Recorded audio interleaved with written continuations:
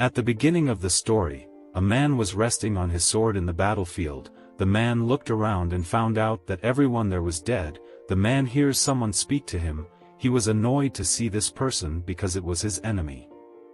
The man's enemy is a giant called Ahiyuri.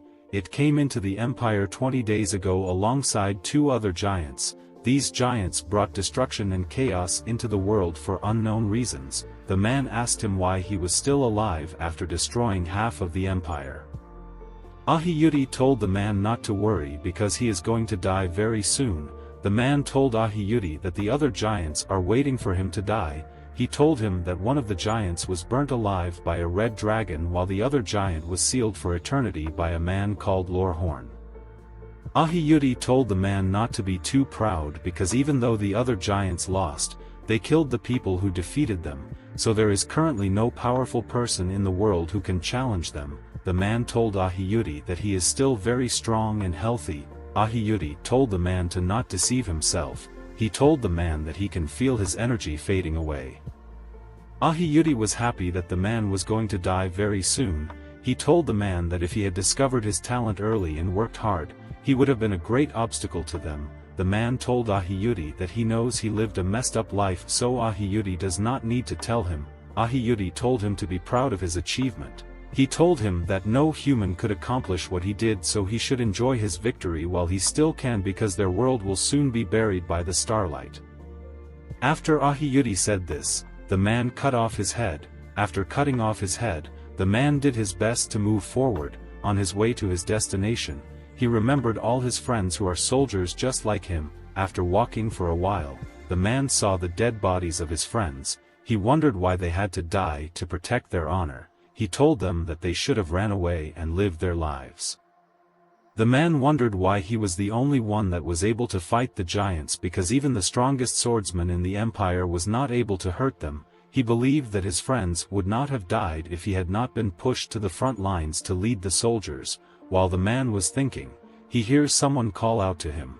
He was shocked to hear this person's voice. He did his best to pull himself together and walk towards the voice he heard.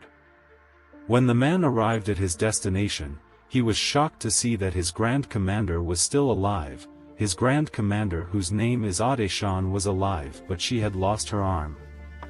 Adeshan asked the man whose name is Ronan if he had successfully killed Ahiyuri. Ronan said he has. Adeshan was extremely happy to hear this. She even cried. Ronan decided to ask her for a favor. He asked her if she could take care of the soldiers' dead bodies. Ronan asked her for this favor because in the empire, the bodies of soldiers are usually burnt or abandoned. Adeshan was surprised that Ronan asked her for such a favor.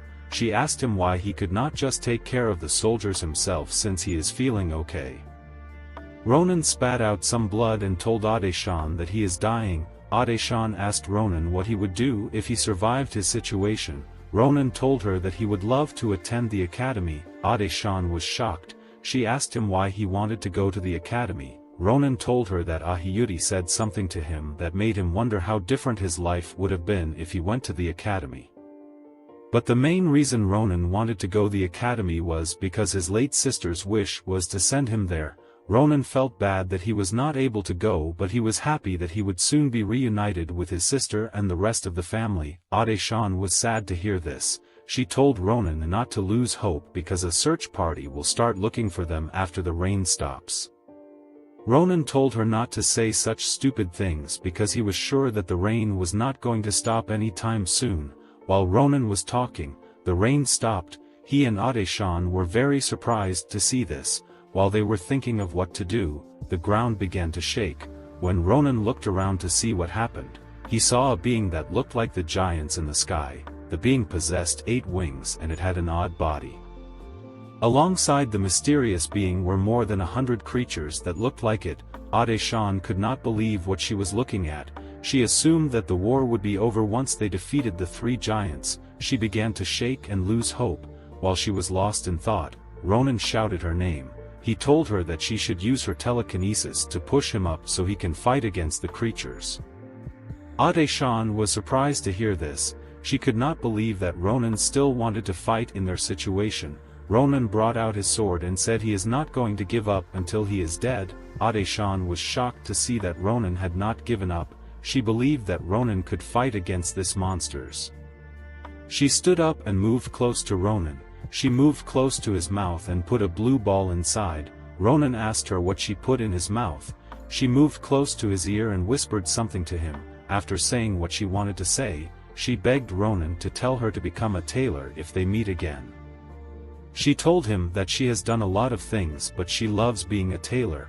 Immediately after she said this, the creature with 8 wings used a mysterious energy to kill them. When Ronan woke up, he called out Ade-shan's name but he did not get any response. When he looked around, he realized that he was back to the village he spent his childhood in. He could not believe that he had returned to the past. After returning to the past, Ronan sat down to rationally think of his situation. He remembered that after Ade-shan put the blue ball in his mouth, she told him that it is an orb that allows someone to travel to the past. It is thanks to this orb that Ade-shan, a normal tailor, was able to become the Grand Commander. Ade-shan told Ronan that the orb allows anyone to travel to the past 4 times, but she has used the orb 3 times, so there is only 1 chance left. She told Ronan that he has the ability to fight the giants, so he has a better chance of stopping the giants' attack and saving humanity. Ade-shan told him that when he returns to the past, he has to improve his ability. She asked him to attend Phil Leon Academy because it is known for producing outstanding people. She begged him to tell her that she should become a tailor. She said that she has done a lot of things before but none of them gave her more joy than being a tailor. After she said this, they were killed. After remembering everything, Ronan still was not sure if he was dreaming. He began to shout and hit a tree. He wondered how he could change the future if he is alone in the past. While hitting the tree, Ronan realized that he is in the past, which meant that his sister is still alive. He picked up a stick and began to run home. While running through the town, he saw some people bullying a boy. What he did not understand was how the bullies were able to hold the boy on the tree upside down without touching him. He realized that the boy was held upside down with magic. He could not believe what he saw because anyone who could use magic was rarely seen on the battlefield, and yet there was someone like that in the village. At that moment he realized that a particular magician was actually here in the past. The person that was using the magic on the boy felt bad for what he was doing. The boy that was being bullied told the bully that he does not have any money. The boy said that the money he has is for his mother's medicine. The bully told the boy that he does not care about his mother's health. He began to slap and yell at him to bring out more money. The bully told the magician, whose name is Asel, to raise the boy to the top of the tree. Asel said that he can't raise the boy to the top of the tree because if he makes a mistake, the boy can fall and die. The bully told Asel that he will put him on tree if he disobey him. Asel was terrified to hear this. He did not know why such a thing was happening to him. He learnt magic because he wanted to show people that he is also good at something. He was very scared and did not know what to do. While he was thinking of what to do, Ronan used his wooden stick to hit him. Immediately Ronan hit him. Asel lost control and the boy fell to the ground. Ronan told him to stop because he might accidentally kill the boy. The bully was angry that Asel stopped. He asked Asel why he would disrespect him. Asel was about to reply but Ronan interrupted him. He asked Asel where he learnt telekinesis magic from. Asel told him that he learned it from a grimoire he bought from a peddler. Ronan was surprised to hear this. He could not believe that Asel was already quite good even though he learnt from a cheap grimoire. The bully got angry that Ronan and Asel were ignoring him. He brought out his sword and rushed to attack Ronan. Ronan wondered where a boy like him could get a real sword. He was disappointed to see the bully rush to attack him because his posture was bad. He easily dodged the attack. The bully was shocked to see this. This was not very shocking to Ronan because even if he returned back to the past, the battle sense which was instilled in him as a soldier will always be with him. The bully told Ronan that he was lucky to dodge his attack. He told him to get on his knees and beg for his life while he still can. He told him that he is going to kill him and take care of his sister. Ronan was shocked when he heard the bully mention his sister. The bully said that he has always dreamt of sleeping with Ronan's sister. When Ronan heard this, he used his wooden sword to remove the bully's ear. the boy screamed in pain. Ronan moved close to him and told him not to mention his sister's name unless he wants to die. The other bullies could not believe what they saw. Ronan was using the same wooden stick just like them, and yet he was able to cut someone's ear off. Ronan told them to leave the money they stole from the boy they bullied and to drop some extra cash for ruining his mood. After collecting the money, Ronan gave it to the boy. The boy told Ronan that the money he received is more than what they took from him. Ronan told the boy that all he wants is the sword and he has no need for the money. While the boy was thanking Ronan for what he had done, Asel pulled himself together and apologized to the boy. He said that he was very scared of the bully, so he had no choice but to do what he wanted. The boy told Asel to not apologize. He understood that Asel was being threatened by the bully. After thanking Ronan, the boy left. Ronan was happy that Asel was not a bully. He told Asel that he has something he wants to do with him, so Asel is to meet him in 4 days' time. He told Asel not to run away because if he finds him, he will beat him up. After saying this to Asel, Ronan ran to his house. When he arrived there, he picked some flowers for his sister because she loves them a lot. He decided to throw the flowers away because he thought that it was a little stupid. As he was about to walk away, he hears his sister come out of the house. When Ronan was a soldier, he always thought about what he would do if he ever meets his sister again. He wondered if he should have apologized for leaving her or if he should tell her that he missed her. The only thing Ronan could do when he saw her was smile. When Ronan entered the house, his elder sister Irel was admiring the flowers he got for her. She cooked Ronan a lot of food to show her appreciation. After eating, Ronan asked his sister how old she is this year. Irel said that she is 22 years old. Ronan was happy to hear this because if his sister is 22, that means he has 10 years to prepare to fight the mysterious creatures. Irel was shocked that Ronan asked her for her age. She touched his head to check if he is sick. Ronan was happy that he had such a sweet and kind sister. He decided to do anything to protect her. Ronan told his sister that he wants to attend an academy. Irel was happy to hear this. She asked Ronan if he was joking because she had always wanted him to go to an academy, but he always declined her offer. Ronan said he is serious about it. After Irel heard this, she searched the house and brought out a huge pot. When Ronan looked inside the pot, he saw a lot of money there. Ronan asked Irel why she has such a large amount of money. Irel said that she has been saving her money in secret so that she would be able to afford sending Ronan to an academy. Ronan thanked Irel for her support. He told her that the money she has won't be enough to enroll him in the academy he wants to attend. Irel asked Ronan which academy does he want to attend. Ronan said he wants to attend the Phil Leon Academy.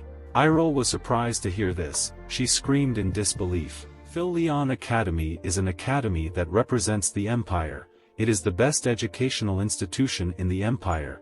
It has the most outstanding professors in the continent and it is funded by the imperial family. It is prestigious enough to be called the Factory of Heroes. It produced many amazing people like Grand Commander Adeshan, Swordmaster Shulafen and the Winter Witch. The academy is very hard to get into. Even Irel was not sure if Ronan was good enough to attend. After walking for a while, Ronan reached his destination. When he got there, he was surprised to see that Asel actually came to meet him. Ronan told Asel that he wants to check something important with him. He told Asel to use his telekinesis to lift him up. Asel was shocked that Ronan would ask him for such a strange request. He told Ronan that he does not want to do such a dangerous thing. Ronan told him not to worry and do as he is told. Asel used telekinesis to raise Ronan up. Ronan was shocked by how high Asel could take him. While Asel's magic was not as strong as the magic used on Ronan when he fought Ahiyuti, Ronan knew that Asel's telekinesis is important because it was what allowed him to fight Ahiyuti on equal grounds. He knew that telekinesis is a rare magic that most mages do not have, so he considered Asel to be the most important element in his fight against the giants. After holding Ronan up for a while, Asel began to lose control. Ronan told him to hold on for a minute because he wants to test something. He brought out his sword and swung it in the air. Immediately he did this. He landed on the ground. Asel was shocked to see this because he did not lose control and yet Ronan landed on the ground. He was surprised that Ronan cut his magical energy called mana. Asel asked Ronan how he was able to do it. Ronan hit Asel's head and told him not to ask about it. Even when Ronan was a soldier, he did not know how he was able to do things. He aims to understand his ability better in this life. After putting his sword away, Ronan gave Asel his bag and told him to follow him because he is about to do something that is going to be on the first page of his biography, which he calls the Empire's history book. On the way to their destination, Ronan told Asel that he is going to be joining him in Phil Leon Academy. Asel was surprised to hear this because he knew that Ronan was a martial arts genius, but he did not see himself as someone who is talented enough to attend Phil Leon Academy. Ronan asked Asel if he wants to waste his life and talent in this village. He told Asel that he is a coward and a loser. He told him that he will regret wasting his time in this village. Ronan knew the feeling of wasting one's life because he did the same when he was a soldier. Asel was very happy to hear Ronan say this. He believed that Ronan cared so much about him. He told Ronan that he will go to Phil Leon Academy. Ronan congratulated him for making a manly decision. He told Asel that he has to clear his first hurdle to prove he is a real man. When Ronan and Asel arrived at their destination, Asel was surprised that his first hurdle was to defeat a lunar goblin. Ronan told Asel that it is a task that fits him perfectly. Asel understood that Ronan is a crazy person. A lunar goblin is a type of goblin that often appears around that area. Most people differentiate them from normal goblins by their yellow skin and disfigured bodies, but their main characteristic is that they go crazy over gold and other treasures. They gather all the goods they stole and have a festival on a night with a full moon. Ronan told Asel that the reason he brought them there on this night is to steal the treasures from the goblins. Asel was shocked that Ronan knew that the goblins steal treasures and have a festival on a night with a full moon. Ronan told him that he read it in a book. This was a lie. Ronan got this information in his past life. Ronan told Asel that he needs to use his telekinesis to take all the treasures and put it into his bag. Asel told Ronan that he is scared of doing this because if he makes a mistake and wakes the goblin, he and Ronan could be killed. Ronan told Asel that if they want to get into Phil Leon Academy, they need two things. The first is money. They need a lot of money to pay for the crazy tuition fees. The second thing they need is real-life experience. While money is important, having real-life experience is more crucial.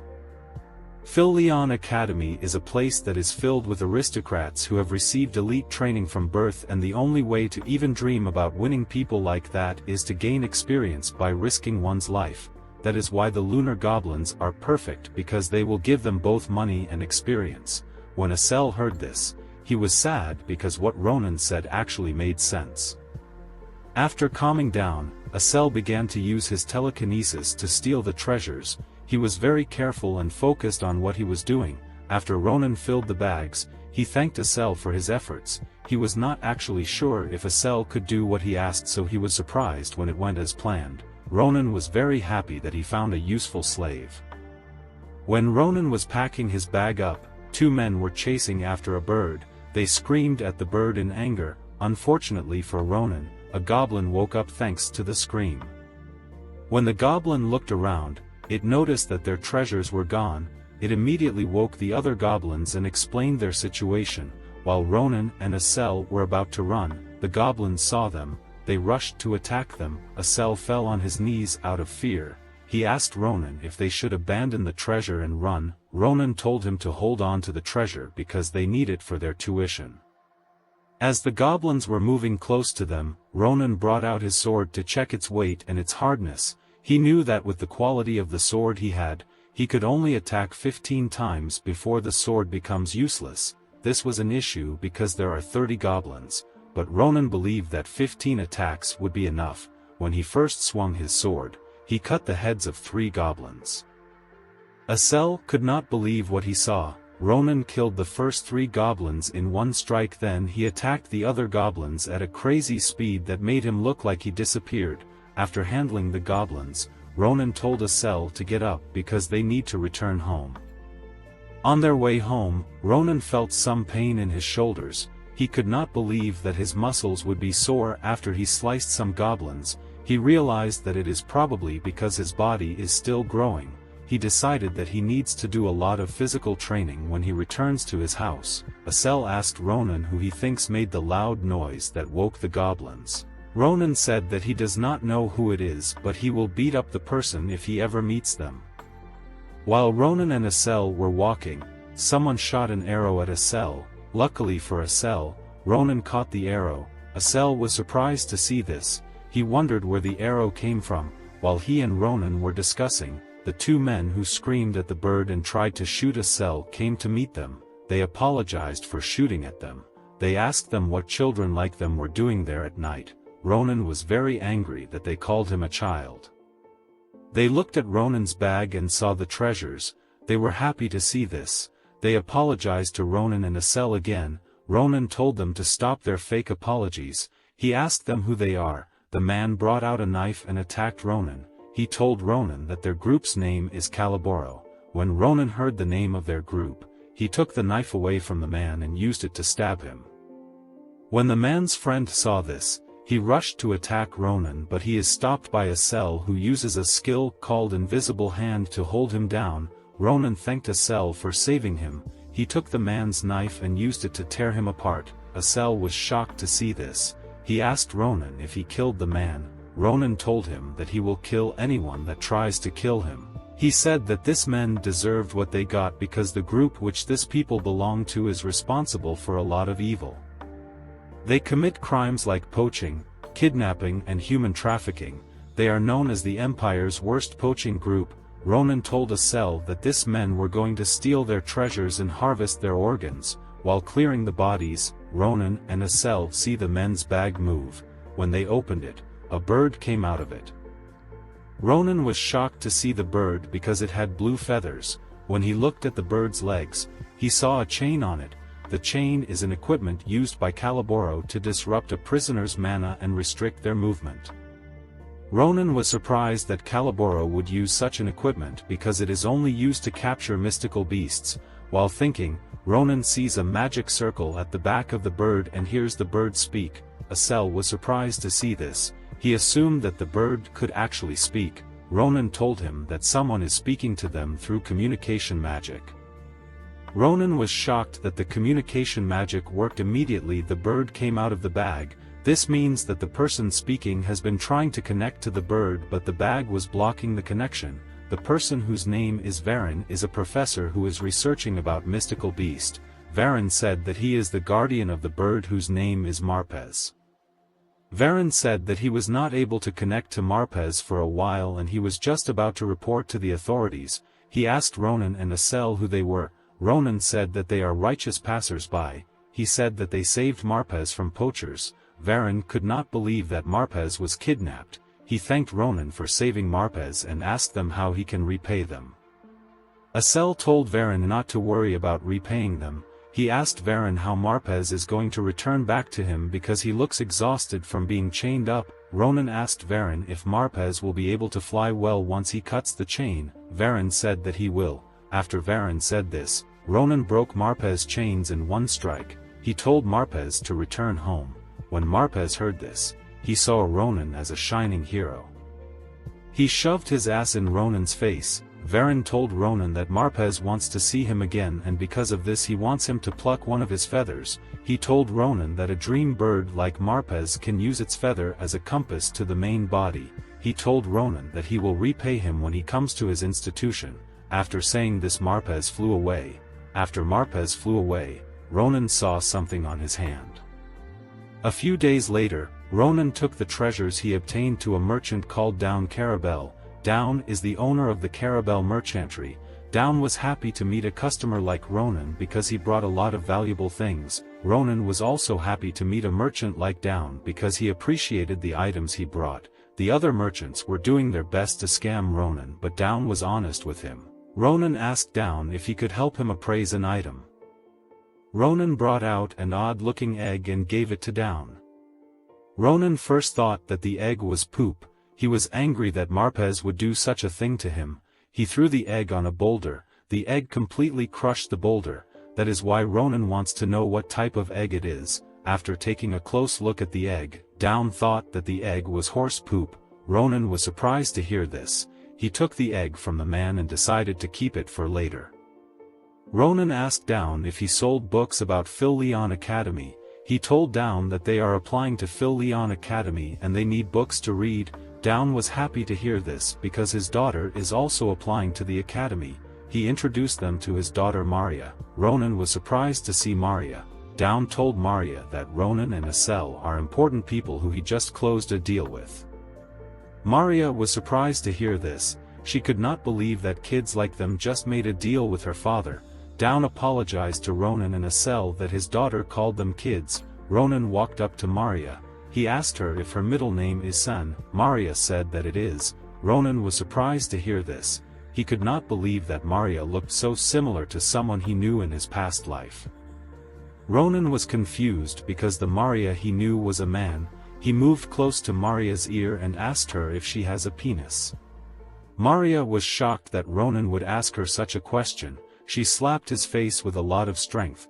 When Ronan felt the slap, he was sure that the only person that could slap him like this is his own Maria. In his past life, Ronan worked as a disciplinary soldier in a place called Armelin. The Maria he knew was in charge of supplies at Armelin. Maria was an easygoing person who got along with everyone, but when the soldiers talk about penis, Maria always got angry and always slapped the people around her. Ronan had always been curious about why Maria behaved like that. He wanted to ask Maria about the issue but he never got the chance because Maria died. Ronan was happy to find out that the reason Maria always acted like that was because she is a girl. Maria thought that Ronan was laughing at her. She decided to hit him again but Ronan stopped her attack and he hit her on her head and told her not to hit him again. He told her that he only allowed her to hit him because he asked a foolish question. Maria was annoyed to hear this. She used her head to hit Ronan's chin. Immediately she did this, she and Ronan began to fight. After they calmed down, Ronan and Maria began to talk like they were friends. Asel was shocked to see this. He thought that they were insane. Maria brought a sword called the Black Iron Sword. She told Ronan that the Black Iron Sword is an amazing sword that even knights want to buy. Ronan told her that he fights in a rough manner and so he needs a sword that does not break easily. Maria assured him that the Black Iron Sword is the best for him. Ronan was happy to receive the sword because it was the same one he used in his past life. After giving Ronan his weapon, she asked Asel what kind of magic does he use. Asel told her that he uses telekinesis. Maria was shocked to hear this. She told Asel that if he performs well on his test, he could be given a scholarship. Asel was very happy to hear this. Maria was sure that she did not need to worry about Asel. She decided to focus on Ronan. She asked him about the technique he is going to present to the judges on the day of the test. She told Ronan that if he wants to enter Phil Leon Academy, he needs to impress the judges with an amazing technique. The school also has a written exam which is difficult but it is not as difficult as the practical one. The practical exam is very important to the extent that if one performs well in it, they could still enter the academy even if they have a low grade in the written exam. Ronan asked Maria about the technique he needs to demonstrate. Maria told him that most nobles usually demonstrate their family's secret techniques but normal martial arts applicant usually demonstrate their personal mana fighting techniques. Ronan was surprised to hear this. He asked Maria if it is possible for martial artists to use mana even though they are not mages. Maria was shocked to hear this question. She told Ronan that anyone who wants to join Phil Leon Academy would have to have been able to sense their own mana and be able to use that mana in combat. She believed that this information was known by everyone and yet Ronan was looking at her like she was crazy. Ronan asked her if sensing mana is similar to sensing aura. Maria was shocked to hear this. She could not believe that someone like Ronan wanted to enter Phil Leon Academy.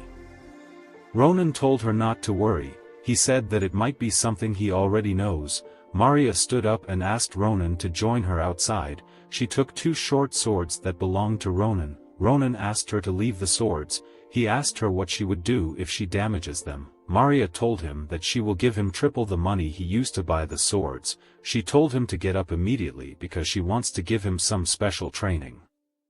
Mana is the source of the power of nature. It is a natural energy that exists everywhere in the world but not everyone can use it.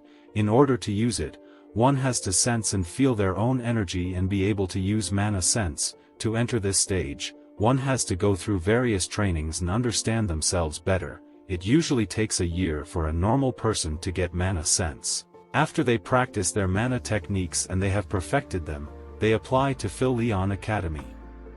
Maria told Ronan that the fact that he does not know the difference between aura and mana proves that he is not yet ready to attend Phil Leon Academy. She told Ronan that aura is a type of mana. Even people who are quite talented in using mana train for at least 10 years to achieve aura. Ronan remembered meeting people who could use aura on the battlefield. They often bragged about it and they used an unusual power. But this did not matter to Ronan because most of them ended up dead. Maria told Ronan that she is no longer explaining. She brought out her sword and rushed to attack Ronan. Ronan blocked the attack. He was shocked by her strength. He was surprised to see how skilled she was and how she was able to fight him well with dual blades. Although Ronan could not see if she was using mana, but he could tell that she was using it to fight him. Maria was impressed with Ronan. She originally wanted to defeat Ronan in one round in order to show him the use of mana and make him give up the test on his own. She wanted Ronan to give up because she did not want him to be humiliated at the academy, but to her surprise, Ronan was much stronger than she expected. She could not believe that he did not know how to use mana. While Maria was lost in thought, Ronan used his sword to push her away. He took a deadly stance and told her to dodge his attack. Fortunately for Maria, she listened to Ronan and dodged the attack. After successfully dodging the attack, she told Ronan that he is not a normal person. Ronan told her that she is also quite good. He told her that she is very talented in using her blades, but she is still clumsy in finding her center of balance. He told her that if she can fix this problem, she will improve a lot.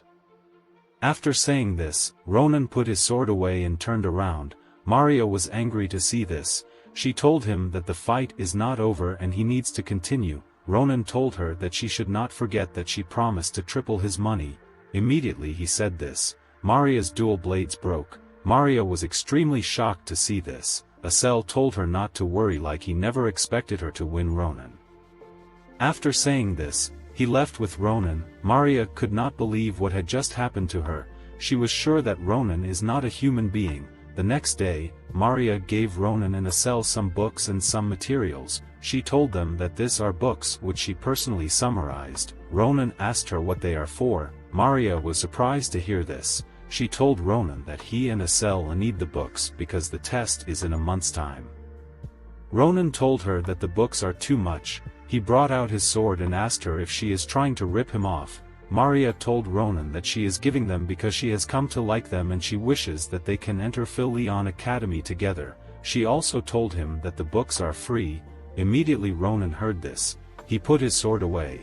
She told him that she would love to teach them herself, but their group has to move away to another place. She told them to work hard and study a lot so she can see them at the academy. Ronan told her not to worry and focus on herself. After saying this to her, Maria got on the carriage. She told them that she will see them on the test day and they should not lose her books. After Maria left, Ronan noticed that his body was sore from the spar he had with Maria. He knew that it was urgent that he trains his weakened body. He found it funny that he also has to study and work hard to get into an academy. He thought of his situation as an odd one, but he did not hate it. After Ronan returned home, he began to live differently. He ate a lot of food and he hunted monsters constantly in order for him to get used to his body and increase his stamina. He eventually killed all the monsters in the village. At night, Ronan did his best to study. He never imagined he would do something like this in his past life. Ronan continued this routine until a month passed and it was finally the day for the test. When Asel saw Phil Leon Academy, he could not believe that such a structure existed because the academy was like a mini city. Ronan told him to stop staring because he looks like a country bumpkin. Asel was about to apologize when he noticed something about Ronan. He told Ronan that his body has gotten bigger in just a month. Ronan told him to not focus on stupid things like that. Instead, he should enter the academy for the test.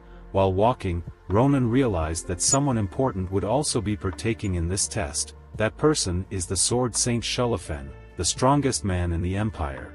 he is representing the renowned swordsmanship clan called Grangxia.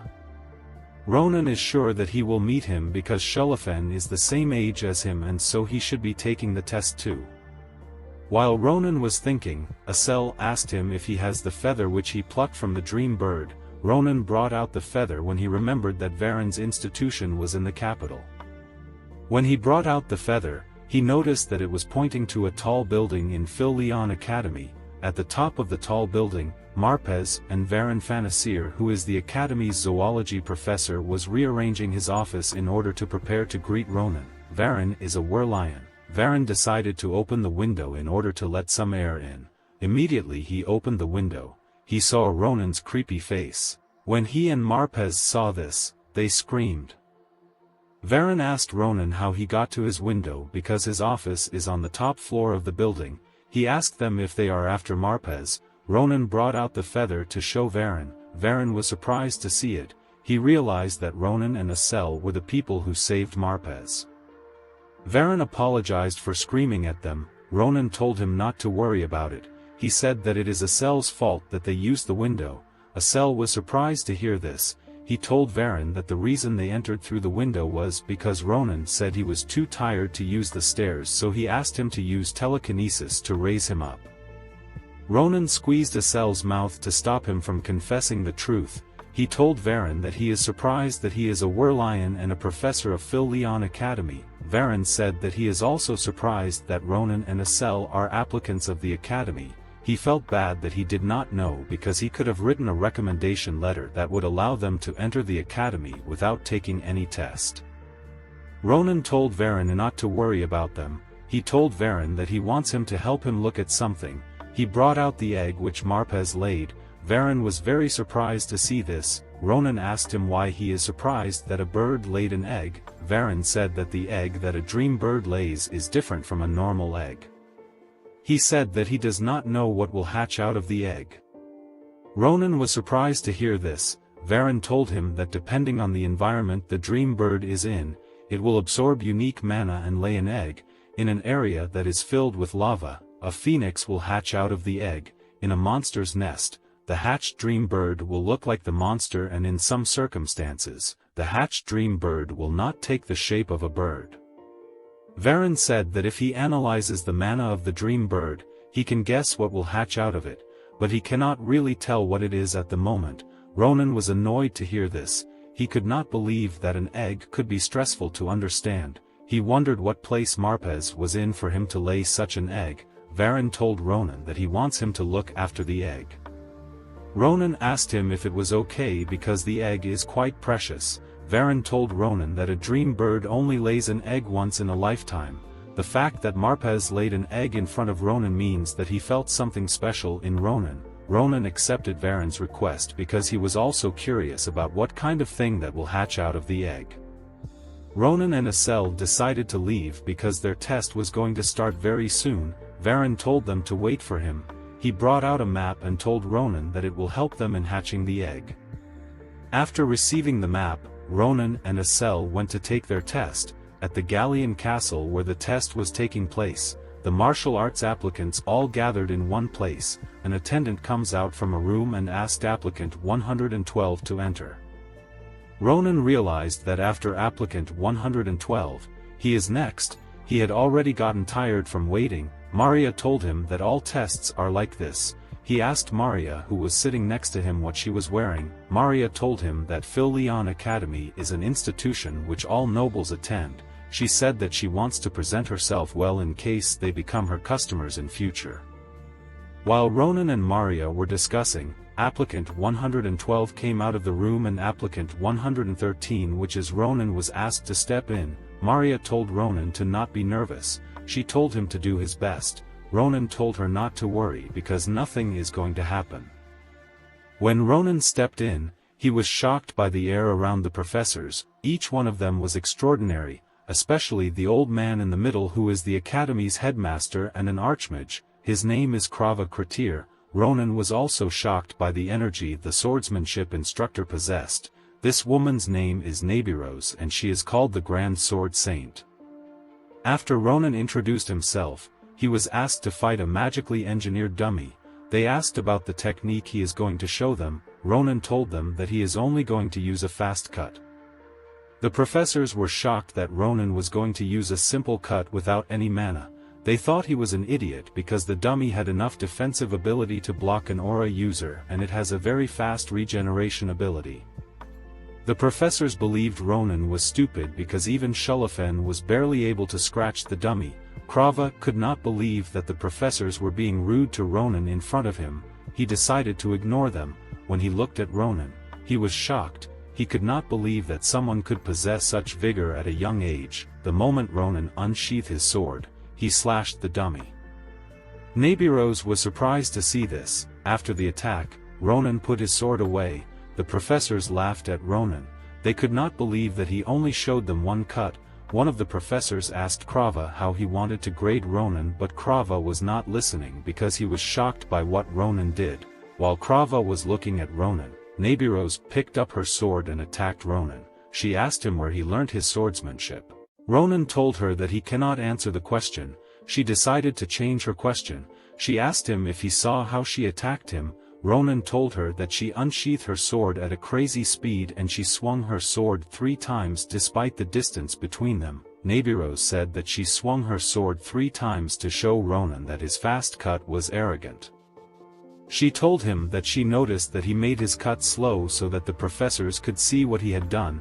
She was angry to see this because she considered it to be insulting to the professors. The other professors could not even tell if Ronan slowed the attack. They were very confused. Ronan was surprised to hear what Nabiros said. The only reason he made his cut slower was because he was not sure if his sword could withstand the last attack. Ronan was not sure if he should explain himself considering how angry Nabiros was. After calming down, Nabiros put her sword away. She told Ronan that she will be the one to teach him. Krava was shocked that Nabiros already accepted Ronan as her student. He thanked Ronan for his demonstration and asked him why he came to their academy. Ronan thought about what happened in the past and told Krava that he does not want to have any regrets. Krava was very shocked to hear this. He asked Ronan to step out after hearing his answer. Krava was surprised to hear Ronan's answer. He said that he also wants to teach Ronan. One of the professors was shocked to hear this. He asked Krava what is special about Ronan. Krava said that Ronan has talent. Immediately he said this. The magically engineered dummy that was said to have fast regeneration lost its head. The 2 professors who mocked Ronan were extremely shocked to see this. After Ronan left the room, he wondered if he could have won against Nabiros in his past life. Ronan knew that he has to work extra hard if he wants to catch up to Nabiros. He was happy that he came to Phil Leon Academy because he could learn a lot of things here. After finishing the practical test, people are expected to write their theory exam. Ronan had been studying for a month, so he believed it would be easy. Unfortunately, this was not true. When Ronan came out of the test center, he was shaking in fear. Maria was shocked to find out that Ronan was not able to answer even half of the test. She surprised to hear this because she told Ronan to read the books in the bag. Asel told Maria that Ronan forgot to check the books and materials. Maria told Ronan not to worry because she is sure that he did well in his practical test and he will be accepted by the academy. Immediately she said this, a blue tablet appeared in the middle of the place they were in. The students went to look at the tablet because it contained their results. Asel got first place in the theory exam and he got 12th position in the practical exam of the magic department. Maria took 9th place in the theory exam and she got 9th place in practical exam of the martial arts department. Asel and Maria began to rejoice when they saw their results. Maria was shocked that Asel took first place in the theory exam. She congratulated him. While they were rejoicing, Maria asked Ronan what results did he get. Ronan told her that his result is not there. Maria was surprised to hear this. She told Ronan to stop joking. As Ronan was about to lose hope, an explosion occurred close to them. When they looked at what caused the explosion, it turned out to be a phoenix called the Glory Phoenix. It is a bird that usually appears to call out the salutatorian of each department. The phoenix shot a fireball at Ronan. When the fireball came close to Ronan, it revealed to Ronan that he got first place in the practical exam and he took the 5,712th position in the theory exam, and because of this, he is the salutatorian of the martial arts department. Asel and Maria began to rejoice when they saw this. Ronan was also very happy with the result. Maria could not believe that he is the salutatorian despite his position in the theory exam.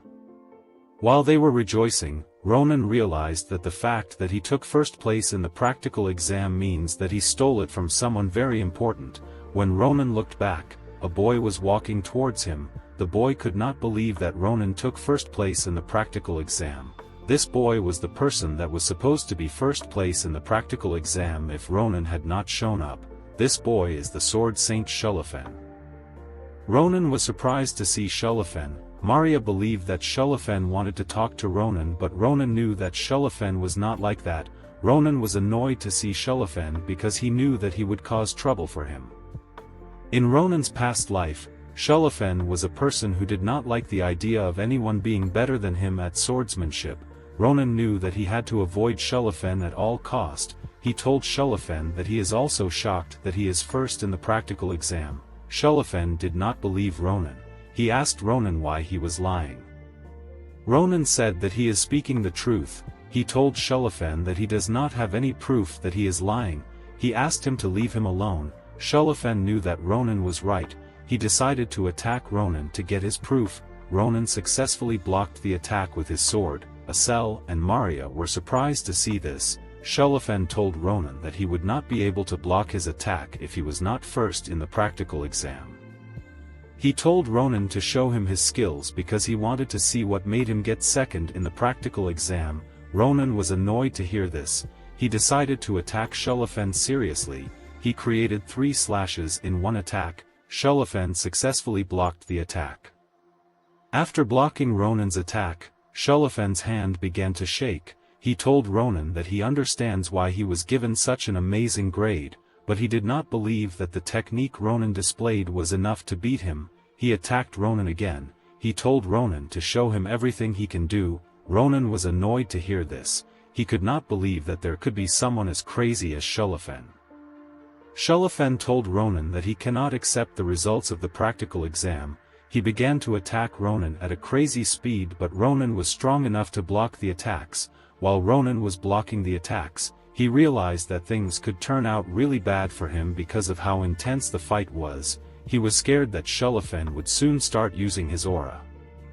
Ronan knew how powerful Shulafen's aura is because he had seen it in his past life. It was an extremely powerful aura known as the Tempest Sword. After realizing how bad the situation was, Ronan stopped fighting and began to run. Shulafen was shocked to see this. He told Ronan that he should never turn his back on his opponent in a fight. He decided to chase after Ronan. He was about to attack Ronan, but Ronan used Asel as a shield. Shulafen was surprised to see this. He told Ronan that he is a coward for hiding at the back of a woman. Asel told Shulafen that he is actually a man. Ronan knew that Shulafen would not attack an helpless woman because he is a proper gentleman. While hiding at Asel's back, Ronan used his sword to attack Shulafen's nose. Shulafen was really hurt by the attack. Ronan told Maria and Asel to run. Shulafen tried to stop them, but they had already gotten far away from him. Immediately after they left, an instructor of the academy came to see why the students gathered. The instructor was surprised to see Shulafen resting on his sword with an injured nose. He referred to Shulafen as Sir Shulafen. He asked him to give him the names of the students who harmed him. Shulafen told the instructor to speak to him informally because he is an applicant that is to be treated as a commoner. Shulafen told the instructor to not worry because the fight he had was a fair match. After getting up and regaining his strength, Shulafen noticed that his sword had cracked. He was surprised to see this because his sword is made from the strongest iron called mithril. Shulafen did not understand how his sword broke because he did not see Ronan's techniques as anything extraordinary. He could not believe what happened to him. He decided that he needs to remember Ronan. The next day, Ronan and Asel went to Shimo Forest, which is at the outskirts of the capital. Asel asked Ronan if they should be searching the forest right now. he told Ronan that Shulifen is the son of a ducal family and his family is the second most powerful family after the imperial family. He told Ronan that he has to be careful in case Shulifen decides to attack him. Ronan told Asel that while Shulifen is crazy about swords, he is actually a good person. In Ronan's past life, Shulifen was known as everyone's role model who protects the weak. Ronan knew him as the perfect noble. Ronan told Asel that Shulifen probably told people that he had a fair match with him because if Shulifen wanted to punish them, he and Asel would already be imprisoned. After searching for a while, Ronan and Asel found the location which Varen showed them on the map. This place is Fernando Spring and it has a mana vein. Mana that hovers around the world usually comes together for an unknown reason and gathers in a single spot to form a puddle called mana vein. Mana is usually absorbed from it by the surrounding matter. A regular rock would turn into the highest grade mana stone and a normal plant can turn into a miraculous herb. Ronan knows that the value of a mana vein is crazy. Most people would want to monopolize it for themselves. Yet Varen gave it to them for free in order to hatch the egg. Ronan asked Asel if this place feels different. Asel said that he has never felt so much mana before. He said that he can cast spells that are much stronger than usual. While looking at the mana vein, Asel noticed that the egg was absorbing a lot of mana. He asked Ronan if this place feels strange to him. Ronan asked him what he meant by that. Asel reminded Ronan that Varen said that because of the mana vein, a lot of fantastical and mystical animals should be there. Even regular animals would love to build their nest there. Asel asked Ronan if he could hear any animal sound. Ronan realized that he messed up. He stood up and told Asel that he should get ready for battle because he can smell blood. Asel asked Ronan what he means by he can smell blood. Ronan told him that this means people came here before them and have noticed their presence. Immediately Ronan said this. A group of men who were wearing animal-shaped masks on the other side of the forest shot their arrows at Ronan and Asel. Ronan easily destroyed their arrows. When he saw the arrowhead, he was surprised. He realized that he had seen it before in his past life. At the punitive force camp, Ronan and his fellow soldiers gathered around a campfire. One of the soldiers was explaining how special the arrow he is holding is. He said that the arrow can destroy the head of powerful creatures like orcs. The soldier asked Ronan, who was their captain, if he wants an arrow. Ronan told him to stop bragging about the arrow because he was caught using it to poach animals. The soldier told Ronan that the arrow is special. He told him that the people that use this arrow are the hunting dogs of the one who has succeeded in over 100 poaching in the Calaboro organization. Ronan was annoyed to find out that the people who shot at them are hunting dogs who work for Calaboro. After stopping the attacks, Ronan told Asel to hide somewhere. He said that he has some things he has to take care of. After saying this, he ran towards the direction of the people who shot at them. The hunting dogs of Calaboro could not believe what they saw. Ronan destroyed all their mana-infused arrows with a single sword. When they saw Ronan running towards them, one of the hunting dogs told the rest to scatter and surround Ronan. Ronan was surprised that the hunting dog could make a quick decision. He knew that this one was different from the ones he met in the forest. He knew that he had to make a plan to catch them all.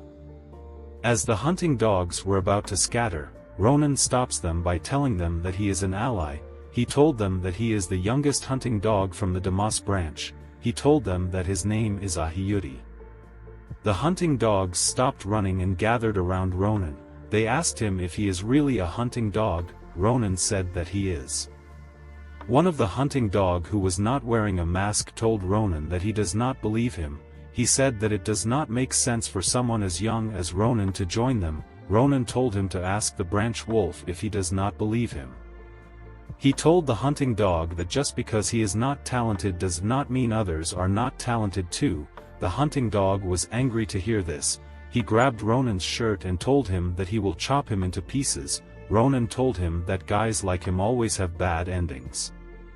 While he was yelling at Ronan, one of his teammates told him to leave Ronan alone because Ronan seemed to know about their organization's rankings and branches, so it will be better for their boss to return and confirm if Ronan is truly a hunting dog. Immediately the hunting dog said this. Their boss came out of the woods. his name is Biam and he is the wolf of Demire branch. When the hunting dog saw his boss, he left Ronan alone and went to explain the situation to him. Ronan was happy to see Biam because if the boss is around, it means that all the hunting dogs in the area are gathered there. Biam told Ronan that he does not know what he is doing here because this part of the forest belongs to their branch. Ronan told them that he does not care because his name is not Ahiyuti. When Biam heard this, he was surprised. Immediately Ronan said this. He used his sword to kill all the hunting dogs that surrounded him in one attack. He rushed to attack Biam. He told him that the name he used felt like it would be perfect for a poacher. After saying this, Ronan cut Biam's head off. Ronan reminded the hunting dog that did not have a mask that guys like him always have bad endings. Immediately he said this. The man's fingers fell off. The man screamed in pain. Ronan told him to stop overreacting. He gave him the map that Varen gave them. He told him that if he does not want to feel more pain, he should write the location of the other branches of Calaboro at the back of the map. The man panicked when he heard this. Ronan thought that the man did not want to do it, so he decided to kill him. The man told him that he will do it. He asked Ronan for a pen to write. Ronan told him to use his bloody fingers to write. After finishing the map, Ronan took a look at it and thanked the man. The man told Ronan that he will be leaving since Ronan promised to set him free once he is done. Immediately Ronan kept the map in his pocket. He told the man that he is not setting him free. He used his sword to split him into two. Asel began to puke when he saw the corpse of the dead animals. Ronan told him to stop overreacting. Asel apologized for the vomit. He told Ronan that the amount of animals Calaboro killed was too much. Ronan told him that it is a crime to let people who work for Calaboro live.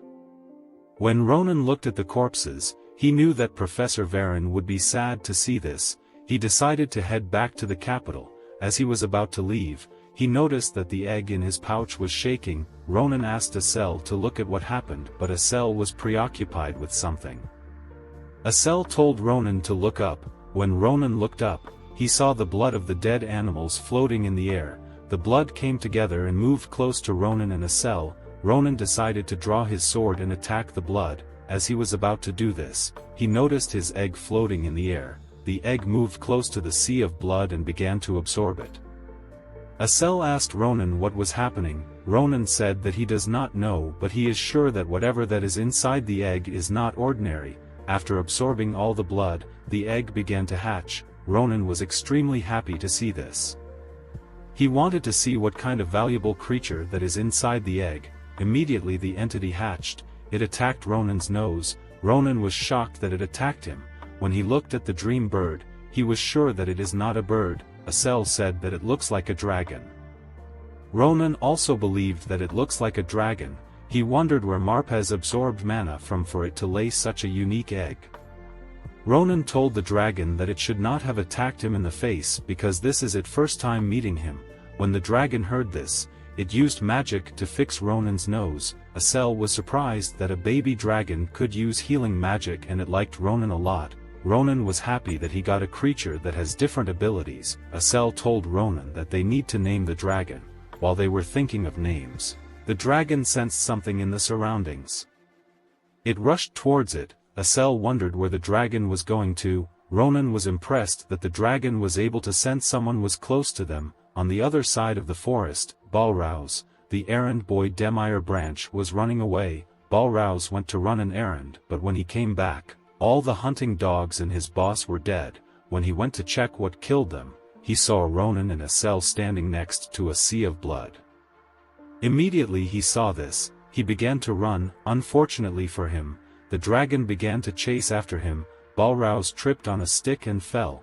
When the dragon caught up to him, it began to drain his blood. Balrouse began to scream when he saw this. Fortunately for him, Ronan told the dragon, who he named Sita, to stop hurting Balrouse.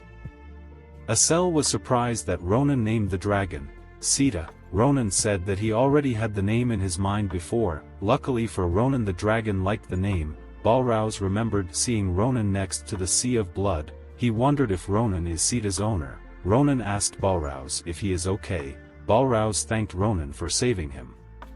He asked Ronan how he knows his name. Ronan put his sword to Balrao's neck and told him that he does not need to know. He asked Balrao's how he has been and how well he has been poaching as a bloodhound. Balrao's was surprised to hear this. He could not believe that someone called him a bloodhound because he is a common errand boy. Ronan knew that Balrao's will become a bloodhound in the organization because Balrao's was one of the soldiers that served under him. Ronan told Balrao's that he has something he wants him to do for him. After Ronan was done with Balrao's, he filled a tube with the water from Fernando Spring. Asel was surprised to see this. He wondered why Ronan would do such a thing. After he and Ronan arrived at the capital, Ronan sold the water to Maria's father for a high price. Ronan knew that the water would sell incredibly well because it was gotten from a mana vein. Ronan believed that they would not have been able to get such a large amount of money without the help of Professor Varen. He and Asel decided to visit Varen. When they arrived at his door, they saw a sign that said that Professor Varen is out on a business trip. Ronan was sad to see this. He wanted Professor Varen to see Sita because he knew that Professor Varen was curious about what would hatch out of the egg. Ronan was grateful to Professor Varen because thanks to him, he was able to get a map that has the locations of Caliboro's branches and he was able to meet his fellow soldier. When Ronan met Balrao's, he instilled a lot of fear in him so that Balrao's would not dream of betraying him. Asel asked Ronan what he wanted to use his money for because Ronan is exempted from paying school fees since he is the second position in the martial arts department. When Ronan thought about what he wanted to use the money for, he realized that their entrance ceremony will be happening soon. A few days later, Iroh arrived at the capital's carriage station.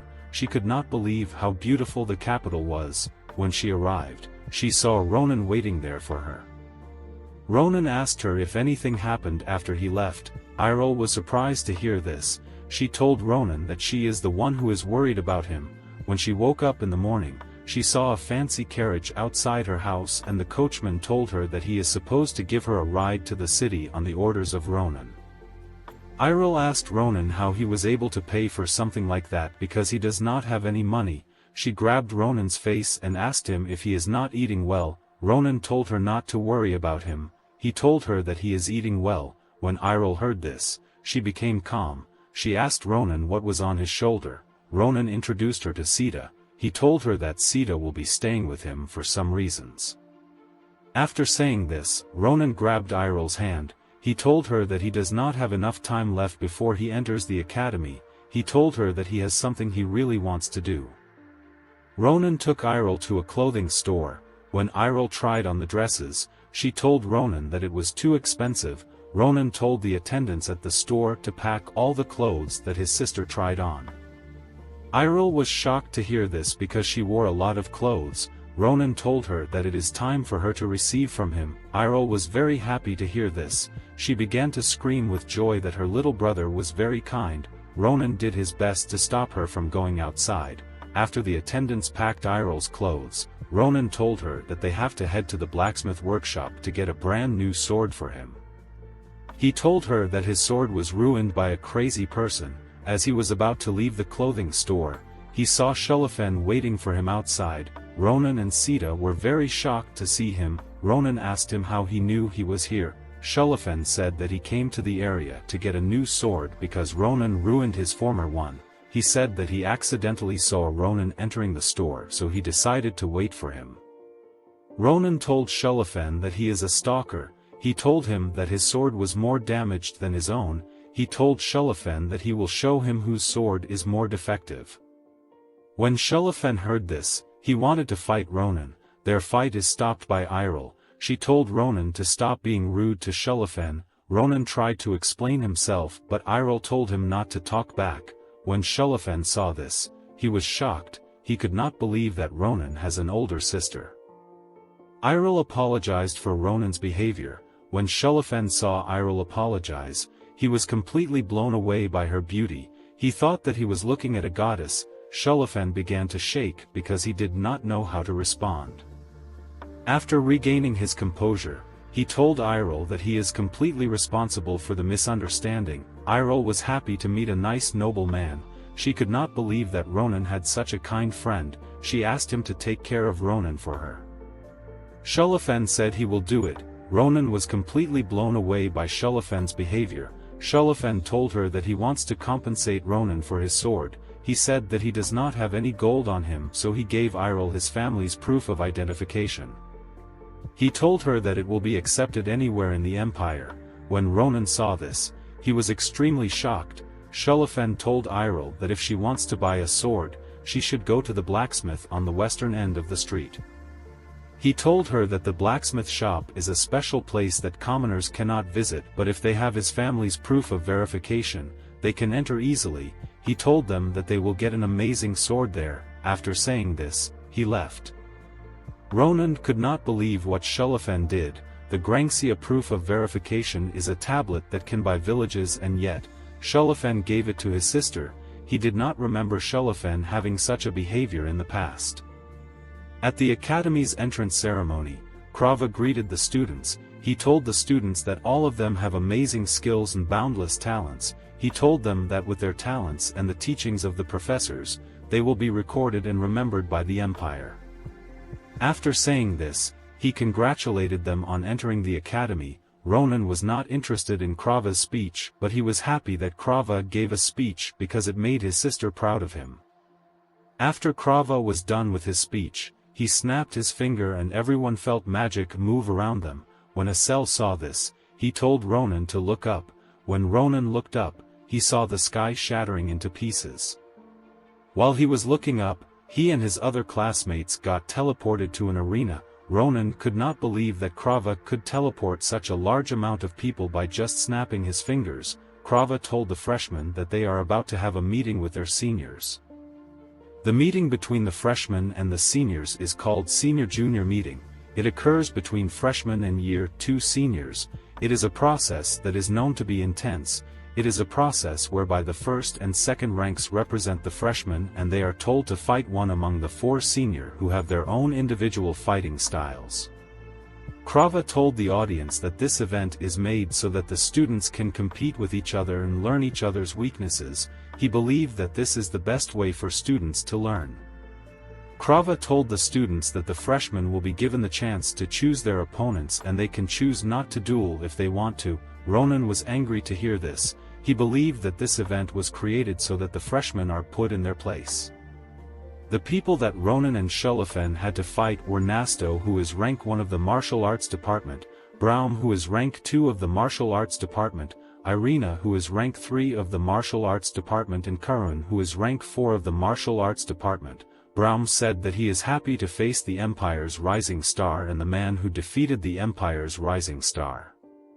Ronan was happy about the opportunity to face this martial artist because he wanted to show Iril that he is strong enough to fight anyone.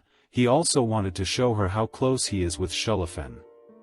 While thinking of what to do, Krava asked them to begin the duel. When Ronan heard this, he had an idea.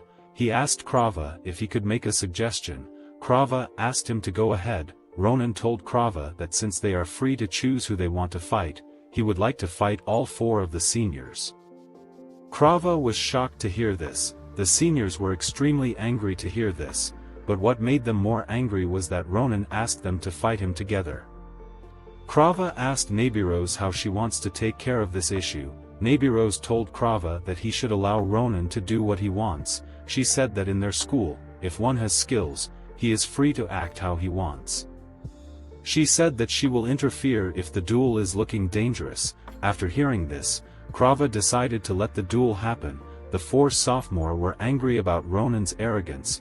Irina thought that Ronan was being arrogant because he was ranked 2nd position in the martial arts department. Nasto told the other sophomores to calm down because while Ronan is arrogant, he is someone who defeated Shulafen in the practical exam. He told them to attack Ronan with all their strength. When Iril saw how tense the air around the arena was, she screamed at Ronan. She told him to forfeit the match if he believes he will get injured. When Ronan heard this, he smiled at her to reassure her. After everyone got ready, Krava told the students to begin the match. Immediately the match began. Nasto attacked Ronan at full speed. Ronan was able to dodge the attack. When Ronan dodged Nasto's attack, he could tell that he and the other 3 sophomores were much stronger than Maria. After Ronan dodged Nasto's attack, Irina began to attack him with two short swords. Ronan was able to block the attacks. While Irina was attacking Ronan, Kurun used his spear to attack Ronan from Irina's back. Ronan was surprised by how good their teamwork is. Kurun used his spear to push Ronan away. As Ronan was about to get up, he saw Braum at his back with his giant sword in the air. Braum said that he wanted to fight Ronan alone, but Ronan disappointed him. Immediately he said this, he attacked Ronan. Ronan knew that Braum's attack is supposed to be a strong finishing attack and the other three were going to attack him immediately. He let his guard down. Ronan was very surprised at how coordinated and smart the sophomores were. Before Braum could land his attack on Ronan, Ronan disappeared. Braum and the other three were surprised to see this. Irina was the only one that was able to notice how fast Ronan was. She could not believe what she was seeing. Before she could do anything, Ronan attacked all four of them at a crazy speed. To his surprise, Braum was able to withstand his attack. He could not believe that Braum still wanted to fight after he destroyed the other sophomores. As Braum was about to attack him, he took a stance. When Braum saw this stance, he could not believe that Ronan was able to copy Nebiro's swordsmanship. Ronan attacked Braum with 3 slashes just like Nebiro's showed him at the test. Immediately he did this, he broke Braum's sword and knocked him out.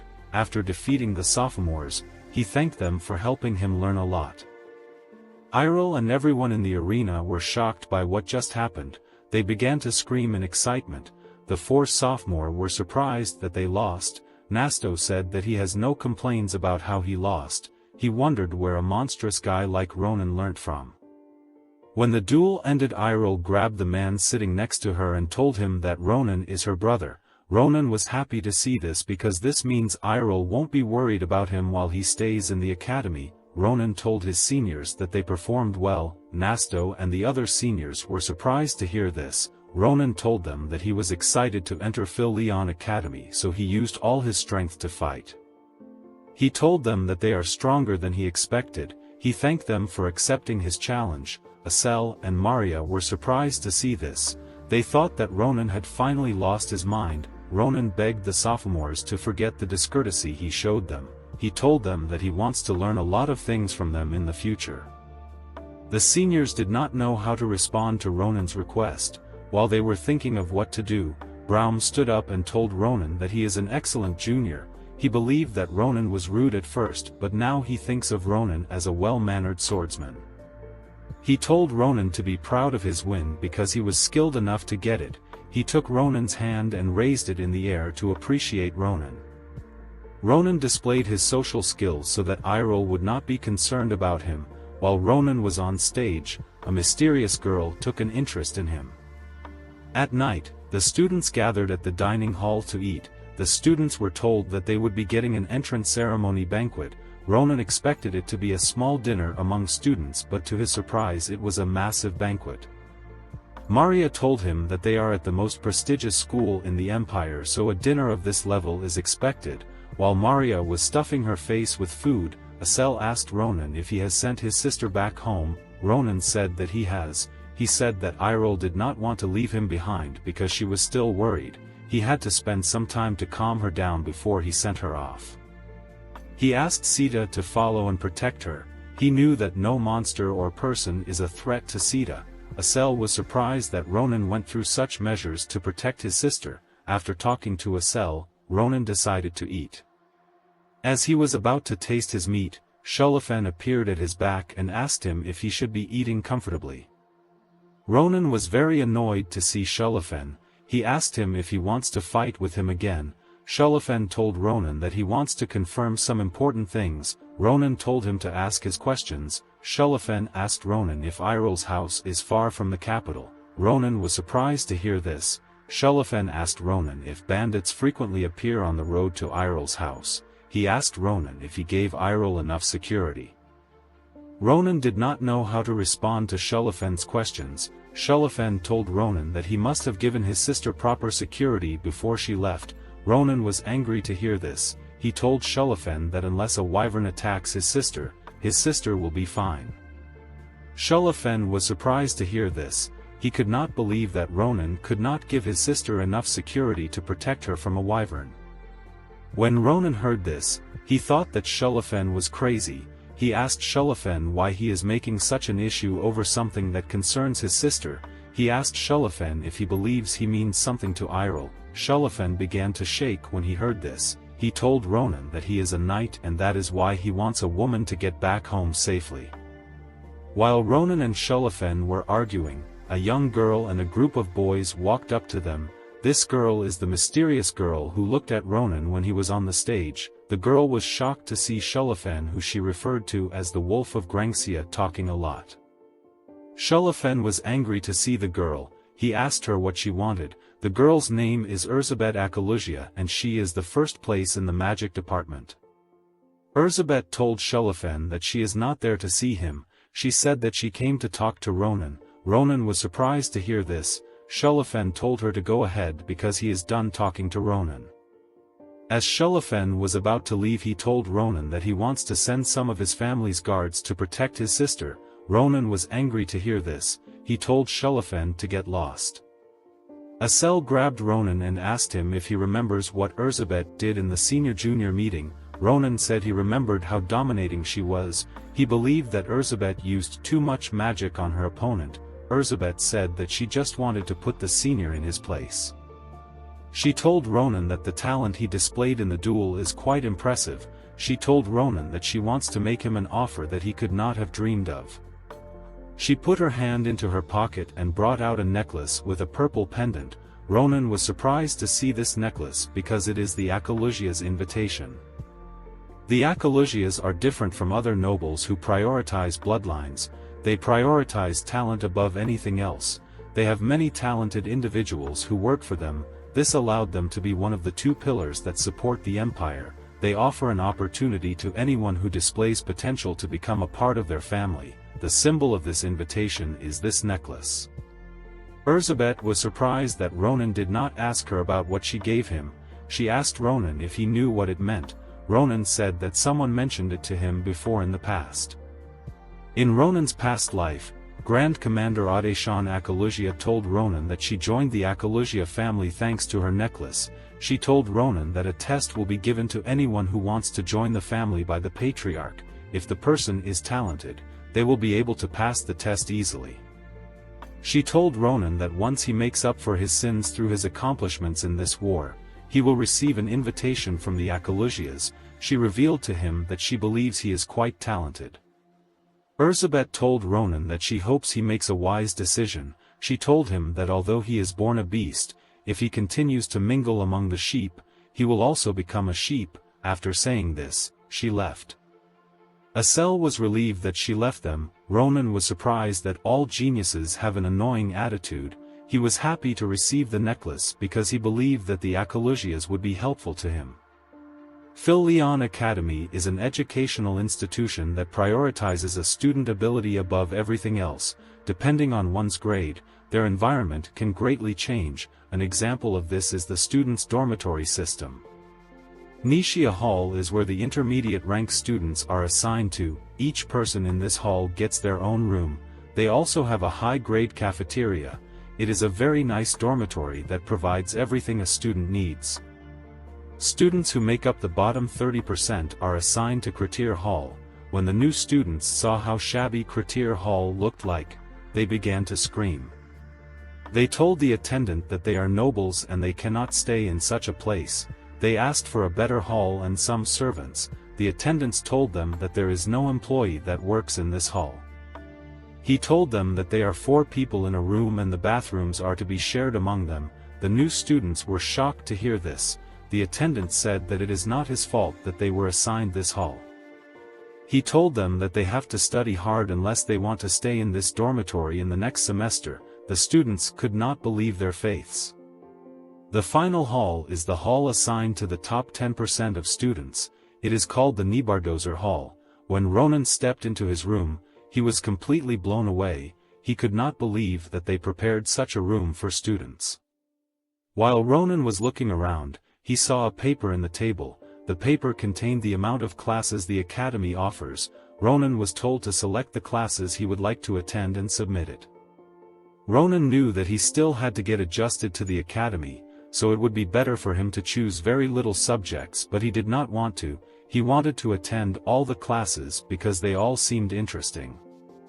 After sitting down to think about it, Ronan registered for almost all the classes. He believed that since he is in Phil Leon Academy, he should do his best to learn everything. When Ronan attended his first class, which was the Empire Swordsmanship Basics, the instructor Mr. Abar told Ronan that he no longer needs to take his class. Ronan was surprised to hear this. He told Mr. Abar that he just started the class. Mr. Abar told Ronan that he is also very surprised. He could not believe that Ronan already perfected all the basics of the Empire Swordsmanship techniques. Mr. Abar told Ronan that the rules of the academy states that a professor should allow a student leave once the student has completed everything on the syllabus. He told Ronan that he cannot allow him to stay because he would demotivate the other students.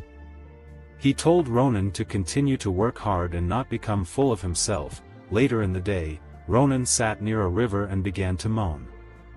He could not believe that he was chased away from other classes like archery and monster hunting. He never imagined his school life to be like this.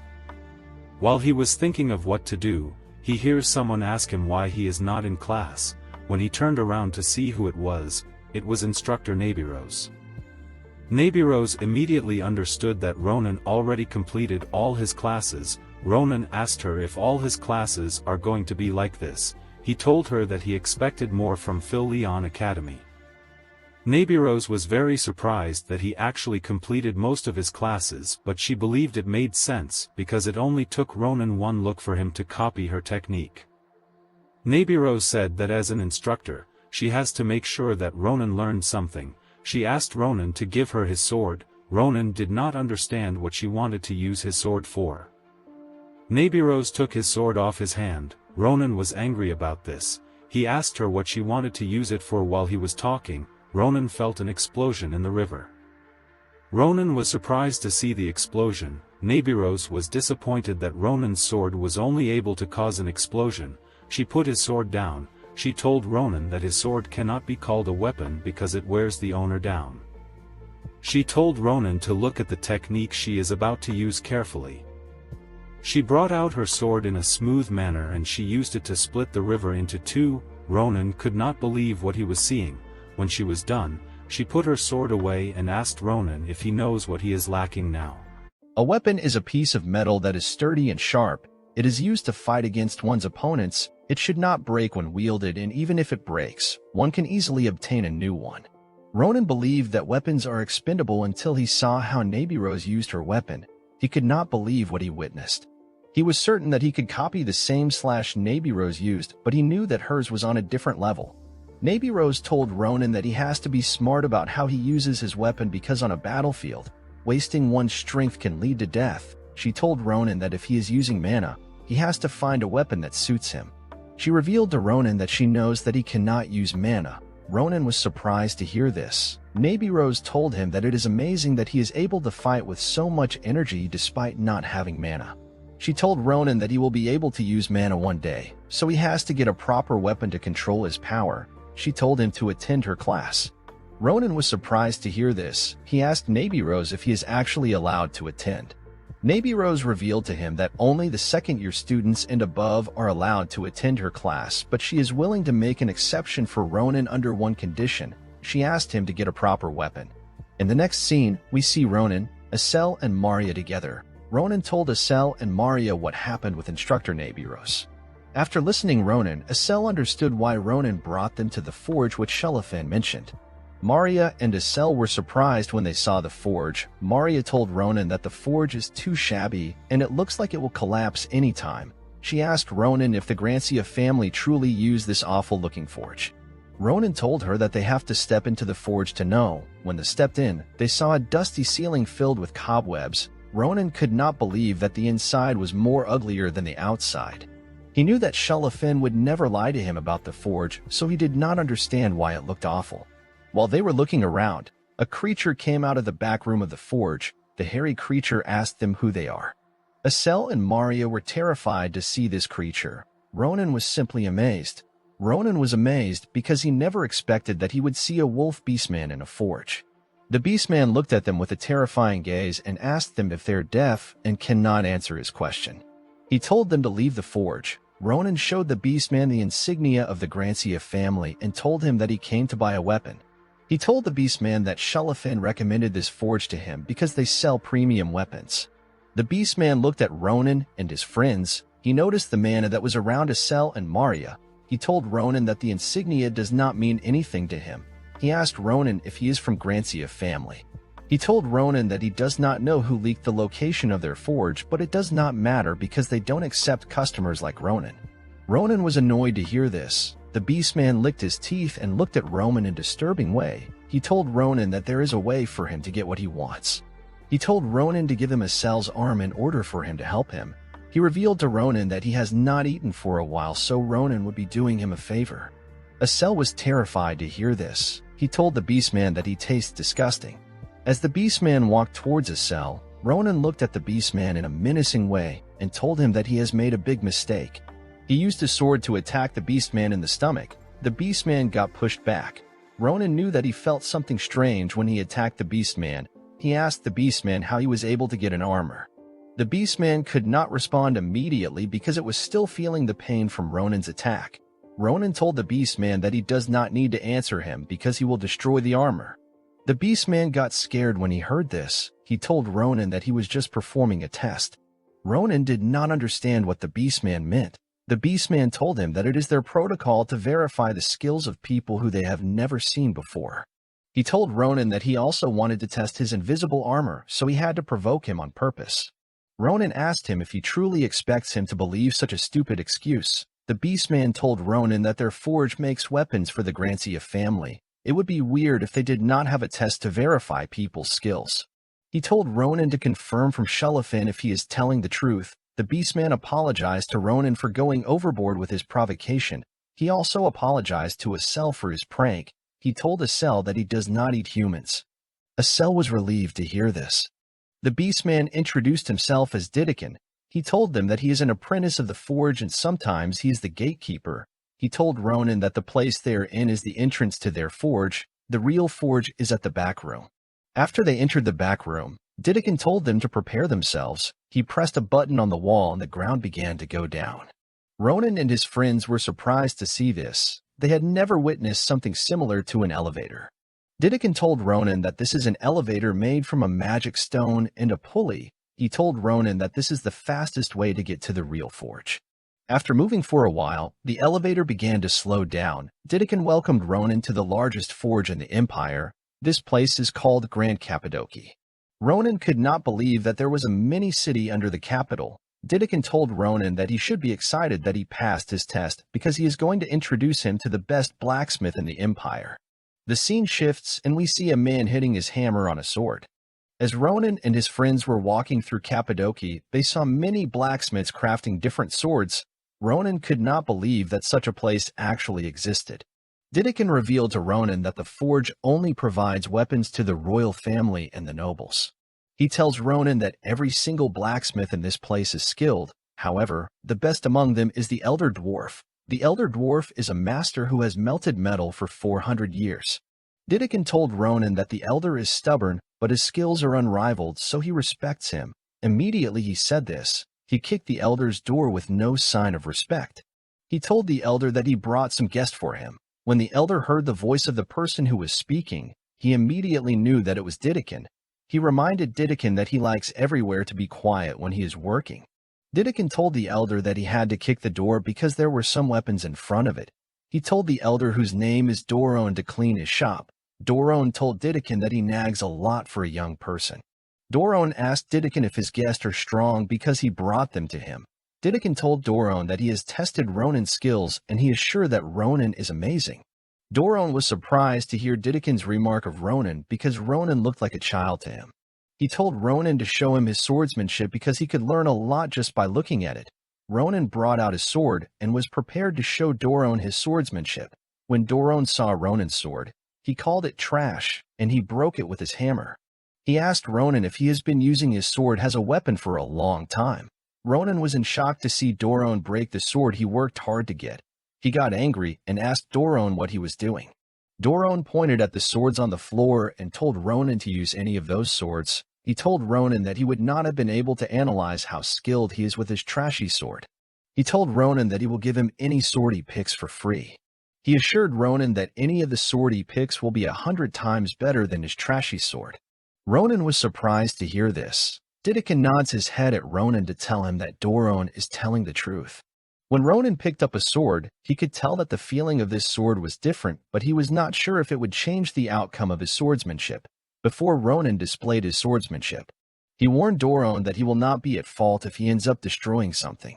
Doron told Ronan that he does not care if he destroys anything.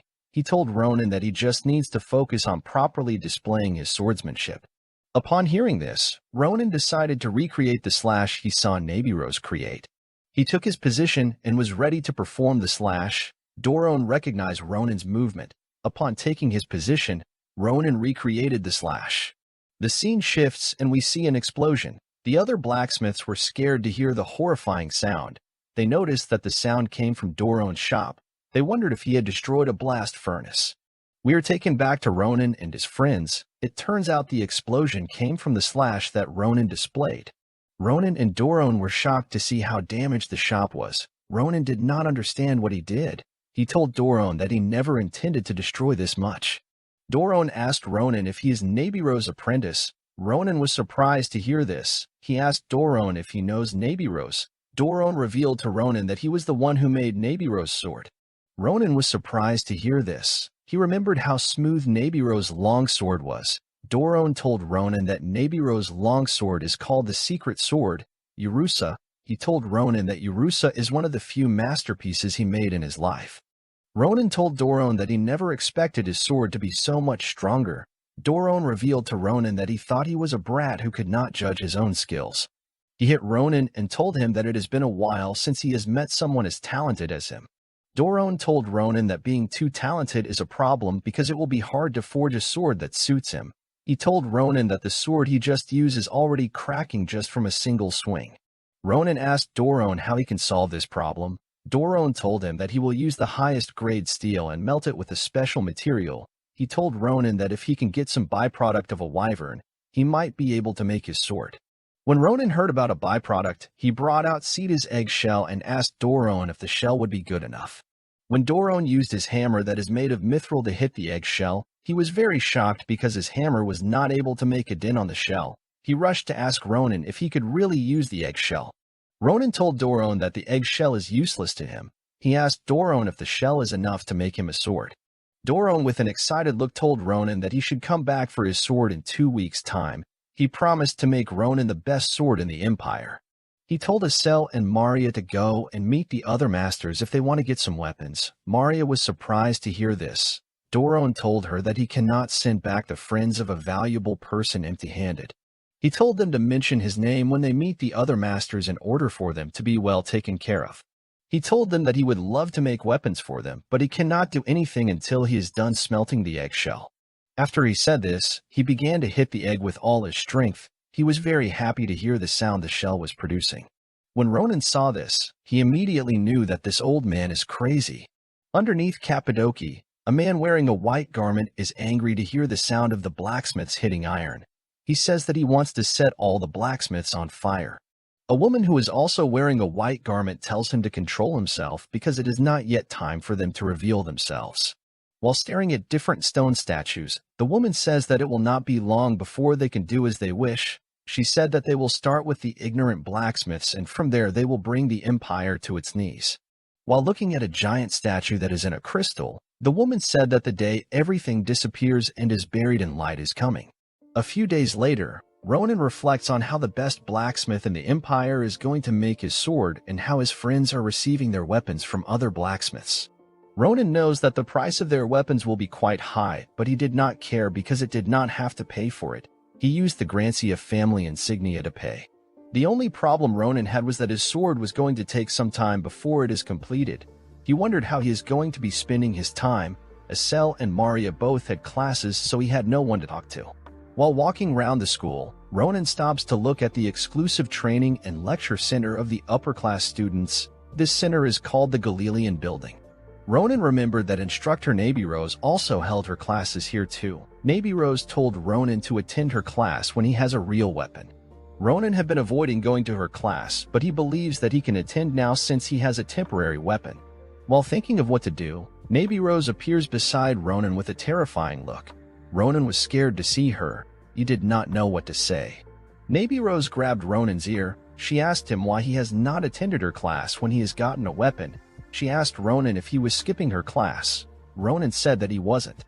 He wanted to explain himself, but Navy Rose did not give him the chance to. She held his ear and told him to follow her. Ronan begged her to let his ear go because he was in so much pain. While Ronan was screaming in pain, a girl carrying some files stops when she hears Ronan's voice. The girl looked outside the window and wondered who made such a sound. While the girl was looking outside, someone bumps into her. Instead of apologizing, the boy told her not to block the road. The girl began to apologize to the boy whose name is Cardan. The boy told her that she is slow for a teacher's assistant.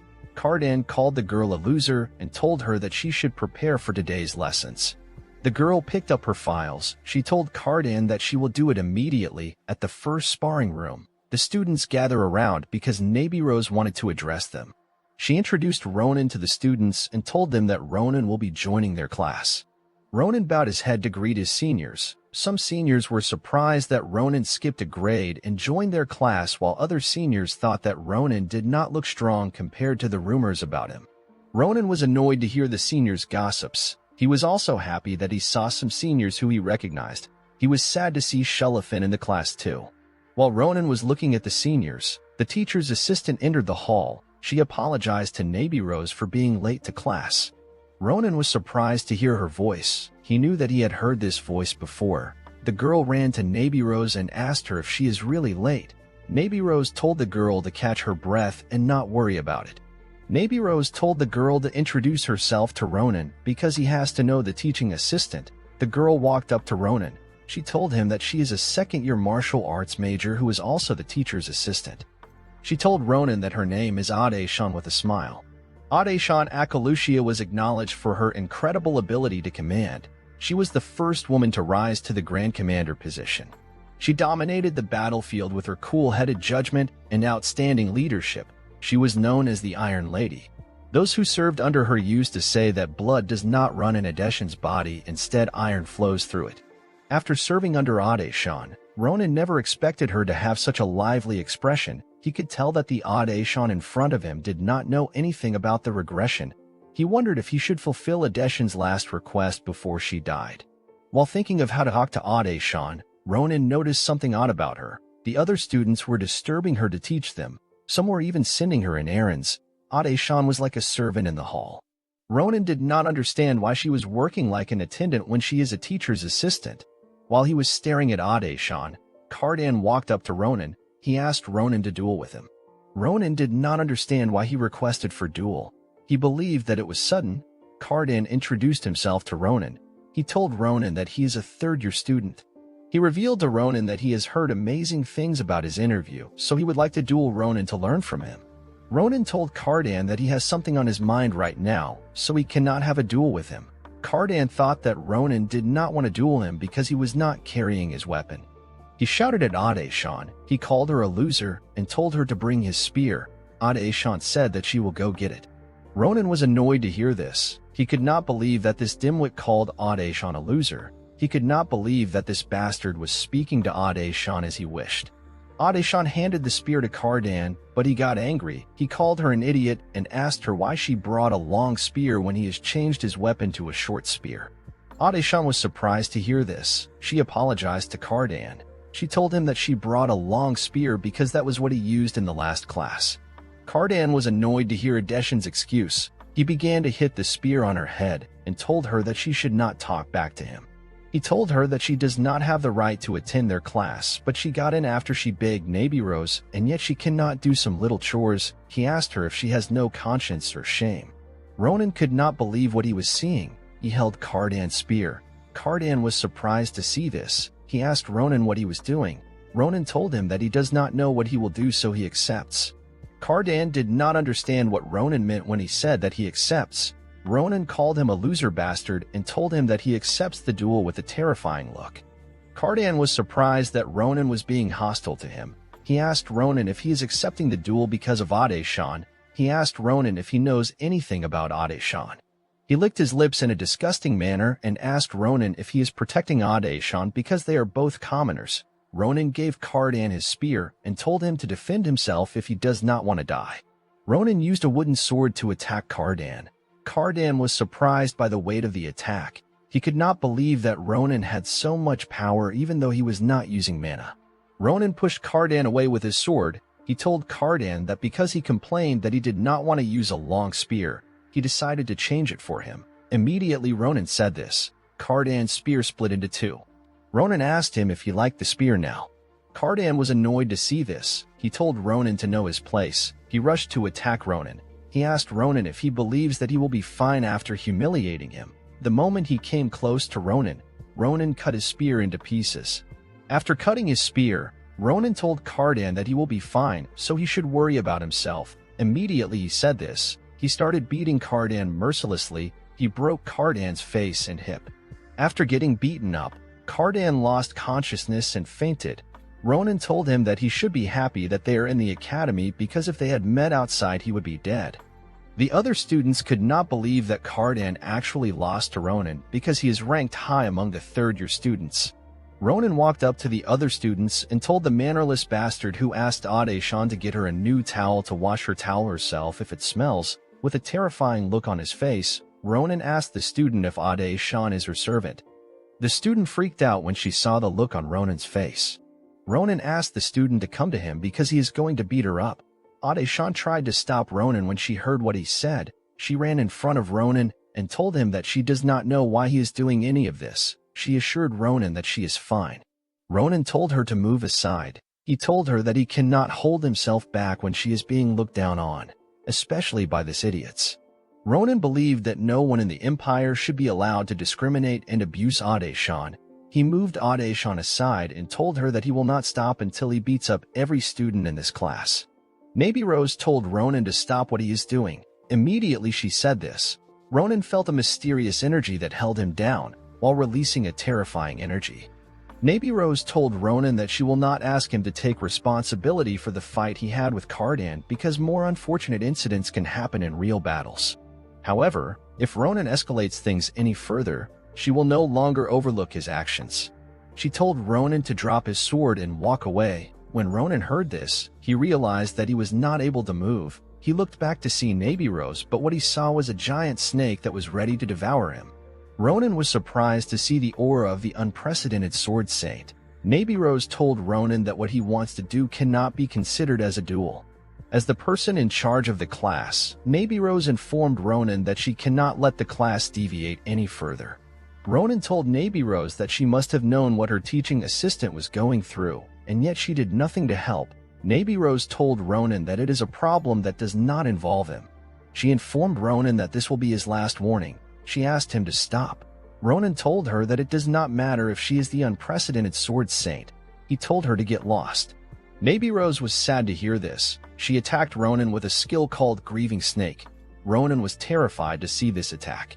The scene shifts and we see Ronan in the past with Grand Commander Ade-shan.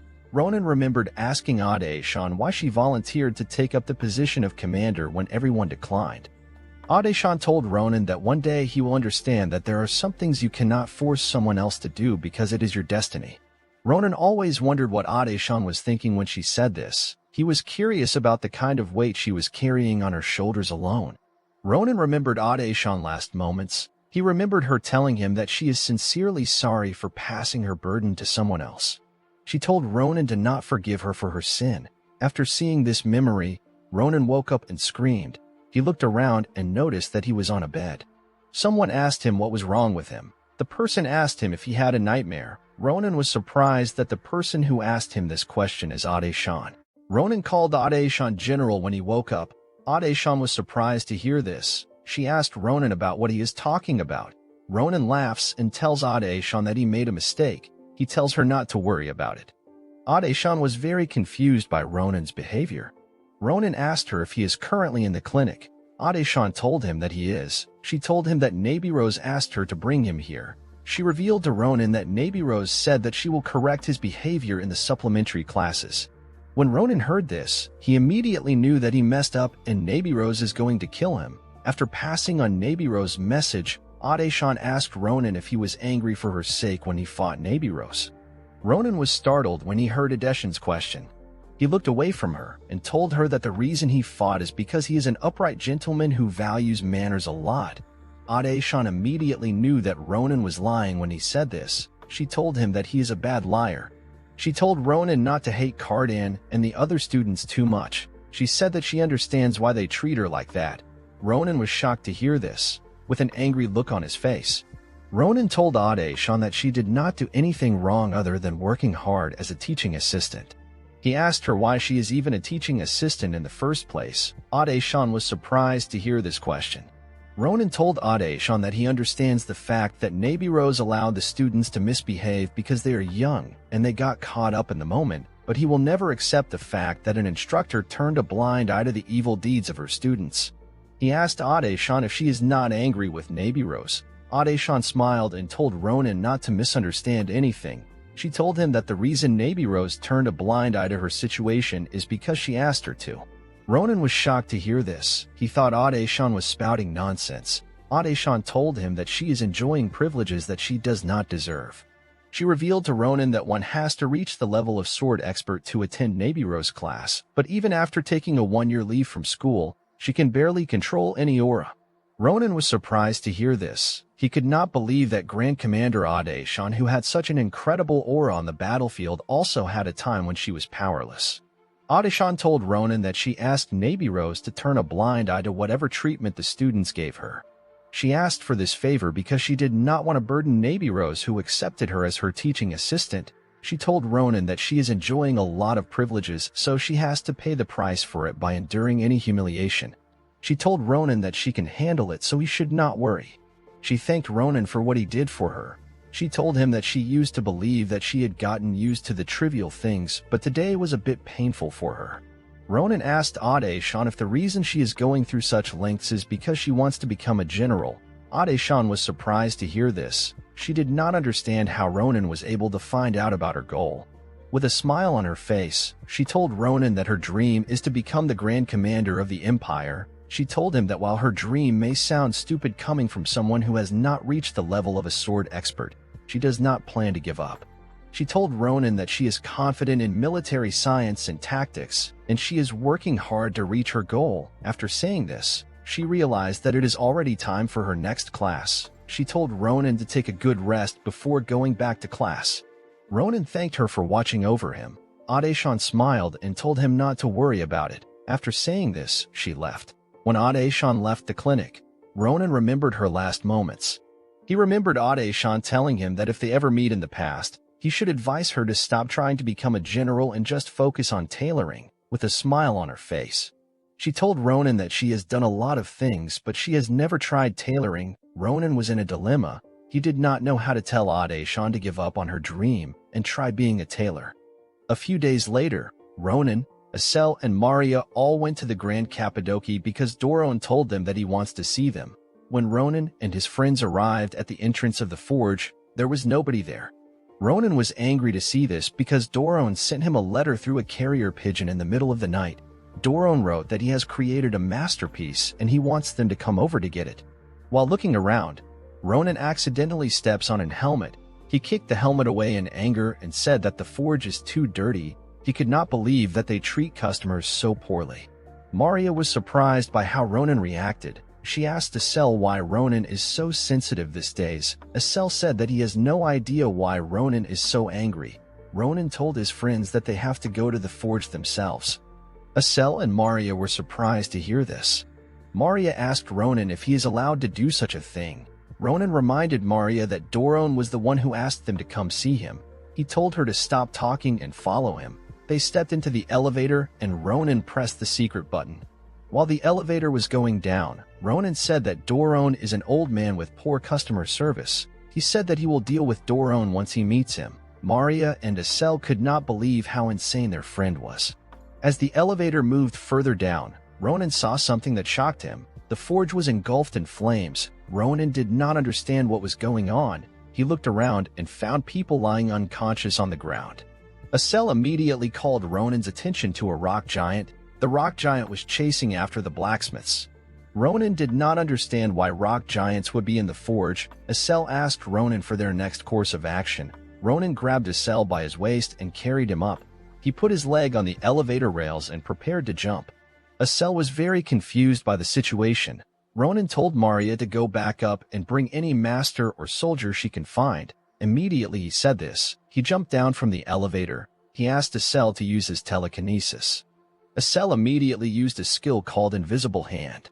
The scene shifts and we see the blacksmiths about to get crushed by a rock giant. Fortunately, Ronan jumped over the giant and destroyed its hand. When he landed on the ground, he said that there is a lot on his mind these days and his head is a bit stuffy. With a terrifying look on his face, he told the giant that it chose a wrong day to attack this place. The giant used its other hand to attack Ronan. When its hand got close to Ronan, Ronan dodged the attack and jumped on the giant's hand. He leaped off the giant's shoulder and destroyed its head.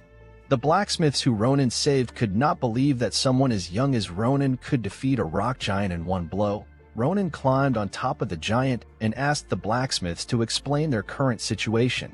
The blacksmiths told Ronan that dozens of rock giants barged into the forge in groups. The blacksmiths said that they do not know why the rock giants attacked them. They came out from somewhere underground and destroyed everything as they saw fit.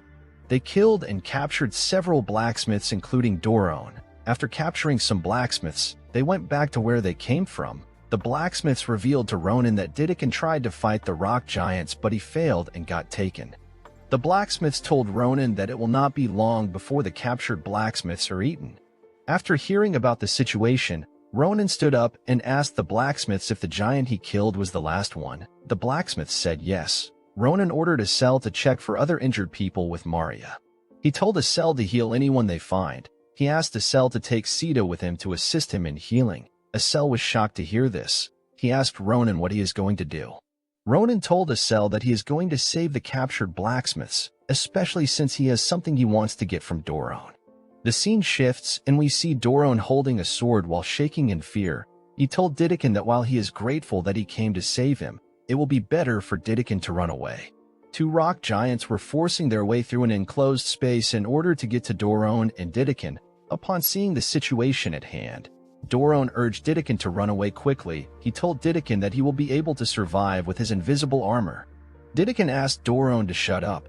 He told him that things are already tough for him as it is, so he does not need Doron to be spewing some nonsense.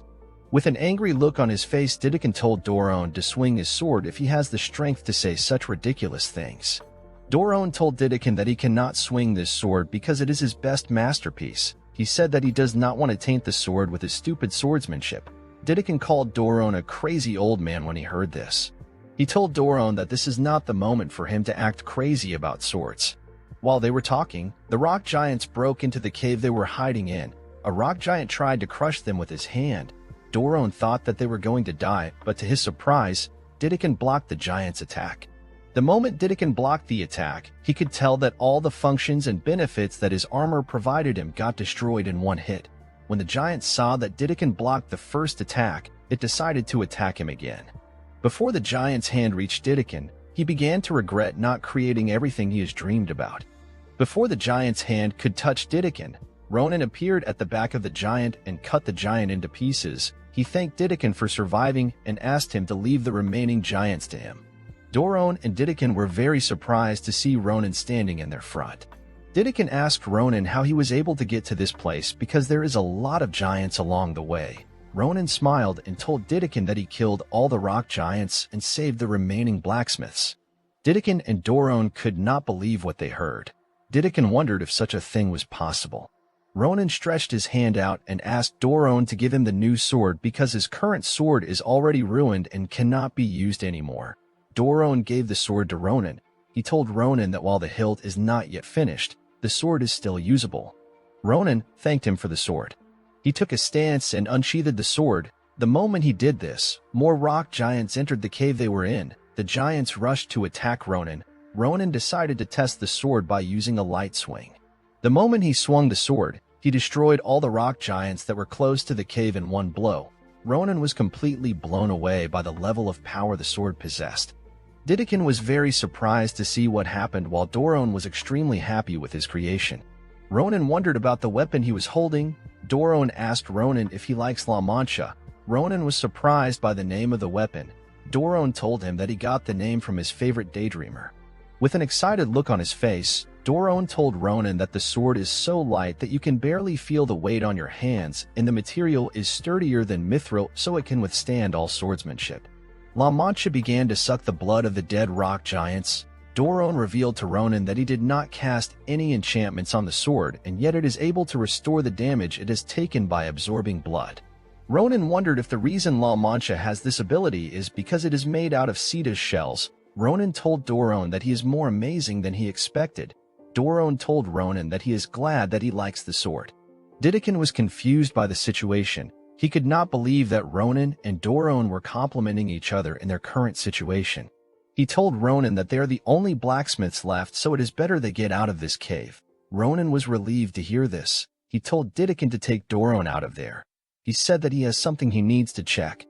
Didakan asked Ronan about what he wants to check. With a menacing look on his face, Ronan said that there is a rat hiding in this place, and the rat is very big. The scene shifts, and we see the mysterious man and woman standing next to a gigantic rock giant. Didakan did not understand what Ronan meant when he was talking about rats. He asked Ronan to talk more on it. Ronan told him that the situation does not make any sense to him. He revealed to Didakan that he knows a lot about the habits of rock giants. He told Didakan that rock giants are not known for mobbing. They don't attack people first unless they are angered by humans. They are well-behaved creatures. He placed his hand on the rock giant and told Doron and Didakan that he has never seen such a suspicious mark on rock giants. Doron was shocked to see the mark. He called it a magic circle. Ronan asked him if he recognized the magic circle. Doron told Ronan that he is not well versed in magic, but the reverberation of the mana is quite crafty. He told Ronan that the magic circle is the reason why the rock giants went wild. He wondered about who would do such a horrible thing. Ronan said that he does not know. While looking at the footprints of the giants, he said that he will find the person responsible. The scene shifts, and we see Ronan running in the cave. As Ronan was going deeper into the cave, he became certain that he was on the right path to catch the villains. He was certain that he was on the right path because in the footprints of the giants, he could see the footsteps of humans in them. There was also a defense system type mana stone to stop intruders from entering the cave. Ronan was surprised by how prepared the villains were. As he moved deeper into the cave, he started hearing some people talking. He decided to hide by a boulder to get a look at the crazy bastards who angered the rock giants. When Ronan looked at the direction of the humans, he saw something terrifying. He saw a rock giant that was much bigger than the average rock giants, and its body was covered in crystals. A man and a woman who wore a white garment were standing next to the rock giant. Ronan immediately knew that these people were the ones responsible for the destruction of the forge and the killing of the blacksmiths. But he could not comprehend what he was seeing. This rock giant was much bigger than the other rock giants that it made the rock giants Ronan defeated look like children when compared to it. Due to the fact that the rock giant was not moving, Ronan realized that it has been sealed.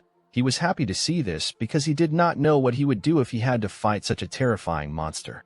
While Ronan was looking at the giant, the woman tells the man that there is an intruder in the cave. The man asked the woman if she is certain. The woman assured the man that she is very certain.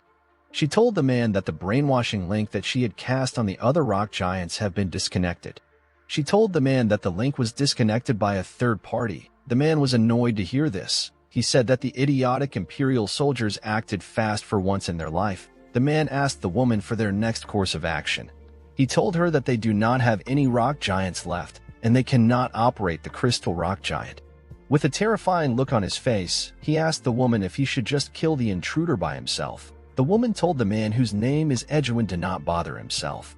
She told Edwin that they have already destroyed most of the surrounding facilities, which will greatly affect the output of the Empire's manufacturers.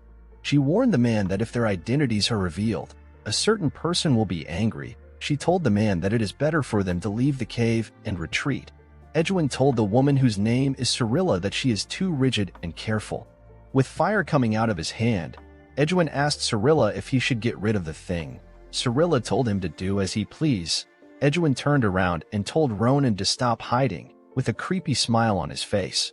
He told Ronan that he can smell the sulfur of blacksmiths from him. Immediately he says this, he attacks Ronan with his fire magic. The magic caught Ronan off guard, but he still managed to dodge it. Edwin asked Ronan for his identity. He commended Ronan for being agile enough to dodge his attack. He told Ronan that he is going to tie up his feet first. Immediately he said this. A lot of fire arrows surrounded Ronan. Ronan was surprised to see this. He could not believe that someone was able to quickly materialize magic on such a large scale easily. He immediately realized that Edwin was not an average magician. Edwin removed his cap and asked Ronan about how he was able to get so deep into the cave. He told Ronan that it is not easy for anyone to get through their defense system. Ronan told them that he also wants to know their identities. With a smile on his face, he told Edwin that even if he and the woman were very eager to see each other, they should not be meeting so deep in a cave. Edwin was surprised to see that Ronan could still make a joke in his current situation. He told Cirilla that it will be fun to kill Ronan. Cirilla told him to stop wasting time and just do what he has to do, with a smile on his face. Edwin told Cirilla that it will be good for them to have some fun. He reminded Cirilla that it will not be long before the Empire is buried in the starlight. Ronan's eyes turned red when he heard this. He was extremely shocked to hear this because this was Ahiyudi's last words to him. He asked Edwin to explain what he just said. With a menacing look on his face, he asked Edwin if he understands the meaning of what he just said. Edwin was surprised to see the sudden change in Ronan's mood. He did not understand what could trigger such a change. Ronan told Edwin and Cirilla that they have to come with him because he has a lot of questions that he wants to ask them. Edwin thought that Ronan had gone crazy out of fear. He could not believe that Ronan wanted to capture them. He activated his fire magic on his hand and asked Ronan if he believes that he can actually capture them. He raised his hand and was ready to attack Ronan. Unfortunately for him, Ronan cut off his hand at a crazy speed. Before Edwin could do anything, Ronan cut off his lower body. With a terrifying look on his face, Ronan told Edwin that it is possible for him to capture them, so they should just shut up and receive their beatings. Edwin screamed in pain as his body fell apart. Cirilla was terrified when she realized that even Edwin could not react to Ronan's attacks. Ronan grabbed Cirilla by the neck and told her to obediently answer his questions unless she wants to end up like Edwin. Cirilla immediately mustered her strength and used a skill called Mana Shield to push Ronan back. Ronan was sad to see this. Due to Cirilla's action, he understood that she was not ready to answer him obediently. Ronan noticed that his hand was shaking from Cirilla's attack. He was surprised by how sturdy the shield was. Of course, this did not matter to Ronan. He used his sword to cut her mana shield into pieces. Cirilla did not understand what was going on. She could not believe that someone could cut her mana shield. Ronan pegged Cirilla down with his leg and stabbed her on her shoulder with his sword. Cirilla screamed in pain when this happened. With a terrifying look on his face, Ronan removed Cirilla's cap to see her face. He was surprised to see that Cirilla is an half-elf. He could not understand why a half-elf would be associated with such a magician. He asked her about what they are doing together. While Ronan was trying to question Cirilla, someone fires a magic skill called Explosion at him. Of course, this does not bother Ronan. He used his sword to cut the attack into half. The attack hit the gigantic rock giant which was behind Ronan. Ronan was certain that he cut Edwin's limbs, but he did not understand how Edwin was able to take a new form. Edwin's entire body was covered in vines. He told Ronan to get away from Cirilla. Ronan told Edwin that he has not fully grasped their situation yet. He used his sword to stab Cirilla in the leg. Edwin became scared when he saw how Ronan acted. With a horrifying look on his face, Ronan told Edwin that he and Cirilla are doomed. He brings out his sword from Cirilla's leg and began to stab her in the same location repeatedly. He told Edwin that either they listen to him obediently or he gives Cirilla a taste of amputation. Edwin was terrified to hear this. Ronan asked Edwin if Cirilla's body parts will grow like his after the amputation. When Edwin heard this, he put away his magic and accepted Ronan's demand. Ronan removed his sword from Cirilla's leg and told Edwin that he also does not wish to spill more blood. He told Edwin that it will be bad for him if they die in this place. When Ronan looked down to see how Cirilla was doing, he saw Cirilla smiling like a crazy person. He did not understand why she was smiling. When he looked up, he saw the hand of the crystal rock giant charging towards him. Ronan was in a daze. He did not know when Cirilla activated the rock giant. He immediately used his sword to block the attack. Unfortunately for him, he was pushed back. He got thrown into a boulder. Edwin walked up to Cirilla to check if she was alive. Cirilla told him that she is all right. She thanked him for saving her. She thanked Edwin for diverting Ronan's attention with his attack earlier. She informed Edwin that she would have not been able to hinder Ronan's perception with magic if Edwin had not diverted his attention, and she would not have been able to activate the rock giant. Cirilla informed Edwin that although she was only able to activate the giant's hand, she is certain that Ronan is heavily injured. Edwin told her to head back to the church to inform them about the current situation. He told her that he is going to end Ronan. Cirilla told him to be careful. She told him Ronan is a monster with the face of a child. Edwin assured her that he won't be reckless. Edwin was certain that Ronan is not a child. He believed that if he did not kill Ronan now, Ronan will become a huge threat to them later in the future. He assured himself that he will not lose to Ronan again. Unfortunately for him, the moment Ronan got up, he cut off his lower body parts. Then he cut Edwin into pieces. With a terrifying look on his face, he told Cirilla that he has already informed her that he has a lot of questions to ask her. Cirilla was terrified to see Ronan. She could not believe that a young boy could be terrifyingly powerful. She activated a magic spell and began to panic. She asked Ronan how he is able to move even though he is heavily injured. Ronan told her that he will never let them go. Immediately he said this, he felt a lot of pain in his body. The injuries he had acquired in this battle were wearing him down. He could not understand why his body was not listening to him. Cirilla did not understand how she got into her current situation. She was angry, but she knew that she could not win against Ronan. She decided to head back to her church to report the situation. She opened a portal and told Ronan to prepare himself. With a horrifying look on her face, she told Ronan that she will find out everything about him, and she will take away everything from him. She promised him that she will kill his family, lover, and friends. Ronan was annoyed with himself when he heard what Cirilla said. He finally managed to get a clue about the future. He did not want it to escape from him. He did not want the future to repeat itself. He reached his hand out and began to scream at Cirilla. He asked her to stop moving. While he was screaming, Naby Rose entered the scene and told Cirilla to stop in a terrifying tone. The moment Cirilla heard Naby Rose's voice, she froze in fear. Naby Rose told her that she has a lot of questions for her. Ronan was surprised to see Naby Rose. Naby Rose told Cirilla that she wants to confirm something. The moment she said this, her aura took the shape of a giant snake that was ready to devour Cirilla. With a horrifying look on her face, Naby Rose asked Cirilla what gave her the courage to touch her disciple. Naby Rose told Ronan that she heard about what happened. Ronan smiled and told her that she has good timing. He told Naby Rose that he never expected to see her in this place. Naby Rose ignores him and told him that he must have a lot of energy for him to be talking. With a serious look on her face, Naby Rose told Ronan that she has to take care of Cirilla first. Immediately she said this. We see the giant snake surround Cirilla. Cirilla was stricken with fear. While shaking in fear, Cirilla realized that there is only one person in the world who has an aura that looks like a giant snake. She realized that the unprecedented sword saint was the one behind her. She could not understand why Naby Rose would be in the forge. She knew that she had to run away, but her body could not move due to fear. Naby Rose grabbed Cirilla's mouth. She told Cirilla that she has done something she should not have even thought about. With a horrifying look on her face, Naby Rose told Cirilla that what angers her the most is the fact that Cirilla hurt her disciple.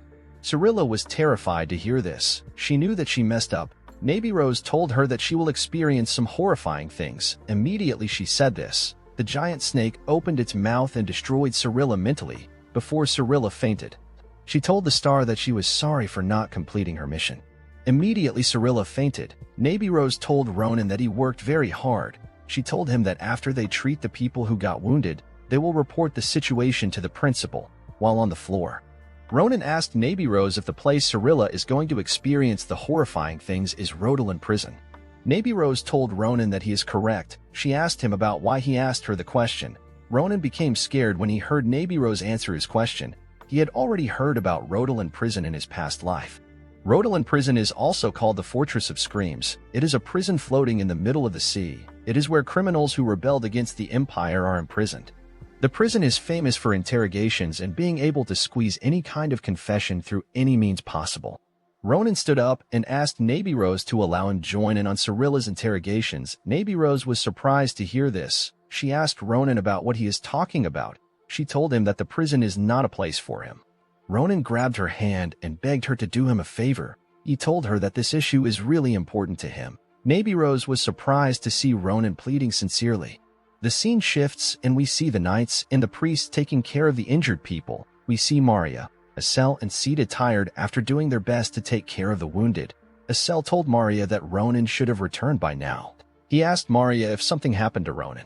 Immediately Estelle said this. Ronan came to greet them. Maria and Estelle were surprised to see him. Ronan told them that he heard about what they did while he was gone. He told the three of them that they did a great job. He told Maria that he heard that she searched for reinforcement while Estelle and Sita saved more than half of the buried blacksmiths. Ronan asked them if they got hurt anywhere. Maria told Ronan that he should not be the one to ask such a question. Estelle told Ronan that he is the one who is covered in injuries. With a scared look on Estelle's face, he asked Ronan to sit down and get treated. Ronan told Estelle not to worry about him. He told Estelle that he already got treated on his way up. He told Estelle to take a break. Ronan looks at Edwin's and Cyrilla's bodies with a menacing look on his face. He said that he has some business to take care of. A few hours later, Ronan, Navy Rose, and some soldiers stood at the edge of a cliff. This cliff is called the Cliff of Gringno Forest. It is the rendezvous area for Rodolan convoys. After waiting for a while, the convoy unit of Rodolan arrived. The convoy arrived on a flying griffin with a carriage attached to its back. When the griffin landed on the ground, the members of Rodolan immediately came out to greet Navy Rose. The convoy members were all wearing a creepy crow mask to hide their faces. One of the men stepped up and told Navy Rose that they have received the Empire's calling, and they came to escort the criminals. While looking at the bodies of the criminals, Navy Rose told the man that Edwin has the ability to constantly heal himself, so they have to pay attention when they interrogate him. The man said that their interrogator will be happy to interrogate Edwin. The man said that something interesting will finally be coming to their prison. The members of the convoy picked up the bodies of the criminals. The man told Navy Rose that they will contact her once the interrogations are over. He told Navy Rose that she should continue to work hard for the peace of the Empire. Immediately he said this. The convoy left.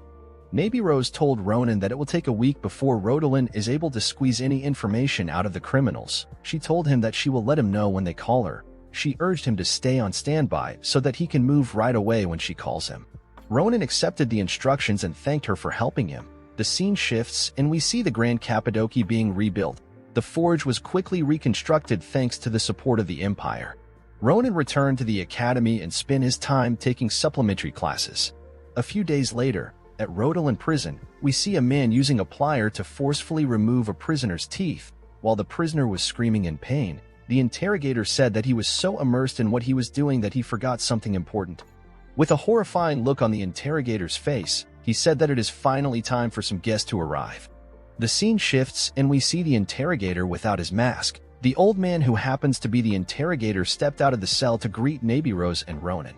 He introduced himself as the interrogator of the criminals and as the one who will escort them. With a smile on his face, he told them that his name is Karaka. He asked them if they would like to meet the criminal right away. Navy Rose told him that they would. She told him that she would like to hear about the progress of the interrogations on their way to the cell. Karaka accepted this request. He turned around to show them the way in. Ronan was surprised to see Karaka. He told Navy Rose that he never expected a nice-looking old man to be the interrogator of Rodolan. He told her that he does not really believe that the man is an interrogator. Navy Rose smiled when she heard this. She told Ronan that everyone always says the same thing when they first meet Karaka. She told Ronan that he should not judge a book by its cover. She told Ronan that he will soon find out why Karaka is called the worst nightmare. The scene shifts and we see Karaka escorting Ronan and Navy Rose in a hallway. Karaka told Navy Rose that he will tell her the key points because the cell is not far away. He told Navy Rose that the criminals belong to an organization called Nebula Clagier. Navy Rose told Karaka that she has never heard of the organization. She asked him if the organization is similar to Calibaro. Karaka told her that Nebula Clagier is more dangerous because their identities are unknown. Karaka told them that the Nebula Clagier is responsible for things like the Great Fire that swept the Nalanda Granary and the explosion of Eatman Magic Engineering Institute. Karaka revealed to Ronan and Navy Rose that Nebula Clagier was behind the large-scale incidents of unknown cause that have occurred in the past year. Ronan was surprised to hear this. He could not believe that such a dangerous organization existed in his past life, and he did not know about it. He asked the interrogator if the criminals mentioned anything about a starlight or the arrival of the star. Karaka was surprised to hear this. He told Ronan that it is his first time hearing such words. Ronan told him that he picked up those words from when he was capturing the criminals. He told Karaka that those words seemed to be connected to the purpose of the organization. With an awkward smile on his face, Ronan told Karaka that he has not gotten far in the interrogations. Immediately Ronan said this. He noticed that Karaka had a menacing look on his face. Ronan was terrified to see this look. Ronan was surprised by the change in the atmosphere around Karaka. Karaka put his mask on his head and told Ronan that he understands what he means. He opens the gate of the cell and tells Ronan that he has shown him a poor side on their first meeting. With a horrifying look on his face, he told Ronan that he is very embarrassed with himself. He told Ronan that his heart seems to have not reached his friends. He told Ronan that he has to show his friends more sincerity. Ronan was shocked to see what was inside the cell. He could not believe that the arrogant and proud criminals were reduced to such a terrible state. Karaka told them that Edwin is an interesting friend of his. He said that Edwin keeps on regenerating his body with a unique black magic. He picked up a torture device and told them that the best way to get close to Edwin is to keep on poking at him until he can no longer regenerate. He stabbed Edwin and told them that this is the result he achieved from putting all his heart into cutting Edwin's limbs. He pointed his torture device at Ronan and Nabirose and told them that he and Edwin have become close. With a horrifying look in his eyes, he told Edwin that he thought that they were close. He told Edwin that he is disappointed in him for hiding things from him. He grabbed Edwin's hair and told him that they should open their hearts to each other. Edwin was terrified to hear this. He began to cry. He told Karaka that he has already told him every single thing. Karaka asked him about why Ronan is telling him something about the arrival of the star. Edwin became hesitant when he heard this. Upon seeing how Edwin was hesitant to tell him anything, Karaka told Edwin that he hopes he can get an answer from him. He revealed to Edwin that Cirilla does not have any regenerative ability, so it will be easy to torture her. Cirilla began to tremble when she heard Karaka. Karaka told Edwin that Cirilla will die if she receives any more pain. Cirilla begged Karaka to kill her. Ronan was surprised to see what was happening. He had never seen something as brutal as this even in his military days. While Edwin was trembling from the hot torture device that was about to burn his face, Ronan wondered if it really made any sense that Edwin would take such sufferings just to keep his organization's secrets. It did not make sense to Ronan that Edwin was still hiding any secret after his identity has been revealed. He told Karaka that Edwin might not be refusing to talk. Instead, he is unable to talk. Nabirose was surprised to hear this. Ronan told her that it is occasionally done to a soldier that controls secrets while they are on the battlefield. Magicians cast a sealing curse magic on soldiers so that they do not disclose any content to the enemy. Karaka let Edwin go when he heard this. He told Ronan that he is embarrassed about a lot of things. He could not believe that he missed something as important as that. He told Ronan and Nabirose that he needs to get something important. A few minutes later, Karaka brought a mysterious creature. He told Ronan and Nabirose that the creature is called Kiss-Eye. It is a creature that eats curses. He told them that the Kiss-Eye is useful when interrogating a criminal who is speechless due to various curses. He walked up to Edwin and placed the Kiss-Eye on his head. The Kiss-Eye got into Edwin's skin and began to glow. While it was glowing, Edwin was screaming in pain. After the Kiss-Eye was done eating the curse placed on Edwin, smoke came out of Edwin's body. Karaka walked up to Edwin and asked him about the arrival of the star. Edwin knew that Karaka was going to torture him if he did not answer. He was terrified by this idea. He decided to answer Karaka.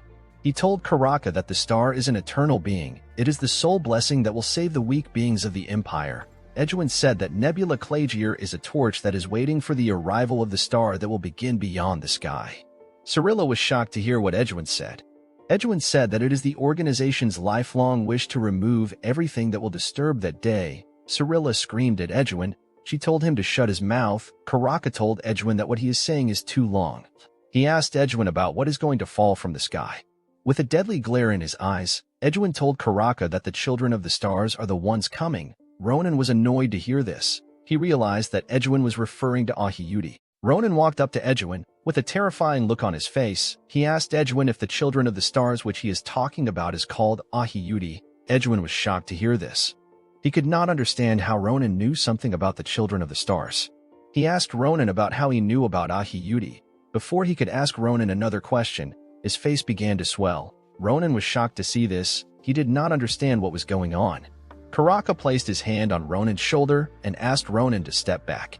He activated a spell. Immediately Ronan got behind him. A bright light came out of Edwin's face and his body exploded. The spell which Karaka activated protected he and Ronan from the blast. Karaka was surprised to see that Edwin's body actually exploded. He never expected Edwin's body to have any issues after the curse was absorbed from him. He was surprised to see that only pieces of flesh remained from Edwin's body. Ronan asked Karaka if such things usually happen during interrogations. Karaka told him things like this rarely happen. He told Ronan that things hardly ever reach such a point during interrogations. He told Ronan that the curse on Edwin's body was cast in 2 parts. The first part is to never reveal anything about the Children of the Stars to someone who is not a member of their organization. Cyrilla began to shake when she heard what Karaka said. Karaka told Ronan that the second part is that the members of the organization will explode if they mention words related to the Children of the Stars or the Star's advent. Karaka placed his hand on Ronan's shoulder and asked him about what Ahiyuti is in a terrifying tone. Ronan was shocked to hear the question. Karaka realized that the word Ronan mentioned is a secret within Nebula Clagier. He asked Ronan about how he was able to know such a confidential information. He activated his magic and told Ronan that he must know everything about the case because he is an interrogator. With a horrifying look on his face, he asked Ronan to tell him what he knows. Ronan became scared when he saw the look on Karaka's face. He told Karaka that he came across the information by coincidence. Karaka asked him to explain himself. Ronan told him that he was the first person to come across Edwin and Cyrilla. He told Karaka that he picked up the word when he eavesdropped on them. He said that he did not think that it was an important word, but he changed his mind after seeing the interrogation.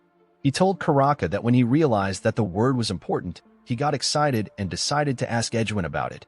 He removed Karaka's hand from his shoulder and apologized to him for intervening in his investigation. He asked Karaka if his explanation is good enough for him. Karaka was still skeptical about Ronan. It did not make sense to him that Ronan coincidentally acquired information that was crucial. He was certain that Ronan was still hiding the truth, while he did not trust Ronan. He knew that Ronan was not a danger to the Empire thanks to the look in his eyes. He did not know if Ronan's eyes were displaying strong willpower or responsibility. He soon realized that Ronan's eyes were not displaying any of these things. Instead, it was showing a massive amount of anger towards Nebula Clagier. Karaka was surprised to see such a large amount of resentment.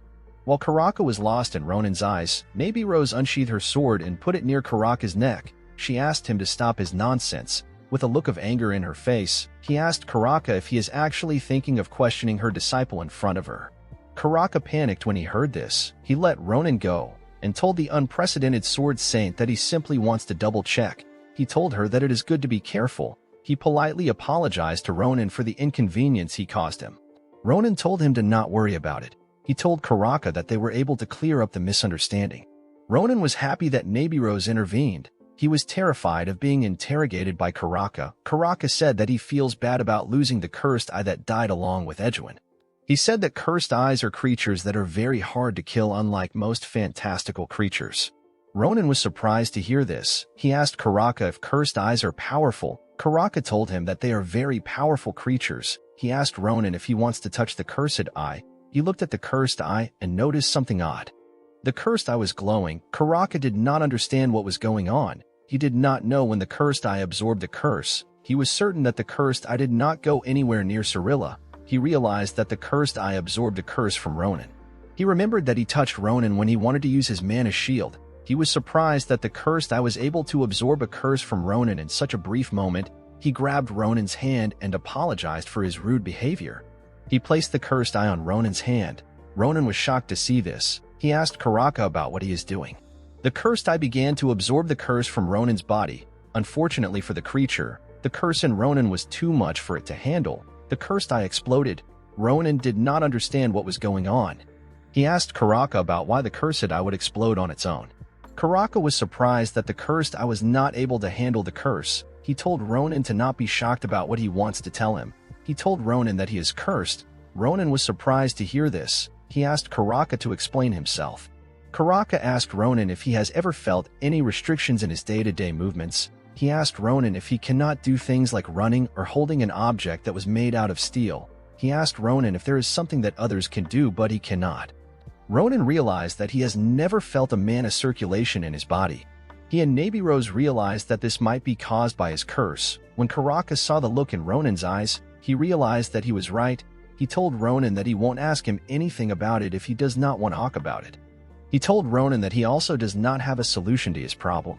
With a horrifying look on his face, he told Ronan that he does not know who cast the curse on him, but the curse contains an enormous amount of ill intent. After the interrogation ended, Karaka escorted Nabirose and Ronan to their carriage.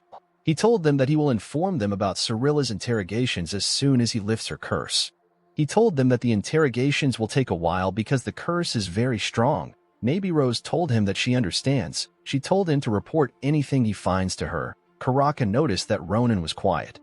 He realized that Ronan was lost in his thoughts. He asked Ronan if he has a lot on his mind. Ronan was surprised to hear this. He told Karaka that he is a little shocked to find out that he has a curse on him. Karaka told Ronan that he should not worry about it too much. He reminded Ronan that he is a Phil Academy student.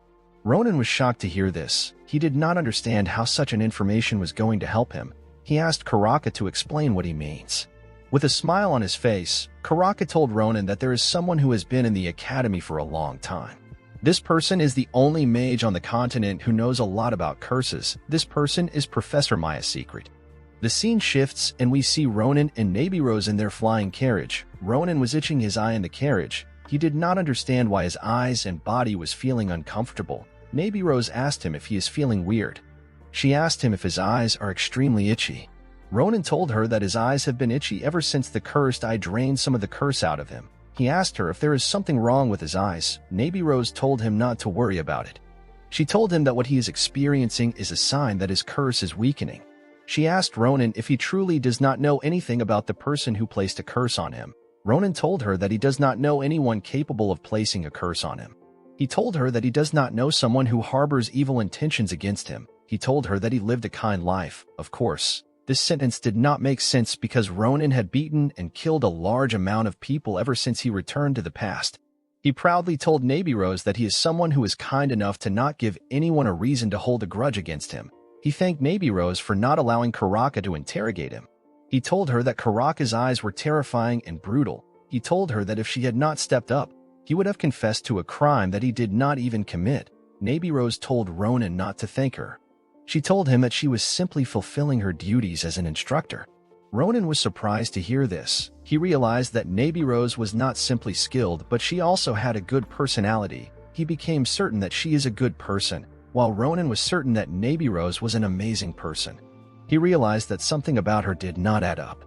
He found it strange that an instructor as powerful as Nabirose did not participate in the war in his previous life. He realized that Nabula Clagier might have done something to Nabirose and the powerful instructors of the academy. The scene shifts and we see that Ronan has returned back to the academy. He went to the dedicated practice space for the magic department. This space is in a place called Sherry Forest. At the entrance of the forest is a place called the Park of Pillars. Ade-shan came to welcome Ronan to the forest. She told him that it has been a long time since she met him. With a bright smile on her face, she told him that she was able to meet him thanks to Nabirose's orders. She asked Ronan if he has been doing well. Ronan was shocked to see Ade-shan. He had completely forgotten about her and her request. He did not know how to respond to her. Ade-shan did not understand why Ronan had such an odd expression on his face. Ronan had forgotten about Ade-shan thanks to the problems related to Nebula Clagier. He was still getting his thoughts together, so Ade-shan did not come to his mind. He decided to awkwardly smile in order to not make their encounter weird. He greeted her and asked her if she has been doing well. Ade-shan told him that ever since the day he went on a rampage, the students who were wary of Cardan have become comfortable when they approach her. She told Ronan that she is a bit worried about Cardan because he gets scared every time he sees her. Ronan became worried when he heard this. Ade-shan told Ronan that instructor Nabirose told her that he wants to break a curse. Ronan told her that he came to meet Professor Secret. He told Ade-shan that he is a bit worried that he has to pass such a dark and eerie place all because he wants to meet her. Ade-shan told him that Professor Secret's office is very unique and no one is able to find it unless they are magic students. She revealed to Ronan that they will be meeting a junior magic student who is her friend. Immediately she said this, we see a mysterious person appear at Ade-shan's front. The person immediately hugged Ade-shan. The person turned out to be Erzsébet. Erzsébet called Adéshán elder sister and told her that she missed her a lot. Adéshán called Erzsébet Airy. Ronan was shocked to see this. He remembered Erzsébet as a proud girl who was talking about beasts and sheep. Adéshán apologized to Erzsébet for disturbing her. She told Erzsébet that something urgent came up. With a look of love and obsession on her face, Erzsébet told Adéshán to not worry about it. She told Adéshán to call her anytime she wants to.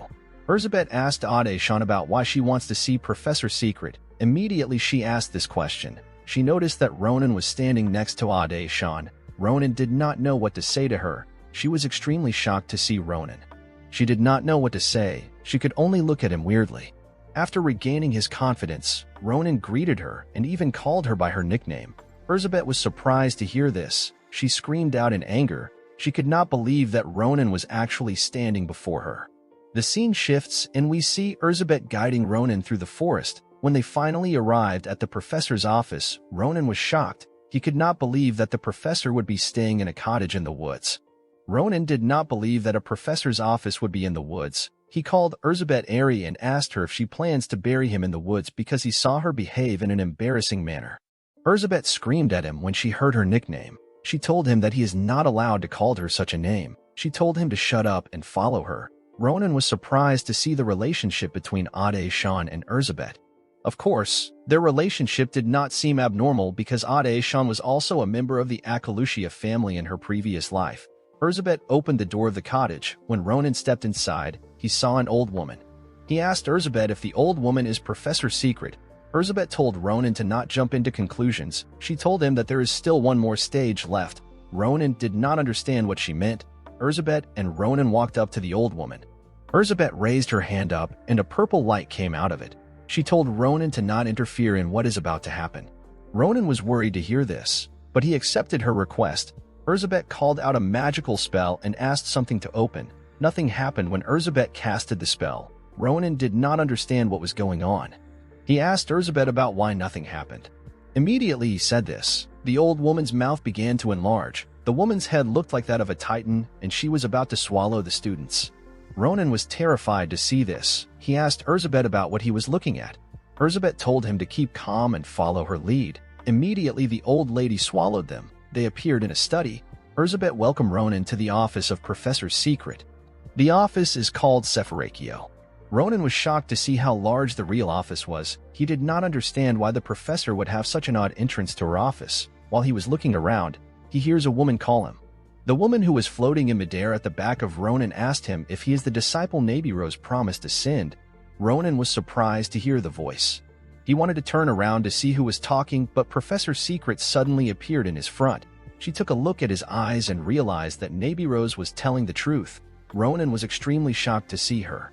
She told Ronan that his curse is quite vicious. This woman is the best curse magic user on the continent. The shocking thing about her is that she is 83 years old. With a smile on her face, Professor Secret told Ronan that he is quite interesting. Ronan was surprised to see Professor Secret. He could not believe that the little girl floating in front of him was actually a professor. When Professor Secret saw how Ronan looked at her, she told Ronan to not be shocked with her appearance. She told Ronan that she has a young body due to some circumstances. She revealed to Ronan that she is actually over 80 years old. Ronan was shocked to hear this. He believed that she was an 8-year-old girl when he saw her. He asked her about how she is able to have such a young appearance despite being 80. Professor Secret told Ronan that she will discuss the details with him later. She told him to focus on his current problem. Immediately she said this. She snapped her fingers and a magic circle appeared under Ronan's feet. Ronan's body produced different ribbons that had mysterious writings on them. Ronan was shocked to see the magical ribbons. He asked Professor Secret about what they were. Serget was surprised to see so many magical ribbons which were curses. She could not believe that Ronan's body was housing so many curses, including ancient curses which are close to their root of origin. She told Ronan that anybody with average skills won't be able to even dream about touching his curses. Ronan became scared when he heard this. He asked Professor Secret if it is still possible for him to remove the curses. Professor Secret asked Ronan to stop worrying. She told him that the curses are more than she expected, but she can still handle them. Immediately she said this. The magic circle under Ronan's feet began to glow. She told Ronan that she will materialize the curses in his body in an imaginary world within his consciousness. She told Ronan that he only has to do one thing. She asked him to find the root of the curse that binds him and cut it down. Ronan was surprised to hear this. He could not believe that Professor Secret wanted him to cut down a curse. He grabbed the curses that were on his body and asked Professor Secret about how he will be able to identify what he needs to cut. Professor Secret smiled and told Ronan not to worry about it. She told him that he will recognize the curse the moment he comes across it. Immediately she said this. She moved close to Ronan and touched his head. A bright light came out of her hand and Ronan fell into an unknown abyss. When he woke up, he found himself in his imaginary world. When Ronan turned around to look at his surroundings, he saw something shocking. He saw his house. He did not understand what his house was doing in his imaginary world. He wondered if the root of his curse was inside his house. While staring at his house, a young girl passed by his side. The girl told her mother that she is back. Ronan was shocked to hear the girl's voice. He was certain that this voice belonged to his elder sister. The younger version of Iroh ran into the house to see her baby brother in his cradle. She was surprised by how cute Ronan was. She turned around and asked her mother about why her little brother is always sleeping. She asked her mother if Ronan is sick. With a bright smile on their mother's face, she told Iroh that babies need a lot of sleep to grow up well. She told Iroh that if Ronan becomes sick later, she will have to take care of him as his older sister. Iroh was happy to hear this. She told her mother that she will protect her little brother forever. Ronan was in shock to see what was happening in front of him. He was certain that this is something that happened back when he had just been born. He could not believe that the baby in the cradle was actually him. Ronan could not believe that he was actually a baby at some point. He always believed that he had grown up from the moment he was born. Ronan could not believe that he was actually looking at his past self. The entire situation did not make sense to him. While he was looking at the cradle, a man with a dark and ominous aura stepped into the house. Ronan was terrified when he felt the man's energy. He noticed that his body could not move at all. He became curious about the man's identity. Iroh and her mother welcomed the man with a smile on their faces. Ronan was able to hear what his mother and Iroh said, but he could not hear anything the man said. The man told Ronan's mother that he wants to see Ronan. Ronan's mother was happy to hear this. She believed that the man must have been curious about Ronan's face. Ronan's mother told the man that Ronan looks just like him. The man raised his hand, which contained a mysterious energy, and said some words to Ronan's mother. Immediately he said this. He used his mysterious power on her. Immediately he did this. Ronan's mother fell down and lost consciousness. Iroh was surprised to see this. Ronan was shocked to see what was happening. While Iroh was crying for her mother, the man moved close to her and used his powers on her. Iroh also lost consciousness. Ronan was extremely shocked to see this. He called out for his sister in anger. He did not understand why the mysterious man was harming his family. While looking at his sister, Ronan noticed something odd. He saw the man standing next to his cradle with the curses on his hand. The man placed the curse into Ronan's body, and a bright light shined from Ronan's cradle. Ronan became certain that the man must be the root of the curse. He decided that he must cut the man down. The scene shifts, and we see Professor Secret and Erzabet looking at Ronan's body. Professor Secret was surprised to see how powerful Ronan's curse was. She could not believe that it was able to drain her mana even after she prepared for it. Erzabet was shocked to hear this. She could not believe that even the almighty Professor Secret believed that a curse was too strong. She asked her professor about the amount of curses that are in Ronan's body. Professor Secret told Erzabet that there are roughly 10 curses in Ronan's body. Erzabet was shocked to hear this. She told Professor Secret that her mana must have been drained because she is dealing with 10 curses. Professor Secret told Erzabet that she is wrong. With a serious look on her face, she told Erzabet that she is currently dealing with one curse. The scene shifts and we are taken back to Ronan. After the mysterious man placed the curse in Ronan's body, the man said some words to him and turned around. He walked past Iroh and her mother. Ronan was annoyed to see this. After the man left the house, Ronan regained his strength. He quickly ran to check on his mother and his elder sister. He called out their names, but no one answered him. After calming down, he realized that Iroh and his mother were simply asleep. He placed his hand on his head and did his best to relax. He believed that there is only one thing to do in this imaginary world, and that is to kill the mysterious man.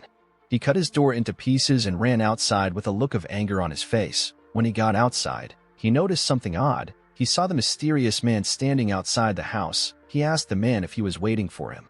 With a serious look on his face, Ronan asked the man if he has any business with him. The man did not respond to Ronan. This made Ronan much more angry. He could not believe that the man actually hurt his family in front of him. He told the man that he will never forgive him. Immediately he said this, he unsheathed his sword and rushed to attack the man. As Ronan moved closer to the man activated his mysterious power.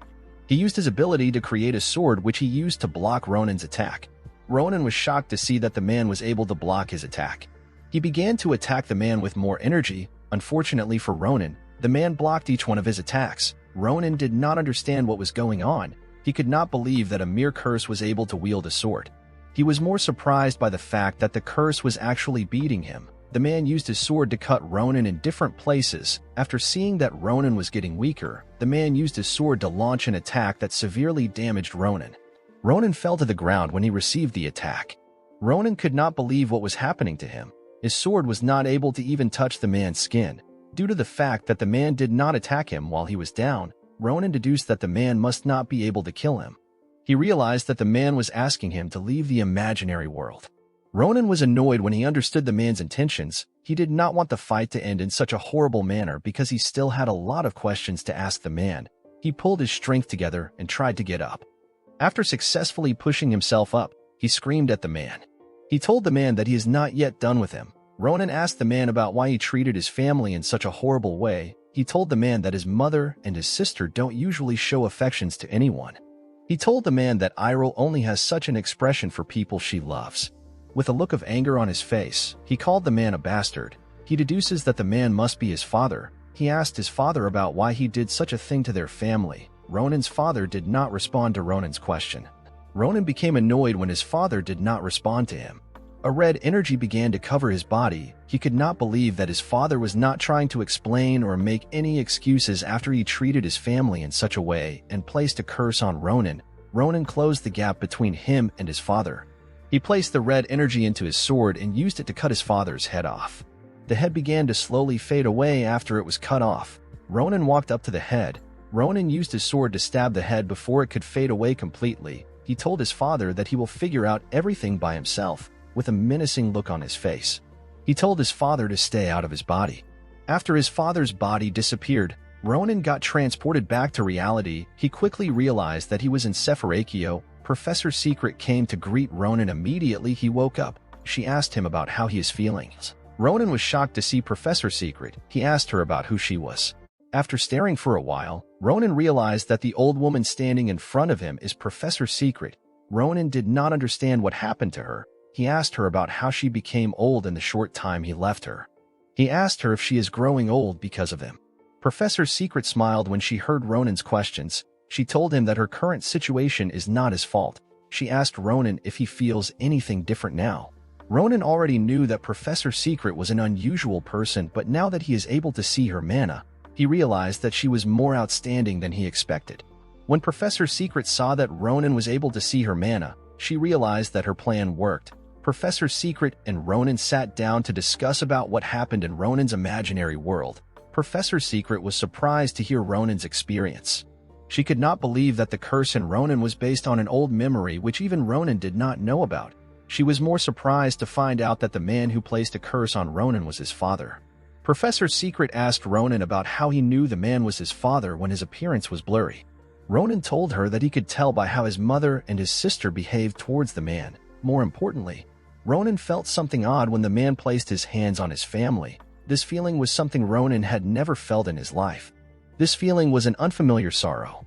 Ronan realized that he became more angry and riled up thanks to this feeling. Ronan wondered if he was feeling the same emotions as the man. Professor Secret asked Ronan if he does not have any memories of his parents. Ronan told her that he does not. What was more odd was the fact that he and his sister had never wondered about why they could not remember their parents. It was as if the memories of their parents was erased from their heads. Professor Secret was shocked to hear this. She realized that Ronan's awareness of his existence was sealed alongside his ability to perceive mana. She told Ronan that his father put a curse on him and messed with his memories as well. In the process of placing the curse, some of his father's memories got transferred to him. She revealed to Ronan that magic spells related to memories occasionally have similar side effects. She told Ronan that his imaginary world was naturally materialized with his memories. She told Ronan that the fact that he could use mana to kill the curse is because it became possible for him to perceive mana. which was a reaction to recovering his disconnected cognition upon hearing Professor Secret's explanation. Ronan realized that the shiny strands that he is currently seeing is mana. Professor Secret told him that he is only able to see mana right now, but very soon, he will be able to manipulate it like other students. Of course, this is only possible if Ronan is able to release 2 more curses among the 9 remaining curses cast upon him. Professor Secret told Ronan that it will take some time to remove his curses because all the curses placed on him are of unknown origin and are very powerful. She told Ronan that she will inform him once she is ready to break the curses. She told Ronan to return to his dorm because he has spent an entire day in her office and a new day has begun. Ronan noticed something odd when Professor Secret asked him to leave. Professor Secret had returned back to her youth. Ronan was extremely shocked to see this. He asked Professor Secret if her appearance changes depending on the time of the day. Professor Secret told Ronan that her body also has its own complicated circumstances. Professor Secret knew that the event Ronan witnessed in his imaginary world are a lot for a normal student to bear. She told Ronan to take care of his mind. She advises him to not be tied down by his past because he has more precious days ahead. Ronan was happy to hear Professor Secret's advice. He stood up and gave a bow to his professor. He told her that he will be in her care. The scene shifts and we see a man standing next to the crystal giant underneath the Grand Cappadocia. The man was surprised to see how huge the crystal giant was. He could not believe that a student was able to stop the giant on his own. While the man was staring at the giant, his subordinate, whose name is Dolan, came to greet the man. The man asked Dolan if the restoration of the forge is going well. Dolan told the man that everything is going well. He assured the man that the forge will be operating in a week. Dolan told the man that he was not able to find any additional information about Cyrilla and Edwin. He told the man that he was able to find Ronan's location through the academy. This man is Joseph Ivan de Grancia. He is the head of the Grancia Duchy and a Duke of the Empire. While Joseph was talking to Dolan, the crystal giant came to life. The giant raised its hand and was ready to crush the 2 men. When Joseph noticed this, he asked his boss to move aside.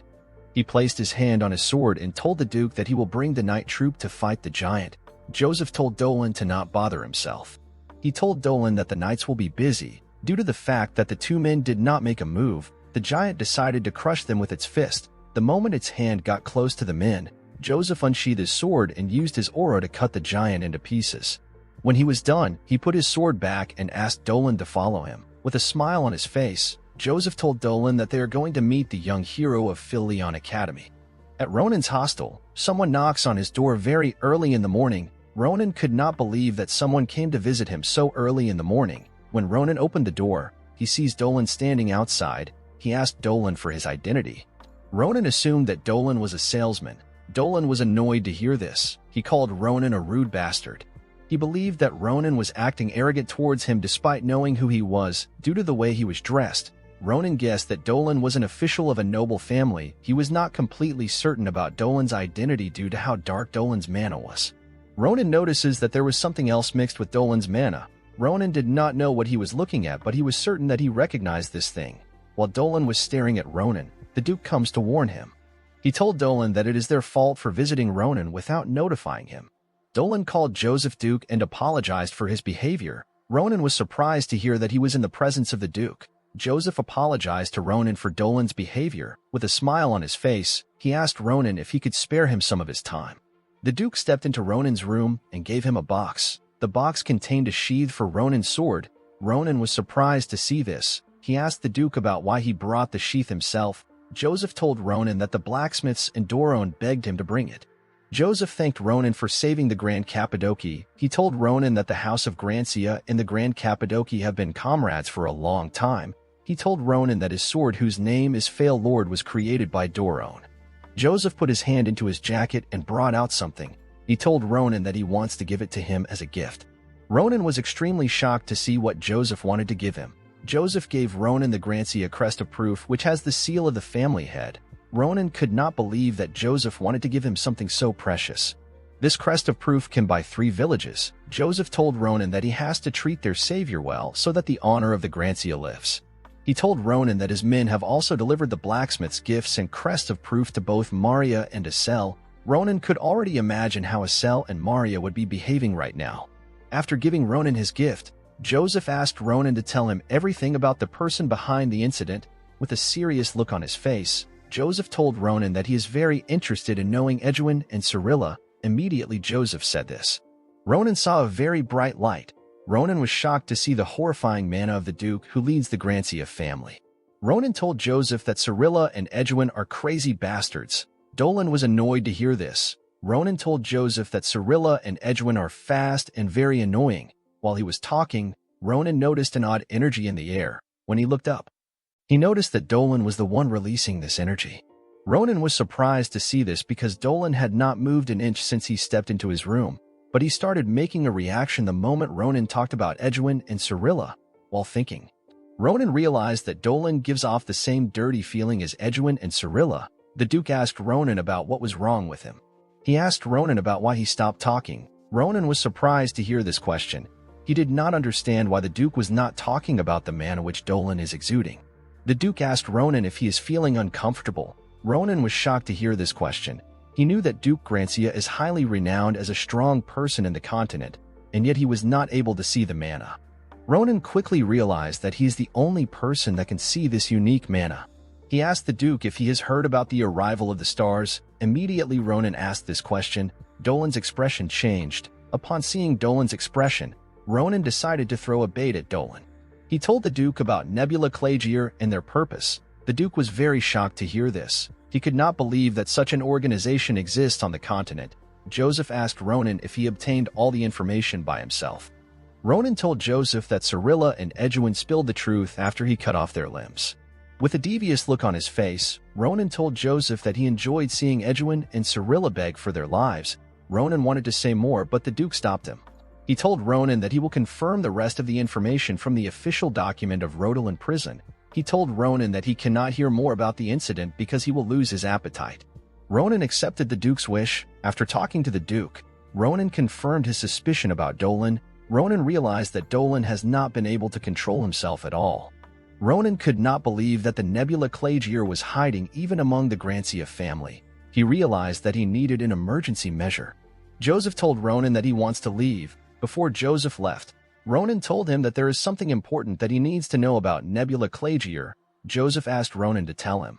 Ronan smiled and told Joseph that it will take a long time for him to explain. He told Joseph that he will organize it in the night and send it to him by mail. He assured Joseph that he will be really amused with the package. With a devious smile on his face, Ronan told Joseph that the package will be interesting, especially because it talks about Ahiyuti. Dolan was shocked to hear this. Later in the night, we see Ronan sleeping. Dolan breaks into Ronan's room and tries to assassinate Ronan. When Dolan hit Ronan's neck with his sword, he noticed that he hit some rocks instead of Ronan's neck. He was surprised to see that Ronan was not on the bed. Ronan was on the ceiling of his room. He called Dolan Rat Bastard number 3 and welcomed him to his room. Dolan was surprised to see that Ronan expected him to come. He turned around and asked Ronan about how he knew about his intentions. Ronan jumped down from the ceiling and told Dolan to turn around. When Dolan turned, he sees someone watching them. Ronan told Dolan that this person is a special guest he invited just for him. Dolan was extremely shocked to see this person. The person turns out to be Dolan's young master Shelafin, with a horrifying look on his face. Shelafin told Dolan to explain the situation to him. A few hours earlier, Ronan went to visit Shelafin in his room. Shelafin was surprised to see Ronan. He never expected Ronan to visit him on his own. He was more surprised to find out that Ronan wanted to ambush Dolan in the night. He believed that Ronan was crazy for suspecting Dolan. He asked Ronan if he has any proof to back up his actions. He told Ronan that Dolan is a knight that possesses great skill and loyalty. He told Ronan that Dolan's loyalty to the Grancia family is quite high among the knight. Shelafin told Ronan that Dolan was chosen as his father's bodyguard after he served their family for 4 years. Ronan was surprised to hear this. He could not believe that Dolan became a bodyguard for the Duke after only serving for 4 years. He believed that 4 years was too short for a knight to serve. He told Shelafin that his family is probably already filled with spies. Shelafin was shocked to hear this. He did not understand what Ronan was talking about. Ronan told him to not bother himself. He told Shelafin that it is not important for him to find out who Dolan is working for. He asked Shelafin to come to his room later in the night. He told Shelafin that he will be saving his family if what he is saying is true. The scene shifts and we are taken back to Ronan's room. Shelafin brought out his sword and pointed it at Dolan. He asked Dolan to explain himself. Dolan was shocked to see this. He did not understand why his young master was in Ronan's room. Ronan laughed at Shelafin when he heard what he said. He told Shelafin that Dolan is not going to answer him just because he asked. He told Shelafin that he is very naive. Ronan believed that Shelafin will not survive in the harsh world if he continues to be nice. Dolan raised his leg up and hit it on the ground. The moment Dolan's leg touched the ground, his body began to release a large amount of mana. Ronan and Shelafin were shocked to see this. Ronan was surprised to see that his body suddenly became heavy. He could not believe that Dolan was using his aura to make his body heavy. While Ronan was thinking about his body, Dolan rushed to attack him. Ronan was able to block the attack with his sword, but he got pushed back. Dolan used his aura to completely suppress Ronan. Shelafin became angry when he saw this. He asked Dolan to give him a reason for his action. Dolan did not answer Shelafin. Instead, he rushed to attack him. The moment his sword touched Shelafin's sword, Dolan told Shelafin that he is too naive. Dolan was relieved that Shelafin was inexperienced in controlling the range of his aura. He knew that Shelafin would not use his powerful technique in a place where other people could easily get swept up in his technique. Shelafin could not still believe that his faithful knight would turn on him. He was very annoyed with the situation. Dolan attacked Shelafin and told him that he is sorry, while pressing Shelafin down with his aura. Dolan told Shelafin that he did not want things to end badly between them. He told Shelafin that his plans got ruined by Ronan. Shelafin was surprised to see the skills which Dolan possessed. He told Dolan that his current skills are different from the ones he is familiar with. He could not believe that Dolan has been hiding his powers for years. He asked Dolan about when he betrayed the family. Dolan was annoyed to hear this. He used his sword to push Shelafin away. With a deadly look in his eyes, Dolan told Shelafin that he was never a knight of the Grancia family. Immediately he said this, he rushed to attack Shelafin. Shelafin was shocked to hear what Dolan said. Upon seeing that Dolan was a spy, Shelafin asked Ronan to do whatever he wants. Immediately he said this. Ronan blocked Dolan's attack. Dolan was shocked to see Ronan. He did not understand how Ronan was still able to move. Ronan ignored Dolan. He called Shelafin a frustrating brat. He could not believe that Shelafin made him struggle all because he wanted to hear Dolan call himself a spy. He asked Shelafin if he is happy with the answer he got.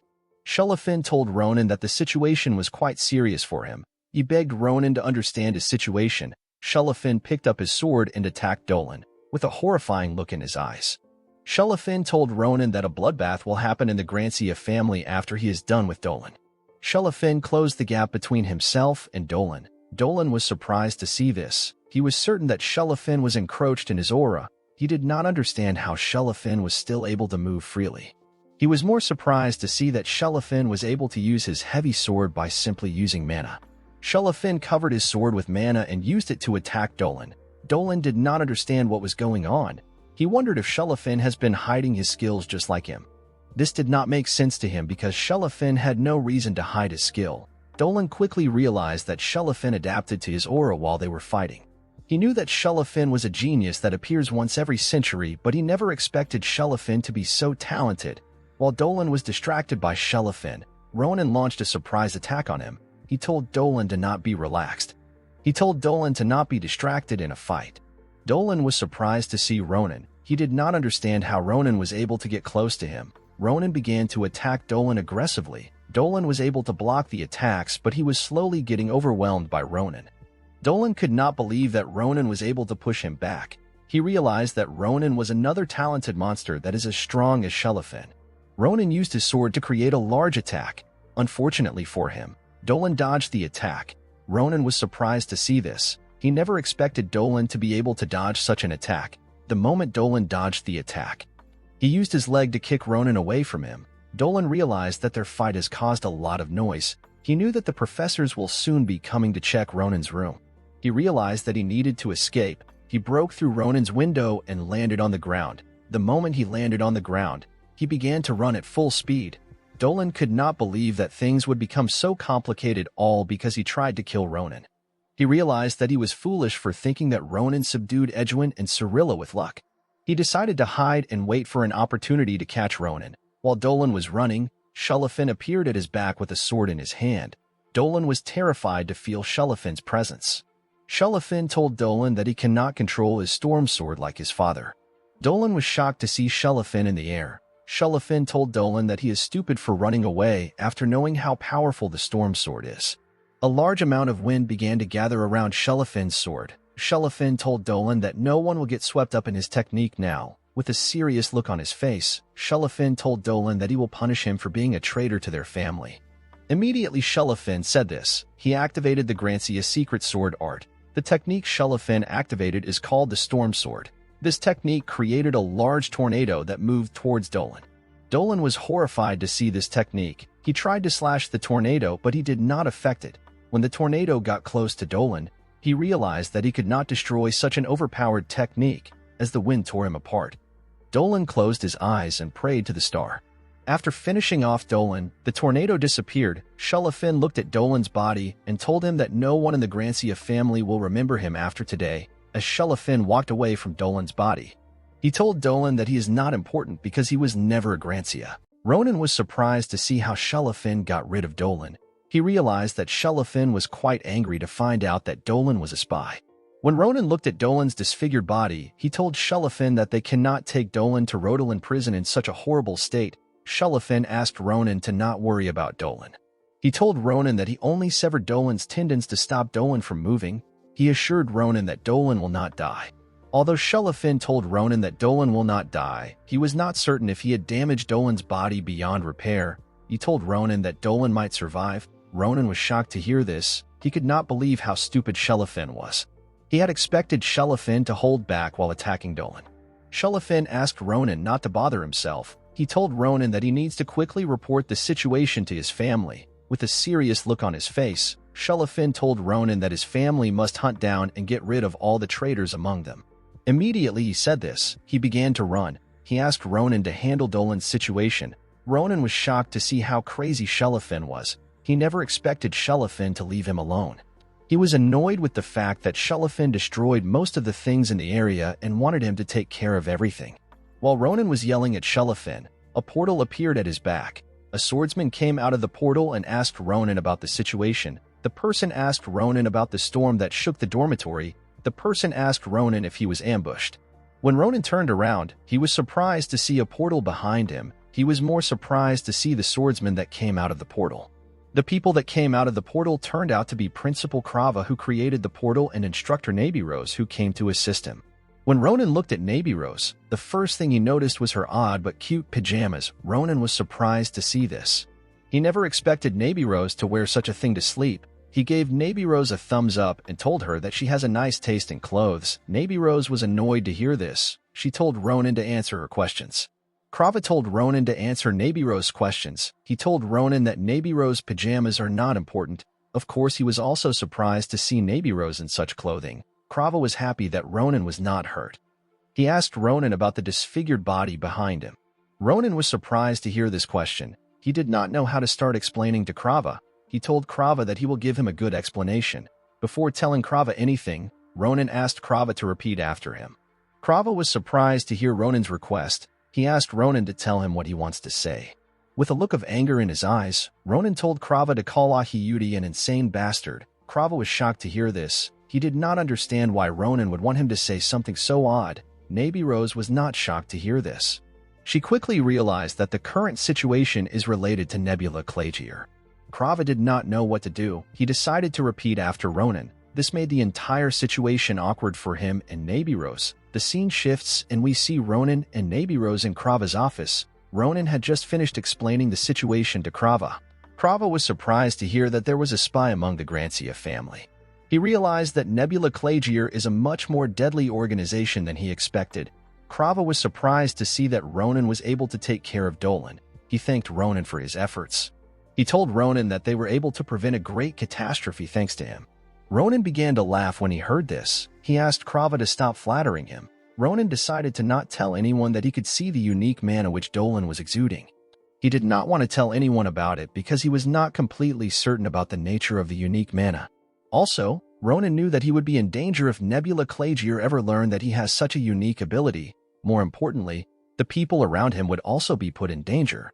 Krava told Ronan that a large-scale investigation on the Grancia family will be carried out soon. He asked Ronan to not worry about Dolan and Nebula Clagier. Krava realized that the Empire has been indebted to Ronan for a while. Ever since the incident in the Grand Cappadocia, Krava told Ronan that he wants to reward him appropriately as a principal. He asked Ronan if there is anything he wants.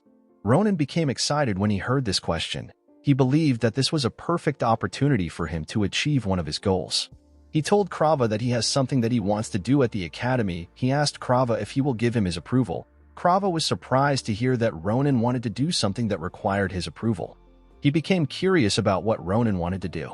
The scene shifts and we see Ronan standing next to a bulletin at the academy's plaza.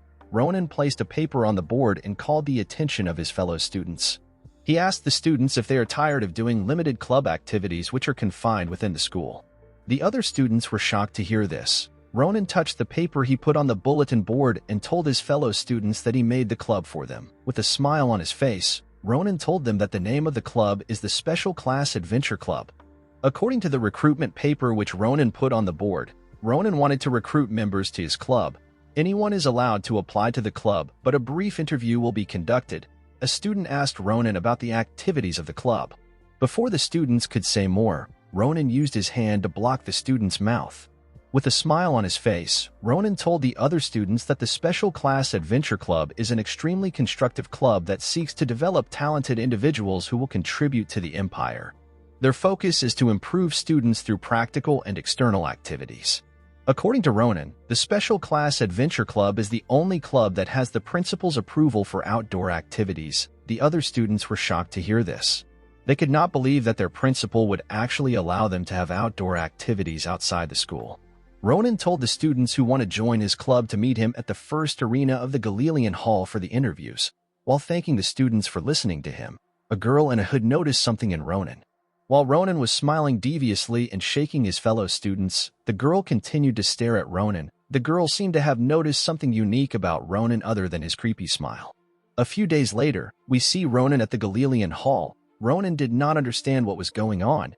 He did not understand why the students were not coming for his interview. He had expected everyone to rush in after they saw his performance at the plaza. He was quite surprised to see that no student was constant with the interviews other than Maria and Estelle. Maria was surprised to see that Ronan was confused about why the students were avoiding him. She asked Ronan to try to remember the interviews he had conducted in the last few days. She reminded Ronan that he randomly beat up people under the pretense of a spar to test their skills. Also, Ronan was asking the students some suspicious questions. He asked the students if they were prepared to risk their lives for their missions. The other students were shocked to hear this. They did not understand why they would risk their lives for a mere club. Estelle told Ronan that rumors about his behavior have spread throughout the academy. The students began to say that they need 10 lives to join Ronan's club. Ronan was disappointed that the other students were so weak. He believed that he tested them exactly how they test soldiers in the military. Of course, Ronan did not really care about having a lot of students in his club. All he wanted were promising students. Immediately Ronan said this. We see a student struggling to stand up. Ronan asked the student if he feels refreshed now that he is up. Ronan did not understand why the student wanted to spar with him. He already told the student to join their club. Ronan did not see a need to test the boy's skills. The student who was breathing heavily turned out to be Ronan's senior Brown. Ronan told Brown that he passed the test. With a smile on his face, Brown thanked Ronan for allowing him into the club. Ronan told Brown that the club will be quite difficult. He asked Brown to rethink his decision. With a bright smile on his face, Brown told Ronan that he is okay with the club as long as he gets stronger. Upon hearing Brown's response, Ronan told the members of his club to return back to their dorms. He asked them to rest before their club activities fully commences. Estelle asked Ronan about what he wants to do with his time. Ronan told Estelle that there is still time for interviews. He told Estelle that he wants to wait for some time. He told Estelle that a promising student might decide to join them. At night, Ronan realized that no student was coming to his club. Ronan could not believe that no single student even tried to apply. He decided to give up. He told Ade-shan to assist him in packing up. He thanked her for helping him with his interviews. He knew that Ade-shan was busy with her work as a teaching assistant, and yet she still found time to assist him. Ade-shan asked Ronan to not worry about it. While packing up the chairs, Ade-shan told Ronan that she would have applied to the club if she was not busy with her assistant work. Ronan was surprised to hear this. While Ronan liked Ade-shan, he never planned on allowing her to join the club if she applied. Ronan felt bad because he did not know how to tell her such a thing. He realized that he still needs to make a decision about what Ade-shan told him in the past. He did not know how to tell Ade-chan to give up on her dreams of becoming a general, especially after seeing how she was working towards this goal. Ronan realized that he had to give her more time before he could tell her such a thing. While thinking about what to do, the mysterious girl appeared in front of Ronan. She was happy to meet Ronan at the arena. She had expected Ronan to have finished the interviews. Ronan was surprised to see the girl. He did not know when she entered the arena. He could not feel her presence at all. With a smile on his face, Ronan asked the girl if she came to have an interview for their club. The girl was surprised to hear this. She asked Ronan if she can do something once she joins his club. Ronan did not understand what the girl meant. He asked her to speak up because he could not hear her clearly. The girl pulled down her hood, and we see her unique face with her blood-red eyes. She asked Ronan if she can touch something on him when she joins the club. Ronan was shocked to hear what the girl said. He did not understand what she meant when she said she wanted to touch it. Ronan assumed that the girl wanted to touch his body. With an embarrassing look on his face, Ronan told the girl to not do anything shameful. The girl told him that she does not want to do anything to him. She told Ronan that she wants to touch Sita. Ronan was relieved to hear this. He did not understand why the girl could not tell him that she wanted to touch Sita. He told the girl that Sita is always with him. He told the girl that she will be able to touch Sita if she joins the club. The girl was very happy to hear this. Ronan did not understand why the girl was happy. He believed that she was a very strange person. He was more surprised by the fact that he could not sense her presence until she got very close to him.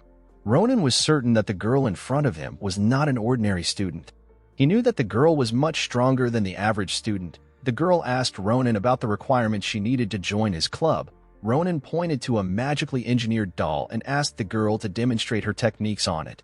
He asked the girl for her name and grade. The girl told Ronan that she is a junior from the magic department. She told Ronan that her name is Ophelia DeKnight. Immediately she said this, she activated her magic. A bright light came out of her eyes and a red and dark aura surrounded her. Ronan and Ade-chan were shocked to see this. They could not believe that the girl was using dark attribute magic. This is because this attribute is not common. Ade-chan could not believe that Ophelia was able to perfectly control dark mana because it is very difficult to handle. While Ade-chan was mesmerized by Ophelia's magic, Ronan noticed something that was very shocking about Ophelia's mana. While the energy was quite faint, Ronan could still see it. He could see the blood-red energy that was exuding from the center of Ophelia's mana. Ronan was surprised to see the blood-red energy. He quickly realized that he had seen such an energy before. This mana is similar to the one Sita possesses. Ophelia gathered her energy to her fingertips and activated a spell called Shadow Claw. Immediately she activated the spell. Her mana took the shape of a claw and attacked the magically engineered doll. The moment her magic touched the doll, it blew it up. Ronan and Ade-chan were shocked to witness Ophelia's powers. Ronan told Ophelia that there is no need for them to have a duel. When the dust from the explosion cleared up, Ronan and Ade-chan saw how Ophelia had destroyed the magically engineered doll with her magic. Ronan and Ade-chan were shocked to see this. Ronan told Ophelia that she passed the test. After telling Ophelia that she passed the test, Ronan wanted to ask her about her unique mana. Before Ronan could ask his question, Ophelia already knew what he wanted to say, with the use of telepathic magic. Ophelia asked Ronan if he saw the red blood energy. Ronan was shocked to hear Ophelia's voice in his head. He could not believe that she could also use telepathy. Ophelia put on her hood and told Ronan to not mention anything about it. She told Ronan that she does not want Ade-chan and other people to hear about it. She believed that things would become stressful and annoying if others found out. She asked Ronan to follow her outside. She told him that she also has some questions for him too. After leaving the arena, Ronan told Ophelia the things that she wanted to know about Sita. Ophelia was surprised to find out that Sita is a dream bird. Ophelia found it interesting that Sita was born containing the mana that is in the area. Ronan told Ophelia that she is also interesting to him. Ronan believed that people like Ophelia had left the Empire a long time ago. He could not believe that a vampire was standing before him. Ophelia told Ronan that not all vampires left the Empire. She told Ronan that there is still a small number of vampires in the Empire. Because vampires don't like stressful things, they decided not to reveal themselves to the people. Ronan was surprised to hear this. He realized that the reason Ophelia approached their high-profile club despite not wanting to reveal herself is because of Sita's mana.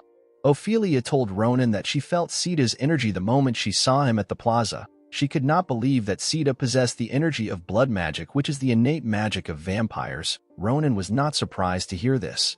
He had always been curious about Sita's unique magic.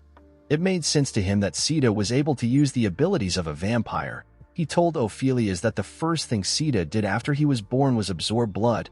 Ophelia was shocked to hear this. She could not believe that Sita actually used vampire magic the moment he was born. Ronan did not understand why Ophelia was surprised. Ophelia shouted and asked Ronan about the year which Sita was born. She believed that Sita had to be 3 or 5 years old. Ronan and Sita were surprised to see Ophelia's behavior.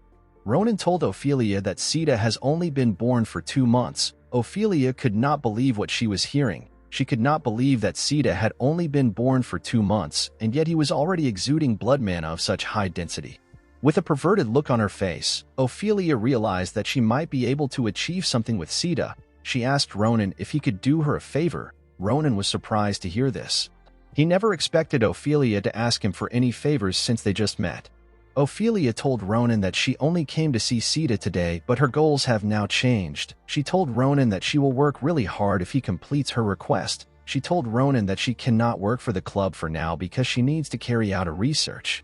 Ronan was surprised to hear this. He asked her about what she wants to use for her research. The next day, Ronan and his new club members went to a place called The Nest. This place is the Academy's clubroom area. The team went to check out their new building in the clubroom area. Ronan was surprised to see that the Academy dedicated an entire building to a student's club. He could not believe that the Academy would be so generous to him. Ronan turned around to look at Estelle and Maria. He realized that there was something different about them. When he looked closely, he noticed that they were carrying the weapons made for them by the Grand Cappadoci. Ronan was surprised to see that Maria changed her sword from a dual blade to a great sword. Maria told Ronan that a blacksmith called the Great Commander made a sword that would suit her strength properly. Estelle told Ronan that she received a magical bracelet. The bracelet was made from the approaches of the magic city called Delpium. With a smile on her face, Estelle told Ronan that the bracelet has helped improve her mana control and her speed and power have increased by 2-fold. Ronan was quite happy to see the quality of weapons his friends received. Maria asked Ronan about why he wanted them to come to the clubroom armed. Ronan told her that he will tell her inside. With a serious look on his face, Ronan told his club members that they are here to have an important conversation. After settling down, Ronan told his members that he established the club for only one reason. He told them that he wants to improve their individual latent abilities as fast as possible through real-life experiences. Of course, the real reason was to prepare his club members for the day which Ahiyuti and his friends would invade the Empire. The first place which Ronan wanted their group to visit was one of the mountain ranges which the Empire had not discovered yet. The name of this mountain range is Vadian Mountain. Maria and Estelle were shocked to hear that they were going to a mountain. Brown was very happy with Ronan's choice. Vadian Mountain is known for being quite unusual. Ronan believed that the mountain would be a good experience for them. He told his club members that he also has some personal business which he wants to settle at the mountain. He placed his hand on his sword and told Maria and Estelle that there is a problem which he needs to resolve with them. Maria and Estelle were shocked to hear this. They did not remember ever offending Ronan. Maria asked him to tell her the problem. Ronan told her not to worry about it. He told the members of the club to step outside. With a smile on his face, Ronan told the club members that he wants to fight with them. The scene shifts and we see Ronan, Maria, and Estelle in the hallway. Estelle asked Ronan to explain himself. Estelle and Maria were shocked to find out that the problem Ronan wanted to solve was the early course completion. With a smile on his face, Ronan told Maria and Estelle that the problem is very serious. He told them that their next mission will take at least a week. He reminded Estelle and Maria that they still have classes which will not allow them to travel easily. Ronan knew that it will be difficult for Maria and Estelle to juggle their classes and missions at the same time. He told them that Krava will not allow them to stay in the club if it interferes with their classes. Estelle and Maria realized that Ronan is right. With a smile on his face, Ronan told Maria and Estelle that the only solution for them is to complete their courses early just like him. This will give them the freedom they want. Ronan took Maria and Estelle to a sparring hall which was on the second floor of their clubroom. After the group had armed themselves, Ronan told Maria and Estelle that he wants to check out their skills before he starts giving them private lessons. He told the two girls to face him together. He told them not to be afraid. He assured them that he will not unsheath his sword. With an irritating look on his face, Ronan advised Maria and Estelle to take the spar seriously. He told them that the spar will be boring if they take it too easy. He told them to keep themselves in check. Maria and Estelle were shocked to see the look on Ronan's face. They did not know how to respond to Ronan's request. They told him that they will do their best. With a smile on her face, Maria told Estelle that they should show Ronan their new technique. She told Estelle that it will be best for them to show Ronan how strong they have become. Estelle became excited when she heard this. She activated her magic and told Maria that she will do her best. Maria covered her sword in aura and got in position. She picked up her sword and used it to smash the ground. This created a lot of dust in the air. Ronan was surprised to see what Maria did. He told Maria that she has a lot of power. Although Ronan complimented Maria, he did not understand why she hit her sword on the ground. When the dust in the air cleared up, Ronan saw Estelle controlling the broken rocks with her magic. Estelle told Maria that she is ready to fight. Immediately she said this, she attacked Ronan with the broken rocks. Ronan was very impressed to see this. He could not believe that Estelle was already able to use such high-level telekinesis within a short period of time. Of course, Ronan easily dodged the rocks. He used his sword sheath to destroy the rocks. He commended Estelle on her efforts. The moment Ronan destroyed the rocks, he felt a powerful energy above him. When Ronan looked up, he sees Maria coming towards him with a smile on her face. Maria told Ronan to not try to block her attack. She advised Ronan to dodge her sword. The moment Maria's sword got close to him, Ronan carefully dodged the attack by jumping. Ronan was surprised to see the destruction caused by Maria's sword. He realized that he would have been torn to pieces if he had not dodged the attack. Immediately her sword landed on the ground. Maria picked it up and used it to attack Ronan. Ronan carefully dodged the attack while he was in the air. He was surprised to see how Maria was able to push him back.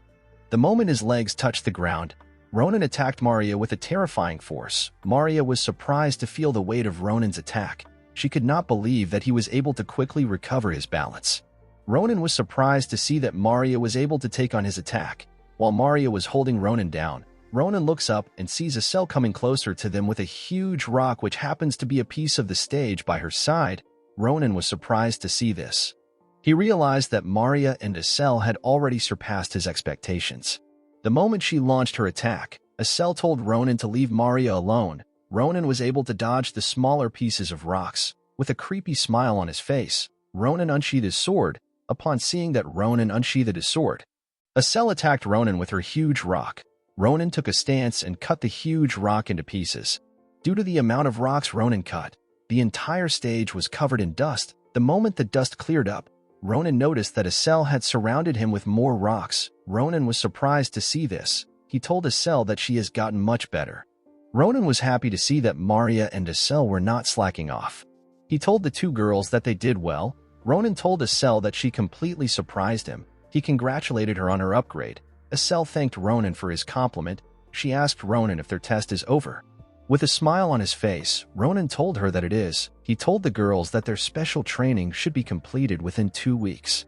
Maria and Estelle were relieved to hear this. With a horrifying look on his face, Ronan told the girls that special training will begin immediately. Maria and Estelle were shocked to hear this. Maria told Ronan that they just finished sparring. Ronan told them that it does not matter. He picked up his sword and began to chase them with it. With a horrifying look on his face, Ronan used his sword to chase and attack the girls. Maria and Estelle prayed for someone to save them. From that day on, Estelle and Maria devoted themselves to special training, even at the cost of sleeping less. 2 weeks later, we see Ronan in Krava's office. Ronan placed a paper which contained all his teammates' courses on Krava's table. Krava was surprised to hear that all Ronan's teammates had completed all their courses, with a smile on his face. Ronan told Krava that his teammates completed most of their courses. While Ronan was smiling, we see Estelle and Maria looking drained from their training. Brown did not understand why the two girls looked so stressed. Ronan told Krava that his teammates have not completed all their courses. He told Krava that they have completed enough courses which can grant them a permit to leave school grounds. Krava was surprised to hear this. With a smile on his face, Krava told Ronan that he will give him an outing pass. He wished Ronan luck on his adventures. The next day, the team went to Vadian Mountains for their first club activity.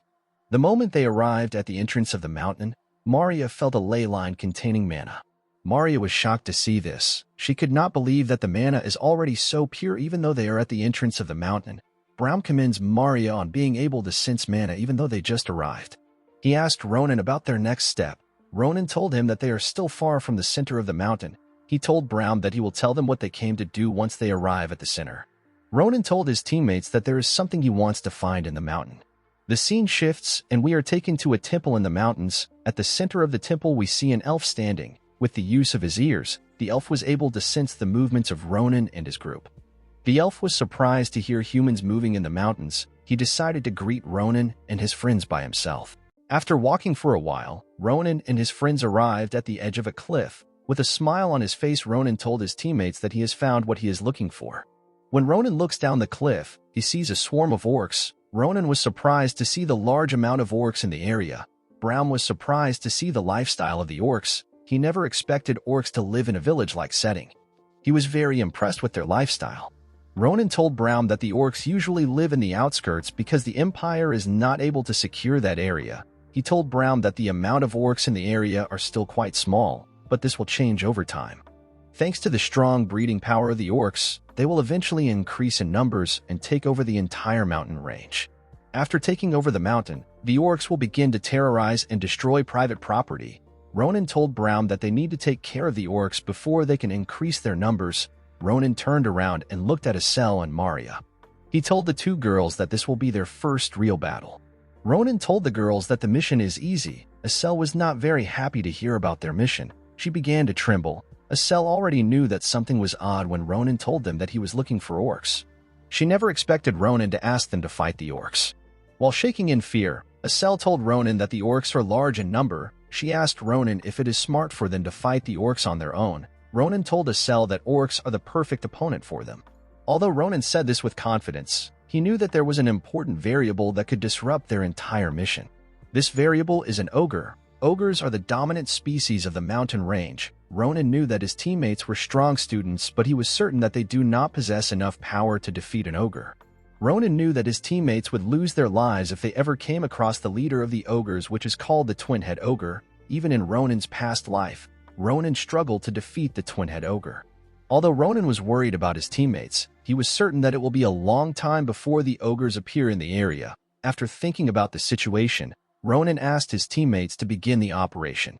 Before Ronan and his teammates could do anything, a man appeared behind them and told them to not do anything. The man commended Ronan on having a pure intention. This man turns out to be the mysterious elf who was in the temple. The elf called Ronan and his teammates young adventurers and told them that it is not a good time to fight the orcs. Ronan was shocked to hear the elf's voice. He did not understand what was going on.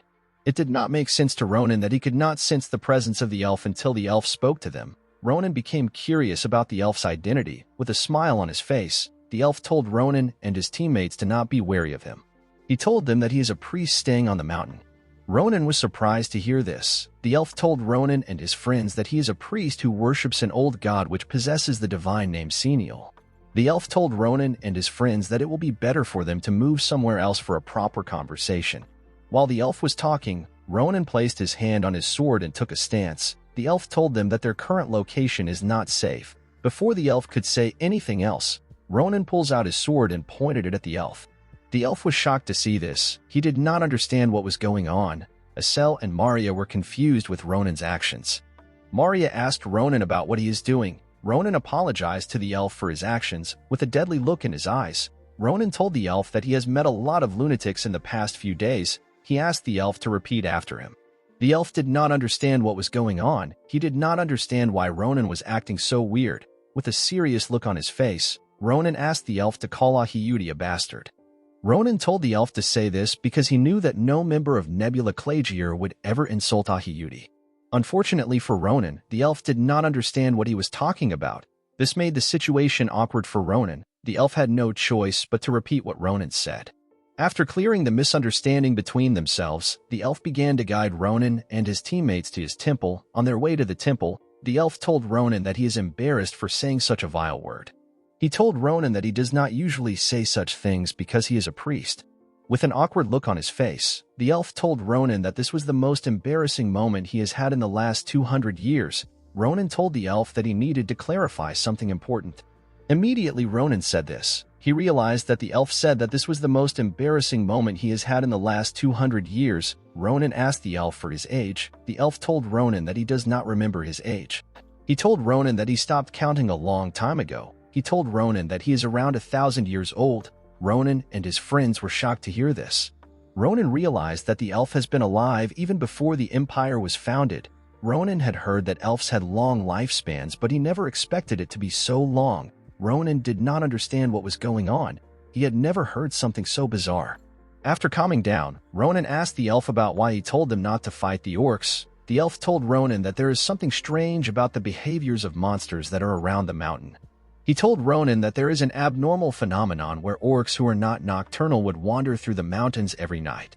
Ogres that rarely leave their territory are being discovered on the outskirts of mountain ranges. Due to the fact that the root of this problem had not been discovered, the elf believed that it will be safer for Ronan and his friends to not fight the orcs.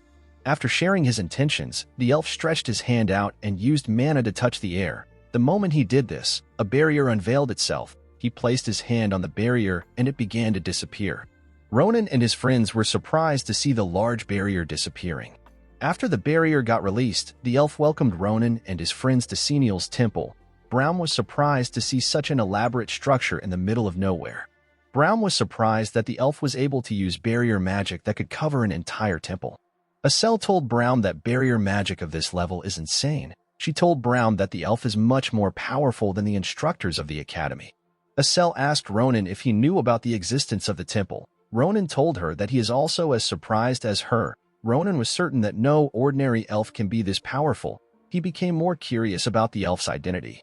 With a smile on his face, the elf asked Ronan and his friends to step into the temple. When Ronan and his teammates arrived at the center of the temple, they saw the god which the elf was worshipping. Ronan was surprised to see that Seniel was an ugly rock. The elf told Ronan that the rock has its own meaning. He told the team that they will get tired when they hear about the story behind the rock. The elf told Ronan and his team to get an empty room in the temple. He asked them to put their luggages down and have some rest. He told them to talk to him if they need anything. Maria had an idea the moment she heard this. She tapped Ronan and told him to ask the elf about what he is looking for. Ronan told the elf that he is looking for the Curse-Eye's habitat. The elf was surprised to hear this. He asked Ronan about why he is looking for the habitat of such a monster. He asked Ronan if he is looking for the Curse-Eye because of the curse cast upon him. Ronan was horrified to hear this. He did not know how the elf was able to find out about his secret. He asked the elf about how he was able to know his secret. The priest was able to confirm his suspicion about Ronan thanks to Ronan's behavior. He told Ronan that he has been curious about his curse because of the strange and dangerous echo around him, with a serious look on his face. The priest asked Ronan to give him some of his time. He told Ronan that he wants to have a conversation with him. The scene shifts, and we see Ronan and the elf in a garden. While preparing some tea for Ronan, the elf tells Ronan that he already knew that Ronan was not an ordinary student from the moment he met him. Ronan was surprised to hear this. He did not know how to react. He could only smile awkwardly. Ronan did not understand what was going on. He did not know when he got swept in the flow of the priest. He quickly placed his hand on his sword in order to not forget his suspicion. Ronan did not know what to do about his situation. He wondered if he was being too sensitive about the priest. He was not completely convinced that the priest was not part of Nebula Clagier. He was certain that the priest was not exuding the same mana as Dolan, and the priest did not have any reactions when he mentioned Ahiyuti. Upon seeing that Ronan was lost in his thoughts, the priest asked Ronan to drink the tea. He told Ronan that the tea will help him. Ronan carefully looked into the cup containing the tea. He was not certain if the priest had poisoned the tea. While thinking of what to do, Ronan gets a scent of the tea. Ronan had never smelt something so unique. He wanted to ask the priest about it. When he looked up, he saw something that shocked him. Ronan saw the priest exuding a unique flow of mana. Ronan had never seen such a vivid flow of mana. He did not understand what was going on. With a smile on his face, the priest asked Ronan if he likes the scent of the tea. Ronan did not know how to respond to the priest's question. He did not understand what was going on. He did not know what he was looking at. He could not believe that mana could be so vivid and clear. The priest told Ronan that the tea allows one to see mana with a brand new set of eyes. Ronan was shocked to hear this. He asked the priest about what he put in the tea. With a smile on his face, the priest told Ronan that the tea is brewed from a medicinal herb that rarely grows in the mountains. The tea rejuvenates the senses by releasing the suppressed energy in one's body. The priest was surprised to see that the tea had taken its effect on Ronan. He told Ronan that most people do not feel the effect of the tea immediately. He told Ronan that the tea must have taken an effect because his energy was being blocked by his curse.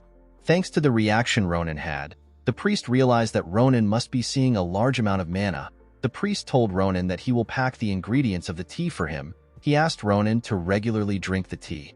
He begged Ronan to not use the cursed eye to remove his curse. Ronan was shocked to hear this. He did not understand what the priest was talking about. With a serious look on his face, the priest told Ronan that the cursed eye removes curses and takes away some of the user's life force. Using the cursed eye once or twice is not a problem, but if one continues to use it repeatedly, their life will be at risk. Ronan was shocked to hear this. He realized that the cursed eye had also drained Edwin's life force while he was being tortured. He could not believe that the cursed eye was so dangerous, due to the look on Ronan's face. The priest asked Ronan if he did not know the effects of the cursed eye. Ronan told the priest that he was not aware of the cursed eye side effects. He told the priest that he simply wanted to remove his curse. The priest was surprised to hear this, but he understood the reason why Ronan was worried. He told Ronan that he needs to be extra careful. He told Ronan that the consequences for a wrong action can be quite severe. Ronan was surprised to hear this. He knew that the priest was right. He looked down at his cup of tea and remembered that someone else also warned him about his curse. This person was Professor Secret. Ronan remembered that Professor Secret told him that his curse is difficult for her to undo. She told Ronan that she needs to thoroughly prepare before she can undo his curse. Ronan did not understand why he was in such a rush to remove his curse even though Professor Secret was helping him. After thinking about it, he realized that he became impatient because he met the overwhelming shadow of his father. Ronan let go of his sword. He realized that his life could come to an end anytime if he is not careful. He realized that he could die before he gets a chance to fight Ahiyuti. After calming himself, Ronan became more curious about the priest's identity. While staring at the smiling priest, Ronan tried to recollect the priest's face. He was certain that he had never met anyone like the priest in his past life. Although Ronan had never met the priest before, he felt like he knew the priest. Ronan admitted to the priest that he wanted to remove his curse quickly.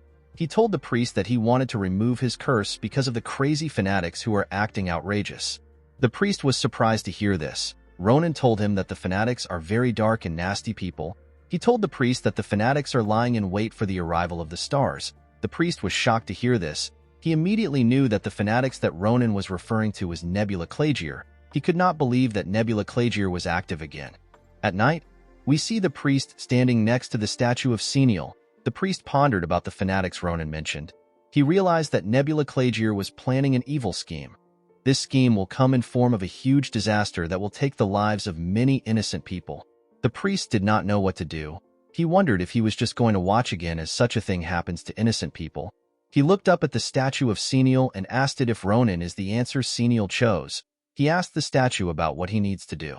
While the priest was trying to communicate with his god, someone steps into his temple. The person calls the priest's name, which was Saranti, and asked him about why he is up.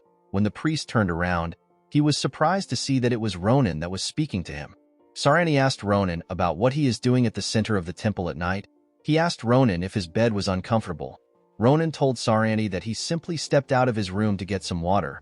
Ronan looked up and told Saranti that the statue of his god is interesting. He told Saranti that he never expected a rock to be a divine statue.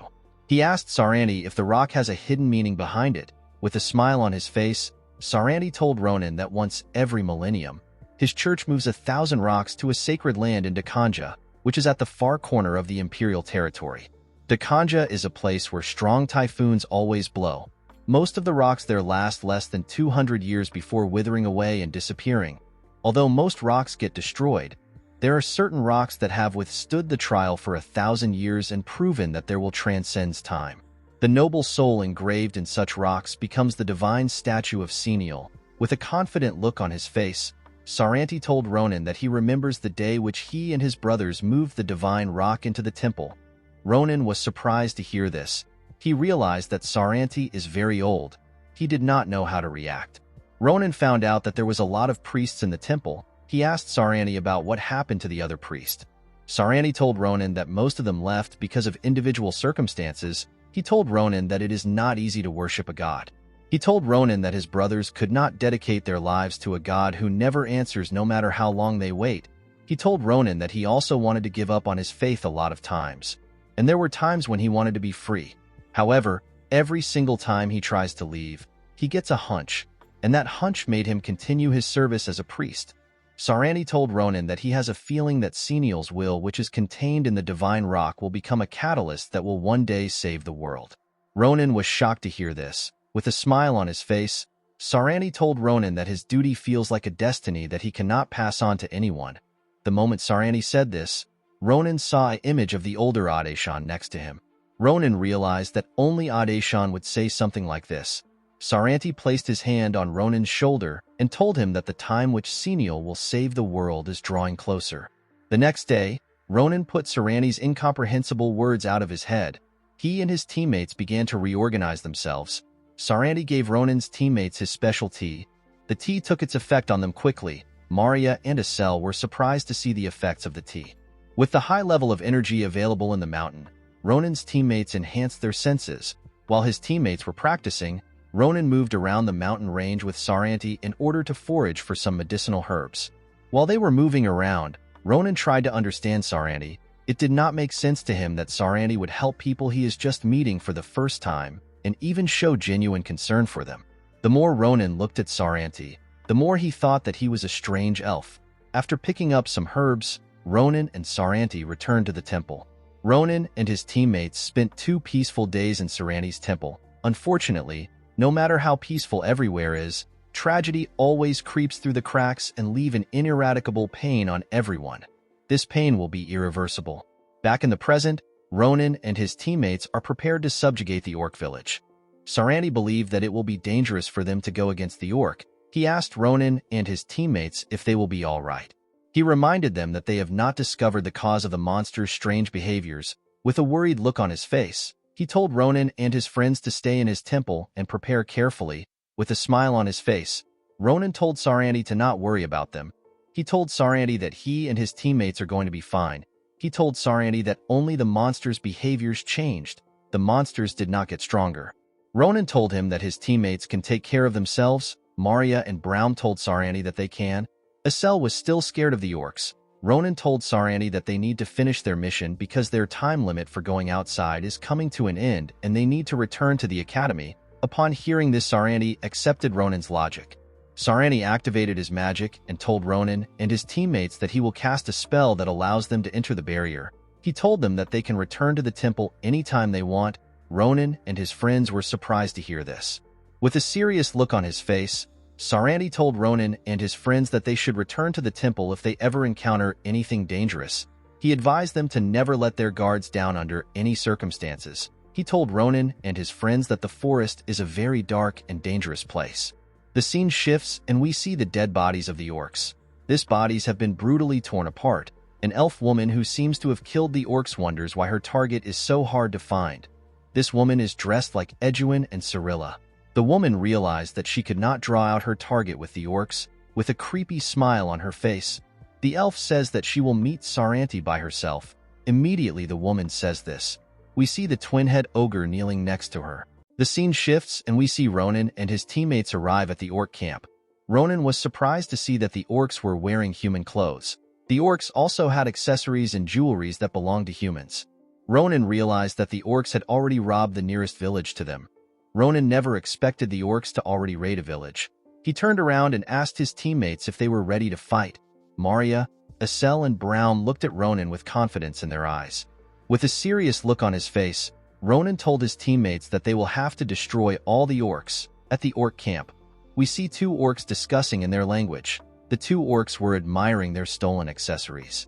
The orc wearing a jacket tells its fellow orc that his necklace looks good. The orc was happy to hear this. He told his friend that the necklace used to belong to a little kid that lived in the village which they raided. With a disgusting smile on his face, the orc told his friend that the child cried and struggled before it died. He told his friend that the child was very annoying. While the 2 orcs were talking, Asel used his telekinesis to safely drop Maria and Braum in the middle of the orcs. The orcs did not understand what was going on.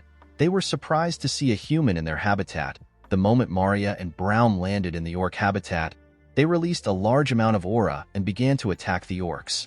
With their bodies brimming with strength, Marya and Braum easily tore apart the orcs that surrounded them. The other orcs were shocked to see this. They became enraged when they saw a human killing their kind. They picked up their weapons and rushed to attack Marya and Braum. While the orcs were rushing to fight Marya and Braum, one of the orcs got his head crushed with a stone. The orc standing next to the crushed orc did not understand what was going on. It did not understand how its comrade was killed with a rock. It called out to its comrade, but no one answered.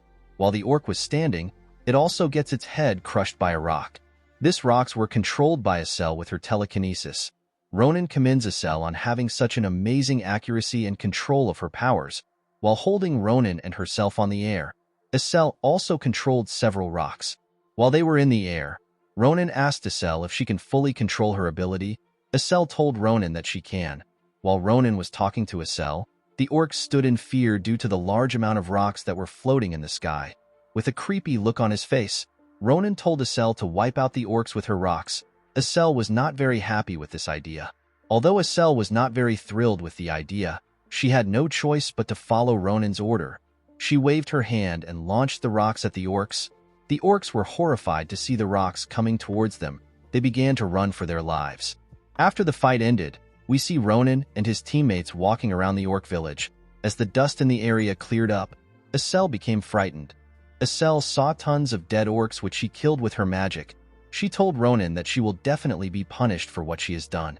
Ronan grabs Acel by the neck and tells her to not worry about it. He told her that she cannot get punished for something like this.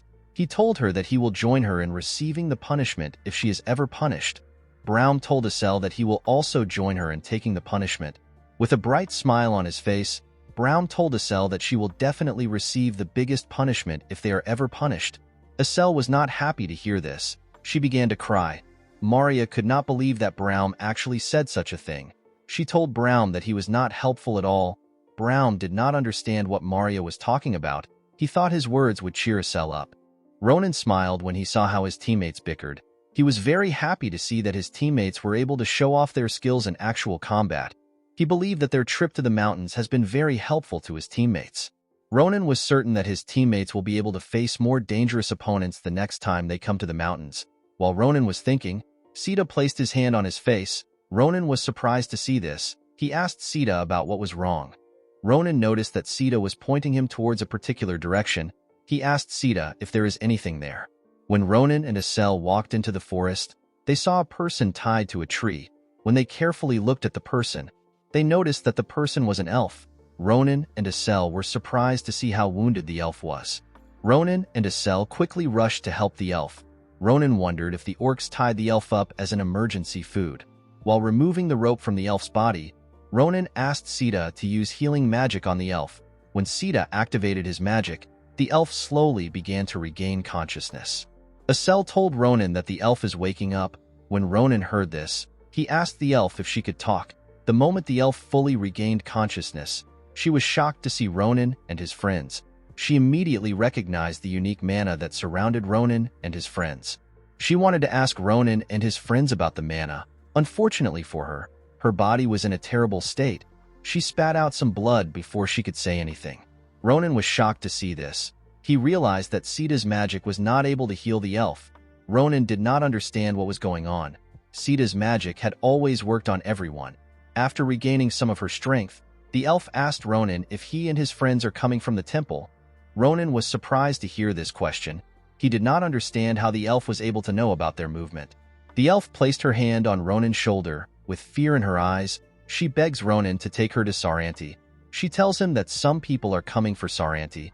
She told Ronan that Saranti's life will be in danger if they are too late. Immediately she said this, she lost consciousness.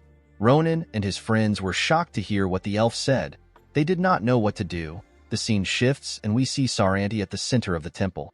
Saranti was cleaning the statue of his god. While Saranti was cleaning, someone steps into the temple. This person turns out to be Ronan. While carrying the elf, Ronan called out to Saranti. Saranti was surprised to see Ronan in the temple. He asked Ronan about why he is back so soon. He asked Ronan if he had an accident. Ronan was happy to see Saranti in the temple. He asked Saranti to take a look at the elf. He told Saranti that the elf was a captive who was held in the orc village.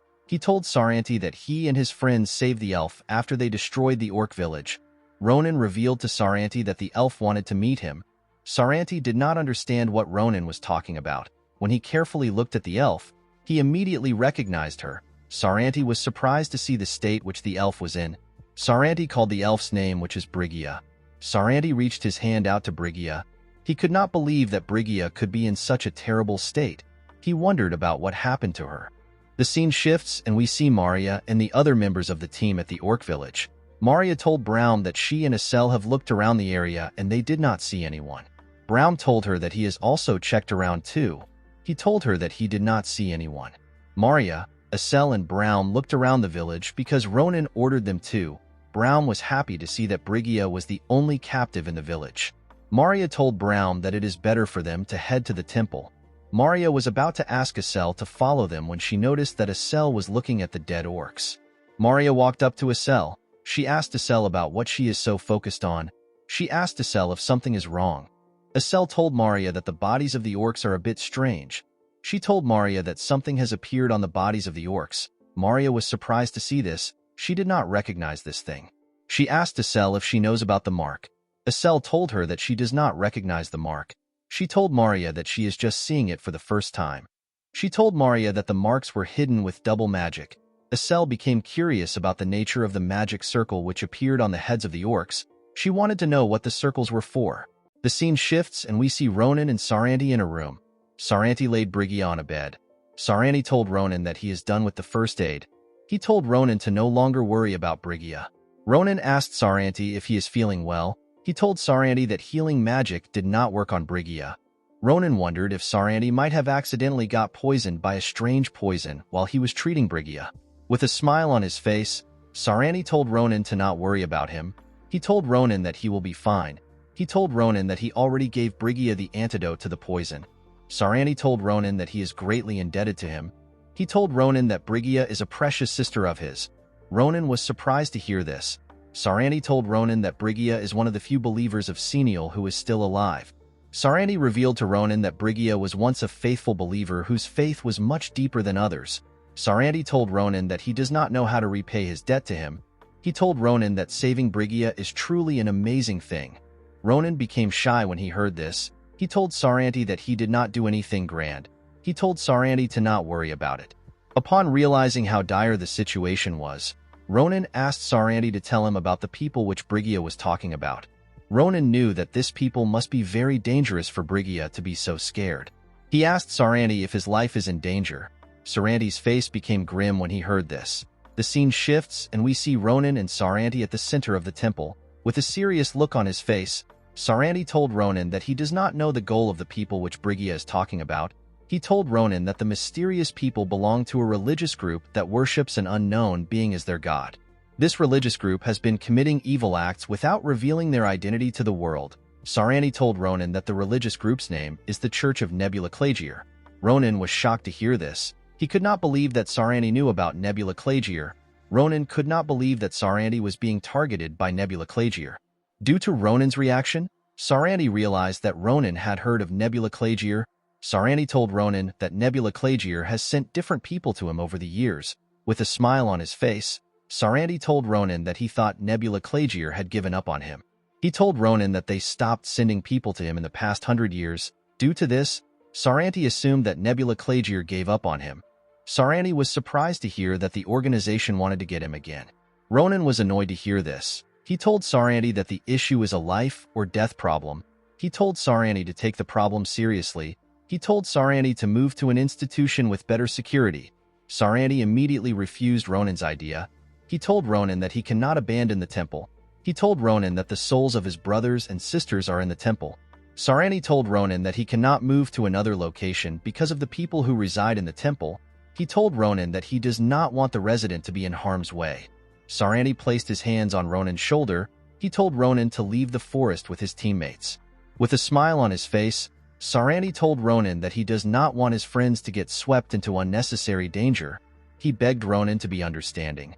Ronan did not know what to do. He could tell that Saranti was being honest by the look in his eyes. The scene shifts and we see Ronan and Saranti at the entrance of the temple. Ronan told Saranti to wait for him. He told Saranti that he will bring the strongest woman that he knows. He warned Saranti to keep himself hidden. He asked Saranti to not do anything reckless until he returns. Saranti smiled when he heard this. He told Ronan to not worry about him. He told Ronan that he will keep himself hidden. Saranti clenched his fist and placed something in Ronan's hand. He told Ronan to take this thing as payment for saving Brigida. Ronan was surprised to see the object that Saranti gave him. Ronan did not understand why Saranti gave him a ring. Saranti told Ronan that the ring is an item used as a pass in the Magic Tower. He told Ronan to show the ring to the librarian of the Magic Tower of Dawn. He told Ronan that the Magic Tower will be of great help to him. He told Ronan that he will find information about his curse in the tower. Saranti asked Ronan to be careful when he is going down the mountain. With a bright smile on his face, Saranti told Ronan that the time he spent with him and his friends was a gift to him. Ronan was shocked to hear this. He did not know what to say. With a nervous look on his face, Ronan told Saranti to not say such gloomy things. He told Saranti that they will still see each other later. He told Saranti to take care of himself. He told him that he will be back soon. Immediately Ronan said this. He left. After Ronan left, Saranti became relieved. He looked behind him and asked his older sister if she is glad to see him after a long time. Saranti turned around and called his older sister the assassin of Nebula Clagier.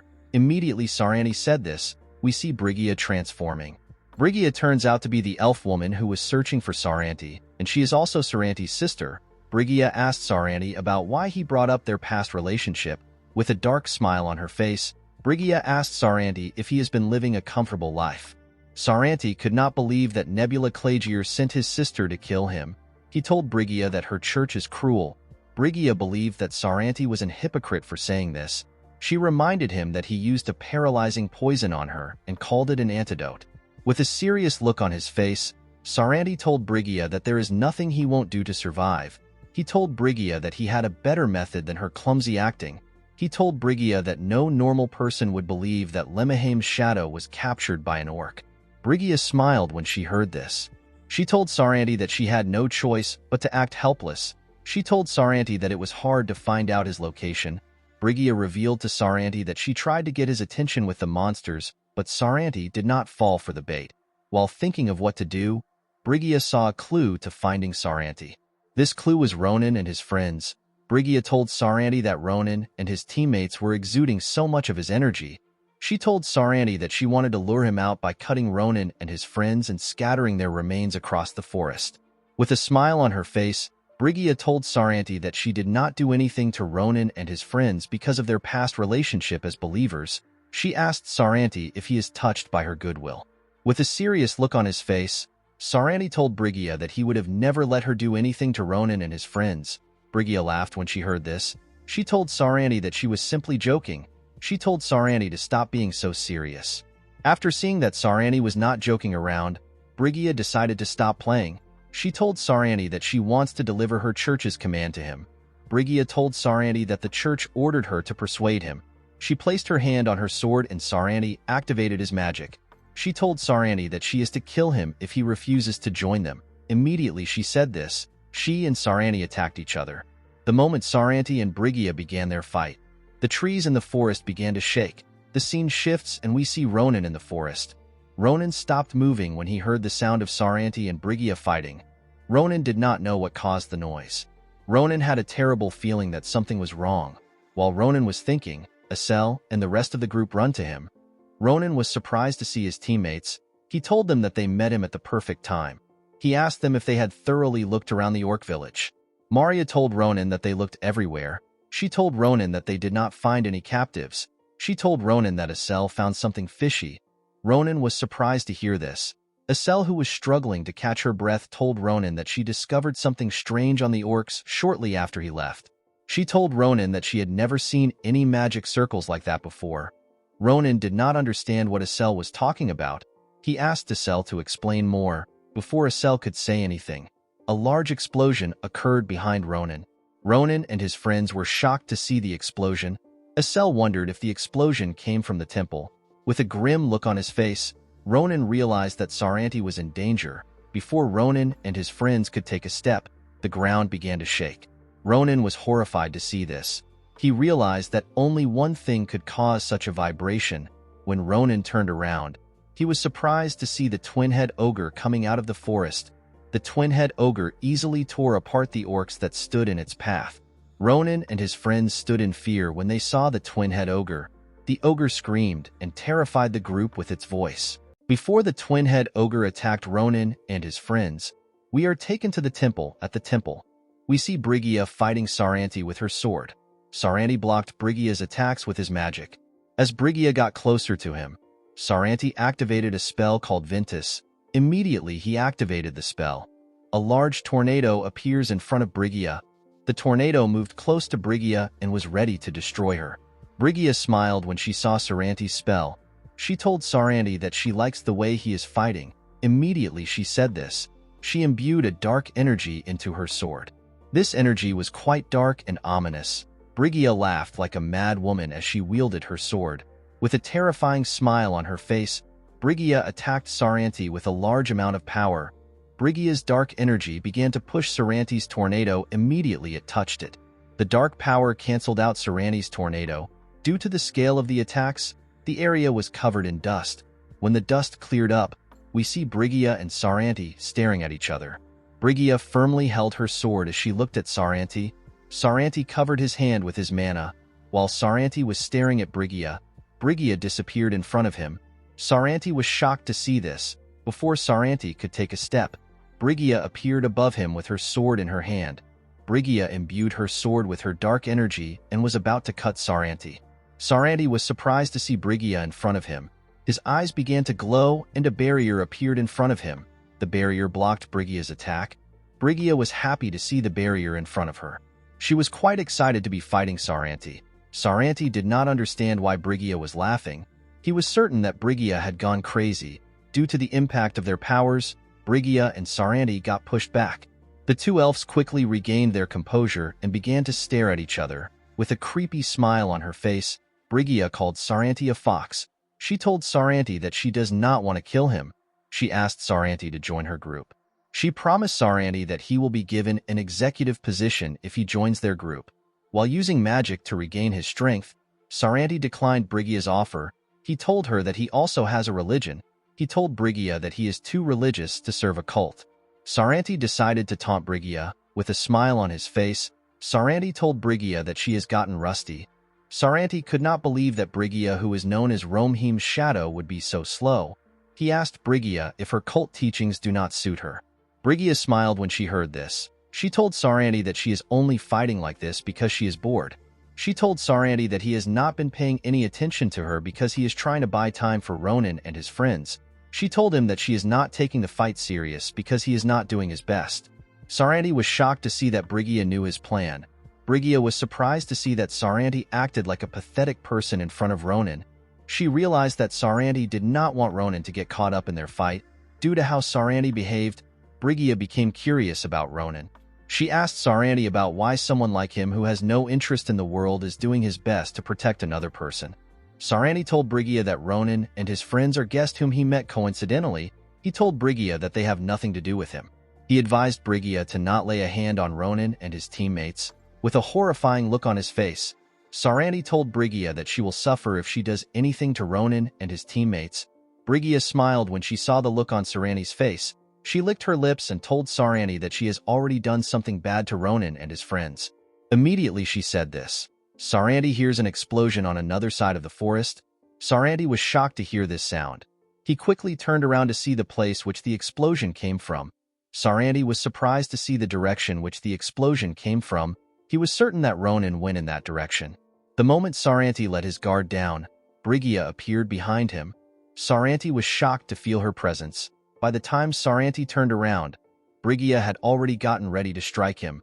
With a creepy smile on her face, Brigida told Saranti that he left an opening. When Brigida swung her sword, we see that Saranti loses his hand. The scene shifts and we are taken back to Ronan and his friends. Isel, Maria, and Braum all froze in fear as they saw the twin-head ogre. Ronan immediately called out to his teammates. He asked them to regain their composures. He told them that they cannot fight the twin-head ogre. Ronan asked his teammates to get behind him. Although Ronan's teammates heard what he said, they still could not move their bodies. With a creepy smile on its face, the twin-head ogre got ready to attack the team. The ogre used its hand to attack Braum. As the ogre's hand got closer to Braum, Braum still could not move his body out of fear. Braum did not understand what was going on. Before he could do anything, the ogre used its hand to smash him into a tree. Estelle and Maria did not know what happened. When they looked at the tree which Braum hit, they saw Braum's unconscious body. The two girls did not understand what was going on. The ogre walked up to them and got ready to attack them. Estelle and Maria knew that they had to run away, but their body would not allow them to move. As the ogre was about to crush Maria and Estelle with its hand, someone comes to save them. This person turns out to be Ronan. Ronan used the tip of his sword to hold back the ogre. Estelle and Maria were surprised to see Ronan. The ogre was surprised to see a human blocking its attack. Ronan told Estelle and Maria to take Sita. He asked them to also look after Braum. With a look of anger on his face, Ronan told the girls that he will take care of the ogre. Ronan was angry to see the twin-head ogre. He assured Estelle and Maria that he will take care of the monster. Ronan used his sword to push the ogre's hand away from him. He asked Maria and Estelle to quickly start moving. The two girls were still frozen in fear. They quickly put themselves together and ran away from the area. While gritting his teeth, Ronan noticed something odd about the ogre. Ronan saw a magic circle in the ogre's eyes. Ronan realized that he had seen this magic circle before. He remembered that Edwin and Cyrilla used the same magic to control the rock giants. Ronan realized that Nebula Clagier is also responsible for their current situation. While Ronan was thinking, the ogre tried to use its fist to crush him. Ronan was able to dodge the attack by jumping. The ogre smashed the ground and destroyed it. Ronan used one of the broken rocks to push himself higher. While in the air, Ronan used his sword to slash the ogre's chest. Immediately Ronan slashed the ogre's chest. He attacked the ogre at a frightening speed. Unfortunately for Ronan, his attacks did not leave a scratch on the ogre's body. Ronan was annoyed to see this. He realized that the twin-head ogre still has the same endurance that he remembered. The ogre clenched its fist and rushed to attack Ronan. Ronan was surprised to see the attack. He quickly used his sword to block the ogre's attack. Unfortunately for Ronan, he was not able to completely block the ogre's attack. The ogre used its fist to punch Ronan and send him flying. Seeing that he was moving at an insane speed, Ronan quickly pressed his sword into the ground and used it to slow himself down. Ronan's body was trembling due to the pain he felt. He was annoyed to see that the ogre still had the same power as before. The twin-head ogre picked up a tree and an orc. The orc screamed as the ogre held it in its hand. The ogre threw the tree and the orc at Ronan. Ronan, who was bleeding from his mouth, told the ogre that he would have been happy to see it any other day. He told the ogre that he wanted to settle their unfinished business. Ronan told the ogre that it has done something very stupid. He told the ogre that it will regret harming his teammates. Immediately Ronan said this. We see Maria, Estelle, and Sita helping Braum. Ronan could not believe that the ogre had the courage to harm his teammate in front of him. With a look of anger on his face, Ronan cleaned the blood on his lips and called the ogre a crazy bastard. Immediately Ronan says this. We see the tree and the orc coming towards him. Ronan swung his sword and split the tree in half. Immediately he did this, he rushed to attack the ogre. He jumped on a tree and began to run at a frightening speed. As he got close to the ogre, Ronan jumped from a tree and got ready to attack. The ogre was annoyed to see Ronan. It screamed at him. The reason Ronan could not catch the twin-head ogre in his past life was because the ogre had such a tough skin that Ronan could not cut. Due to how strong the ogre's skin was, Ronan could not severely damage it. The ogre stretched its hand up and got ready to crush Ronan in the air. Ronan believed that he could take on the ogre because his situation is now much different. Ronan now had a much powerful sword and techniques which he learnt from instructor Nebiros. While in the air, Ronan took a stance and used the fourth form of Nebiros style. This style is called revolving sword. Ronan was certain that he could cut through the ogre with this technique. Wind pressure gathered around Ronan and he flew past the ogre. When Ronan landed on the ground, he put his sword back into its sheath. The ogre turned around and growled at Ronan. With a horrifying look on his face, Ronan asked the ogre to die. Immediately Ronan said this. The ogre's body tore apart. While holding his sword, Ronan realized that he still had a long way to go before he can become strong. Ronan could not believe that he wasted time fighting a weak loser like the twin-head ogre. Ronan rushed to meet Estelle and Maria. He saw Maria carrying Braum on her back. Ronan asked the two girls if Braum is all right. Maria told Ronan to not be worried. She told him that they have already administered first aid with Sita's help. She told Ronan that they need to take Braum to a professional healer. Maria assured Ronan that Braum will be all right. Ronan was relieved to hear this. He asked the two girls to take Braum out of the mountains. Estelle was surprised to hear this. She asked Ronan about what he was going to do. With a serious look on his face, Ronan told Estelle that he is going to meet Saranti. The scene shifts and we see Ronan arrive at the temple. Ronan was surprised to see the temple in a ruined state. Ronan did not understand what was going on. He was certain that it has not been long since he left the temple. Ronan did not understand how such a destruction could occur in such a short time. While Ronan was looking around, someone walks up to him from behind. Ronan quickly felt the person's presence and turned around. When Ronan turned around, he saw an injured Saranti. Saranti smiled when he saw Ronan. He was happy to see that Ronan was fine.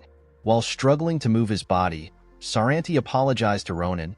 He told Ronan that he wanted to save him, but his body would not allow him to move.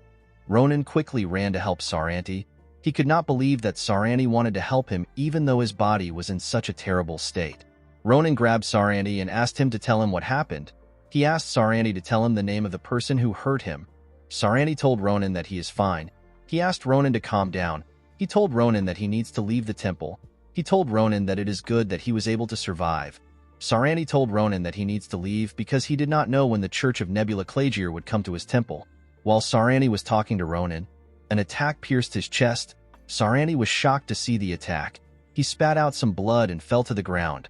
Ronan was shocked to see this. He did not know what was happening. Ronan's body began to shake when he saw Saranti on the ground. Ronan did not understand what was going on. While Ronan was looking at Saranti, a purple light shined behind him. This purple light was Brigia. Brigia landed behind Ronan and told Saranti that he almost killed her. Ronan was surprised to see Brigia. With a creepy smile on her face, Brigia asked Saranti to tell him why he would use such an attack on his former comrade. The moment Brigia cut off Saranti's hand, Saranti used a powerful spell to create a tornado that sent Brigia flying. Brigia could not believe that Saranti would use such a dangerous skill on her just because she cut off his hand. She told Saranti that she could have died from the attack. Saranti was annoyed to hear this. He could not believe that Brigia was still fine. With a unique aura surrounding her body, Brigia told Saranti that she was able to survive the attack thanks to the blessing of the star. With a creepy look on her face, Brigia was surprised to see that Ronan was alive. She never expected to see Ronan again. Brigia told Ronan that he is skilled for surviving his encounter with the twin-head ogre. Ronan was annoyed to hear this. He asked Brigia to tell him who she is. Brigia was surprised to hear that Ronan did not recognize her. She quickly realized that Ronan had not seen her in her current form. She decided to reintroduce herself. She used magic to turn part of her hair blonde. With a smile on her face, Brigia thanked Ronan for saving her before. Ronan could not believe that he was looking at the weak elf from before. He realized that Brigia was faking her situation. With a smile on her face, Brigia thanked Ronan for helping her get through Saranti's barrier. She told Ronan that she will kill him painlessly for helping her.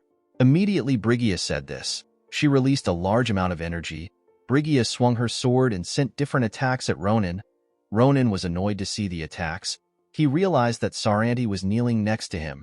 When the attacks hit its target, we see the area covered in dust. When the dust cleared up, Brigia was surprised to see that the attacks did not touch Ronan and Saranti. When Brigia looked to her side, she saw Ronan placing Saranti on some rocks. Brigia was surprised to see that Ronan was able to dodge her attacks. She told Ronan that he is a bit different. Ronan was angry to see the state which Saranti was in. He asked Sita to heal Saranti. He told Sita that he must save Saranti. Ronan grit his teeth and called Brigia a bastard. He told her that her organization has destroyed someone's forge and placed a spy in the Duke's family. Ronan unsheathed his sword. With a horrifying look on his face, Ronan told Brigia that her organization has a lot of courage for them to crawl into the temple. Ronan told Brigia that he will destroy Nebula Clagier. Brigia was surprised to hear what Ronan said. She told Ronan that he has met the children of their organization. Brigia remembered hearing about some bastard who is being killing their church believers. Brigia was surprised to see that Ronan was the bastard. While Brigia was thinking, Ronan rushed to attack her. Brigia easily dodged the attack. Ronan was surprised to see that Brigia easily dodged his attack.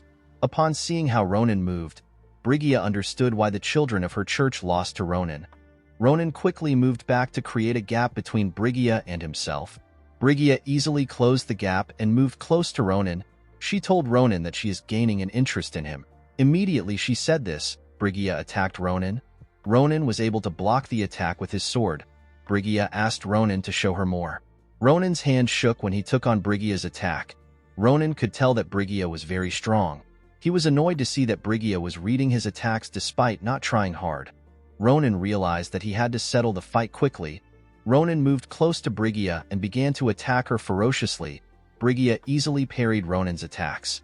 Brigida laughed as she blocked Ronan's attacks. She told Ronan that she is starting to like him. Ronan was annoyed to see that Brigida was not taking him seriously. Brigida believed that it would be a shame to kill Ronan. She asked Ronan to join Nebula Clagier. She told Ronan that she will take care of him if he joins their church. Ronan told Brigida that she is saying nonsense. Brigida was disappointed to hear this. She told Ronan that he does not actually have a choice. Brigida moved her fingers. Immediately she did this. Different attacks pierced Saranti's body. Saranti screamed in pain as this happened. Brigida told Ronan that she will kill Saranti if he refuses her offer. She told Ronan that she will make Saranti's death as painful as possible. Ronan's head ticked when he heard this. His hand began to tremble. Saranti summoned his remaining strength and asked Ronan to escape. With a horrifying smile on her face, Brigida told Ronan that Saranti's life depends on his choice. With a terrifying look on his face, Ronan told Brigida that his choice is to cut her into pieces. Ronan called Brigida a crazy bastard and used his sword to push her back. Brigida quickly put herself together and rushed to attack Ronan. She told Ronan that his attitude makes her want him more. Ronan was annoyed to hear this. He and Brigida began to attack each other at a frightening speed. As Brigida and Ronan clashed swords, Saranti watched them from afar. As Saranti slowly lost consciousness, he called out Ronan's name. Ronan jumped up and got ready to land a heavy attack on Brigida. Brigida smiled when she saw Ronan in the air. She was quite excited to fight Ronan. She did not remember the last time she was able to clash swords with someone on Ronan's level. When Ronan got close to Brigida, he swung his sword with a large amount of energy. Unfortunately for Ronan, Brigida stopped his attack with her hand. Brigida believed that it would be a waste for her to kill Ronan. Ronan was shocked to see that Brigida stopped his attack. Brigida asked Ronan to stay put. With a creepy look on her face, Brigida told Ronan that she might accidentally kill him. Immediately she said this. Brigida used her magic to pierce Ronan's chest. Ronan screamed when this happened. Brigida let go of Ronan's hand and took a stance. With a creepy smile on her face, Brigida told Ronan that he will see the light of the star the next time he opens his eyes. As Brigida's sword got closer to him, Ronan began to panic. He wanted to move his body, but he could not get up because of how injured he was. When Brigida's sword got close to Ronan's neck, a mana shield appeared in front of Ronan. The shield helped Ronan block Brigida's attack. Brigida was annoyed to see the shield. She tried to use her sword to pierce through it. Unfortunately for her, this did not work. Brigida was annoyed to see that Saranti was using a shield to protect Ronan. She could not believe that Saranti still had the strength to interfere in their fight. Saranti held his hand up as he casted the spell to protect Ronan. With a serious look on his face, Saranti reminded Brigida that he would destroy her if she hurts Ronan. Ronan turned around to look at Saranti. He asked Saranti to stop using his magic. He told Saranti that his body will suffer if he continues to overwork himself. He assured Saranti that he can take care of Brigida. Saranti told Ronan that he has done enough. He told Ronan that he has bought him enough time to make his preparations. Saranti told Ronan that he can take care of the rest. Immediately Saranti said this. A blue aura surrounded Ronan's body. Ronan was surprised to see the aura. He had never seen it before. While Ronan was looking at the energy, Saranti moved his hand and asked Ronan to step back. Immediately Saranti said this. The blue energy dragged Ronan away from Brigida's front. Brigida was annoyed to see this. She told Saranti that she will not allow him to do as he wishes. Before Brigida could take a step forward, she felt a shock in her hand. When Brigida looked at her hand, she noticed that lightning was moving around her body. Brigida quickly realized that something was wrong. She looked up and saw 3 large magic circles. These circles were exuding lightning. Brigida could not believe what she was seeing. She could not believe that Saranti had enough strength to cast such a powerful spell. It did not make sense to Brigida because Saranti was heavily wounded. Saranti held his hand up. He told Brigida that their relationship will end today. He bid Brigida farewell and released his spell. As the lightning descended on her, Brigida could only look in fear. The moment the heavy lightning touched Brigida's body, she screamed in pain. She experienced unimaginable pain when the lightning touched her. Ronan watched as Brigida was getting electrocuted. He could not believe that Saranti possessed such an immense amount of magic. Saranti grit his teeth as he used his spell. He pushed through his pain with willpower and continued using the spell. As blood came out of his mouth, Saranti said that he will end the fight by himself. Saranti was willing to use his entire mana and life force to stop Brigida. While getting electrocuted, Brigida screamed out Saranti's name in anger. Brigida could not believe that a fool like Saranti would try to kill her. She was angry to see this. She told Saranti that he is a fool who believes in a ghost. As Brigida said this, we see the lightning getting nullified by a unique aura. With a large amount of this unique aura surrounding her body, Brigida told Saranti that he is crazy for trying to kill her. After she completely nullified the lightning, we see that Brigida's skin has been badly burnt. Brigida told Saranti that she is a chosen apostle. With a menacing look in her eyes, she told Saranti that no one can stop her as long as she has the blessing of the star. She told him that she no longer needs to recruit him. Saranti was annoyed to hear this. With a horrifying look on her face, Brigida told Saranti that he will need to die for what he has done. Immediately Brigida said this. We see Sita come out to protect Saranti. While slowly losing consciousness, Saranti wondered if he was finally going to die. The scene shifts and we see Ronan using his sword to hold himself up. Saranti reached out to Ronan with telepathy. Ronan was surprised to hear Saranti's voice in his head. As Brigida walked towards him, Saranti told Ronan that he does not have enough time. He told Ronan that he will keep his explanation short. Saranti revealed to Ronan that Brigida is able to neutralize his attacks with a technique called Blessing of the Star. Ronan grit his teeth when he heard this. He realized that Ahiuti was also able to neutralize people's attack due to this blessing. Saranti told Ronan that Brigida cannot move freely because she is heavily injured. As Brigida picked up her sword and got ready to kill Saranti, Saranti asked Ronan to leave the forest. He told Ronan that he needs to survive in order to prepare to fight another day. Immediately Saranti said this, he closed his eyes and got ready to receive Brigida's attack. Before Brigida's sword could touch Saranti's neck, Ronan sent a slash to Brigida. He told Saranti that he cannot yet exchange farewells. Brigida blocked Ronan's attack with her sword. She was annoyed to see that Ronan attacked her. She called Ronan a bastard.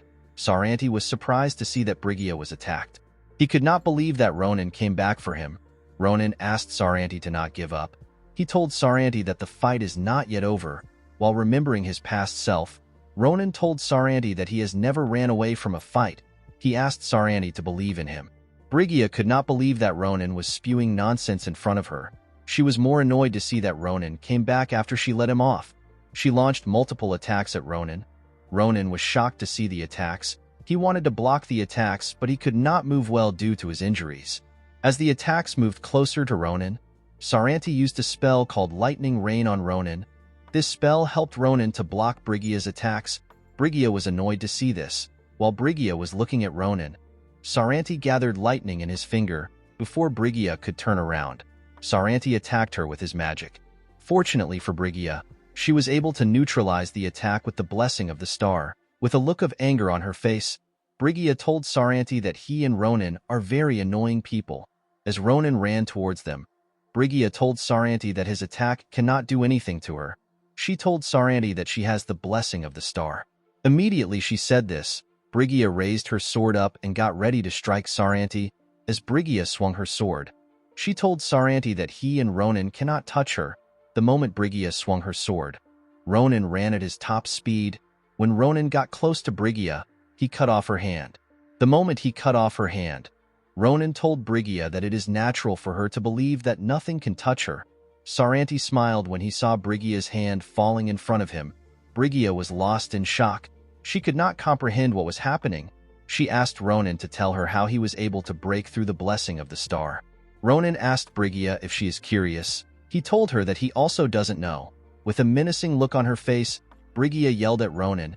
She told him that what he did is impossible. Unfortunately for Brigida, she was fighting the only human who has the ability to break through the blessing of the star.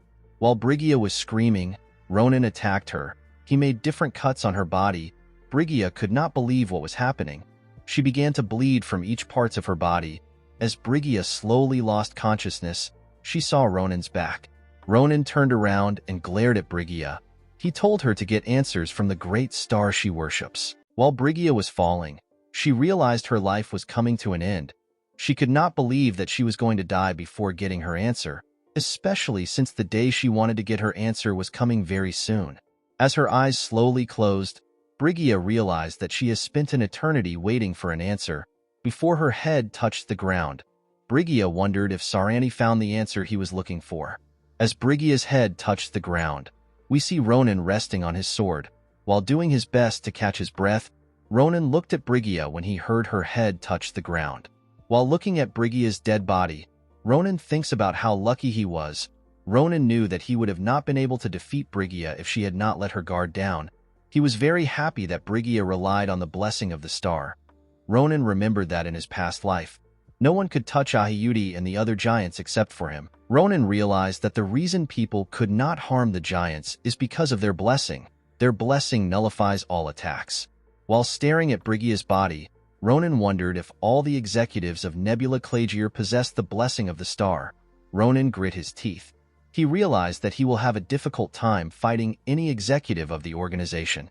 While Ronan was looking at Brigida, Saranti called his name. With a shaky tone in his voice, Saranti asked Ronan if he is okay. Ronan immediately replied to Saranti. He asked Saranti if he is alright. Ronan quickly walked up to Saranti. He knelt down next to Saranti and noticed that Saranti was still bleeding. Ronan yelled at Sita. He asked Sita to use his healing magic on Saranti.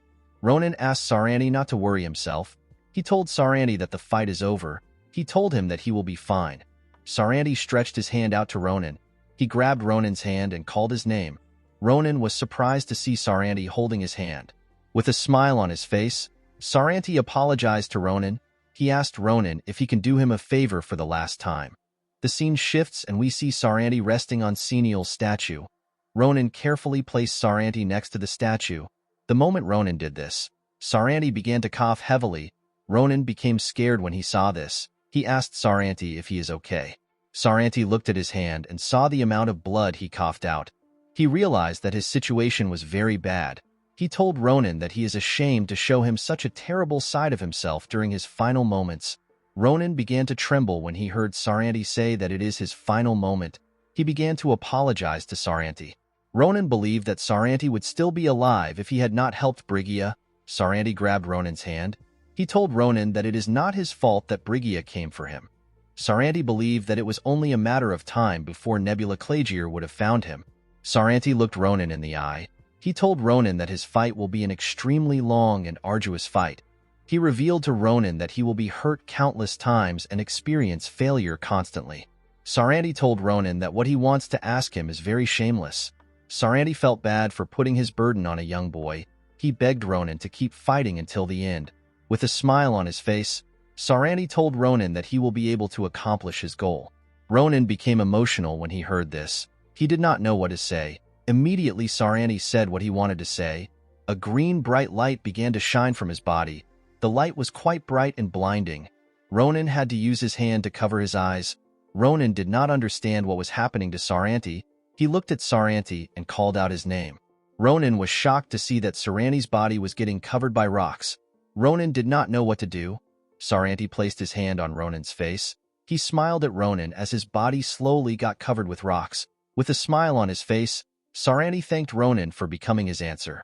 As his hand slowly fell from Ronan's face, Saranti told Ronan that he will be with him until the end by Senial's side. Immediately he said this. A bright light emitted from his body. When Ronan looked at Saranti, he realized that Saranti had become a small rock. Ronan was shocked to see this. As Ronan looked in shock, the sky began to clear up. Ronan looked at the rock and asked Saranti to rest in peace. After Ronan said his goodbye, he and his team returned to the academy and their first mission finally came to an end. The scene shifts and we are taken to the principal's office. Inside the office, we see Krava reading Ronan's report about their mission. Krava was surprised to see what Ronan wrote in his report. Krava told Ronan that he went through a lot of things for his first adventure. Ronan became nervous when he heard this. He knew that Krava would complain about the situation which the other students were in. Ronan told Krava that they got entangled with a crazy lady. He assured Krava that such a thing will never happen again on a mission. With a smile on his face, Ronan begged Krava to not stop their club's activities. Krava was not very bothered about the wounds on Ronan's body. Upon reading about the events that transpired between Ronan and Saranti, Krava told Ronan that the death of someone close to him is not a light matter. With a serious look on his face, Krava asked Ronan if he is truly all right. Ronan clenched his fist when he heard this. He told Krava that he is not actually completely fine. With a smile on his face, Ronan told Krava that Saranti will be sad if he saw him sitting around feeling sorry for himself. He told Krava that he does not need to worry about him. He thanked Krava for his concern. Upon hearing what Ronan said, Krava decided to let the matter go. He told Ronan that he cannot punish him and his teammates for subjugating an orc village and punishing a criminal. He told Ronan that he and his teammates have made a great contribution to the Empire. Krava asked Ronan to not do anything reckless the next time he comes across Nebula Clagier. He told him that he cannot allow his students to get hurt since he is the man responsible for the academy. Ronan smiled when he heard this. He told Krava that he will remember not to fight them.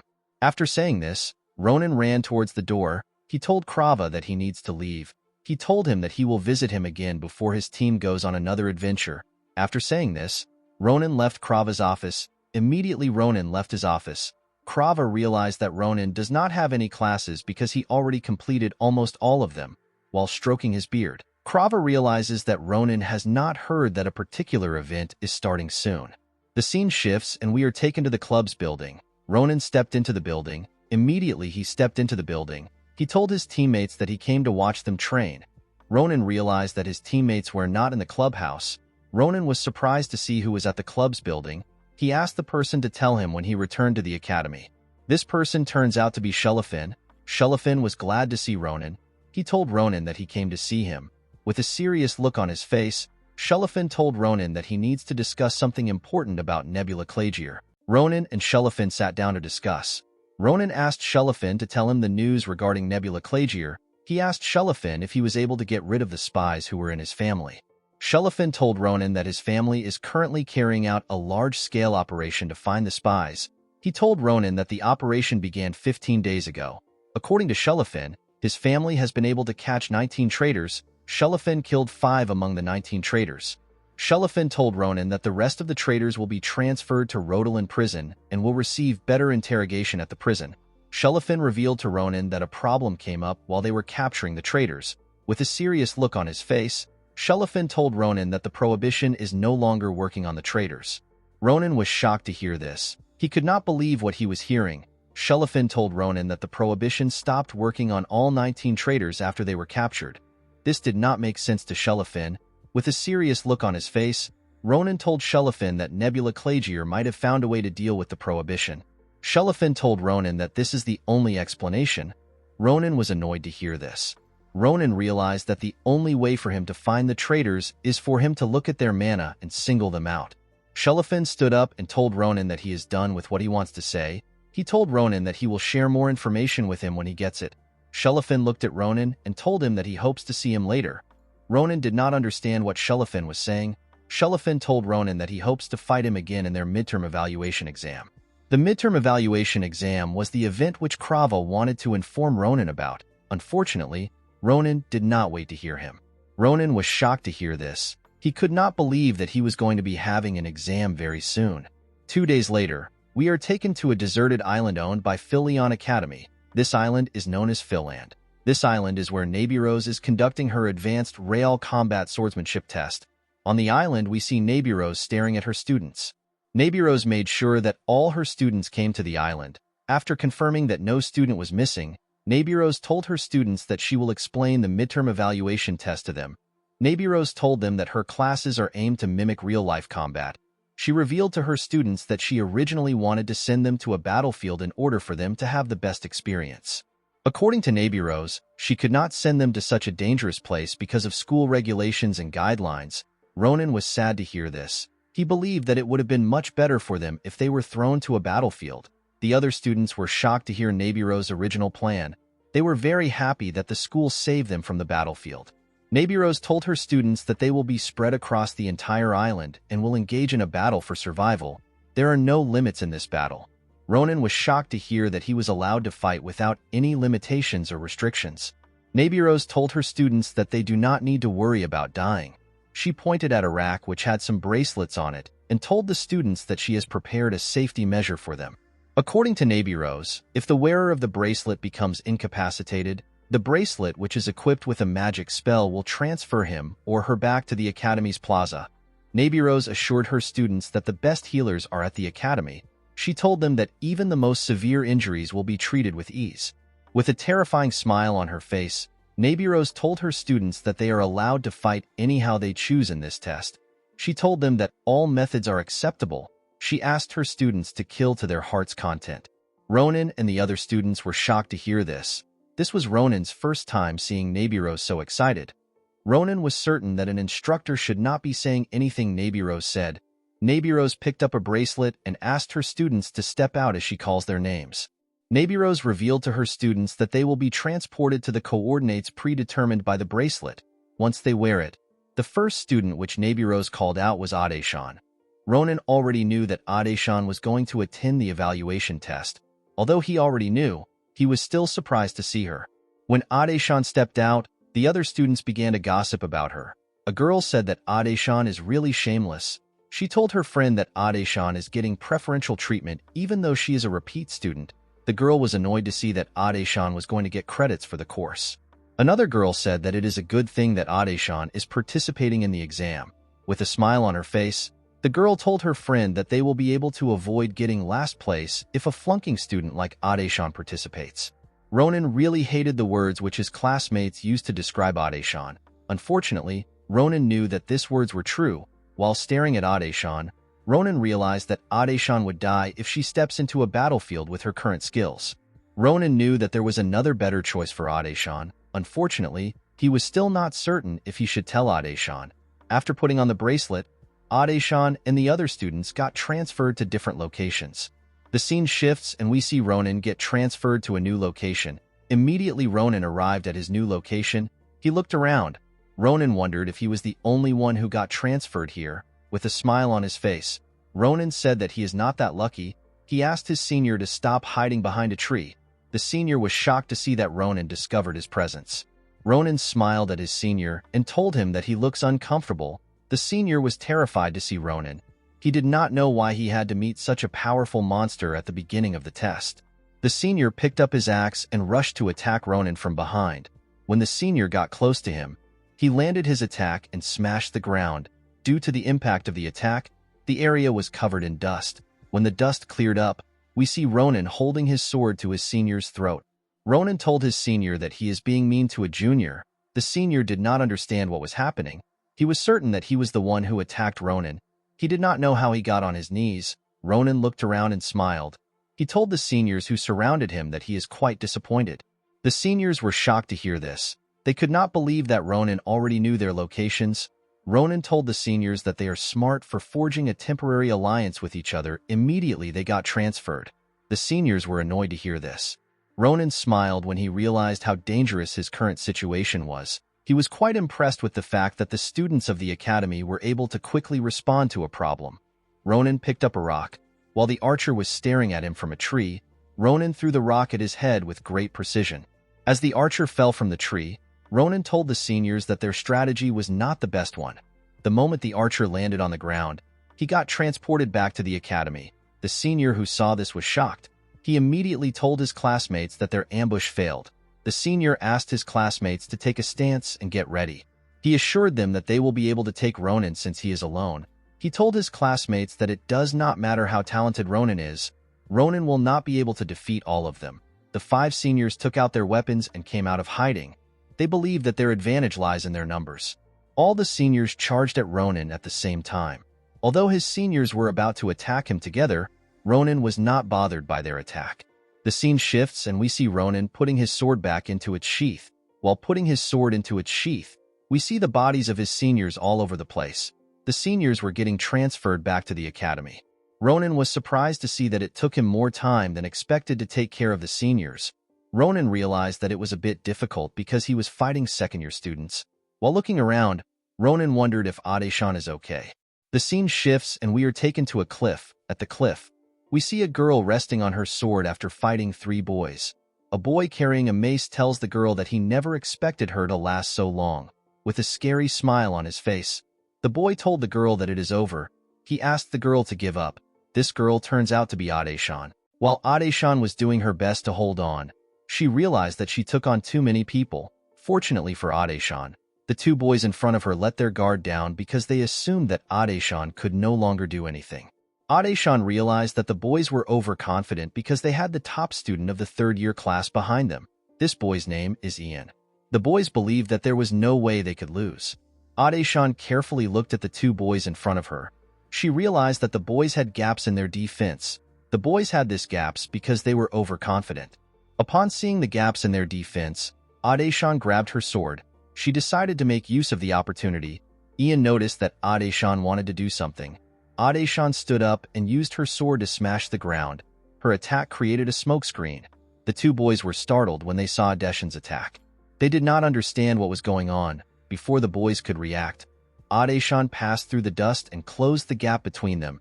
She used her sword to tear the boys apart. The boys were shocked to see this. They could not believe that they were going to lose to Ade-shan. After killing the boys, Ade-shan did not stop running. She wanted to use her momentum to defeat Ian. She wanted to end the fight in one go. When Ade-shan got close to Ian, she saw his mace in front of her. Ade-shan was shocked to see this. She did not understand how Ian was able to react to her. Fortunately for Ade-shan, she was able to block Ian's attack with her sword. Unfortunately for her, the attack was too heavy for her to handle. Ade-shan spat out some blood and flew when she received the attack. While Ade-shan was on the ground, Ian walked up to her. Ian told Ade-shan that he assumed that she was going to do something smarter. He told her that she disappointed him. He called her a pathetic person. Ian believed that Ade-shan was smart. He never expected her to make such a stupid move. With a condescending look in his eyes, Ian told Ade-shan that she can never beat him no matter how much she struggles. Ian smiled when he saw the look on Ade-shan's face. He told her that it is satisfying to see her struggle. While Ian was talking to Ade-shan, we see Ronan watching him from a tree. Ronan was not surprised to see what was happening. He believed that such a thing was expected to happen. Ronan could tell that Ade-shan had already done the best that she could do. Ronan was impressed with the fact that Ade-shan used the terrain to distract her enemies. He believed that she was fast in seizing her opportunity, and she was smart to advance forward with a solid foundation. While Ronan knew that Ade-shan was smart, he also knew that the current Ade-shan could never defeat Ian with her skills. Ronan knew that the gap in skills were too much for Ade-shan to overcome. Upon seeing her situation, Ronan knew that the test was over for Ade-shan. He got up and got ready to leave. Before Ronan could take a step, he hears the sound of weapons clashing. Ronan was surprised to hear this sound. He quickly turned around to see what happened. When Ronan turned around, he saw Ade-shan pressing her sword against Ian's mace. Ian was annoyed to see this. He did not understand why Ade-shan was still fighting. He asked her if she has to do things the hard way.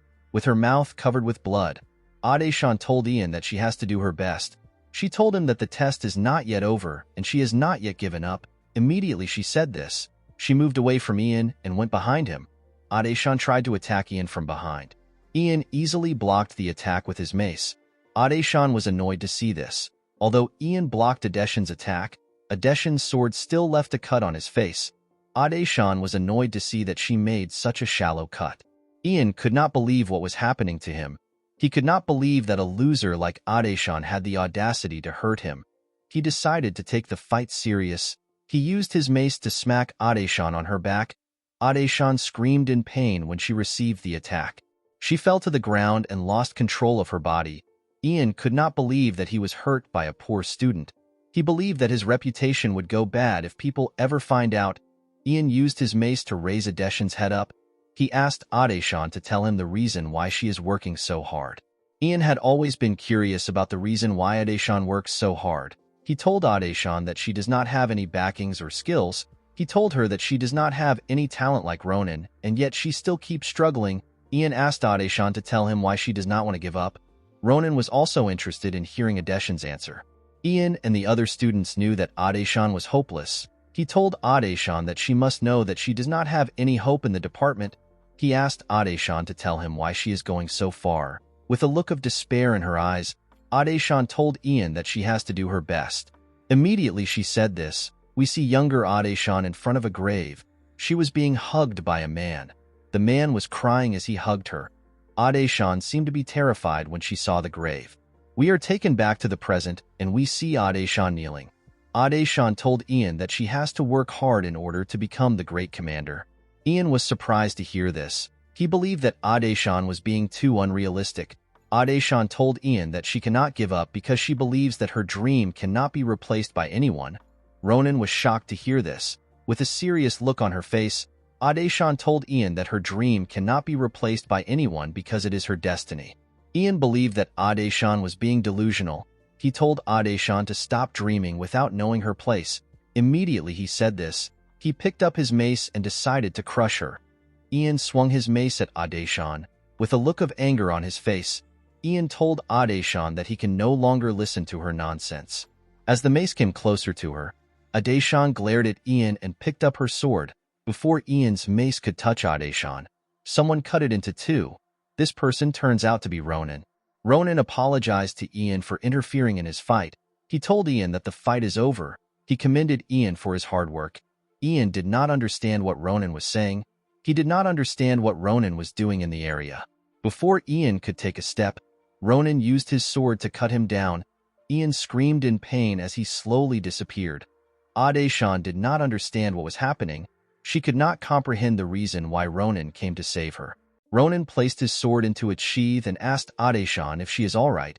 Adeshan told Ronan that she is fine. She thanked him for saving her. Adeshan did not understand what was going on. She asked Ronan to tell her why he came to the cliff.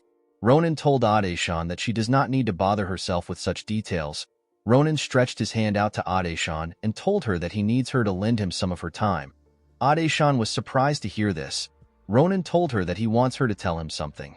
Ronan asked Adeshan to tell him the reason why she wants to become the Grand Commander.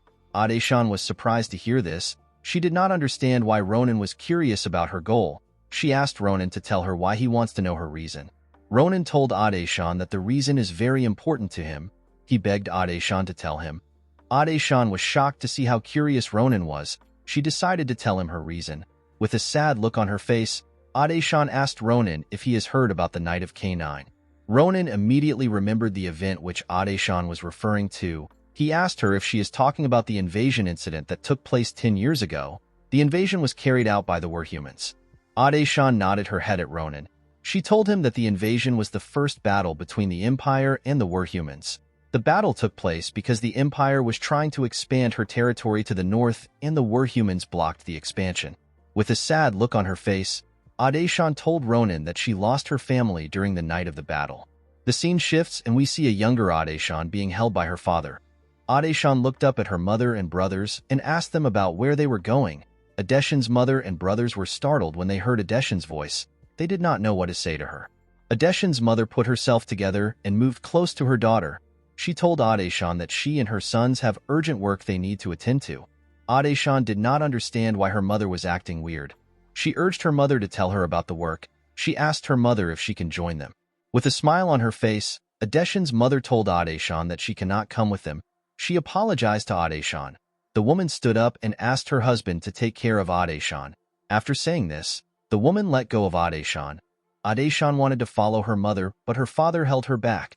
The woman and her sons turned around and walked out of the house. This was the last time Adeshan spoke to her family.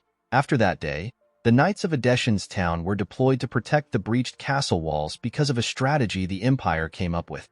Adeshan realized that the tactics the Empire used could not be called a proper strategy. The Empire simply drove the Knights to their deaths.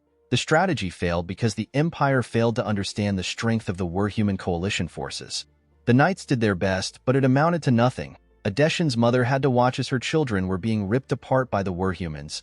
As the wind blew around her, Adeshan told Ronan that the Empire and the Werhuman coalition forces had a ceasefire negotiation after the battle.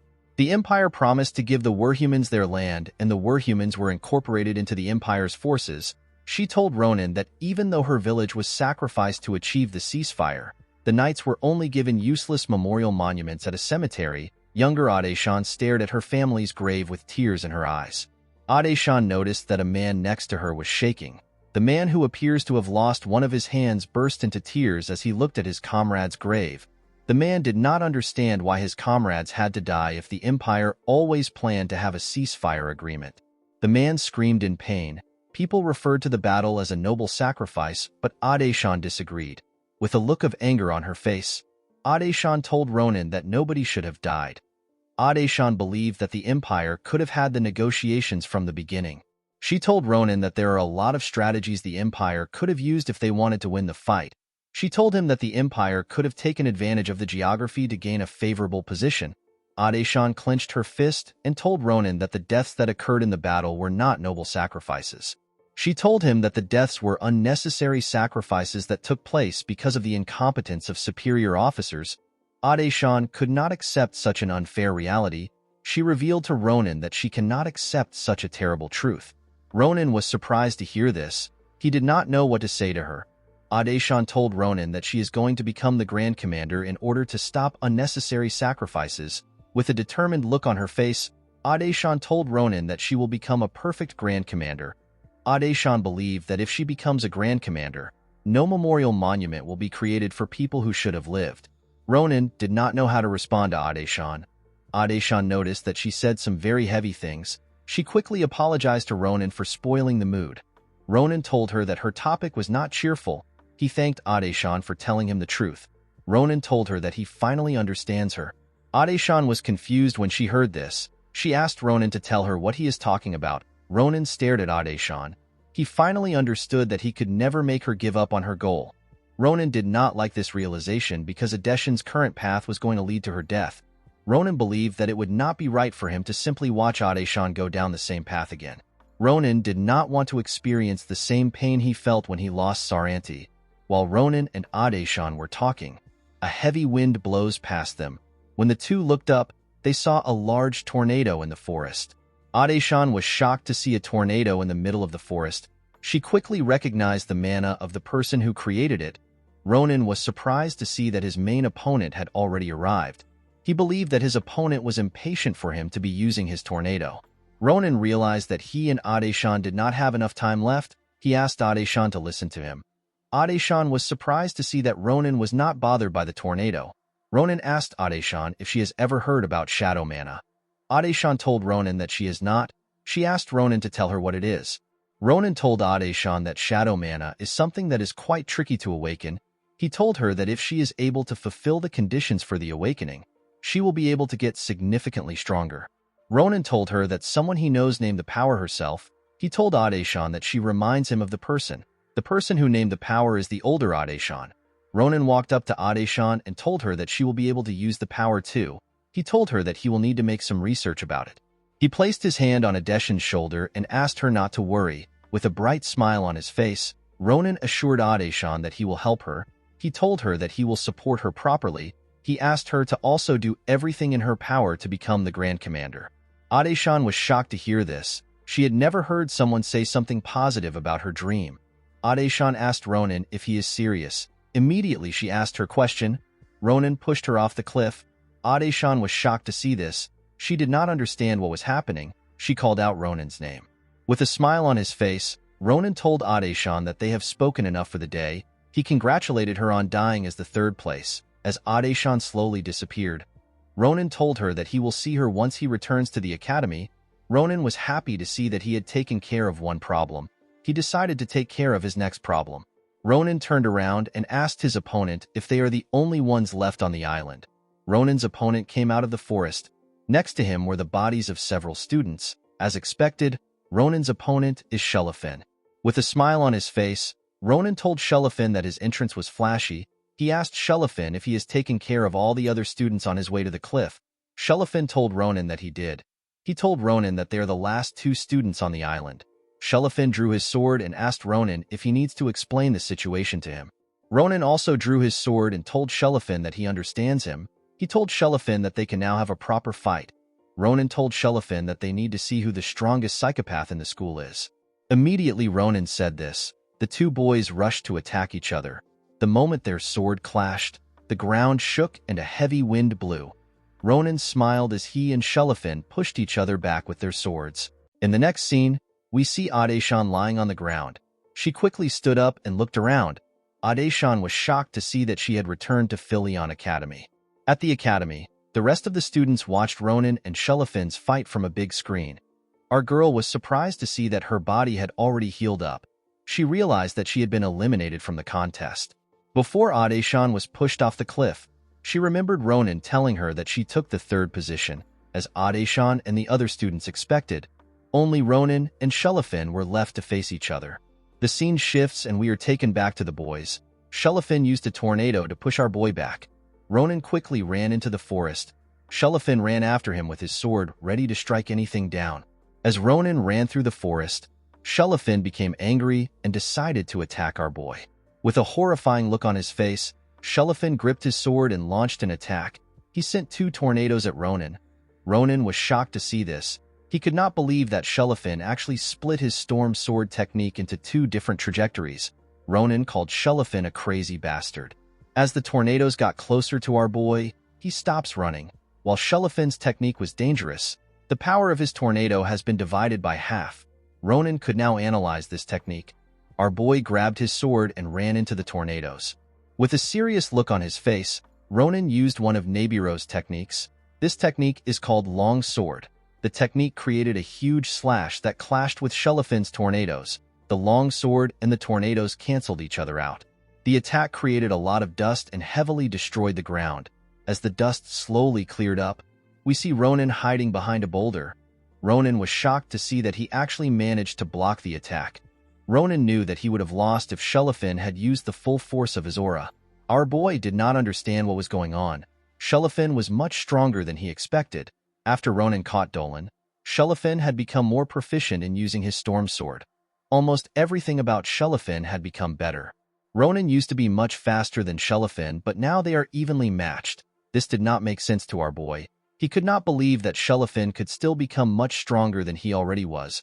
Ronan realized that the current Shelefin is much stronger than the past Shelefin of the same age. While Ronan was hiding behind the boulder, Shelefin openly searched for him. While doing his best to catch his breath, Shelefin says that Ronan is amazing.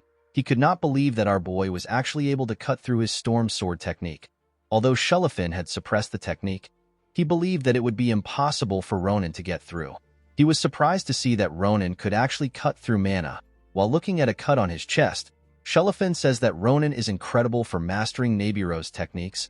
Shelefin always believed that he was superior to Ronan when it came to techniques. He was surprised to see that Ronan was already closing the gap between them. Shelefin took a deep breath. He realized that he was reaching the limit of using mana to increase his speed. He understood that he needed to use an ultimate attack to end the fight. While hiding behind the boulder, Ronan realized that he will be in danger if Shelefin completely adapts to his movements. Our boy knew that he would lose because he could never beat Shelefin when it came to pure skills. Ronan understood that he could no longer let the fight drag on. Our boy and Shelefin held their sword tightly. They decided to end the fight with one last attack. Ronan came out of hiding and Shelefin sensed his presence. The 2 boys rushed to attack each other. Their swords clashed and created a huge wave of energy. The 2 pushed each other back with their swords. Ronan quickly took a stance and rushed to attack Shelefin. Upon seeing that Ronan was coming closer to him, Shelefin took a stance and used his storm sword technique. Our boy was terrified to see the technique. He smiled nervously. The area got covered in dust after the attack. When the dust cleared up, we see Shelefin standing. Shelefin was shocked to see the state of his body. He knew that Ronan would try to dodge the attack, but he never expected our boy to still be able to damage him badly. He was more surprised to see that Ronan landed such an attack while dodging the tornado. Shelefin turned around and looked at our boy. He saw Ronan rushing to attack him. With a smile on his face, Shelefin asked Ronan to tell him why he continues to surprise him. Ronan smiled when he heard this. He could not believe that Shelefin was still able to smile even after he was cut by a sword. As Ronan got closer to Shelefin, he called the future sword saint an original crazy bastard. Shelefin was shocked to see Ronan so close to him. He quickly picked up his sword and defended himself. The 2 boys used their swords to cut each other at the same time. They both spat out some blood. Instead of falling, our boy and Shelefin pushed through the pain and attacked each other. They pressed their swords against one another. The clashes from their swords destroyed the surroundings. Ronan and Shelefin laughed as their swords clashed against each other. The other students at the academy could not believe what they were seeing. They could not believe that such overpowered monsters were actually first-year students. They were not sure if they were actually watching a match between first-year students. One of the students suggested that Ronan and Shelofin should have a separate test in order to make things fair for the other students. Another student could not believe that Ronan and Shelofin had already changed the landscape of the island. This is shocking because not even a war can change the terrain of a place. Adeshan was shocked to see how powerful our boy truly was. Nabirose laughed as she watched her students fight to death. She was very happy to see that our boy and Shelofin had greatly improved. Although Nabirose was enjoying the match, she could tell that the boys had reached the limits of their stamina. This means that the winner of the fight will be determined by the next attack. Ronan and Shelofin pressed their swords against each other. While heavily bleeding, Shelofin commended Ronan for being a good rival. Shelofin never expected that he would find someone who could rival him. He was very happy with the fact that he came to the academy. He told Ronan that coming to the academy was the best choice he ever made.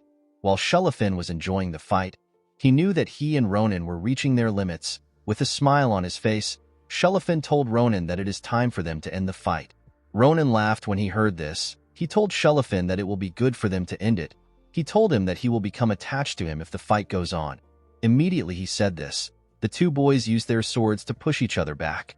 Shelofin took a stance and told our boy that he wants to end the fight without any regrets, as a huge amount of aura flowed out of him. Shelofin asked Ronan to attack him with everything in his arsenal. Our boy gripped his sword and took a stance when he heard this. With a smile on his face, Ronan told Shelofin that he is a certified lunatic. Our boy smiled as he stared at Shelofin. He knew that he had to get Shelofin to come to his side. While Ronan wanted Shelofin to be with him, he still wanted to set an hierarchy between Shelofin and himself. Ronan took an unusual stance and got ready to attack. He looked like he was about to run a race. The two stared at each other and waited for someone to make a move. Before Shelofin could take a step forward, Ronan disappeared. Shelofin was shocked to see this. Before he could react, our boy reappeared in front of him and attacked him. Shelofin was barely able to block the attack. He turned around and looked at our boy, but he could not see anything. Shelofin could not understand what he was seeing. He did not understand how Ronan became faster. Our boy moved around at a speed which the blue-haired monster could not sense. Shelofin could not comprehend how Ronan was moving with his injuries. Shelofin smiled when he understood his situation. He realized he could not keep up with Ronan's speed. Although Shelofin could not keep up with our boy, he was certain that Ronan's body could not withstand such a high-level speed. Shelofin knew that such a crazy power-up would take a huge toll on our boy's body. Shelofin could not believe that Ronan would use such a technique even though he understood its risks. As Ronan rushed to attack Shelofin, Shelofin took a new stance. He told Ronan that he has learnt something from him. With a smile on his face, the crazy monster asked Ronan to come at him. Immediately he said this. Shelofin raised his sword and put it into the ground. The moment he did this, his sword began to release a large amount of energy. This energy got targeted at our boy. Ronan easily used his sword to cut Shelofin's aura. Ronan was annoyed to see this. He could not believe that Shelofin would actually use such a technique. The crazy monster understood that he could not keep up with our boy. He decided to scatter mana blades in front of himself.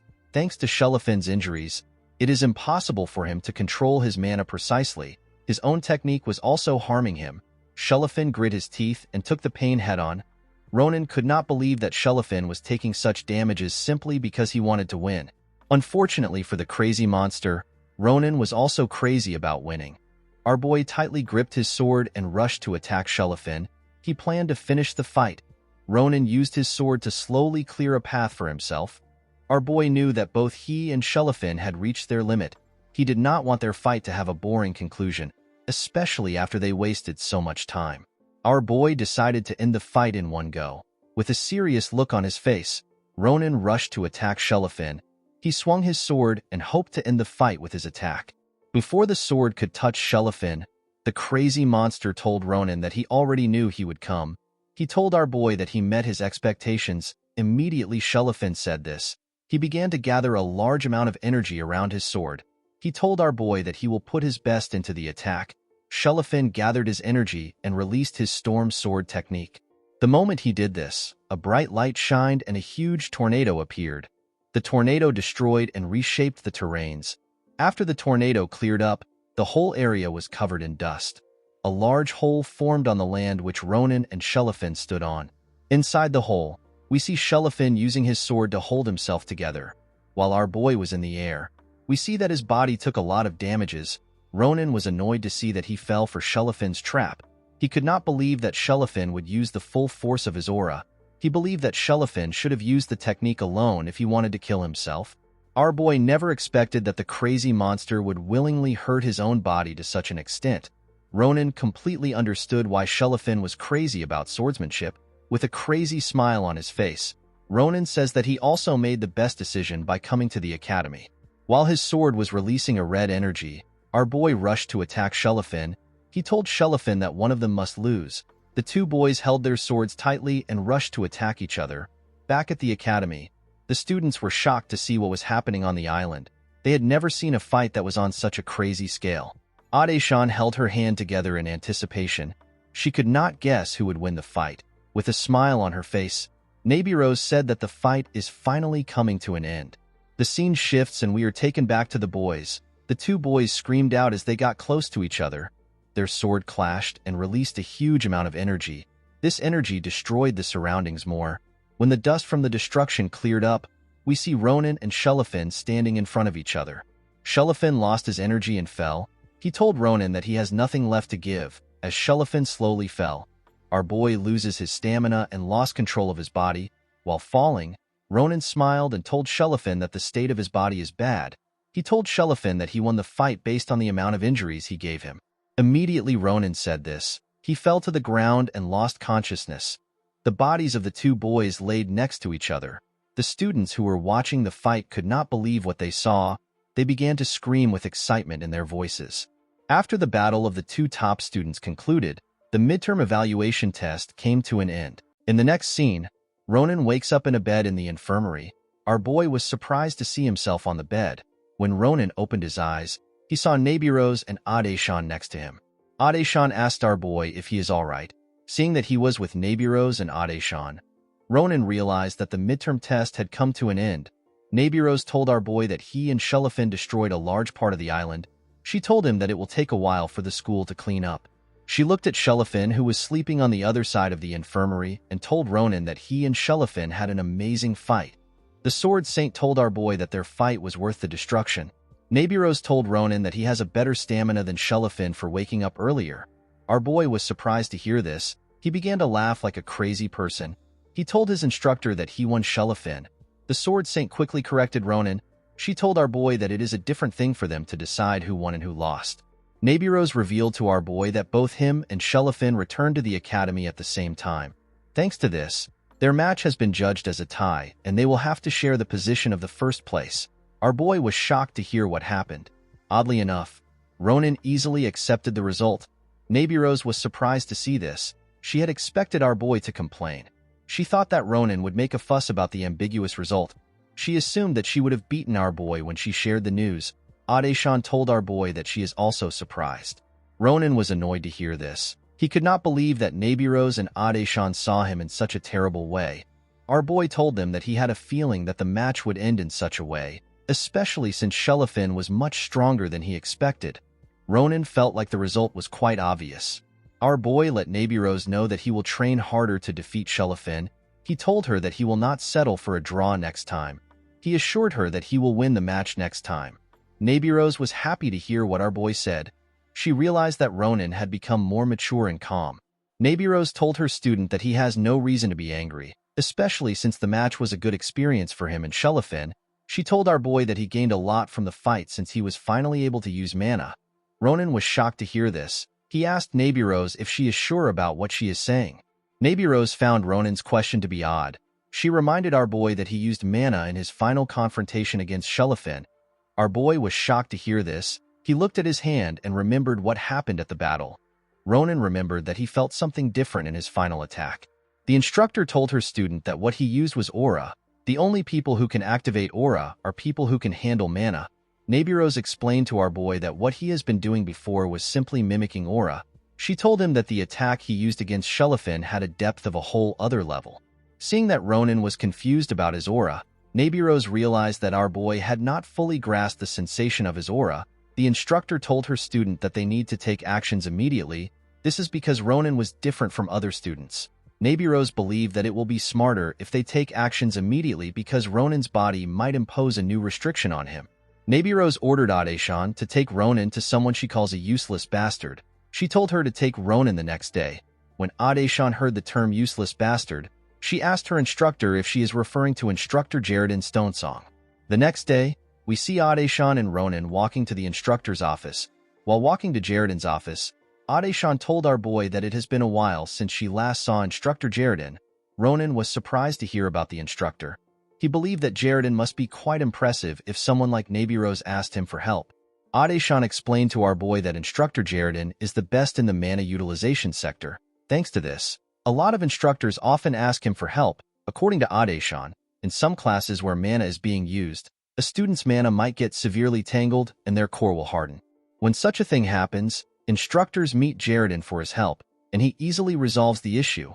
Ronan was surprised to hear what Jaredin does. Our boy understood that Instructor Jaredin is an impressive person. He could not comprehend why Neighbors would call him a useless bastard. He asked Adeshan to tell him the reason why Neighbors does not like Jaredin. Adeshan was surprised to see that our boy noticed Neighbors' hatred.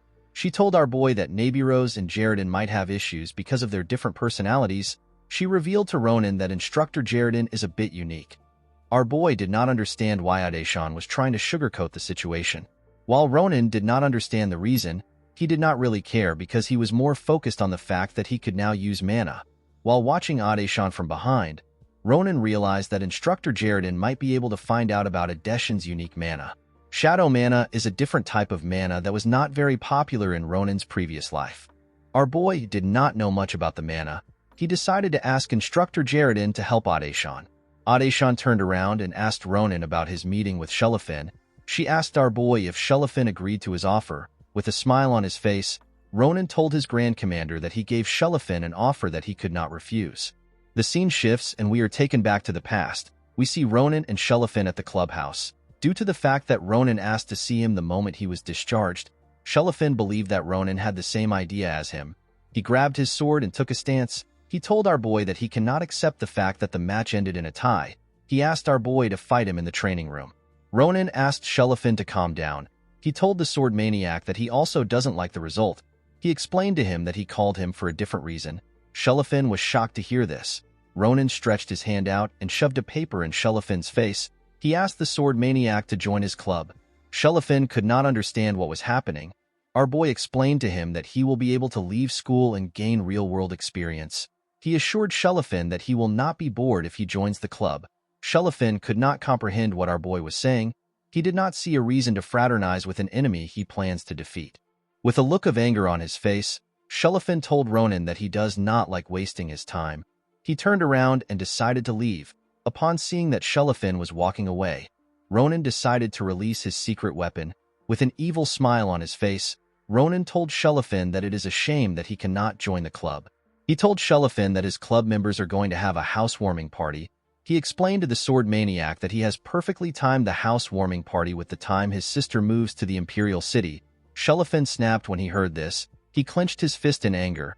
He quickly turned around and asked Ronan if Irol is truly moving to the Imperial City.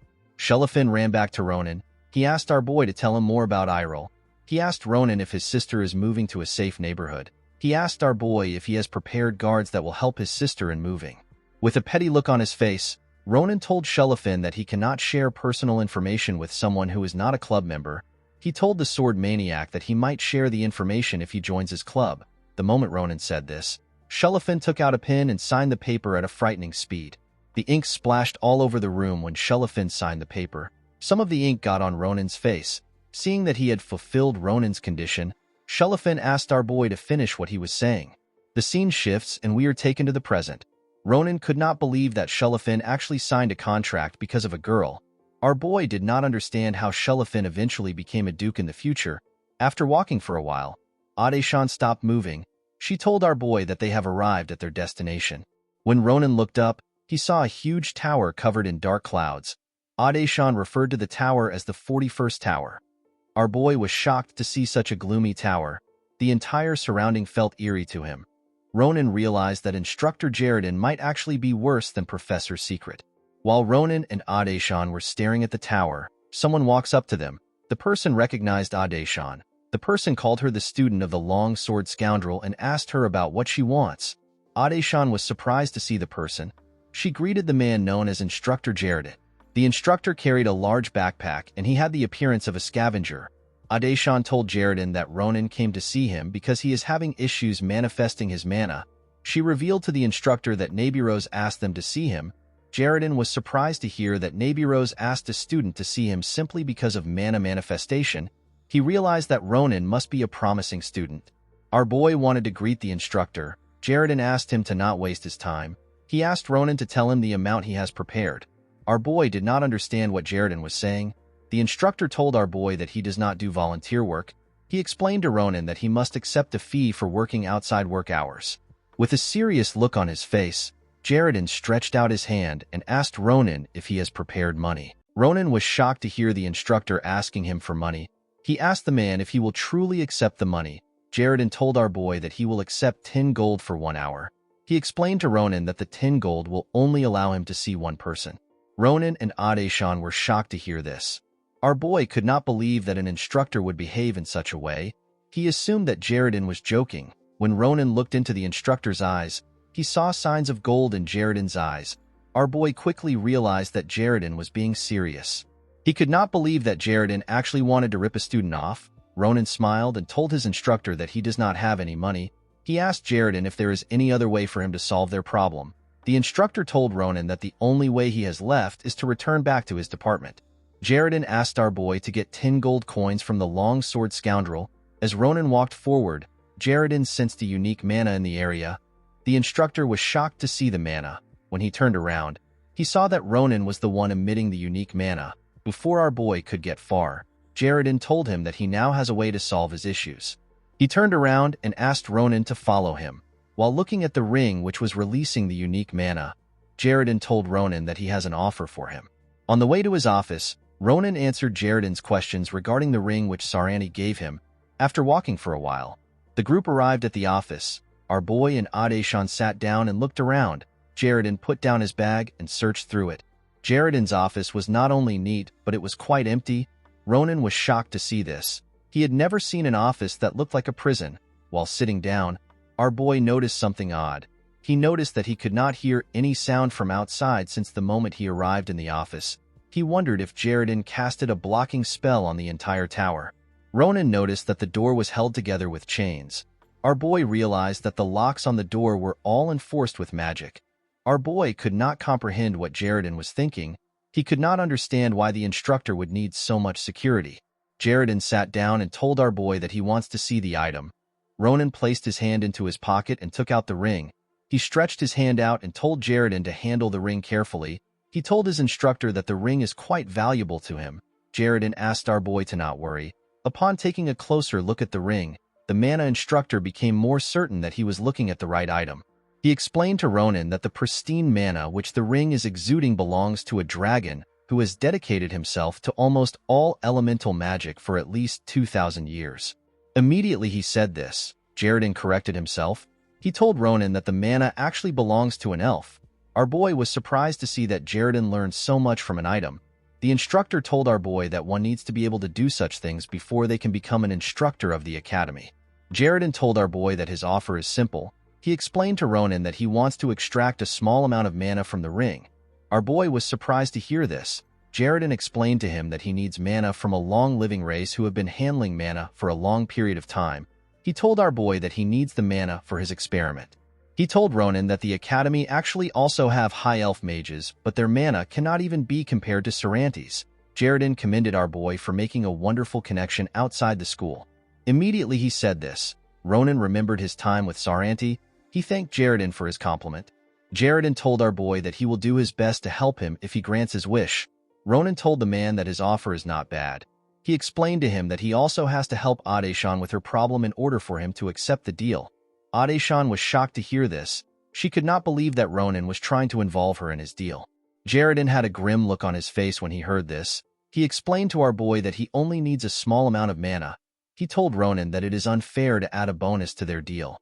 Ronan stood up when he heard this. He told the instructor that it is time for him to leave. Jaredin asked our boy to calm down. He told him that he has not declined the offer. He asked Ronan if he can give Adeshan a 50% discount. Our boy asked Adeshan to leave with him when he heard this. Upon seeing that Ronan was good at haggling, Jaredin accepted his deal. He told our boy that his negotiation skills are amazing. He called Ronan a promising student. Ronan smiled confidently when he heard this. He thanked the instructor for his compliment. Jaredin stood up and told our boy that he will check his condition first. The instructor believed that Ronan's problem must be quite serious for Adeshan to send him to his office. He pointed at a glowing magic circle and asked Ronan to stand above the magic circle.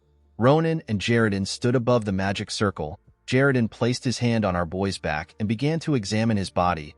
The instructor was able to deduce that Ronan recently activated his senses. Jaredin was shocked to see that Ronan had no traces of mana in his body. He asked our boy if he has never used mana in his life.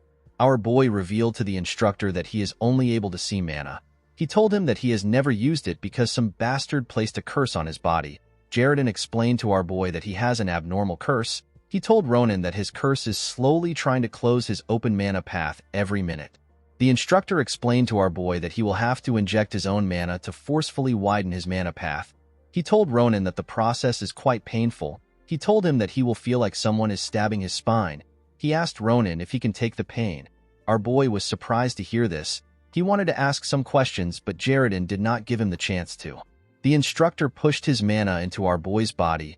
Ronan began to scream. He had never felt such excruciating pain at once. Jaredin closed his eyes and a small part of his soul stepped into Ronan's body. The instructor was surprised to see that his mana went into Ronan's body without a lot of resistance.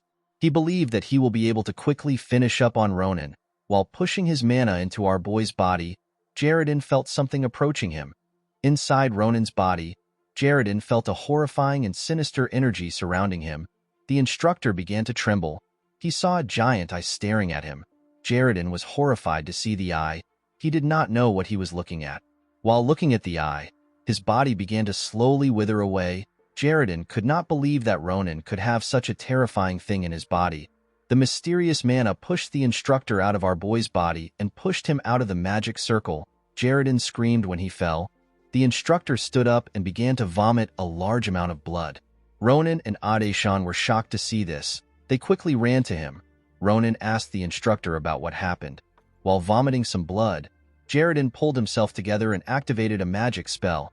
Immediately he activated the spell. He asked something to open. Ronan was shocked to hear the spell. He was certain that he had heard it before.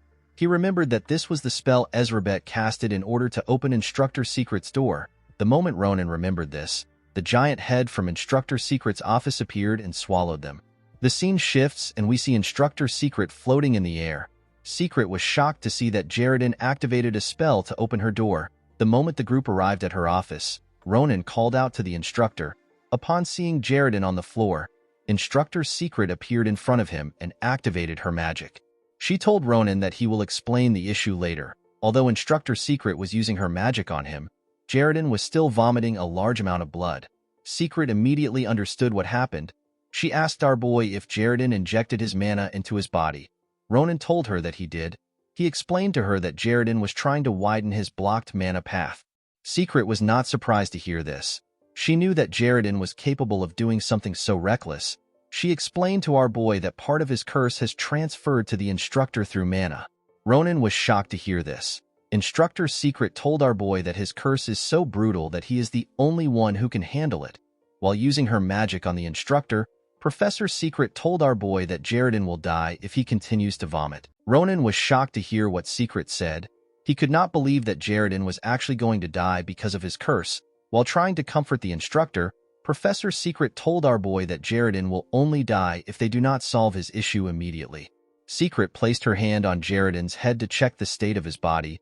She revealed to our boy that the curse has not rooted itself completely in Jaredin's body. She told Ronan that she can still take out the curse. Immediately she said this, Ronan placed his hand on his sword. Secrets activated her mana and her hand began to glow. While the professor was using her magic on the instructor, something slowly pressed his lungs and began to choke him. When Jaredin opened his mouth to spit out the entity, a horrifying creature with multiple eyes came out of his mouth. Immediately the creature showed its head. Professor Secret used her hand to completely drag it out of Instructor Jaredin's mouth. She pulled the monster's head and dragged out its tentacles. The creature screamed as Professor Secret dragged its head. The moment she took out the monster, she threw it at our boy.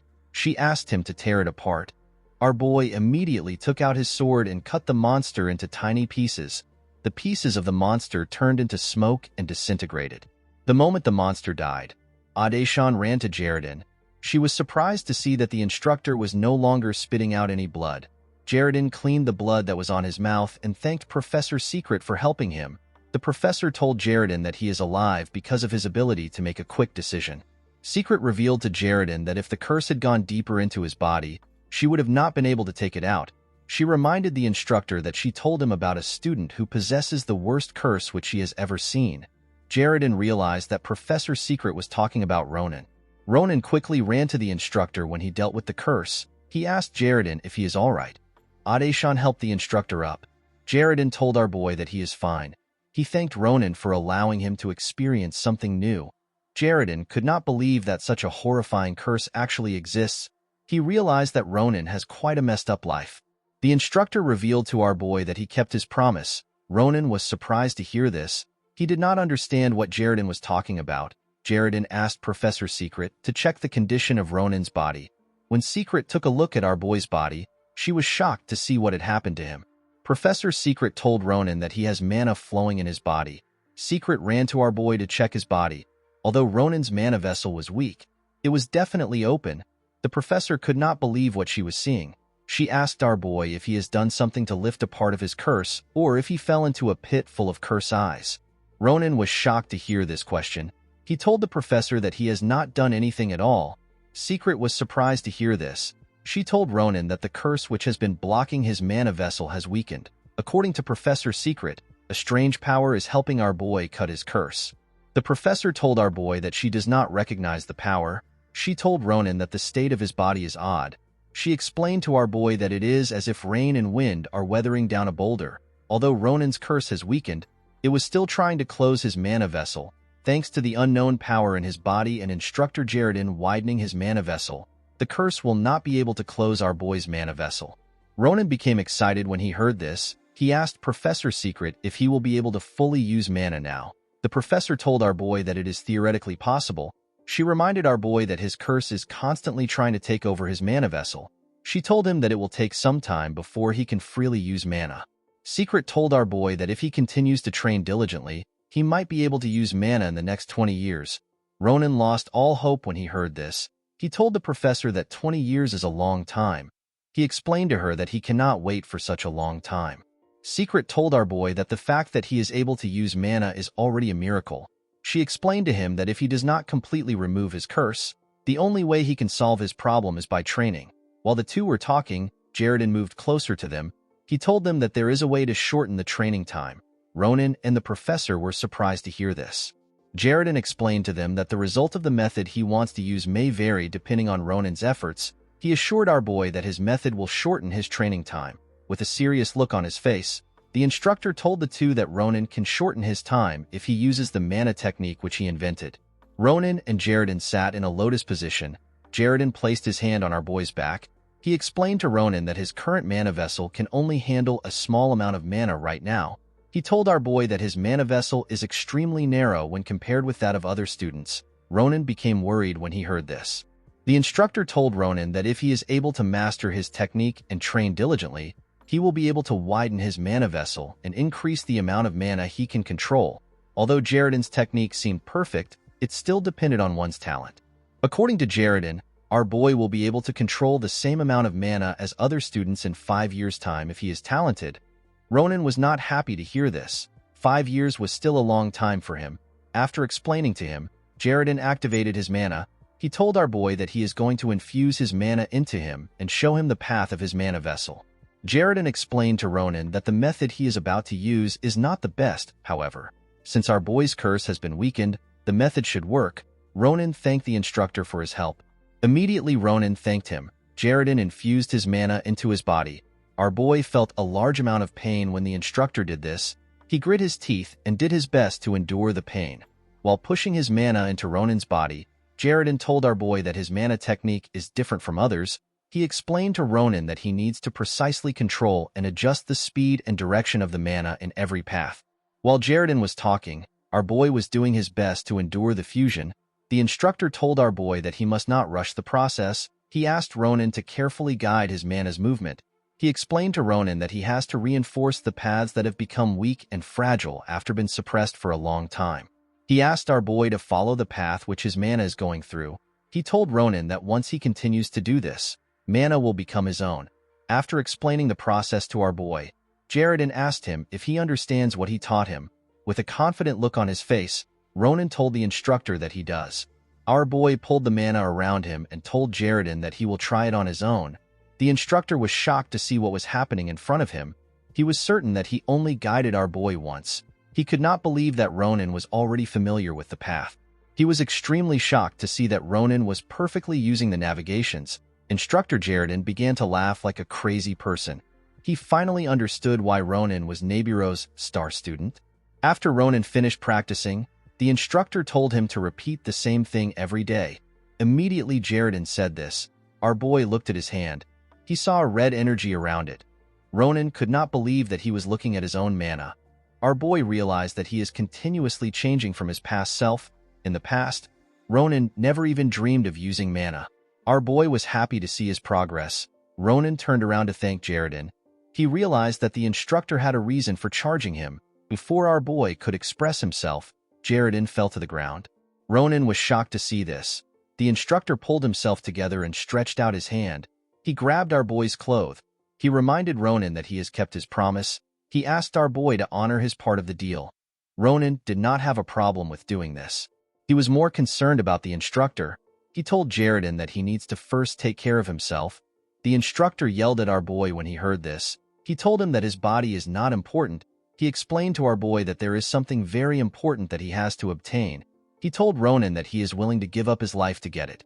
Immediately Jaredin said this. The scene shifts and we are taken to a lab. We see a dead goblin on a table. The goblin appears to have been dissected. In front of the goblin was a large tube. The tube was surrounded with flowers. Inside the tube was a woman wearing a white dress. The scene shifts back and we see Jaredin grab Ronan. With a terrifying look on his face, Jaredin asked our boy to hand over his ring. When our boy stared into Jaredin's eyes, he could tell that his instructor had lost his mind. Professor Secret immediately recognized the look in Jaredin's eyes. She was already wondering why Jaredin was acting off. She told Ronan that Jaredin is suffering from momentary impulsive disorder. Secret realized that Jaredin needed Ronan's ring for his research. With a sad look in her eyes, Professor Secret looked at Jaredin while he was on the floor. She asked the instructor about why he is still shackled to the past. The scene shifts and we see Ronan and Adeshan teleport back into Jaredin's tower. Our boy carried the instructor on his back. Adeshan turned to Ronan and asked him to follow her. She told our boy that the nearest infirmary is at the lection hall. She told him that they will reach the infirmary in 5 minutes if they run. The moment the group reached the door, a huge magic circle appeared before them. The magic circle was in the shape of a lock. Adeshan was shocked to see this. She could not believe that the door's security magic was being strengthened. The moment he said this, we see Jaredin's hand glowing. The instructor mumbled some words while he was on Ronan's back. He said that he was going to return to something. Immediately he said this, Jaredin turned his hand and pointed at a wall. The moment Jaredin's hand shined on the wall began to split apart and a secret path revealed itself. Ronan was shocked to see the secret path. He reminded Jaredin that the path is not the exit of his tower. He asked the instructor to open the door that has a security spell on it. Jaredin moved close to Ronan's ear and whispered to him.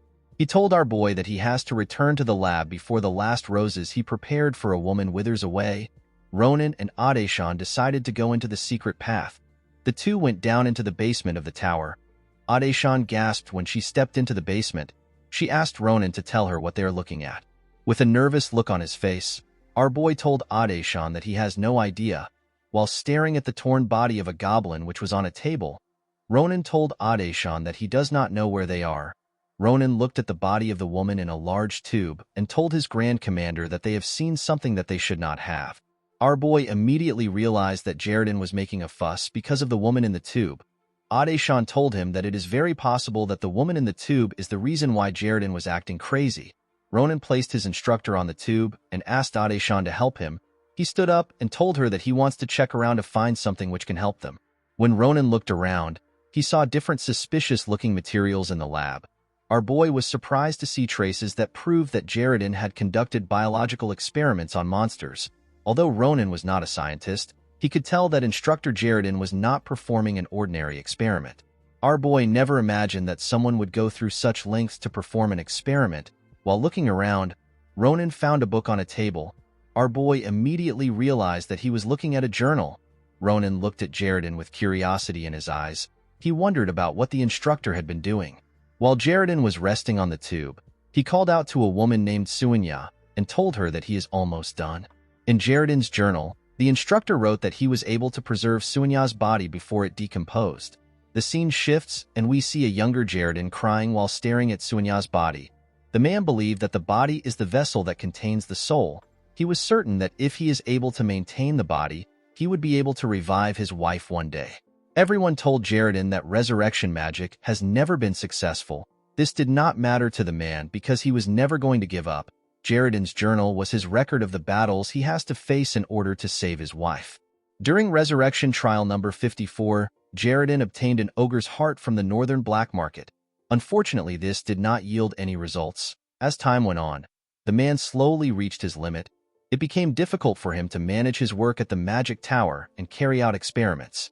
During resurrection trial number 76, the magic tower took notice of Jaredin's attendance. They decided to remove him from his position. Without a salary, Jaredin could not continue to carry out his experiments. The man realized that he needed a way to get more money. With the help of the principal, Jaredin was able to get a job as a professor of the academy. After getting the job, the man moved his wife's body to the basement of the academy's magic tower. Jaredin hated teaching. He disliked having to explain things to foolish people. However, he had no choice but to accept the job because he could finally continue his experiments. Jaredin continued to carry out his trials relentlessly. At trial number 134, the man recorded that he has seen no form of progress. Our boy was shocked to see what he was reading. He finally understood why the instructor was so obsessed with money. He could not believe that Jaredin had such a tragic backstory. When Ronan looked around again, he realized that most of the ingredients in the lab were quite rare and would be very difficult to find. Our boy was certain that Jaredin got his hands on the ingredients through a bad route. He was surprised to find out that Jaredin was going through such stress because of love. In Ronan's past life, he also saw humans who threw away everything because of love. While thinking, our boy realized that there is also another idiot around him that is also in love. This person is Shulafin. With the experience he had, Ronan knew that it never ends well for people who do everything for the sake of love, especially if other people take advantage of them while they are in a vulnerable state. The moment Ronan thought of this, he saw an ominous small letter in Jaredin's book. Below the letter, Jaredin said that he had to accept the help of a particular disturbing group because he was not making any progress. Ronan was surprised to see this. He wondered if the disturbing group was also the one who sent Jaredin the suspicious-looking letter. Our boy wondered if the group Jaredin is in contact with his nebula Clagier. While Ronan was thinking, Jaredin called out to him. Ronan was shocked to hear the instructor's voice. Adeshan helped the instructor to stand up. With a look of anger on his face, Jaredin asked our boy if he is messing with his things. Ronan became nervous when he heard this. He closed the instructor's journal and turned to him. With a smile on his face, Ronan told Jaredin that he was simply looking around to see if he can get anything to help with his healing. Our boy reminded his instructor that he can barely sense mana. He told him that he would not know what he is looking at even if he was to search the lab. The moment Ronan said this, we see that he has hidden the letter in his jacket. The scene shifts and we are taken to a cave in the forest. Inside the cave, we see a man wearing a hood reporting to his superior. The man told his superior that his meeting proceeded without any issues. He told his boss that the person he had the meeting with hesitated for a bit. He assured his boss that it is only a matter of time before their deal is complete. Inside the cave, we see different humans whose heads were covered with sacks and their bodies were tied with ropes. While they laid on a table, the humans in the cave trembled in fear. The humans were on a table in front of the superior. The subordinate told his master that the person will accept the deal because he is the only one who can provide the fresh blood essence that the person needs. In front of the master, we see a glass cup filled with blood. The master laughed when he thought about the situation. He could not believe that a woman was going to lead to the downfall of someone like Jaredin. While cleaning the blood on his lips, the master said that humans are quite foolish. The master turns out to be a vampire. After Jaredin was done with the extraction, he returned the ring to Ronan. Our boy inspected the ring to see if anything was wrong with it. Ronan was surprised to see that the mana in the ring was still the same. He asked the instructor if he actually did anything with the ring. Jaredin reminded Ronan that he only took a small amount of mana from the ring. He told our boy that the ring has an enormous amount of mana, so it will not make any difference if someone takes a little out of it. The instructor thanked Ronan for giving him the ring. He explained to our boy that the mana he got from the ring will greatly help him in his next experiment. Our boy put the ring away. With a smile on his face, Ronan told the instructor that he is also grateful to him. He explained to Jaredin that he would have never seen any improvements without his help. Jaredin knew that Ronan and Adeshan must have already figured out his situation after seeing his basement. The instructor bowed his head and begged the students to keep the basement a secret. Ronan asked the instructor not to worry. He told Jaredin that he has no interest in getting involved in other people's problems.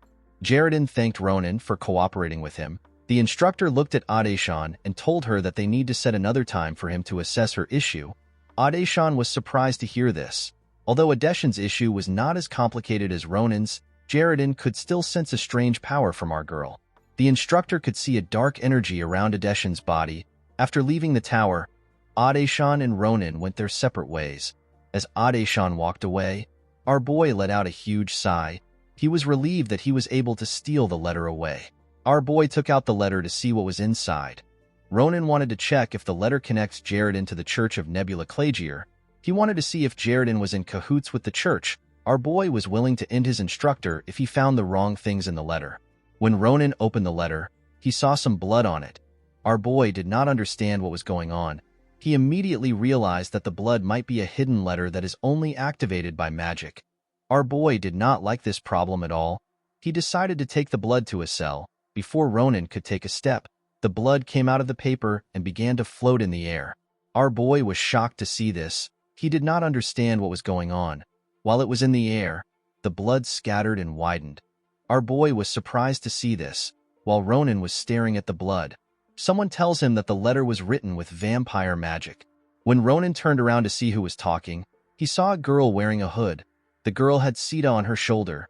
The girl told our boy that she came to the area the moment she sensed the blood magic. The girl never expected to see Ronan in the area. Ronan was shocked to see the girl's face. He never expected to see Ophelia. With a smile on her face, Ophelia greeted our boy. The scene shifts and we are taken to the clubhouse. Inside the clubhouse, we see Ronan and Ophelia sitting together. Our boy told his senior that she surprised him. Ronan remembered that Ophelia asked him to lend her Sita for research. After lending Sita to her, our boy did not see Sita and Ophelia again.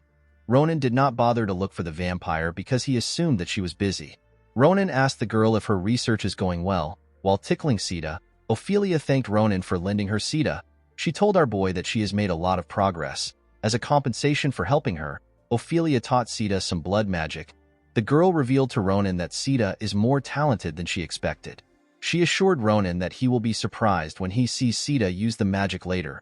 Ophelia decided to focus on her main reason for seeing Ronan. She asked our boy to tell her how he has a blood letter. Ronan did not understand what Ophelia was saying. He quickly realized that Ophelia was referring to the letter. Blood letter is one of the most basic blood magic. It can compress a large amount of information in one drop of blood. Vampires use it when they want to talk discreetly. Ophelia poured some mana into the blood. The moment she did this, the blood began to float. It displayed some words. According to the letter, someone told Jaredin that he has to visit a particular location if he wants fresh blood essence.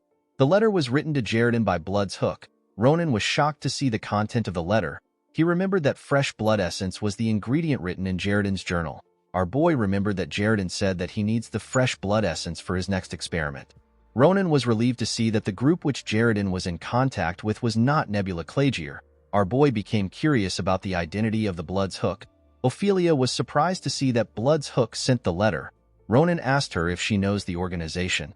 Ophelia revealed to our boy that the Blood's Hook is a new organization that is made up of young vampires who are less than 200 years old.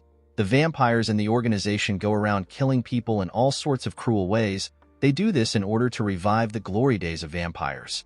Ophelia referred to the vampires of the organization as a bunch of immature children.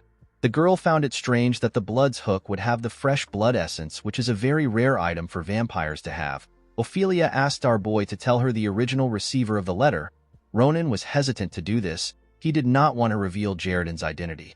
Upon seeing that Ronan was hesitant, Ophelia revealed to him that the receiver of the letter can lose something more important than his life if he accepts the offer recklessly. Ronan was shocked to hear this. He decided to share the truth with Ophelia. He told the girl that he found the letter in Instructor Jaredon's lab. Ophelia was shocked to hear this. She could not believe that Ronan actually found the letter in Jaredon's lab. She asked our boy if he is referring to Jaredon's Stonesong, the instructor who is the former tower mage of the Full Moon Magic Tower. Our boy was surprised to hear that Jaredon was a tower mage. He asked Ophelia if Instructor Jaredon is someone amazing. The vampire revealed to Ronan that Jaredon's magic is highly regarded and respected even among vampires. In the entire continent, there are only a handful of people who are on Jaredon's level. Ronan became relieved when he heard this. He told Ophelia that they no longer need to worry since Jaredon could easily wipe out the organization and take the item.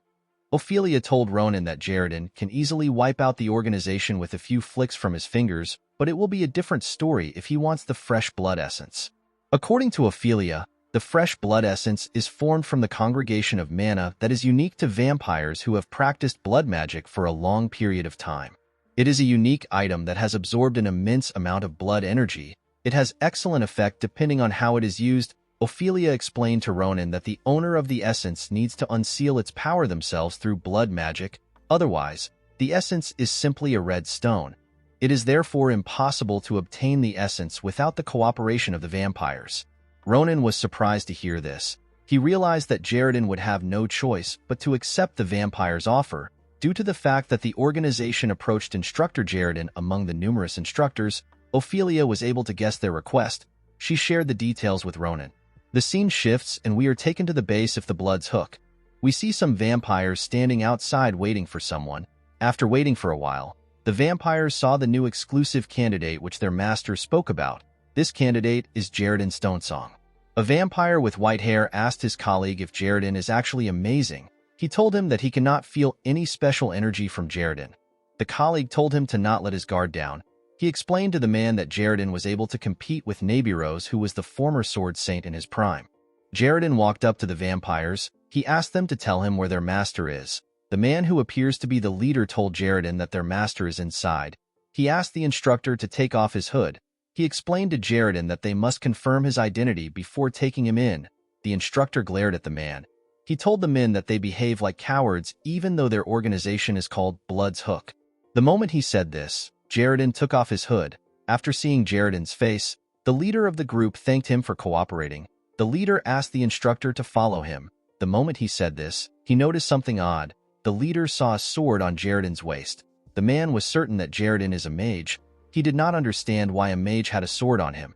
What was more odd was that the sword belongs to Ronan. Upon seeing that the man had seen the sword, the instructor placed his hand on the sword and closed the gap between himself and the man.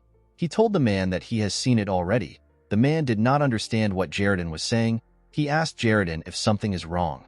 Before the man could take a step, Jaredon cut off his head with the sword.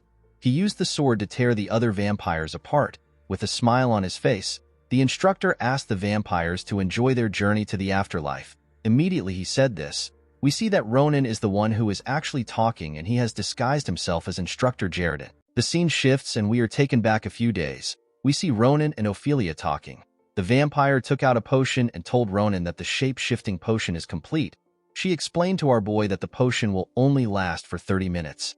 She assured him that he will look exactly like Instructor Jaredon once he drinks the potion. Although the effect of the potion only lasts for a short time, Ophelia assured Ronan that the potion will allow him to fool the Blood's Hook members. Ronan accepted the potion with a smile on his face. Our boy knew that it would have been a bit tasking for Ophelia to make the potion. He thanked her for helping him. The vampire was not comfortable with Ronan going to the base of the Blood's Hook alone. She asked our boy if he will be fine. Ophelia reminded Ronan that the vampires of the Blood's Hook are over 100 years old. Ophelia already knows how strong Ronan is, but she did not feel comfortable with letting him go alone.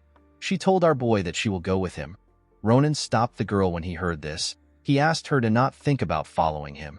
Our boy told the vampire that she might get into a troublesome position if she clashes with her clan. With a smile on his face, Ronan assured Ophelia that he will be fine. He told her that he cannot guarantee the safety of the vampires. The scene shifts and we are taken back to the entrance of the base. We see that Ronan has killed 3 among the 4 vampires at the entrance. The moment Ronan killed the men, the leader's head fell to the ground and rolled over to the 4th vampire. The vampire was horrified to see his leader's head on the ground. He immediately realized that the man that killed his leader was not Jaredin. Before the vampire could take a step, Ronan stretched out his hand and grabbed his head. Our boy grabbed the vampire's head and slammed him to the wall. He asked the man to shut up. Ronan forcefully opened the man's mouth. He placed his sword on the man's lips. The vampire began to tremble. With a horrifying smile on his face, Ronan asked the vampire to only speak the truth. He told him that he will tear him apart if he lies. The scene shifts and we see our boy walking inside the cave. Ronan was surprised to see that there were no traps inside the cave. He could not believe that the gatekeeper was telling the truth. He never expected the gatekeeper to be honest. Our boy felt bad that he actually killed the gatekeeper even though he was telling the truth. Unfortunately for the gatekeeper, he brought his death upon himself. While our boy was walking inside the cave, he noticed that the place had been redesigned as a temple. While Ronan was walking, he noticed something strange about the temple. Something about the temple felt familiar to him. Our boy wondered if it was because of the patterns on the walls and the atmosphere. Ronan got a sense of déjà vu. He was certain that he had seen the temple somewhere. While our boy was looking around, he got a scent of blood in the air. The moment Ronan smelled the blood, he snapped back to the present. Our boy remembered that he had more pressing matters to settle. After walking for a while, Ronan arrived at a giant door. Our boy was shocked to feel the aura which the door was given off. He did not like the intense rancid smell of blood that was leaking out of the room. As the door slowly opened, Ronan wondered about what the vampires were doing for there to be such a strong smell of blood. The moment the door opened, Ronan's eyes widened. He could not believe what he was seeing. Inside the room, our boy saw a vampire drinking blood from a hand that was cut off. Another vampire drank his blood in a glass while the others sucked the blood directly from the humans. A blonde boy who appears to be the leader of the vampires welcomed Ronan to his place. He assumed that he was talking to Jaredin. He told our boy that he has worked hard for him to be able to reach the temple.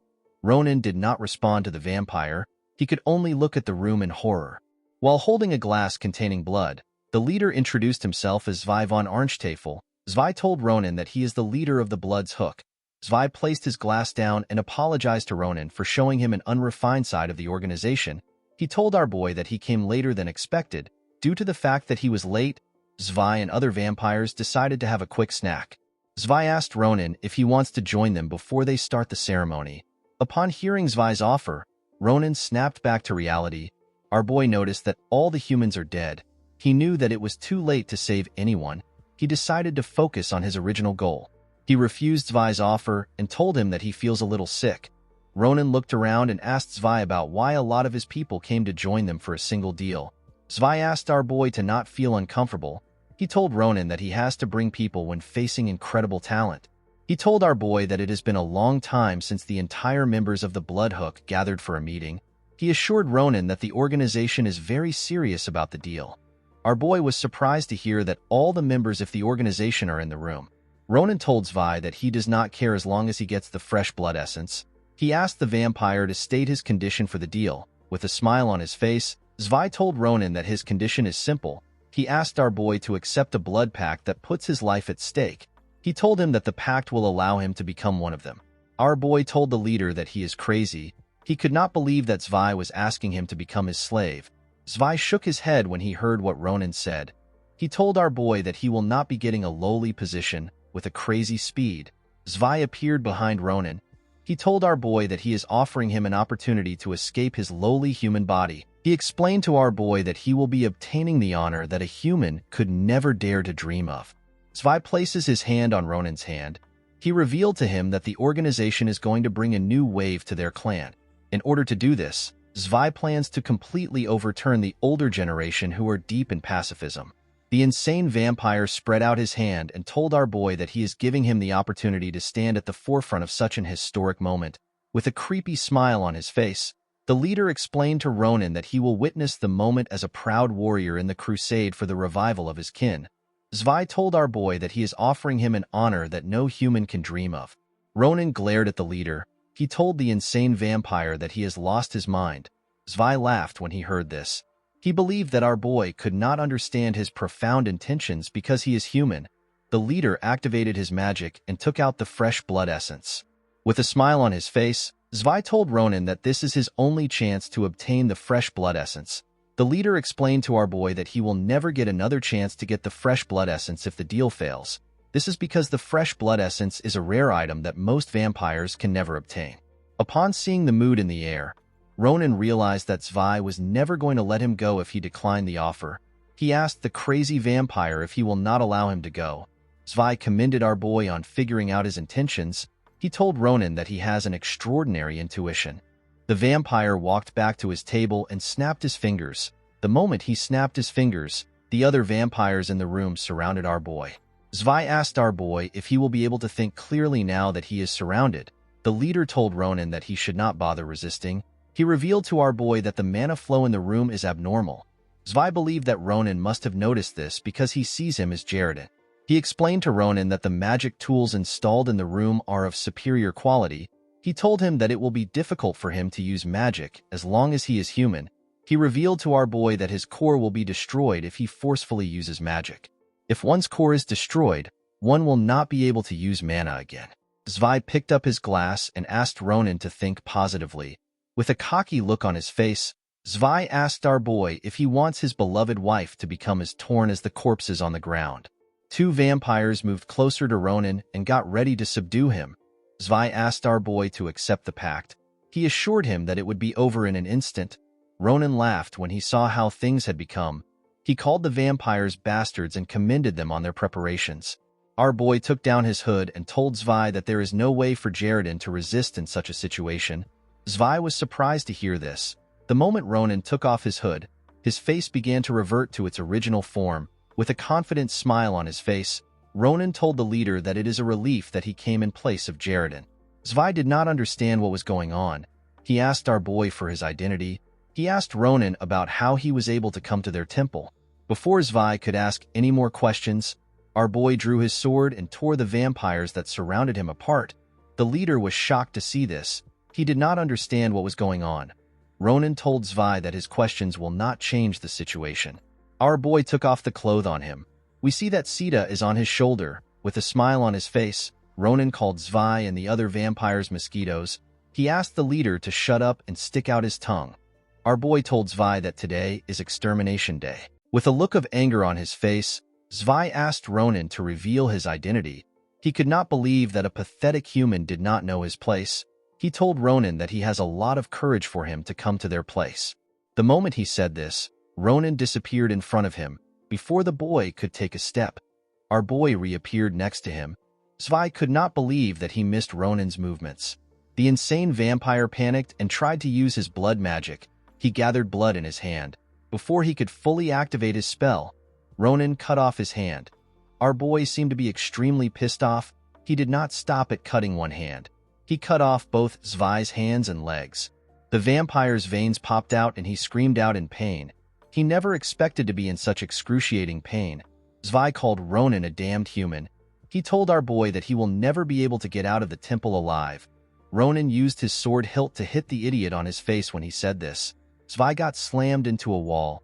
The vampire screamed out in pain and fell to the ground. Ronan asked Zwei to shut up and stay where he is. With a horrifying look on his face, our boy told Zwei that he will take care of him, especially once he is done.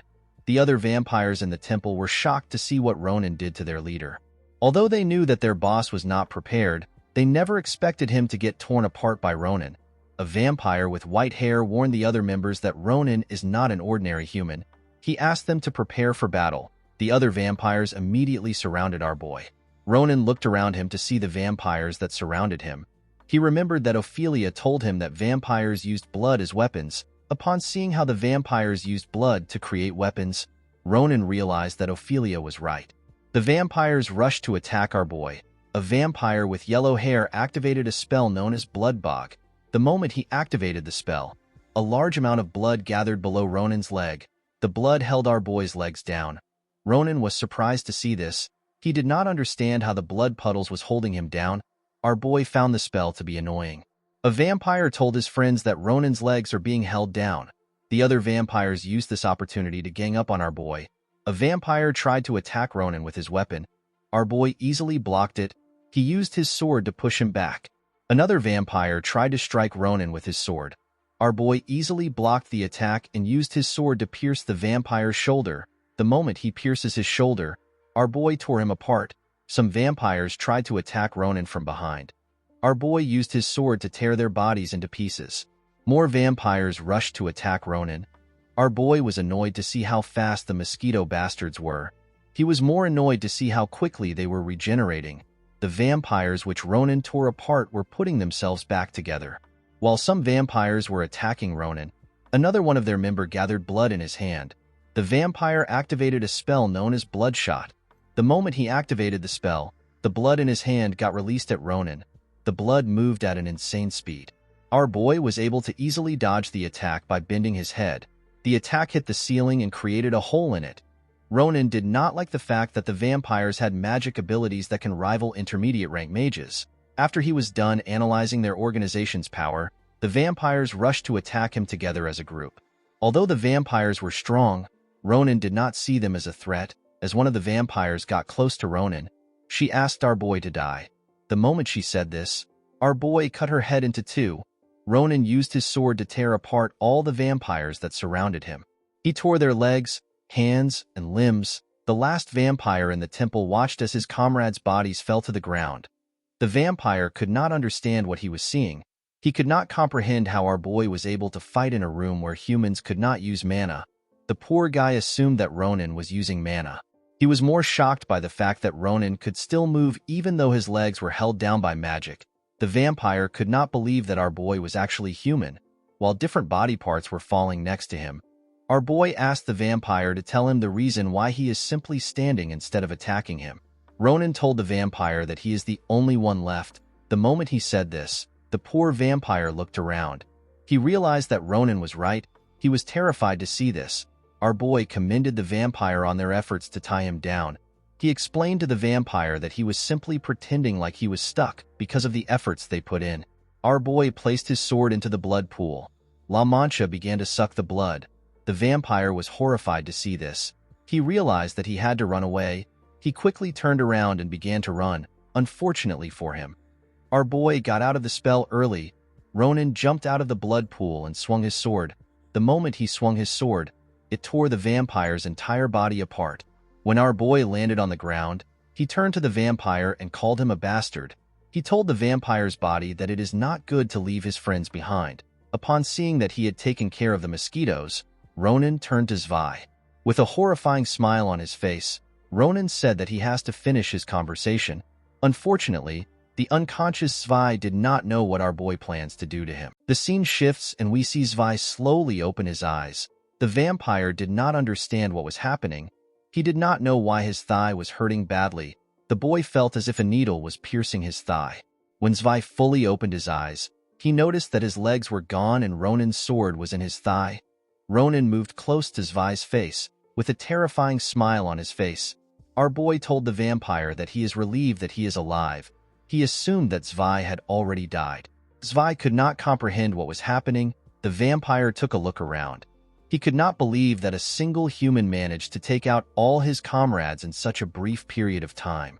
While the vampire was trembling, Ronan apologized to him for his friend's condition. Our boy told Zwei that he could not amputate the vampires because they kept regenerating. He told the vampire that he had to finish them off.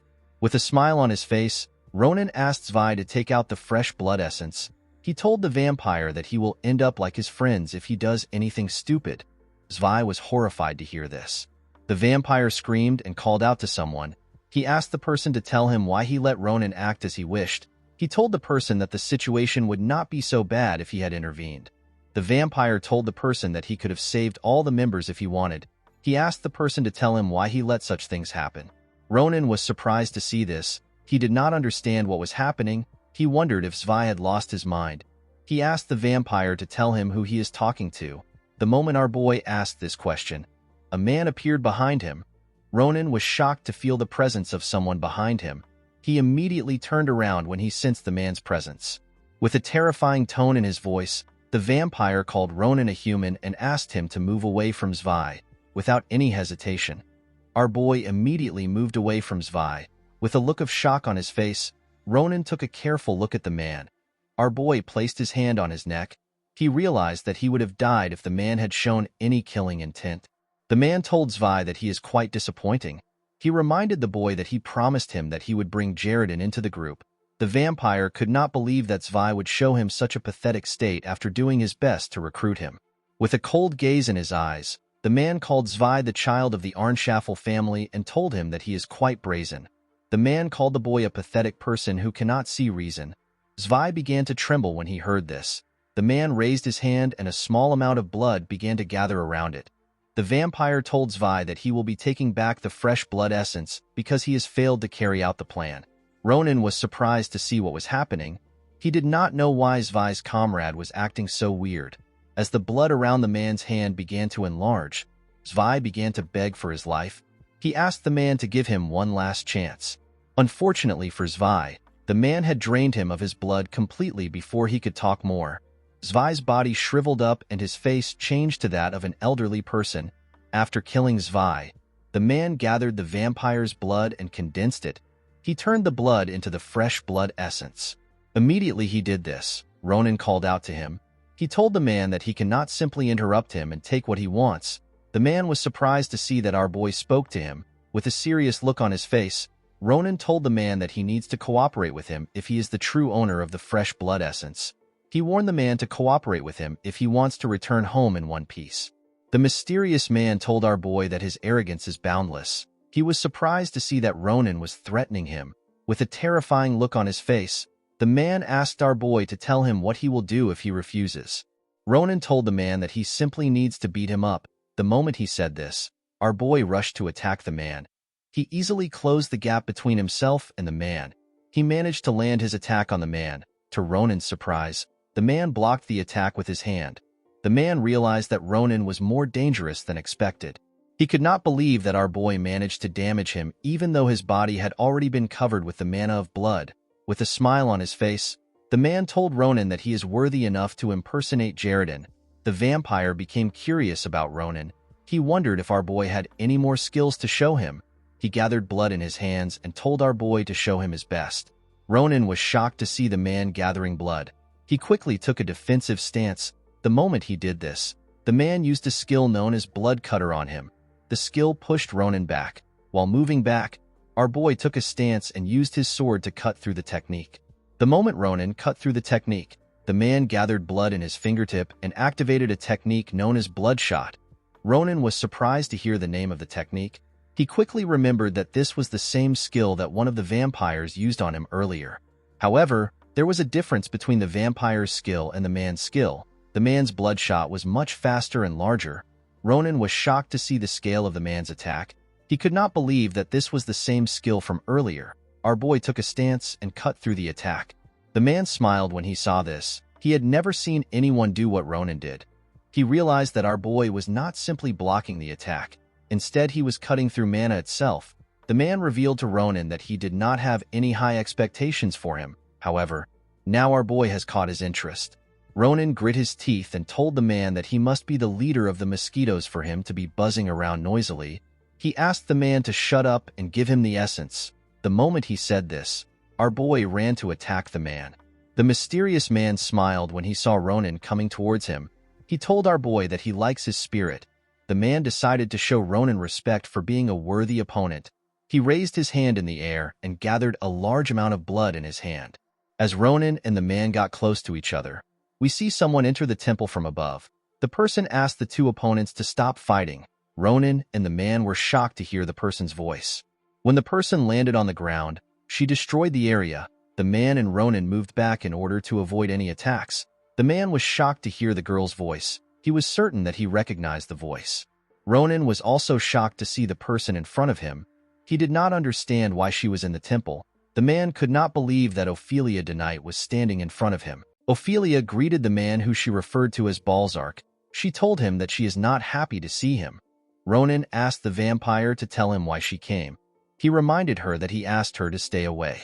He asked Ophelia if she knows the leader of the mosquitoes. Ophelia told our boy that she knows the man quite well. She told Ronan that the vampire's name is Balzark von Bashaba. According to Ophelia, Balzark is a relative of the Shadow Duke who rules the vampire world, and he is the strongest second-in-command who supports the Shadow Duke. Balzark told Ophelia that he never expected to meet her in the temple. With a sad look in his eyes, the man told Ophelia that he has missed her. He asked the girl if she has been well. Ophelia glared at the man when she heard what he said. Balzark slowly walked up to the girl. He told her that it has been 83 years since they last met. He asked her to tell him why she is interfering in Ronan's business. The man immediately told Ophelia that such things are not important. He told her that the fact that they are now together is more important. Before Balzark could get close to her, Ophelia asked him to stay where he is. She explained to the man that she has not forgotten the incident that took place. She told him that it is an unforgettable nightmare. Balzark became sad when he heard what Ophelia said. The scene shifts and we are taken to the past. We see Ophelia crying in a pool of blood. The girl held another girl in her hands. With tears in her eyes, Ophelia took a look at the person in front of her. This person turns out to be Balzark. The man looked at Ophelia with sadness in his eyes. The scene shifts and we are taken back to the present. Upon hearing what Ophelia said, Balzark realized that the girl needed more time before she could forgive him for what he did. Ophelia explained to the man that she understands that what he did was inevitable. She knew that Balzark had no choice but to block her younger sister from hurting the Duke. When the girl thought back to the past, she realized that her sister was not in her right mind. It was as if her sister was entranced by something. Although Ophelia knew this, she told Balzark that she has not still forgiven him for what he did. She told him that he cannot take back what happened. Balzark was not offended when he heard this. He told Ophelia that he understands her feelings. He assured the girl that he was prepared to hear things like this. Our boy did not understand what was happening. He put his sword into his sheath. He wondered if the fight is over. Ophelia asked Balzark to tell her why he is working with the Blood's Hook. The girl was certain that Balzark was not the type of man that works with such a stupid organization. She was more surprised to see that Balzark was the one who lent the vampires the fresh blood essence. She asked the man if he has some business with Jaredin. Balzark smiled when he heard this. He told Ophelia that he only has one reason for going through such stress. He placed his hand on his head and revealed to Ophelia that he has an unfinished fight with Jaredin. The man explained to the girl that he coincidentally met Jaredin on the west side of the continent. He fought the instructor with a warrior's pride on the line. Balzark revealed to the girl that he has fought many strong people with strong abilities. However, only a few were quite good. He told Ophelia that he was going to have one of his best fights if the sun had not rose and interfered with his fight. After the fight, Balzark tried to find Jaredin again. However, the instructor vanished so perfectly that he barely left any traces. A few years later, Zwei and his friends came to meet him in his castle while he was suppressing his unappeased thirst. Zwei told the man that he has found Jaredin's whereabouts. He told Balzark that he will bring Jaredin to him if he gives him one of his fresh blood essence. He promised Balzark that he would turn Jaredin into a vampire and allow him to enjoy eternal battles. Balzark could easily see through Zwei's intentions. However, he did not care since it was the kids that were going to struggle. Unfortunately, Zwei's efforts was all for nothing thanks to Ronan. While looking at our boy, Balzark thought about how amazing Ronan is. Although the vampire placed a restriction on his powers, he could not still believe that our boy managed to keep up with him for a moment. Balzark realized that in the next 5 years, Ronan will become an opponent that will be able to put a sword to his neck. The man was also curious about the strange energy which our boy was emitting. He had never sensed this type of energy before. Balzark gathered his energy into his hand. He decided to have a fight with our boy. The man immediately took away his energy when he saw Ophelia's face. He did not want to hurt the girl for the second time. He took out some blood and gave it to Ronan. The blood took the shape of a rock when it got into our boy's hands. Balzark told him that it is the fresh blood essence which he wanted. Ronan was shocked to see this. He reminded the man that the item is very rare among vampires. Balzark turned around and told our boy that most vampires will probably never obtain the item even if they work for their entire lives.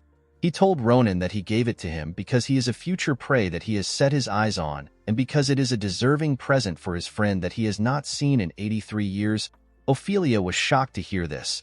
The man gathered his energy in his hand and sent an attack at a wall. He explained to Ronan that he is sensing the same energy he has from the wall. He told our boy that it might be beneficial to him if he checks the wall. Ronan was shocked to hear this. The moment the man said this, his body began to slowly fade away. He told our boy that he hopes he is stronger the next time they meet. He revealed to Ronan that he wants to have more fun next time. The moment he said this, his body turned into petals and disappeared in the air. Ronan was annoyed to see how Balzark was flashy till he left. After the man left, our boy turned to the wall. He wondered about what was behind the wall. Our boy believed that he might know what it is. The scene shifts and we are taken to Jaredin's tower in the academy. The instructor was shocked to see Ronan holding the fresh blood essence. He asked our boy to tell him how he was able to obtain the item. He asked Ronan if he is really giving him the item. With a smile on his face, Ronan told Jaredin that he worked hard to get the item. He told the instructor that he will be astonished to hear what he went through to get the item. Before our boy could say more, Jaredin grabbed his hand and fell on his knees. He thanked Ronan for giving the item to him. As the man remembered his wife that was dead, tears came upon his eyes. He thanked our boy for helping him. Ronan smiled when he heard the instructor thank him. He went on his knees and told Jaredin that he did not even give him the chance to brag. While Jaredin was crying, we see Balzark appear on a building next to the tower. The vampire watched the man as he cried. While looking at the man, Balzark said that there is no fight more boring than a fight with someone who has lost his fighting spirit. He said that he only came because he was curious to see how his old rival was doing. It turns out that Balzark was talking to Ophelia, who happened to be behind him. The man told the girl that he does not plan to do any other thing. He asked her not to be worried. Ophelia told the man that she knows he will not do such dishonorable things. She explained to Balzark that she simply wanted to thank him for helping her friend. Balzark was shocked to hear this.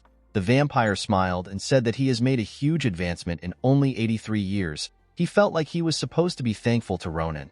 He explained to Ophelia that he would like to stay forever. As his body slowly faded away, Balzark told the girl that he hates the fact that he has to return. He revealed to Ophelia that there is an evil group causing some trouble among vampires. He explained to her that the group was the one that led to the creation of the Blood's Hook. With a smile on his face, the man asked Ophelia to contact him whenever she needs him. He called the girl his eternal rose and told her that he will always look forward to her call. The moment he said this, his body changed into petals and disappeared into the air. After crying for a while, Instructor Jaredin took out Sarani's mana and the fresh blood essence. The man began his 144th experiment. Jaredin explained to our boy that it will take some time before he can see any result. Although he said this, Ronan could tell that the wait gave the instructor a reason to live. While looking at his wife in the tube, Jaredin told our boy that something has changed about him. He told him that he sensed a change in him as soon as he met him. While looking at the mana around our boy, Jaredin explained to Ronan that the unknown energy that has been cutting his curse has gotten much stronger. He asked our boy if he experienced a breakthrough while fighting the Blood's Hook. Ronan realized that he skipped a lot of details when he was explaining things to Jaredin. Our boy told the instructor that he was simply lucky. The scene shifts and we are taken back to the temple. We see Ronan pass through the wall which Balzark destroyed. Inside the new room, our boy saw something familiar. He immediately understood why he felt drawn to the item. Ronan could not believe that another divine statue that belongs to Senial would be in the temple. The statue was emitting a unique mana. Ronan walked up to the statue. Upon seeing how hidden the statue was, our boy realized that even the Blood's Hook did not know that they had such a statue in the building. Ronan wondered if the temple was formerly an historic site for Senial worshippers. The moment our boy got close to the statue, it released a blinding green mana. Ronan quickly covered his eyes. To his surprise, the divine energy of Senial began to flow into his body. Our boy could not comprehend what was happening. The scene shifts and we are taken back to the present. Jaredin grabbed Ronan's hand and told him that he does not fully understand his breakthrough. He asked our boy to see the situation as a fortunate incident. He explained to our boy that his mana vessels have widened and his energy has been strengthened. The instructor revealed to Ronan that it will soon be much easier for him to handle mana to a considerable extent. Our boy was surprised to hear this. Jaredin did not believe that he needed to talk too much. He asked Ronan if he can also feel the change in his body. Our boy explained to the man that he can tell his senses have improved compared to before. Ronan took a look at his sword. He wondered if he will soon be able to use aura instead of simply imitating it. 4 days later, we are taken to Marvas. It is known as the City of Entry. It is located in Lamera Mountains. In the city, we see the residents doing their best to get supplies for refuge. We also see that the soldiers of the Imperial Army are heavily armed. Ronan and his teammates arrived in the city on their horses. Upon seeing the situation of the city, they realized that Shelifin was right. They realized that a wyvern has appeared in the area. The reason why Ronan returned to his hometown in Lamera Mountains is because of an unexpected piece of information he received from Shelifin some days before his sister's moving day. Shelifin revealed to our boy that the monsters around the mountain have gone into a state of frenzy and are acting unruly for unknown reasons. He told Ronan that the damage has not reached Nimbutin, and some of the Grancia family knights have already been dispatched. Unfortunately, this is not enough. According to Shelifin, wyverns have been spotted flying around the mountain area. Our boy was shocked to hear this. He could not believe that wyverns were also part of the monsters. Shelifin explained to him that even powerful mercenaries avoid wyverns. This is because of their extraordinary flying ability and the deadly poison that they have in their fangs. The insane swordsman told Ronan that they cannot guarantee Irel's safety if a pack of wyverns attack the city. Due to Shelifin's opinion, our boy decided to move his big sister a bit earlier than he planned. While riding his horse, Shelifin grit his teeth in anger. He could not believe that the monsters would ruin Irel's moving plans, which has been perfectly set up. With a look of anger on his face, the insane swordsman told Ronan that he will end the bloodline of every monster in the mountains after they safely guide his sister. Our boy was shocked to hear what Shelifin said. He asked him to stop spouting nonsense. He told him that they need to split up. Ronan asked Shelifin to meet up with the knights his family dispatched. He told him that he and Asel have something else to do. Shelifin was surprised to hear this. He asked our boy to tell him the reason why he wants to split up. Ronan explained to the boy that he wants to check the area to confirm something. He told him that something about the situation is making him uncomfortable. With a horrifying look on his face, Ronan asked the insane swordsman to not hit on his sister because he is not around. He assured Shelifin that he will kill him if he finds out about it. Shelifin began to blush when he heard this. He told our boy that he is being absurd. He assured him that a knight of the Grancia family would never behave in such a way. With a pretentious smile on his face, Shelifin told our boy that he will meet up with his sister since he has something to do.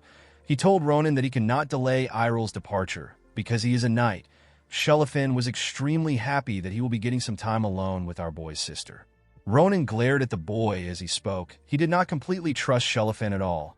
Shelifin immediately began to ride his horse at full speed. Ronan could only worry as he watched the boy move forward. After Shelifin left, Asel asked our boy to tell her about what is making him uncomfortable. She asked him if the situation is strange. Ronan asked the girl if she does not recognize this pattern. He asked her if she does not find it strange that peaceful monsters are suddenly acting up and large-sized monsters are revealing themselves to people. This was the same thing that happened in the Grand Cappadocia and the Vadian Mountains. Asel was surprised to hear this. She asked our boy if he believes that the mastermind behind the incident is also Nebula Clagier. Ronan rode his horse forward and told the girl that it is simply a guess. He told her that they need to investigate the area where the issue first began. Ronan was eager to carry out the investigation. He knew that he was the only one who could sense the special mana which the members of Nebula Clagier exude. At night, we see a large amount of goblins and ogres gathered in an area. We see a man with red hair sitting on the shoulder of the tallest ogre. The man wore a white garment like all Nebula Clagier members. The man noticed that he had finished subjugating all the ground monsters in the area. With a smile on his face, the man said that he wanted to bring punishment to all the non-believers in the area. Unfortunately for the man, he could not do this because he had to follow the orders of someone known as Lord Varon. The man could not go against the order because it was given to him by someone who would soon become an executive. While the man was thinking, he noticed that the monsters were acting strange. He did not understand why the monsters were acting weird. It was as if they were terrified by something. The man did not believe that this would be possible because the monsters have been brainwashed, so they should not be able to feel any emotions. While he was looking around, the man saw the monsters looking into the forest. While they were looking, something holding a weapon came out of the shadows. This being released a horrifying aura that made all the monsters tremble. The man was horrified to see who was walking towards him. He immediately recognized the giant scimitar behind the person. The being was a pitch-black tiger that is so black that it looks like it is wearing a shadow. The man could not comprehend why the tiger was in the area. The tiger asked the man, who he refers to as Nebula Clagier, if he has been hiding well. The man could not comprehend what was happening. He did not understand how the black tiger found him.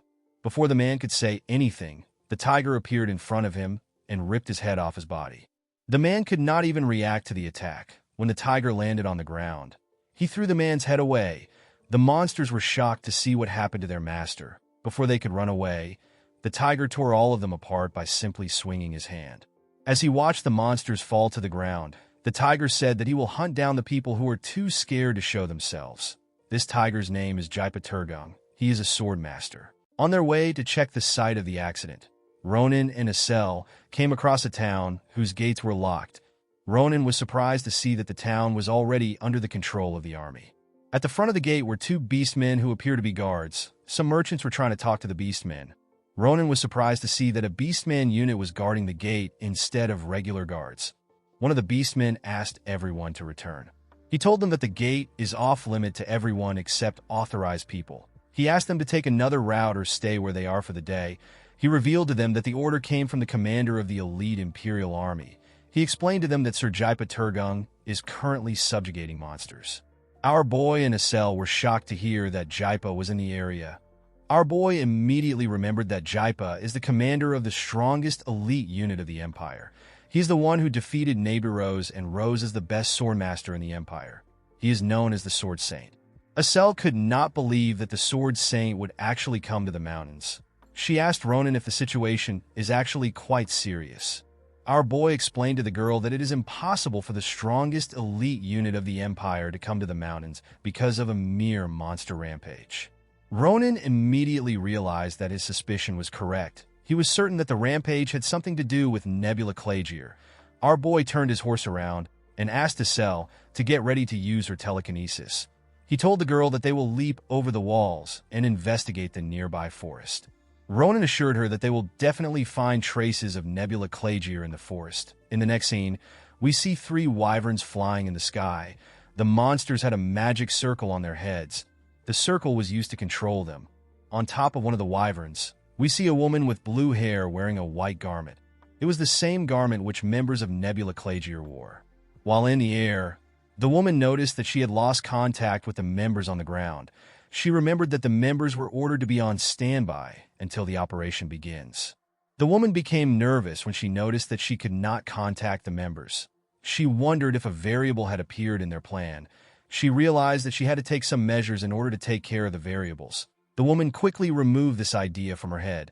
She remembered that the wyverns were the most important part of the operation. She believed that it would be stupid for her to needlessly get involved in any issue that will damage their forces. She was certain that Lord Varon will never forgive her if the mission fails. She decided to move to the route which was chosen. She assured herself that she would be able to keep the wyverns under her control to a certain extent. She knew that she could not create any more variables that would disturb the plan.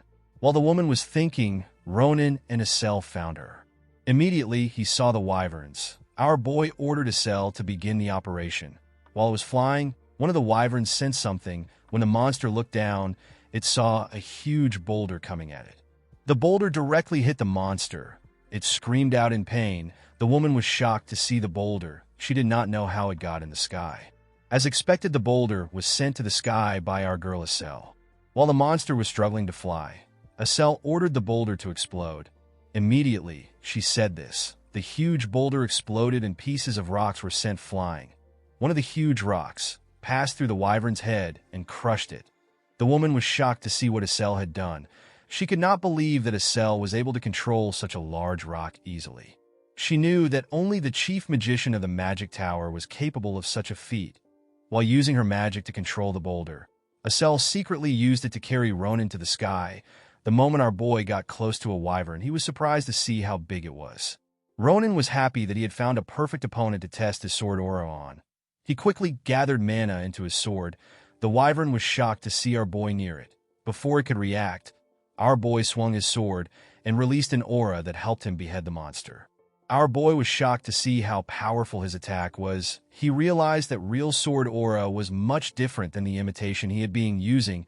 The range and power was on a whole different level. The woman was shocked to see the head of her wyvern falling to the ground. She did not understand what was happening. While she was looking at the monster, Ronan landed on the wyvern she was on. Our boy told the woman that he already knew the place where the wyverns were going. He told her that there is only one place the monsters can go without being noticed. With a smile on his face, Ronan referred to the woman as an idiot and revealed to her that he is a native of the city. The woman was annoyed to see our boy. With an angry tone in her voice, she asked our boy to tell her who allowed him to interfere with her organization's plan. Immediately, she said this. She stretched out her hand and created a magic circle. Before she could fully activate the spell, Ronan cut off her arm. With an evil smile on his face, our boy apologized to the woman. He told her that he simply wanted to cut off her wrist. He told her that he made a mistake by cutting off her arm. Immediately, he said this. The woman noticed that her arm was gone. When she fell on the wyvern, she began to scream in pain. With tears in her eyes, the woman called our boy a crazy bastard. While she was shaking in pain, Ronan walked up to her. Our boy was surprised to see the woman squirming because of her hand. He realized that the woman must be the lowest-ranked member in the organization. Ronan knew that such a weak person could not pull off the entire operation by herself. He asked the woman if there are other members in other places. While our boy was talking, the woman was screaming in pain. She tried to heal her injury. Before she could do anything, Ronan moved his sword close to her head. He asked her to shut up. He placed his leg on her body and reminded her that a lot of villages have been ruined because of her. He could not believe that she was crying simply because she lost an arm. He asked the woman to stop shouting. He told her that she needs to answer his question properly. With a deadly look in his eyes, Ronan asked the woman to tell him what her organization is up to. Before we continue the video, I made some research in order to confirm something. I was able to find out that Acel is actually a boy. I sincerely apologize for the mix-up. The fault came from the translators. Now that we have cleared this up, let's get back to the video.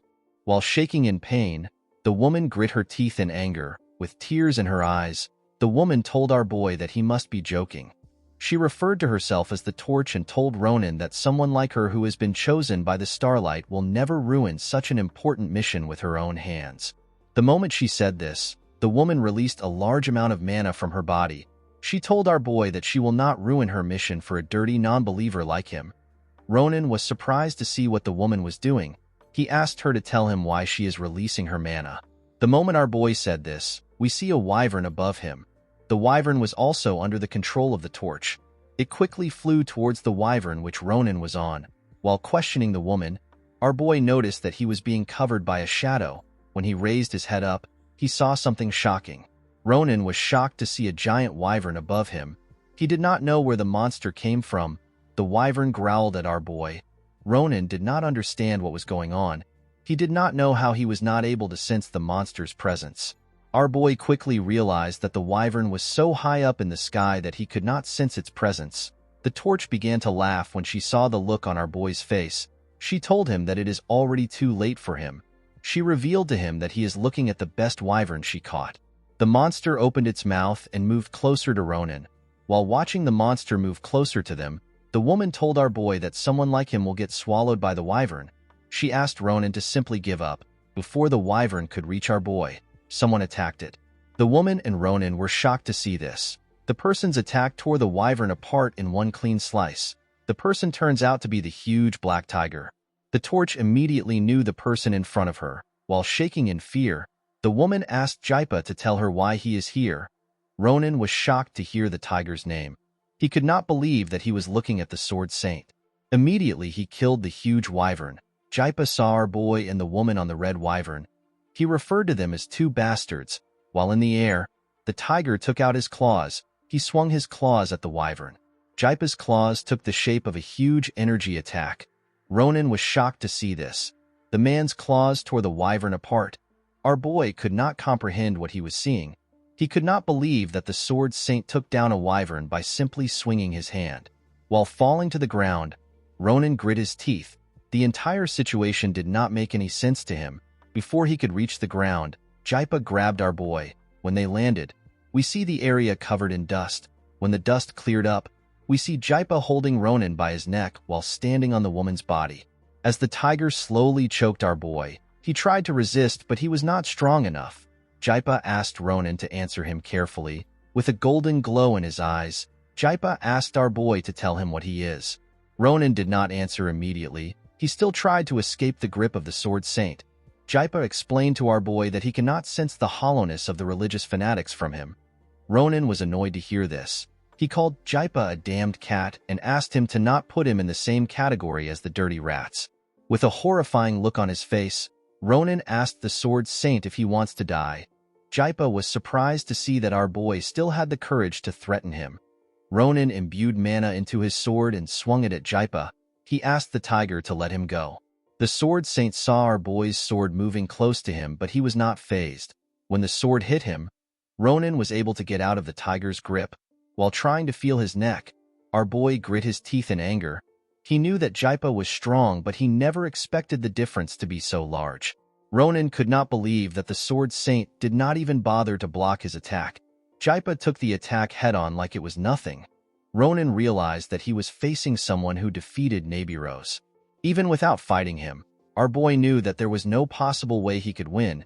He knew that he could never defeat the Sword Saint. However, this did not mean that he was willing to simply let Jaipa beat him up. Ronan realized that he needed to wait for Jaipa to let his guard down.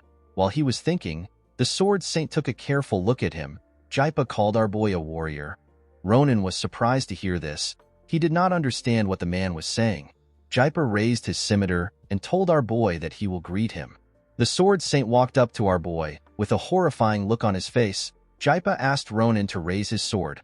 Ronan became nervous when he heard this. Jaipa raised his scimitar up with one hand and told our boy that he will attack in the middle. He asked Ronan to do his best to block his attack. The moment he said this, the Sword Saint swung his weapon at our boy. Ronan was shocked to see the tiger's weapon coming towards him. Ronan managed to block the Sword Saint's attack. Jaipa commended our boy on his defense. He told Ronan that although he is lacking a bit in strength, his defense was flawless. Jaipa told our boy that his movements are quite familiar. He asked Ronan if he is Nebiro's disciple. Our boy was annoyed to hear this question. He introduced himself to Jaipa and told him that he is from Philion Academy. He asked the Sword Saint to tell him why he is curious about Nebiros. He asked Jaipa if he is interested in becoming Nebiro's disciple. Ronan used his sword to push Jaipa's scimitar back.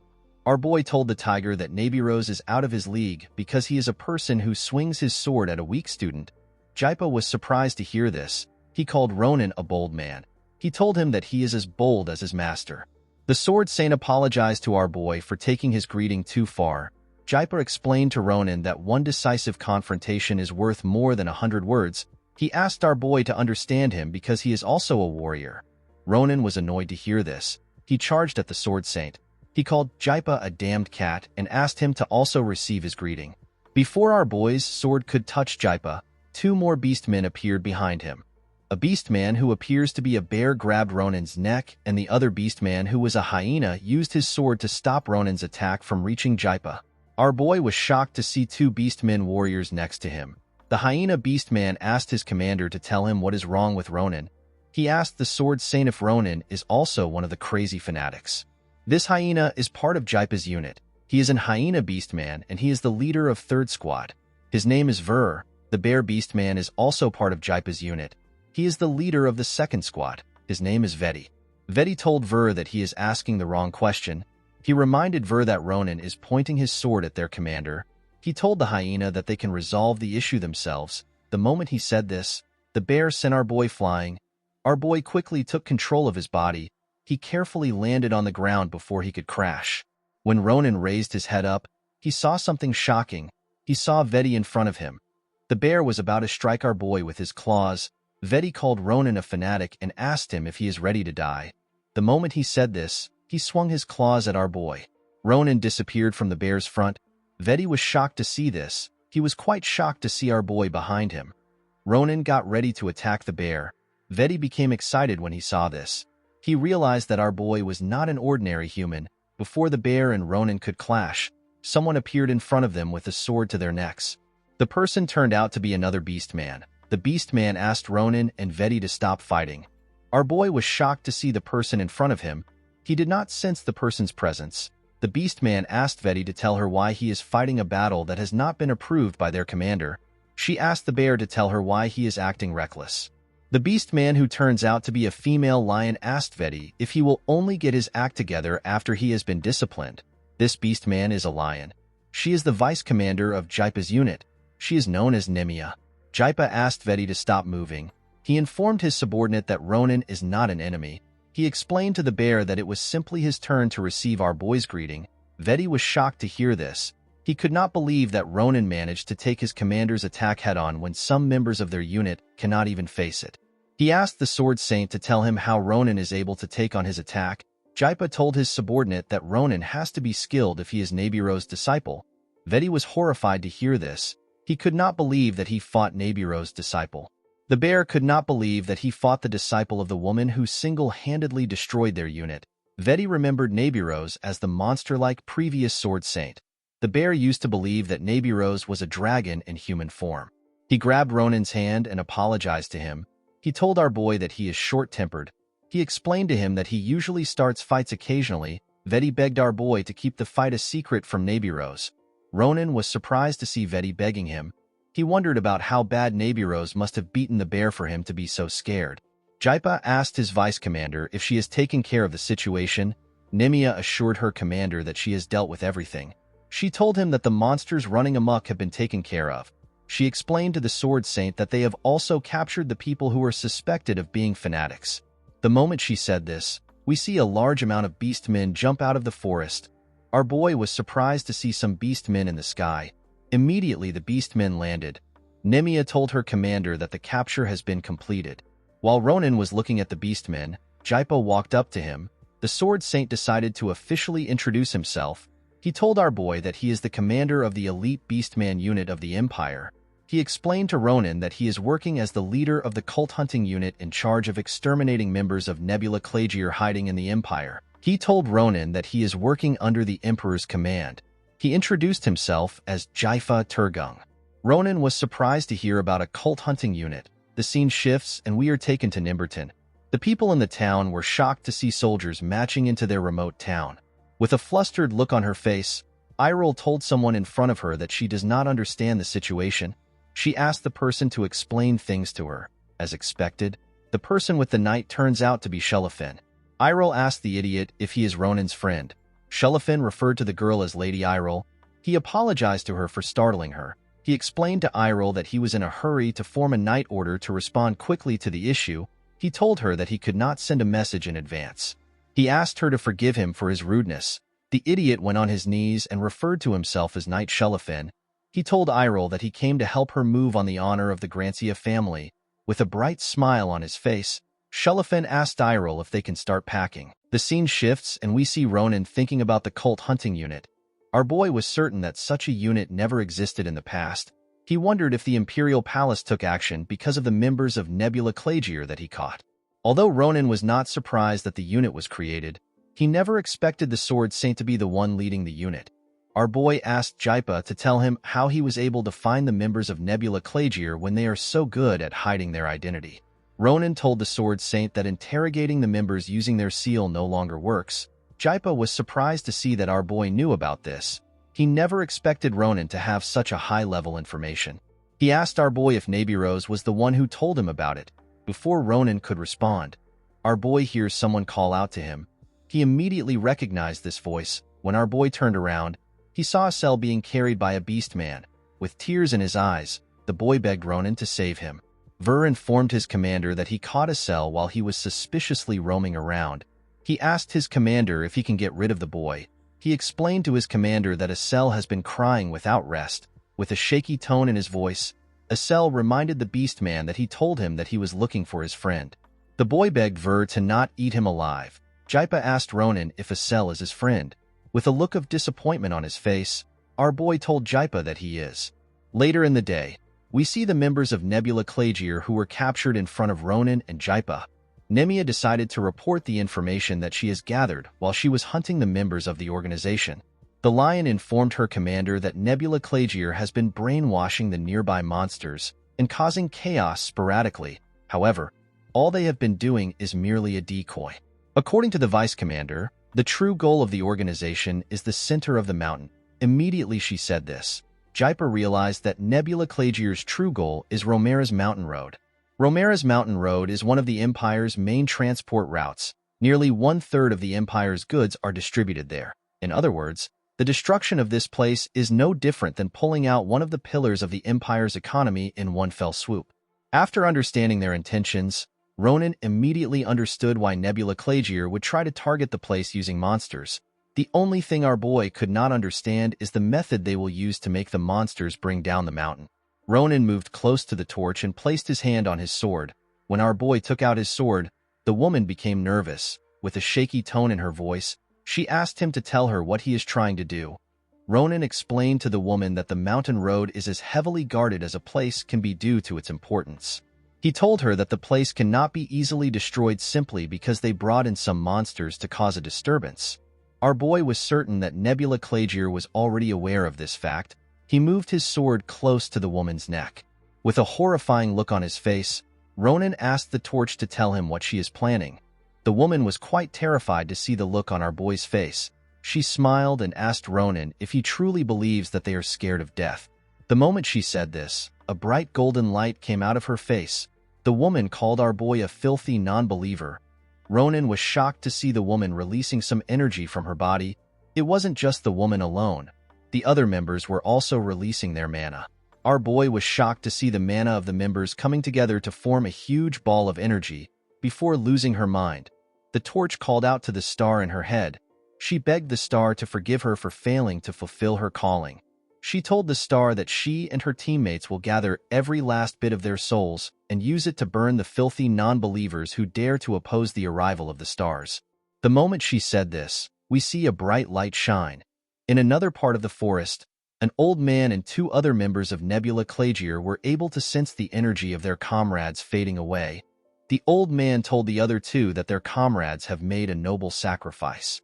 He explained to them that it is too much for ordinary cult members to buy time against Jaipa's unit. The man said that he feels sorry for the sacrifices made by their precious brothers. The other two members next to the man referred to him as Lord Baron. One of them told him that it would be better to wait another day to carry out their plans since it is too difficult to stop Jaipa's unit. Baron told the men that they will give Jaipa enough time to reorganize his unit if they wait for another day. If this happens, it will be more difficult to fulfill their noble calling. Baron informed his subordinates that they cannot delay their plans. The moment he said this, the old man took out an object and placed it on the ground.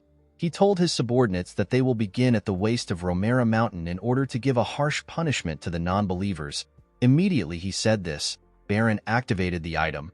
A huge magic circle appeared beneath them.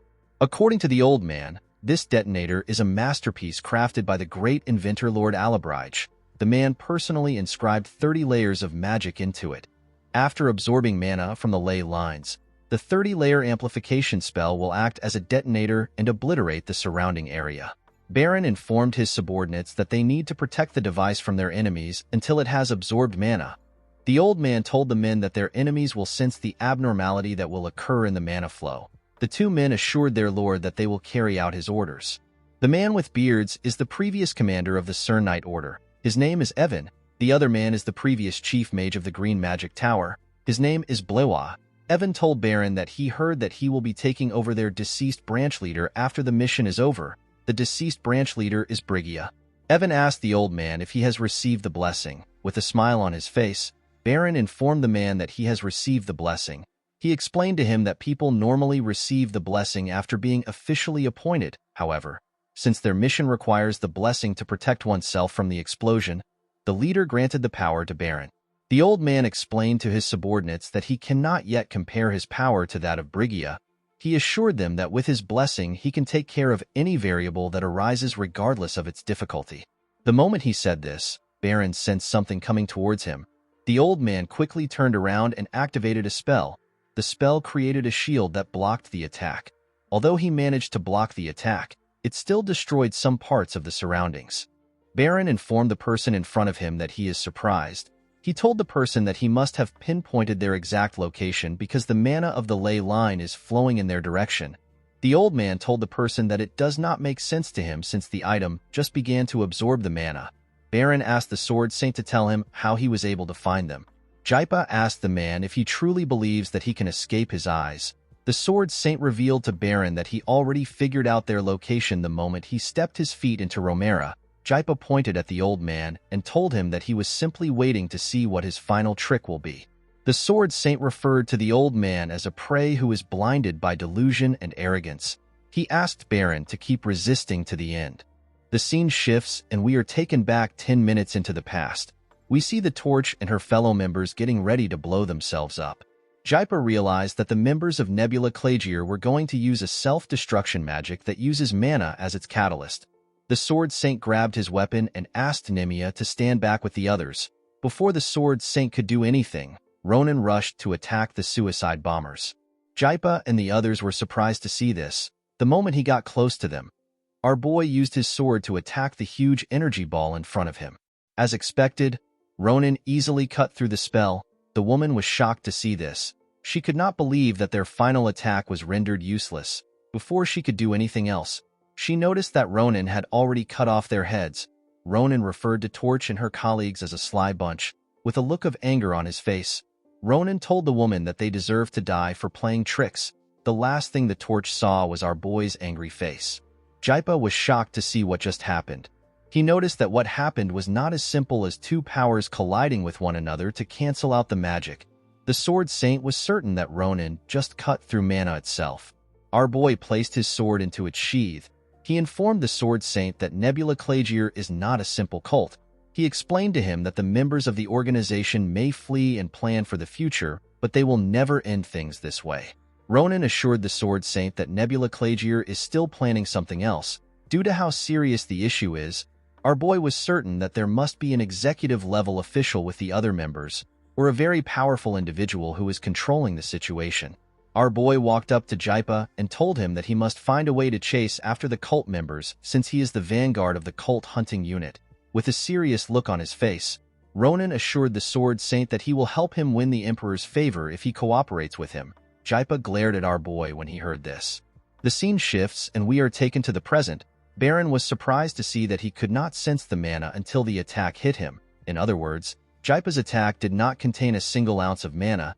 It was simply wind pressure caused by sheer strength. Baron had heard a lot of things about the Sword Saint. However, what was standing in front of him was much different. Jaipa was a monster in his own league. The old man told his subordinates that they have a very esteemed guest.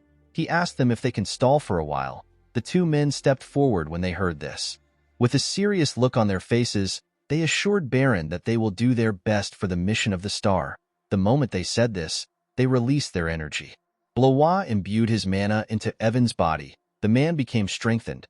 Jaipa realized that the two men were a combination of a high-level knight and mage. He found the combination to be decent.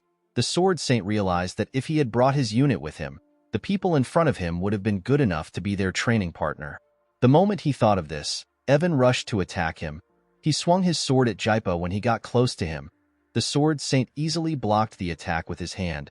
With an arrogant look on his face, Evan asked himself if he is getting guidance from the star. He told Jaipa that he cannot believe that he is in a fight that puts the honor of the Empire's best swordsman on the line. The man told Jaipa that there is no greater honor for him as a fellow warrior. The moment he said this, Evan began to attack the Sword Saint more fiercely. With an insane smile on his face, Evan asked the Sword Saint to show him the skills of the strongest. The Sword Saint simply stared at the man while he blocked his attacks. Evan swung his sword with more strength and told Jaipa that he will have the honor of standing with some people if he is able to defeat him. The moment he said this, the Sword Saint broke his sword. He crushed the idiot's sword with his bare hand. Evan could not comprehend what he was seeing. Jaipa asked the idiot if he called this fight a fight with his honor on the line. The Sword Saint could not believe that someone who relies on an evil power would have the guts to spout such nonsense. Before Evan could even take a step, Jaipa used his hand to take off his head at a frightening speed. With a serious look on his face, the Sword Saint asked the idiot to not taint a warrior's honor. Blois was shocked to see what happened to his partner. He immediately realized that he was next. Before the man could put up a mana shield, Jaipa swung his hand and tore his body in half. Before the attack could hit him, Baron used his shield to protect himself. The Sword Saint raised his leg up and used it to hit the shield. The shield did not break, however. It got pressed to the ground. While his leg was on the shield, Jaipa noticed that he recognized Baron. He asked the man if he has been hiding in the fanatic cult all this time. The Sword Saint reminded the man that he is a fugitive wanted for the death of thousands of residents of a western village called Athen, where he conducted a black magic experiment decades ago before vanishing without a trace. Jaipa referred to the old man as Athen's bloodshed baron. The insane man smiled when he heard this. He told Jaipa that it is an honor for him that he remembered his name. He explained to the Sword Saint that it has been a long time since he abandoned the disgrace of the past. He explained to the Sword Saint that he is currently a devotee of the star. Jaipa told the man that he does not care. The moment he said this, he broke Baron's shield. The Sword Saint informed the man that the side he is on is irrelevant to him. He told Baron that it does not change the fact that he is a target for extermination. The moment he said this, Jaipa stretched out his hand. Before the Sword Saint's claw could touch Baron, he smiled and released his blessing of the star. The blessing pushed Jaipa back. The Sword Saint was surprised to see the mana in the air. Baron informed Jaipa that he never expected the men which he carefully selected to not be able to stop him for a moment. The man told Jaipa that he now understands how important his title is. With a terrifying look in his eyes, Baron told the Sword Saint that even he will not be able to break through this grand authority granted by the star. While laughing like an insane man, Baron informed the Sword Saint that he is nothing but a mere mortal crawling under the stars. While the man was talking, Jaipa took a look at his hand. Baron raised his hand and asked Jaipa to tell him how he feels now that he has witnessed the greatness of the star for the first time. He told the Sword Saint that he is truly curious about his opinion. Jaipa grabbed his weapon and told the man that he is simply a joke.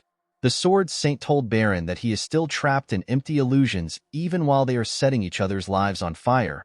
Baron was surprised to hear this. While releasing a ridiculous amount of murderous aura, Jaipa informed the man that he will kill him for this reason. With a horrifying look on his face, the Sword Saint referred to Baron as a prey who has been blinded by delusion. Jaipa covered his weapon with his energy and fired an attack at Baron. The old man immediately strengthened the blessing. He was shocked to see how massive the energy of the strongest swordsman is. Jaipa's energy towered over him. The Sword Saint's attack destroyed the surrounding and basically changed the landscape. Unfortunately for the tiger, Baron's shield was still standing. With a nervous look on his face, the old man turned around. He was shocked to see how Jaipa destroyed the area with just his sword chi. He knew that the Sword Saint would be strong, but he never expected him to be on such a different level. Baron realized that Jaipa had the martial prowess that was on par with a certain set of people. The old man smiled when he thought of this. He raised his hand up and told the Sword Saint that his sword chi is nothing but a petty trick in front of the blessing of the star. While the magic bomb was absorbing mana, Baron asked the Sword Saint to tell him what he will do. He reminded him that the bomb is still absorbing mana as they speak. With an evil smile on his face, the old man advised Jaipa to retreat and plan for the future. He assured the Sword Saint that he will be able to escape the range of the explosion since he is alone. Baron informed Jaipa that every other lowly thing in the area will turn into ashes along with the mountains. While the man was talking, Jaipa remembered that Ronan told him that it is basically impossible to destroy the shield. He could not believe that it managed to neutralize his attack. The Sword Saint realized that this blessing can pose a significant threat to them in future if they do not adequately prepare for it. Jaipa stepped forward and released a part of his energy. He told Baron that he wants to see how far he can go against the blessing of the star. The moment he said this, he took a stance. The old man was shocked to feel the energy Jaipa was releasing. The level of oppression exceeded that of the previous attack. Baron realized that the Sword Saint was about to use his aura. He laughed when he saw this. He could not believe that a mere beast was struggling desperately against the sky. He told Jaipa that he truly respects him. With a crazy smile on his face, Baron asked Jaipa to show him the power of the strongest being on earth. He asked him to go all out. Immediately he said this, Jaipa raised his hand. Before the Sword Saint could use his attack, someone called out to him and asked him if he is crazy. The person turned out to be Ronan. Our boy asked Jaipa to turn down his attack. He told the Sword Saint that he will blow up the entire mountain range even before the bomb explodes. Baron was surprised to hear this. Ronan asked the Sword Saint to not forget their original goal. Immediately he said this. Jaipa took away his energy. He turned around and asked Ronan to tell him why he is just arriving. He told our boy that he is slower than he looks. While breathing heavily, Ronan informed Jaipa that it is his first time hearing this. He asked the sword saint if he does not know that he is just too fast. Our boy told the tiger that he can stand back now that he has seen the blessing of the star for himself. Ronan informed Jaipa that he will not be able to do anything to the old man no matter how incredible he is. Baron was surprised to see what was happening.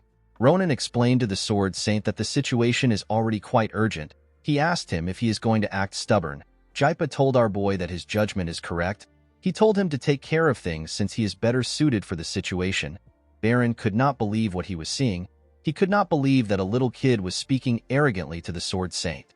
Ronan walked forward and told Baron that he is grateful. He took out his sword and explained to the old man that he already understands the situation thanks to his loud voice. He told Baron that the goddamn disturbance will be over once they kill him and disarm the magic bomb. With a smile on his face, Ronan asked the old man if he is really an executive. He explained to him that although he has the blessing, he is not half as strong as the crazy rotten dead wrench called Brigia. Baron asked our boy to tell him how he knows Brigia. With a horrifying look on his face, the old man asked Ronan if Brigia was killed by a lump of blood like him. While his body was trembling, Baron told our boy that someone like him is not allowed to insult Brigia with his filthy tongue. The moment he said this, several tentacles came out of his body. The old man asked Ronan if he wishes to be torn apart to death. Baron's tentacles had their own set of eyes and mouths. He explained to our boy that Brigia was a renowned believer even in their church. She rose to the position of branch leader through her strength, and she was regarded as one of the most esteemed believers. Ronan was surprised to see the old man's tentacles. Baron was annoyed to hear that some lowly bastard with such an insignificant mana would dare to harm a noble being like Brigia. Immediately he said this, he attacked our boy with his tentacles. With a look of anger on his face, Baron asked Ronan to stop his blasphemous lies. He called Ronan a bastard and a non-believer. He believed that our boy must have witnessed Brigia's death. He asked Ronan to tell him every single detail of her death. The moment the tentacles came closer to him, Ronan smiled. He told the old man that he will have to tell him the truth in person if he is curious. Immediately he said this. Our boy disappeared in front of the tentacles. He rushed to attack Baron. The old man was surprised to see how fast Ronan was. He realized that our boy has some level of skills. He told Ronan that he is good enough to be his aide. He explained to Ronan that it is impossible for him to beat Brigia with just his sword. He knew that there was no way our boy could catch his boss off guard. Baron told Ronan that it would have been impossible for him to even touch Brigia's blessing. The moment he said this, Ronan tore his body apart. The old man could not comprehend what just happened. Our boy turned to him and revealed to him that Brigia was also yapping like him. Immediately he said this, he used his sword to destroy the magic bomb. The bomb released some sparks and its magic circle disappeared. Ronan told the old man that his boss died just like this. With a cold gaze in his eyes, our boy asked Baron if his curiosity has been resolved. While his head was on the ground, Baron looked around. He could not believe what was happening. He never expected Ronan's blade to be able to pierce through his blessing and cut off his head. He realized that Ronan has a power that transcends rules. The only other person that had this kind of power was the leader of their organization. Baron looked at our boy. He wondered about his true identity. Before he could say anything, Ronan tore his head apart. Jaipa walked up to our boy and asked him if he killed the old man. Ronan explained to the sword saint that this is the best thing to do. He reminded him that ordinary believers of the cult tried to blow up themselves. Our boy told him that an executive would probably do something much worse. He explained to Jaipa that they need to be smart and careful with their actions. The sword saint commended Ronan on his smart judgment. He told him that they can't get blinded by their goals. Jaipa told Ronan that he feels bad that he was not able to properly go against the blessing of the star. He assured our boy that he would have gotten a clue if he had fought Baron one more time. Ronan reminded the sword saint that this is his hometown. He told him that he would have destroyed the town. Our boy reminded the sword saint that he ruined the area with just his sword chi alone. He asked him if he has thought about what will happen if he uses his aura. Jaipa took away his weapon. He told our boy that he will satisfy his curiosity next time. He asked Ronan to let him know if he needs anything. Our boy was surprised to hear this. He asked Jaipa to explain what he means. The sword saint revealed to our boy that the emperor said that he should reward anyone who helps in punishing Nebula Clagier. Jaipa asked Ronan to let him know what he wants. He assured him that he will give him anything within his ability and the Empire's coffers. Our boy was extremely happy to hear this. He told the Sword Saint that his offer came at the perfect time. He explained to him that he needs someone as strong as his soldiers. He told him that the most precious person in the world will soon arrive at the imperial capital city. The scene shifts and we see a bunch of knights leading a carriage. We see Shelafin next to the carriage. Ronan's elder sister was the one being escorted. As they marched forward, two knights talked about how things are much calmer than expected. One of the knights said that he believed that they were going to fight a monster army because Shelafin asked them to be prepared. The other knight agreed with him. He was thankful that things were actually going smoothly. The knight turned around and asked his colleague if he knows who Iril is. The knight wondered about how high-class Iril is for her to be guarded by them. The first knight said he does not know anything about Iril's status. However, she seemed to be an important person to their young master. Shelafin trembled as he rode next to Iril's carriage. With a nervous look on his face, the idiot asked the girl if she has felt any discomfort during the move. He asked her to tell him if her ride is uncomfortable. He assured her that he can obtain another carriage immediately. Iril was surprised to hear this. She told Shelafin that the carriage is more comfortable than her house. She asked him if he is not tired from riding a horse all day. With a smile on her face, Iril invited Shelafin to ride in the carriage with her. The idiot was shocked to hear this. With a bright smile on his face, Shelafin quickly accepted the offer. Immediately he did this, he turned around and declined it. He told Iril that he is currently carrying out a very important mission. He told her that he is happy to hear that she is comfortable. He asked her to tell him if she needs a break. Shelafin assured Iril that he will find a place for her to stay. The moment he said this, his horse and the horses of the knights began to panic. Shelafin was shocked to see this. He grit his teeth and looked forward. He realized that something is coming towards them with an insane amount of energy. The boy jumped off his horse and ran forward. He ordered his knights to prepare for battle.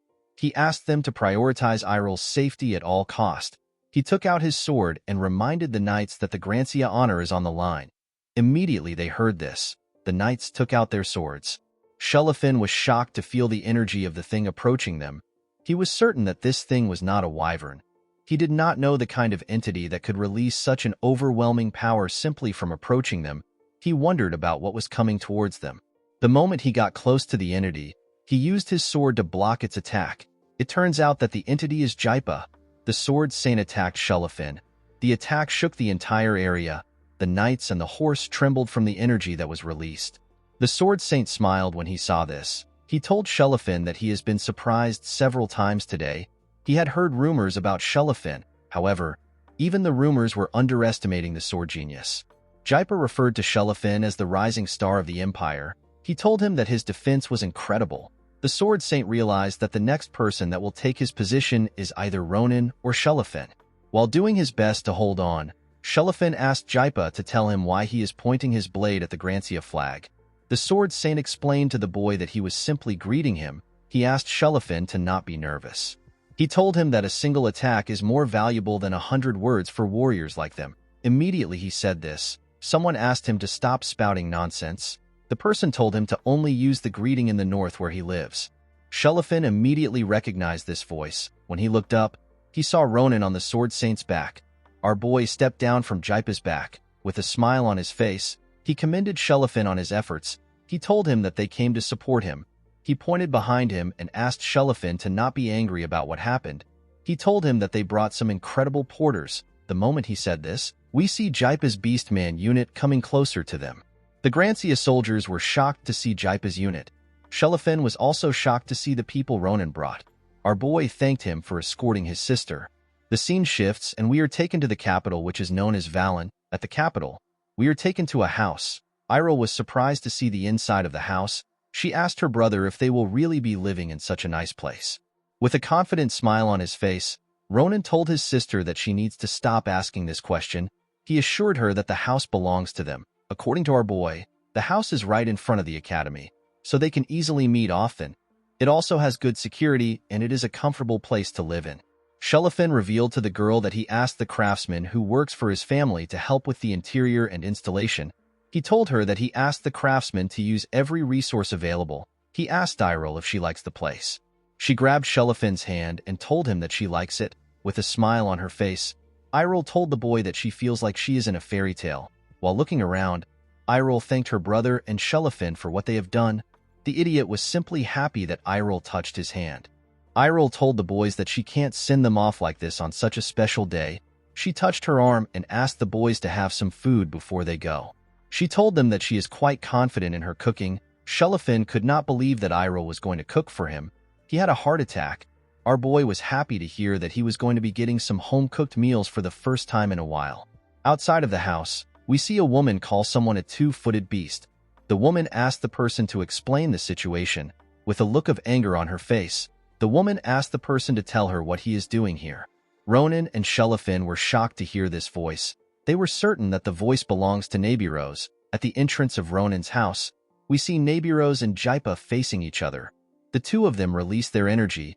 Nebiros seemed to be quite annoyed to see the Sword Saint. Jaipa greeted Nebiros. He told her that her energy is still as fierce as ever. He asked her if she can even teach students properly with her bad temper. The instructor asked the Sword Saint if he has the right to comment on her teaching method. She told him that he is not supposed to be here. She asked him to stop being obnoxious and leave. She referred to him as a two-legged beast. Jaipa told the instructor that her tongue is still quite sharp. He asked her if she has the skills to back up what she is saying. Nebiros was annoyed to hear this. The Sword Saint asked her if she has thoroughly reflected on her past defeat. He reminded her about the day he took her title as Sword Saint. The instructor was shocked to hear this. Jaipa's squad members became nervous when they heard what he said. Nebiros placed her hand on her sword and released her energy. She told Jaipa that she can let him witness her power by himself. Immediately, she released her energy. Everyone in the area began to tremble.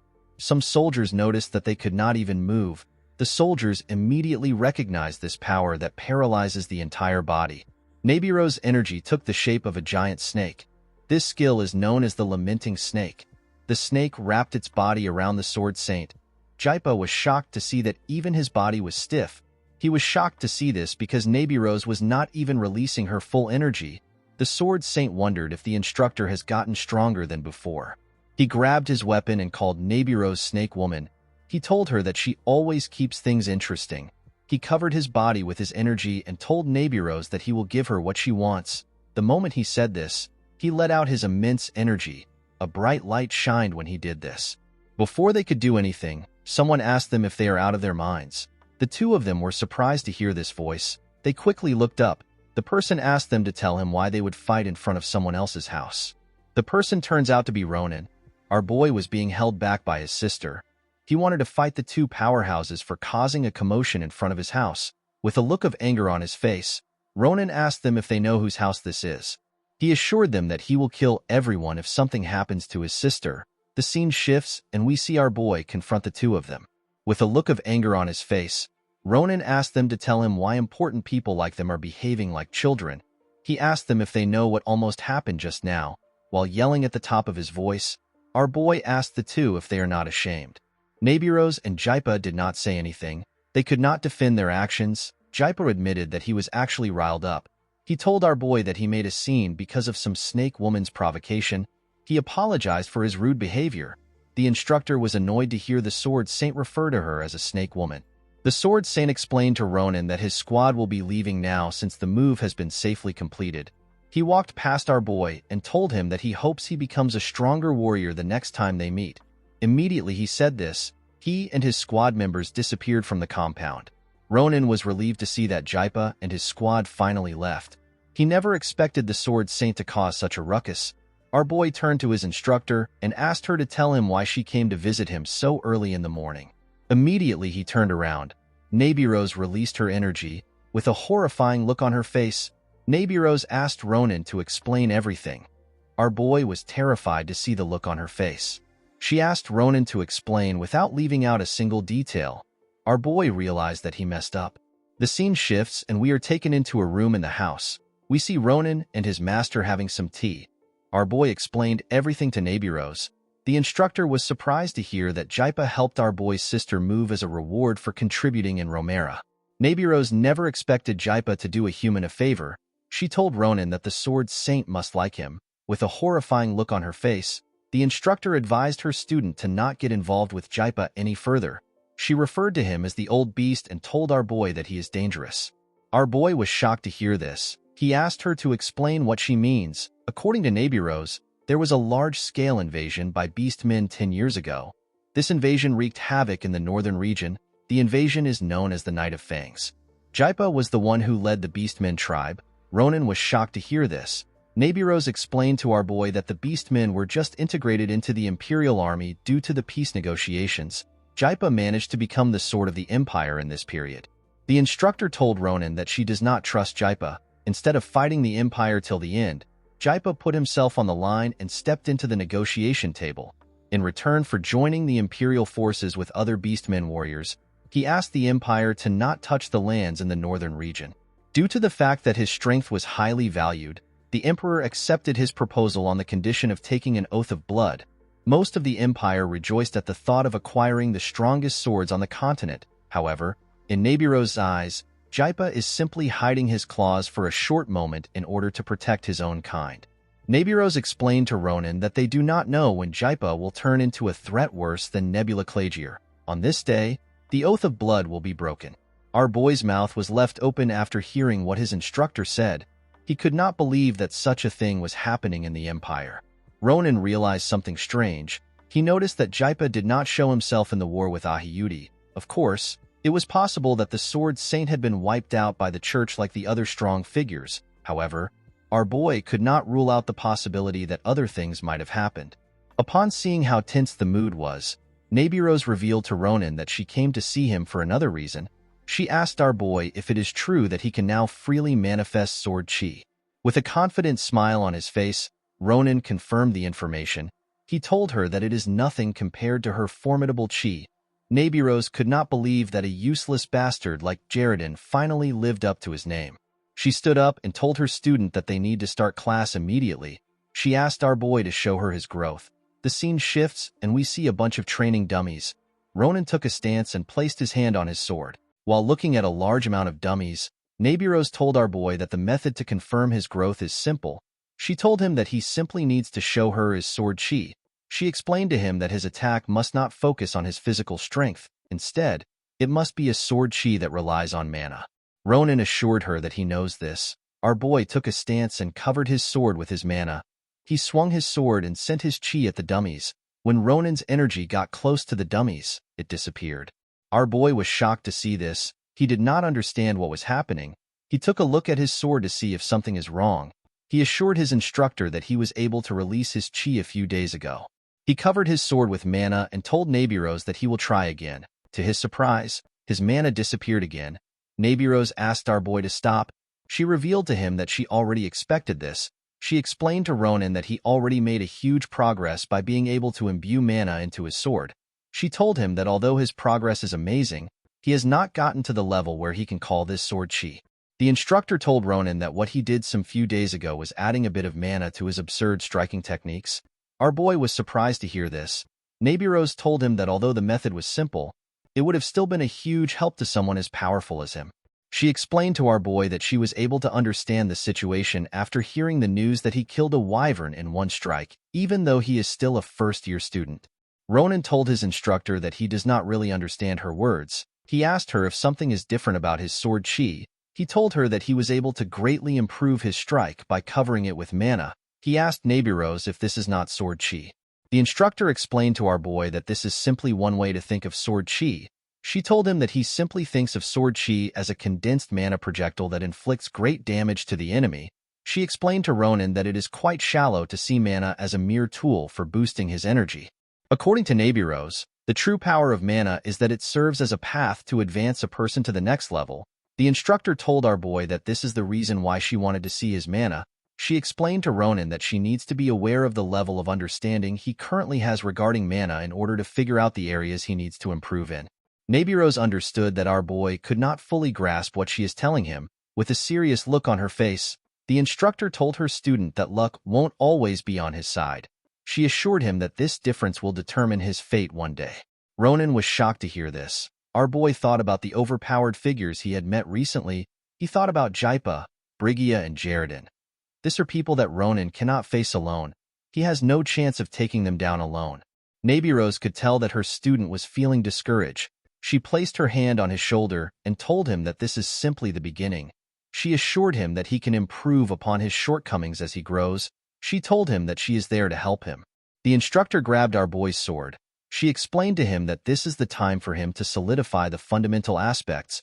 She told him that other things will naturally follow. The moment she said this, she took a stance and raised La Mancha up. Ronan was surprised to see his instructor holding his sword. He asked her to tell him what she plans to do. The moment he asked this question, Nabirose infused her mana into the sword. The sword released a bright red energy. Nabirose's mana was so strong that Ronan had to use his hand to block his face. The instructor told our boy that this is the true form of his sword. Our boy was shocked to see the energy his sword was exuding. Nabirose explained to him that La Mancha is currently resonating with the energy she infused into it. This allows the sword to manifest its latent power. She revealed to Ronan that her sword, which is known as Urusa, and the sword of the Grancia Duke, which is known as Failord, were both forged at the hands of a craftsman and were born as renowned swords. However, these swords actually hid their true power. The moment she said this, Nabirose swung Ronan's sword. She told our boy that the true value of a weapon that unlocks its latent power is that it displays several times the power than it usually has. Immediately she said this, we see that her simple swing turned into a huge attack. Nabirose was surprised to see the power of the sword. She realized that the rumors about Doron creating a masterpiece was true. Ronan was shocked to see what the woman did. He could not believe that she destroyed the training grounds that had been enhanced with enhancing spells in one strike. He did not understand why his sword did not have any sort of changes when he imbued mana into it. Nabirose gave our boy his sword. She explained to him that the level of his mana was too insignificant for La Mancha to resonate with it. She assured him that his sword knows how inexperienced he is. Ronan felt like he was being underestimated by his sword. However, our boy did not feel bad. He took a look at his sword. He realized that he finally had a clear goal to aim for. He turned to Nabirose and asked her to tell him where he needs to start. He told her that he wants to show his rude sword the kind of person its master is. Nabirose was happy to see the look of determination on her student's face. She told him that he has a good mindset. A while later, we see Ronan struggling to release his mana. Nabirose explained to him that the first issue they need to focus on is his mana, which is his biggest weakness. She told Ronan that he needs to start training to maintain his mana. On the first day of training, Ronan managed to maintain his mana for 48 seconds. On the third day of training, our boy managed to maintain his mana for 1 minute and 32 seconds. On the fifth day of training, he seemed to be getting a hang of his mana. He maintained it for 2 minutes and 12 seconds. On the 14th day, we see Nabirose looking at a watch. She told our boy that he maintained his mana for 13 minutes. The instructor was actually surprised to see this. Other people would have taken several years to get to this stage. She turned to Ronan and asked him to show her his sword chi while maintaining his current state. She asked our boy if he fully understands what he needs to do. Our boy assured her that he is fine. He carefully imbued his mana into his sword. After doing this, he raised it up and swung it. He fired his chi at some dummies. The moment he did this, he put his sword back into its sheath. Ronan's chi was not visible, however. Immediately he put La Mancha into its sheath. All the dummies lost their heads. Nabirose was happy to see her student's progress. She commended him on his good work. She asked him if he now understands why he had to do this training. While looking at his body, Ronan explained to his master that he can feel something the more he trains. He told her that he can feel all the senses in his body by simply focusing on maintaining his mana. He told Nabirose that he can even enhance certain things in his body. He revealed to her that he now knows how much potential the mana in his body truly holds. Nabirose was happy to hear this. She realized that her student finally understood the basics of what mana is. The moment she said this, someone told her that she is working overtime, and she is exploiting her student even at this time. The man told her that her unusual passion for educating is still the same. The person turns out to be Jaredin. The man greeted Nabirose and referred to her as Longsword Rascal. The instructor apologized to Nabirose for disturbing her while she is busy. He asked her if she could spare him some of her time. Nabirose and Ronan were surprised to hear this. Jaredin told her that he has something important to tell her. He revealed to her that it is about the disciple which she cherishes so much. Ronan wondered why Jaredin would come all the way to the training ground. He noticed something different about the instructor. He noticed that his face looks quite fresh. Nabirose asked the instructor if he is referring to her disciple's mana. Jaredin reminded her that Ronan has a unique body, so he needs to check on him regularly. With a look of anger on her face, Nabirose asked the man if he is planning to use this as an excuse to rip her student. She placed her hand on her sword and asked him if this is the case. Jaredin became nervous when he saw this. He assured her that it is nothing like that. He asked her to calm down. He reminded her that they are no longer in a mercenary group. He asked her to put her sword away. He explained to her that he came here to keep his promise. He revealed to her that his wife, who has not shown any signs of improvement, is finally starting to show signs of hope, all thanks to Ronan. Nabirose was shocked to hear this. With a smile on his face, Jaredin told her that they still have a long way to go. He told Nabirose that he will appreciate it if she visits sometimes. He reminded her that Suanya loved her adventure stories so much. Jaredin told our favorite instructor that he came to talk about her teaching assistant. The woman asked him if he is referring to Adeshan. Jaredin revealed to her that he has been researching on Adeshan because Ronan asked him to. He explained to her that he is not yet fully certain, but he believes that Adeshan is in danger. According to the instructor, our future Grand Commander possesses a power that is difficult for her to handle by herself. Jaredin knew that Nabirose was already aware of this power and its risks. He asked her if she was keeping Adeshan by her side in order to keep an eye on her. Nabirose clenched her fist out of anger when she heard this. Jaredin told her that Adeshan might harm everyone if something goes wrong. Nabirose asked Jaredin to stop talking. She told him that her teaching assistant is not as weak as he thinks. She asked him to stop assuming what will happen in Adeshan's future. Jaredin was surprised to hear this. He could tell that Nabirose really cared for her student. He told her that he will leave the choice to Adeshan. In the next scene, we see Jaredin standing next to Ronan. Our boy told him that his instructor is really angry. Ronan remembered that Jaredin mentioned a mercenary group. He asked the man if he and Nabirose were mercenaries. Jaredin told him that they were mercenaries in the southern region. He revealed to him that he and Nabirose were well-known figures. He explained to Ronan that he and the woman did not have the best first meeting. According to Jaredin, he and Nabirose were commissioned to eliminate each other. The grumpy instructor vividly remembered this day. The Nabirose of this time was truly the embodiment of death itself. The fear which Jaredin felt back then could not be described with words. Jaredin told our boy that his instructor is now more humane than before. Ronan could not believe that his current hot-headed instructor is actually a much calmer form of Nabirose. At the end of the fight, Jaredin was brutally defeated by Nabirose and was about to lose his life. Fortunately for him, he was saved by Suanya, who was a resident in the area. Suanya took care of Jaredin with dedication while he was nothing more than a walking corpse. Over time, they naturally became a couple. As if their fight happened thanks to fate, Jaredin became something of a comrade to Nabirose. Of course, the only reason he was able to maintain his relationship with her was entirely due to Suanya's pure and innocent nature. It was also due to Suanya that Nabirose began to hate the grumpy instructor. She was angry at his incompetence. She could not believe that he was not able to protect his wife and his stupidity for not being able to let her go. Even though she was angry, Nabirose kept Jaredin's secret till the end. It is also because of her consideration that he could continue treating his wife until now. Jaredin explained to our boy that if Suanya is able to wake up, Nabirose will eventually open her heart. While staring at Nabirose from behind, Jaredin revealed to Ronan that although Nabirose acts like this, she is actually a very affectionate woman. The next day, we are taken to a building that belongs to the magic department. This is the main hall of the Hall of Truth. Inside the building, we are taken to the Black Magic Laboratory. Ronan told Jaredin that he had no idea that there is a place even more drearier than his lab. He asked him if they are allowed in this place. Jaredin asked our boy to manage the place even if it is dreary. He revealed to him that he wants to make use of the high-end equipment that is only available here. This equipment is known as large-scale mana extractor. It is the ultimate magical tool capable of drawing out the true essence of life form within living beings. Jaredin explained to Adeshan that this is an item that people who struggle to understand their own mana like her would be willing to invest an entire fortune just to use it. Adeshan was surprised to hear this. The instructor pointed at the magic circle and asked Adeshan to stand in the middle of it. He told her that the time has come for her to face the secret of her hidden power. After the future Grand Commander got in position, Jaredin asked her if she has prepared her mind on her way here. The girl told him that she did. Upon hearing this, Jaredin decided to start. He put his mana into a huge orb. The moment he did this, Adeshan released a dark and scary energy from her body. With a scared tone in her voice, the girl asked the instructor to tell her what is coming out of her body.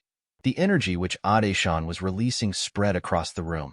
When some monsters in huge tubes felt Adeshan's energy, they growled. Ronan could not believe that his commander was already exerting this level of influence, even when she has not gotten any abilities. Our boy was reminded of the woman that commanded the army in his past life, the woman who reigned as the Iron Lady that dominated the battlefield. Adeshan possessed the strongest force in the Empire's history and the worst power of all. The girl asked Jaredin to tell her why her mana has such a different color. Upon seeing the color, the instructor became convinced. He revealed to Adeshan that she has shadow mana. The girl was surprised to hear this. She revealed to Jaredin that she has once heard about it from Ronan. She told him that she knows nothing about this mana. Jaredin explained to her that anything about shadow mana is confidential. He told her that it is difficult to find someone who knows about it in the academy. He turned to Ronan and said that he is also curious about how he knew about the shadow mana. Our boy asked the man to not focus on trivial things. Jaredin said that there is not a lot of information on shadow mana. According to the instructor, the shadow mana typically has a dormant period. It ranges from a few years to several hundred years within the body. Even if the power manifests, most people are not able to handle it and cease to exist. Adeshan was shocked to hear this. The man told her that she should be able to sense it even if it is a small amount that leaked out. He told her that she can feel that the power is fundamentally different from the mana everyone normally uses. Even to those who cannot handle mana, shadow mana has the ability to grant them power that is equivalent to that of a sword master. Shadow mana can turn what is deemed impossible into reality. It is a power that transcends logic and reason. The problem is that this power manifests unexpectedly, even when the users themselves least expect it. The user is usually unable to control this strength and eventually goes berserk. They engulf the area around them in a horrible disaster. In the end, they will consume all the energy and even burn themselves. Jaredin asked Adeshan if she still wants the power after what she heard. He revealed to her that he can put a restraint on her so that the mana never manifest. He told her that he can also find a way to remove the shadow mana out of her regardless of its cost. Adeshan was surprised to hear this. Jaredin asked the girl to make a wise decision. He revealed to her that the Empire never really cares if those that manifest shadow mana can control it or not. He told her that the ending has never been good for the users of this mana. With a serious look on his face, Jaredin asked our girl if she is prepared to handle the shadow mana, which is a double-edged sword. When Adeshan heard the instructor's question, she remembered the things that had happened to her. She recalled how brave her mother was and how Ronan always cheered her up. The girl explained to Jaredin that she is actually quite scared. She told him that she remembers something important that someone told her. With a smile on her face, she said that the person asked her to not worry and give it a shot. She said she cannot be weak-hearted. Ronan was surprised to hear this. He realized that he was the one who gave his commander this advice. Adeshan assured the instructor that she is ready. Jaredin was happy to see the look on her face. He believed that it was expected for Nebiro's assistant to have this much fighting spirit. The man placed his hand on the magic orb. He told her that he will begin now. Immediately he said this. He imbued his mana into the orb. Adeshan began to release a red mana from her body. The girl was shocked to see this. The red mana gathered above her and formed an orb. She turned to the instructor and asked him to tell her what she is looking at. Jaredin explained to her that this is the manifestation of the mana she has accumulated. Before further explaining, Jaredin decided to guess the situation Adeshan was previously in. He told her that she must have assumed that she has no talent or mana at all. This is because no matter how hard she worked in this aspect, she could not reach the tip of her classmates' footsteps. Adeshan was surprised to hear this. She asked the man to tell her how he knew. Jaredin told her that it was actually quite obvious. He explained to her that shadow mana is a power that goes beyond the laws of the world. Such a power could never remain dormant. According to Jaredin, the shadow mana must have been endlessly clashing with the mana she had built up. This was what interfered in her growth. Jaredin was shocked to see that Adeshan actually managed to gather this amount of mana even though she had shadow mana in her body. The instructor told Adeshan that her accomplishment is admirable, but she will need to part ways with it. The girl was surprised to hear this. She asked him to explain what he means. The instructor told her that the problem she has is that both energy keep interfering with each other. The solution is to get rid of the useless one so that the shadow mana will be the only thing remaining in her body. Jaredin turned to Ronan and told him that he and Adeshan have a pretty interesting senior-junior relationship. One of them is whining about the fact that he cannot gather mana, while the other can't get rid of mana. Our boy felt weird when he heard this. He understood why Jaredin said this. He asked the instructor if he is saying that it will take the future commander 5 years to use the mana. The instructor commended him on his observation. He called Ronan a prodigy student. According to Jaredin, once mana has settled, it is not easy to get rid of it. Right now the mana seems separated because it was manifested. However, once it stops, it will return back into the body. Our boy asked the instructor that if there is a way to get rid of the mana at once and begin to use the shadow mana. He asked him if the quick removal of the mana will cause a major side effect that will damage the body. Jaredin told Ronan that there will be no side effects because the body will simply return to the point where she had no mana. The instructor asked our boy to tell him the reason for his question. Before the man could ask more questions, Ronan took out his sword and cut Adeshan's mana. Adeshan and Jaredin were surprised to see this. The instructor noticed that the mana was destroyed. Our boy placed his sword into its sheath. He said that the solution was simple. With a smile on his face, Ronan told his instructor that they cannot wait 5 years for Adeshan to resolve her issues. Immediately he said this. The shadow mana rushed into Adeshan's body. The energy was quite much. The girl fell to the ground and lost consciousness. When she woke up, she saw Ronan's head in front of her. Our boy was relieved to see that she was all right. Adeshan was surprised to see herself lying on Ronan's knees. She asked him if she passed out. When she raised her head up, she saw the test subjects growling. The girl was surprised to see this. She asked Ronan to tell her why test subjects that were asleep suddenly went berserk. Our boy informed her that they are behaving this way because of her. Jaredin explained to her that the shadow mana went out of control after the existing mana disappeared. The test subjects were reacting to the shadow mana. The man congratulated her on the success of the process. He explained to her that the foreign lump of energy that settled in her heart is none other than a pure shadow mana core. He told Adeshan that this is a new power that she needs to cultivate from now on. The girl told him that she can feel something heavy and cold which is different from mana. Jaredin told her that the energy has gotten too excited because her mana has been removed. He told her that the core will eventually return to the size of a handful of sand. He asked her to take her time to figure out the ability she gained after materializing the shadow mana. He raised his hand and decided to calm the test subjects. Ronan stopped him before he could do anything. He asked him if he could allow Adeshan to do it. Our boy asked his commander to try telling the test subjects to be quiet. The girl was surprised to hear this. Ronan assured her that it is possible for her in her current state. Adeshan decided to give it a try. She asked the test subjects to be quiet. The test subjects immediately went back to sleep. Jaredin was surprised to see this. He could not believe that Ronan was right. He realized that this was a mind control ability. According to the instructor, a person needs an enormous amount of mana and a magic tool for simple brainwashing. He could not believe that Adeshan performed this feat by uttering a few words. He realized that the girl awakened a more dangerous ability than he expected. Ronan was already aware of the power that Adeshan possessed. The girl gained domination over thoughts. It is a power that absolutely imposes and makes any living target obey the caster's will. If it was only going to be used to make people obey, it would have been a useful tool for issuing commands. However, if the scope of this power is reduced to the scale of an army corps, it would create immortal puppets who are immune to even death. Adeshan did not hesitate to use this ability. She used this ability to make an army corps attack Ahiyuti by blowing themselves up. The giant was not fazed by the soldiers' attack. The commander and the other soldiers watched as their comrades blew themselves up. Ronan was behind the woman. When his commander turned around, our boy asked her if there was truly no other way than this.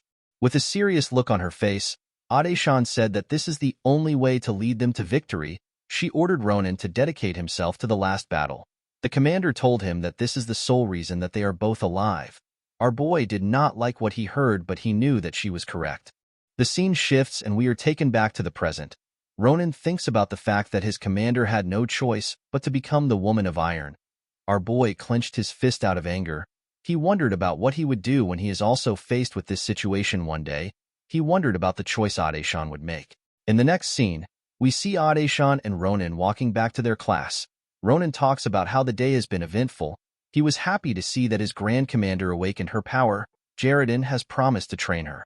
With a smile on his face, our boy turned around and asked Adeshan about how she feels.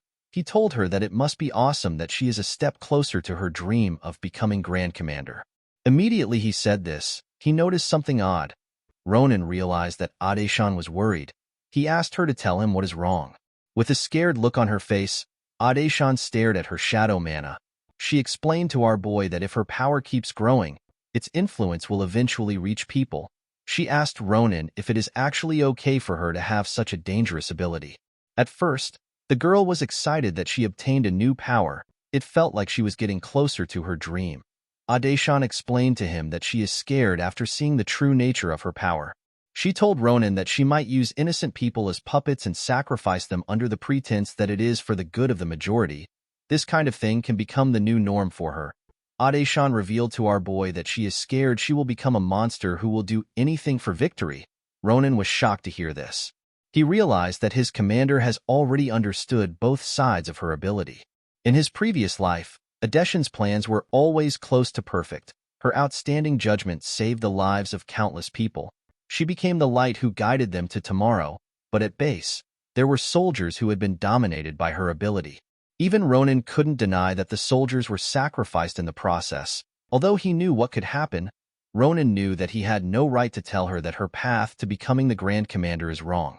While he was thinking, Adeshan asked him to stop her if she ever uses her ability the wrong way. With a smile on her face, she told Ronan that she feels like she will have the power to overcome the situation if he is by her side.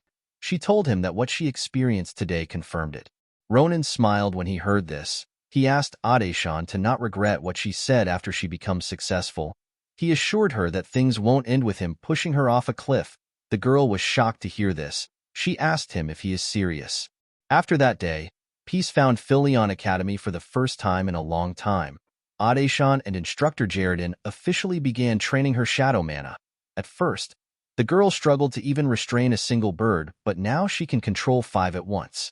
Soon, she will be able to try it on bigger beasts. Braum has been doing his individual training like always. Ophelia, whom you can't find during the day, has been having lots of fun teaching Sita blood magic. Sita gathered his mana and fired an attack at a dummy. The attack crushed the dummy's head. Ophelia was shocked to see this. She could not believe that Sita perfectly executed Bloodshot on his first try. She raised him up and called him a genius. Sita seemed to be very proud of himself. The vampire wondered about what she was going to teach him next. She wondered if she should teach him a large-scale combat spell called Blood Cutter or a spell for mass destruction called Blood Mist. Although her passion for teaching was a bit excessive, Ronan did not particularly hate it. Our boy has also been training with his favorite opponent. He and Shelifin pressed their swords against each other. With a smile on his face, Ronan told the future sword saint that he has gotten slightly faster. He asked him if he has been training behind his back. Shelifin noticed that Ronan's attacks had gotten more elaborate. He asked our boy if he has been receiving special training from Nebiros. Although they had both gotten stronger, the two of them did not want to accept the fact that they were equals. They began to attack each other more aggressively. Maria realized that these two battle junkies have been fighting for hours. She wondered if they are not tired. She told Estelle that the two of them should just go to a battlefield if they plan to keep this up. Estelle laughed when he heard this. With a smile on her face, the girl said that this is Ronan's charm. She turned to Estelle and asked him if he agrees with her. With a shaky tone in his voice, the boy said that Ronan has always been strong and impressive, even back in their hometown. With a nervous look on his face, he asked Maria if she prefers someone as reliable as Ronan. The girl laughed when she heard this. She could not believe that Estelle was jealous. She placed her hand on his shoulder and told him that he is adorable. She told him that he is still the best. Estelle began to blush when he heard this. He told her that he is not talking about that. Maria turned around and reminded him that they need to work on their teamwork training. She told him that they have to show our boy their power in the next duel. She referred to him as Cutie and asked him if this is a good idea. Estelle gently told her that it is. In the next scene, we see Ronan at a professor's office. While looking into a tea, our boy told the professor that he was curious about the reason he called him. He told the person that his prediction was right. He revealed to the professor that his senses are opening up just from the scent of the tea. He told the person that the tea is similar to what he had at Saranti's shrine. Ronan reminded the professor that he said he wouldn't waste a single leaf until he succeeded at cultivating it. Due to the fact that the professor made him some tea, our boy asked him if he has cultivated the leaves. With a smile on his face, Professor Varen told our boy that he was able to do it thanks to him. Varen is the Special Adventure Club advising Professor. He explained to Ronan that he would have never known about the existence of the herb if he hadn't given him the present he received from Saranti. He told him that he is so happy to be able to help so many people in the future with the leaves he has cultivated. Our boy clapped for Varen. He told him that he is happy to hear this. He explained to him that he wanted to repay him for taking care of all the accidents they had during their club activities. Varen was able to do this because he is the advising professor of the club. With an evil smile on his face, Ronan asked the professor if this will repay him for all the accidents and the few accidents that will occur later in the future. Varen became nervous when he heard this. He revealed to Ronan that there is another reason why he called for him. He took out a paper and told our boy that they have finally received a reply. The reply came from the place he wanted to visit to learn more about his curse. The place Varen is referring to is the Mage Tower of Dawn. The professor gave Ronan the paper and told him that they have approved his visit. Our boy was happy to hear this. He revealed to his professor that he has been itching to visit. Varen asked him to be careful. He explained to him that the Mage Tower is probably unsettled right now because of the unfortunate accident that occurred recently. He revealed to Ronan that he will not be going alone. He told him that the plan is for the postponed major magic honor students to go along with him on a field trip. In other words, one of Ronan's classmates will be going along with him. The scene shifts and we are taken to someone's room. The person was writing that Adeshan loves her. This crazy person wrote this several times. The girl turns out to be Elizabeth. In the next scene, we are taken to the airship taking people to the Magic Tower of Dawn. The airship is known as the Western Wing. Inside the airship, Elizabeth saw someone she did not expect to meet. She asked the person about why he is there. The person turns out to be Ronan. Our boy realized that Professor Varen was right about top students coming on the trip. He told the girl that it has been a long time since they last met. He asked her if he should just call her Ari the same way Adeshan does. Elizabeth was annoyed to hear this. She reminded him that she warned him never to use her nickname. She told him that only Adeshan is allowed to use the name. She asked him to answer her question.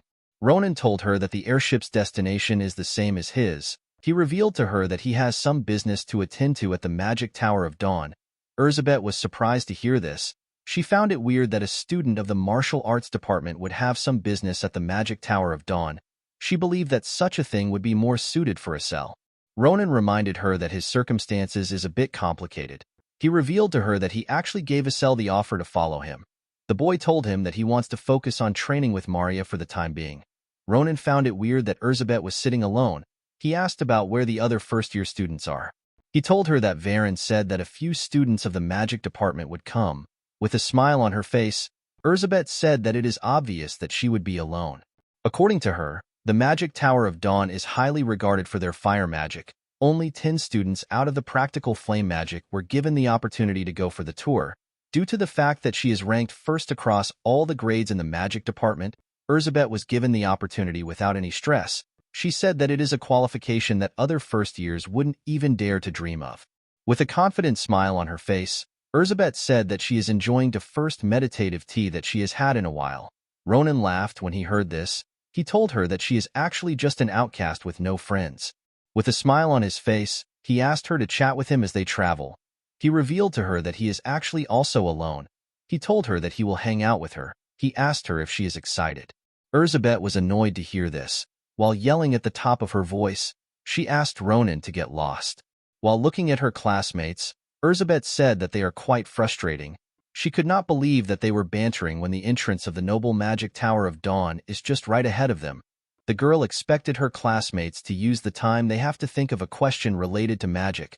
She said that she can't help but to take a deep breath when she sees them talking.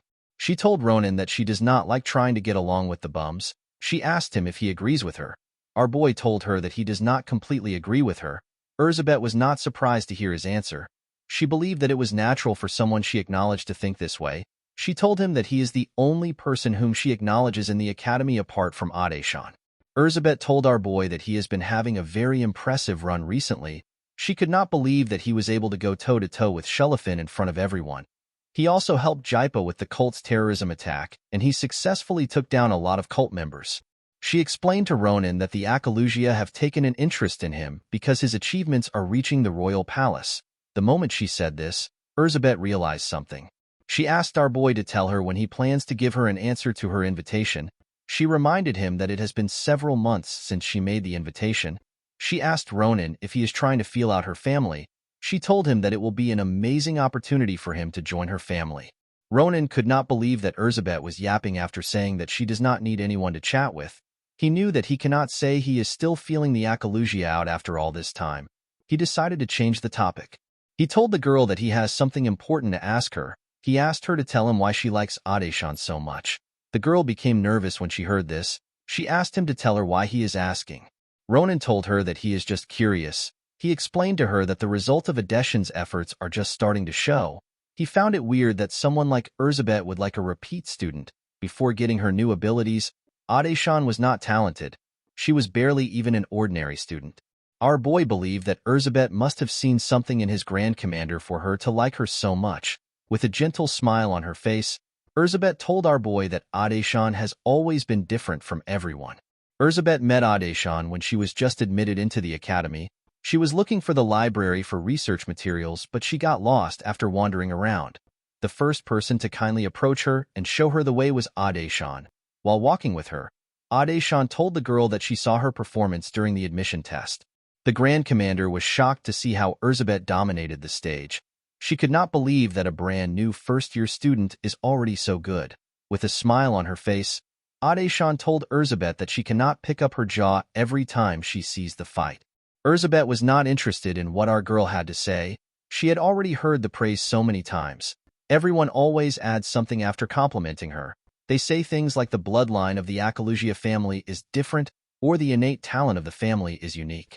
Although it sounds like a compliment, the intention behind it are so lowly. The girl did not like the fact that people break down everything she has achieved solely to the good luck she was born with. They try to rationalize her life as if it is nothing. To her surprise, Adeshan told her that her fight was really admirable. She said that she is curious about the amount of effort she put in to get to this point when she is so young. With a smile on her face, the Grand Commander turned around and told the girl that she cannot begin to fathom how hard she worked. Elizabeth was shocked to hear this. Our girl realized that the student next to her must have gone through so much alone. She told her that she does not actually understand everything she is feeling. She asked Elizabeth to come talk to her anytime she is having a really hard time. She assured her that she will listen to her. She explained to Elizabeth that she might not be able to help her, but she will consult her as a senior. Elizabeth could not help but admire the girl in front of her. She told Ronan that the excitement she felt that day cannot be explained with words.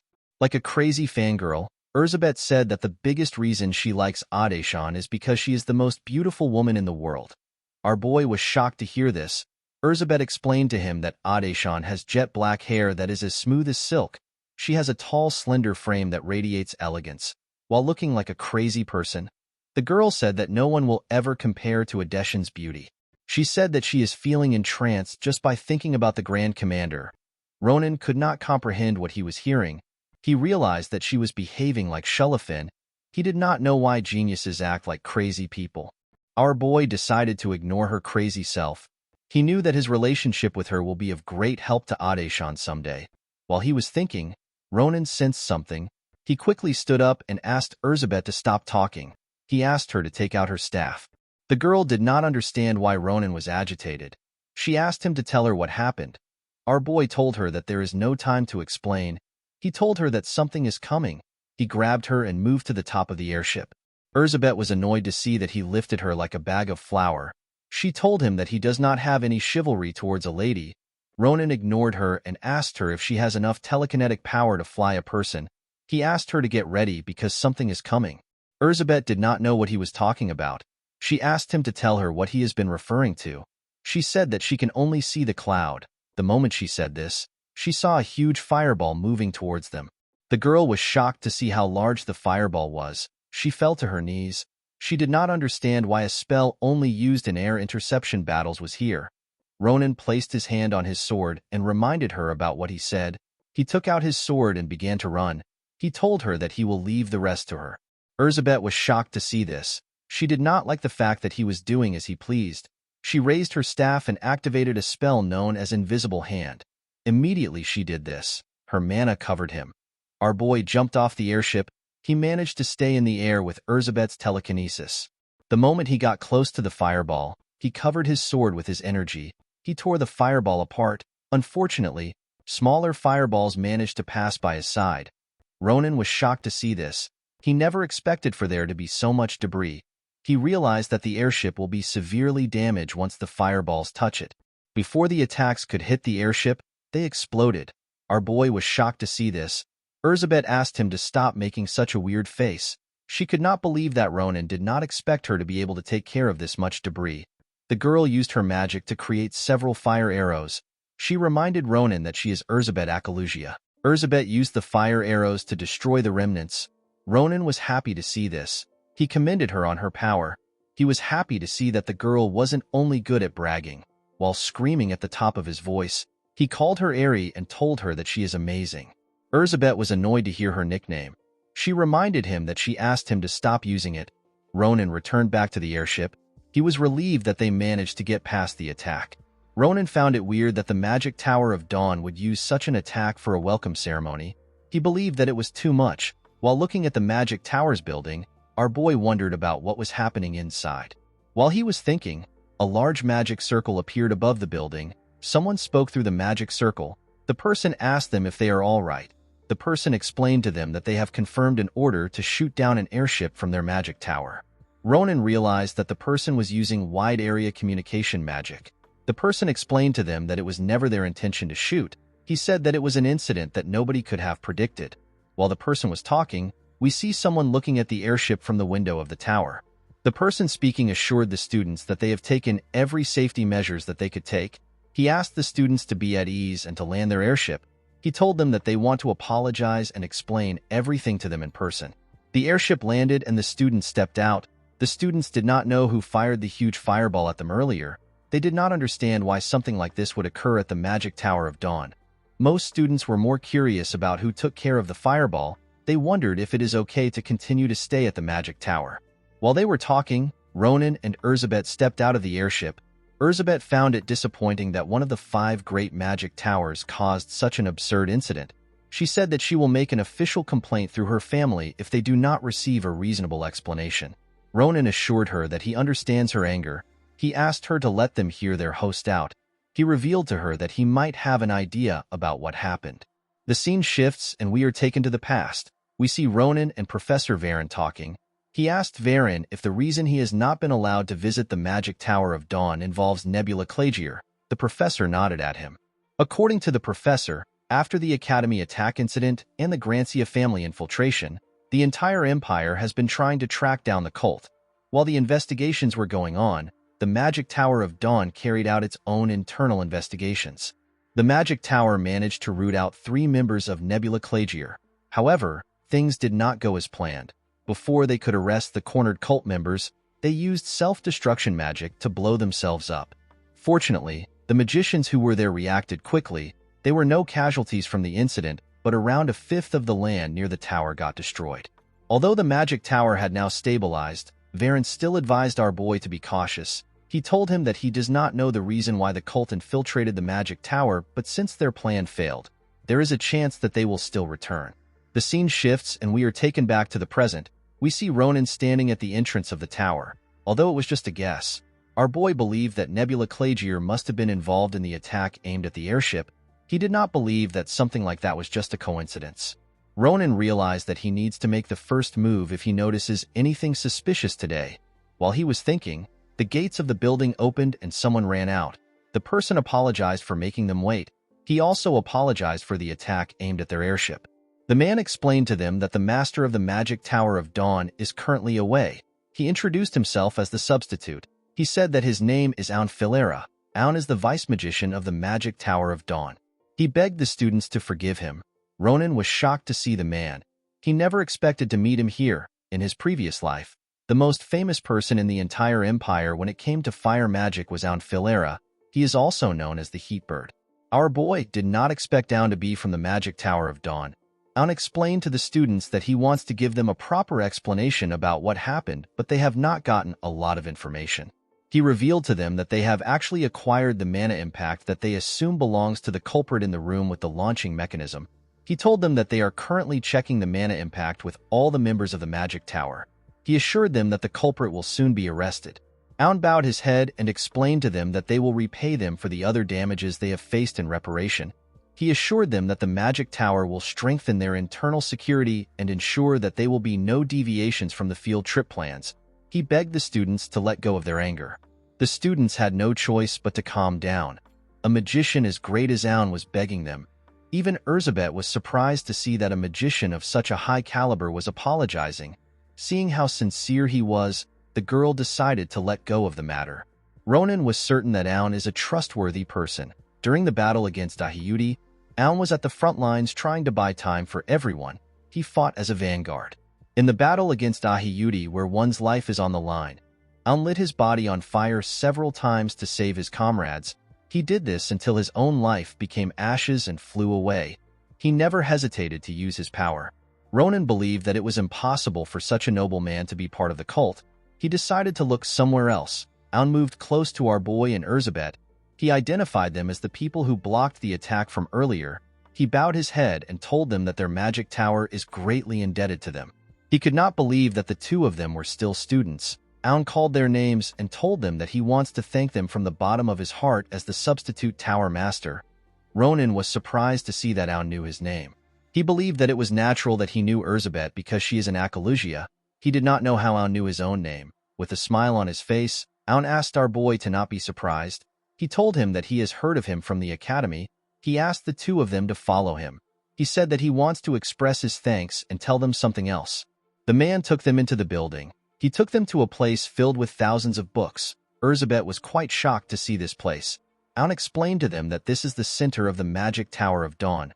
With a smile on his face, he said that this is the main hall of the Magic Research Building and the place they research their magic. Everyone in the hall was running around. They all seemed to be busy. Aun explained to them that the place is a bit chaotic because of the situation. Immediately he said this. We see some magicians running to check on the state of other magic tools. While looking at the mana which the magicians were exuding, Elizabeth said that she now understands why the Magic Tower of Dawn is among the 5 great magic towers. She could not believe that some of the mages were in the 4th circle while others were above the 4th circle. These are magicians who can enter a real battle at any time. Even Ronan could tell that the mages were not average. The problem he had was that the atmosphere was not exactly welcoming to them. The mages were wondering about why the incident happened. They believed that it was because the Tower Master left again. They wondered about when he was going to return. Some of them asked each other if it is okay to let outsiders in, especially when someone just went missing. The mages gossiping reminded themselves that they are not supposed to disclose this information because they could get in trouble. Ronan did not know what the mages were talking about, but he could tell that he has gotten involved in something troublesome. While walking on the stairs, our boy wondered if he can truly lift his curse in this place. While they were walking, we see a mage staring at them from a corner. The mage was talking to a doll. She referred to the doll as master and accepted some orders from it. With a scary look on her face, the woman promised to light some embers for her master with Elizabeth's death. In the next scene, we see Ronan and Elizabeth in Aun's office. Due to the mood and what Aun said, Ronan told him that he understands that the attack was an accident. He said that there is only one thing that he cannot comprehend. He asked Aun about why they weren't able to deal with the fireball that was fired at them. Ronan believed that someone as skilled as the Vice Tower Master would be able to properly react to the attack before it even got close to the airship. Aun became nervous when he heard this. He told Ronan that he is right.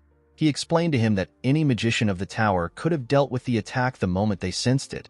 The problem was that no one detected the attack. Ronan was surprised to hear this. Aun revealed to them that the magic tower wasn't able to detect the fireball itself. No one detected it even when it got close to the airship. Our boy and Elizabeth were shocked to hear this. Elizabeth did not believe that this was possible.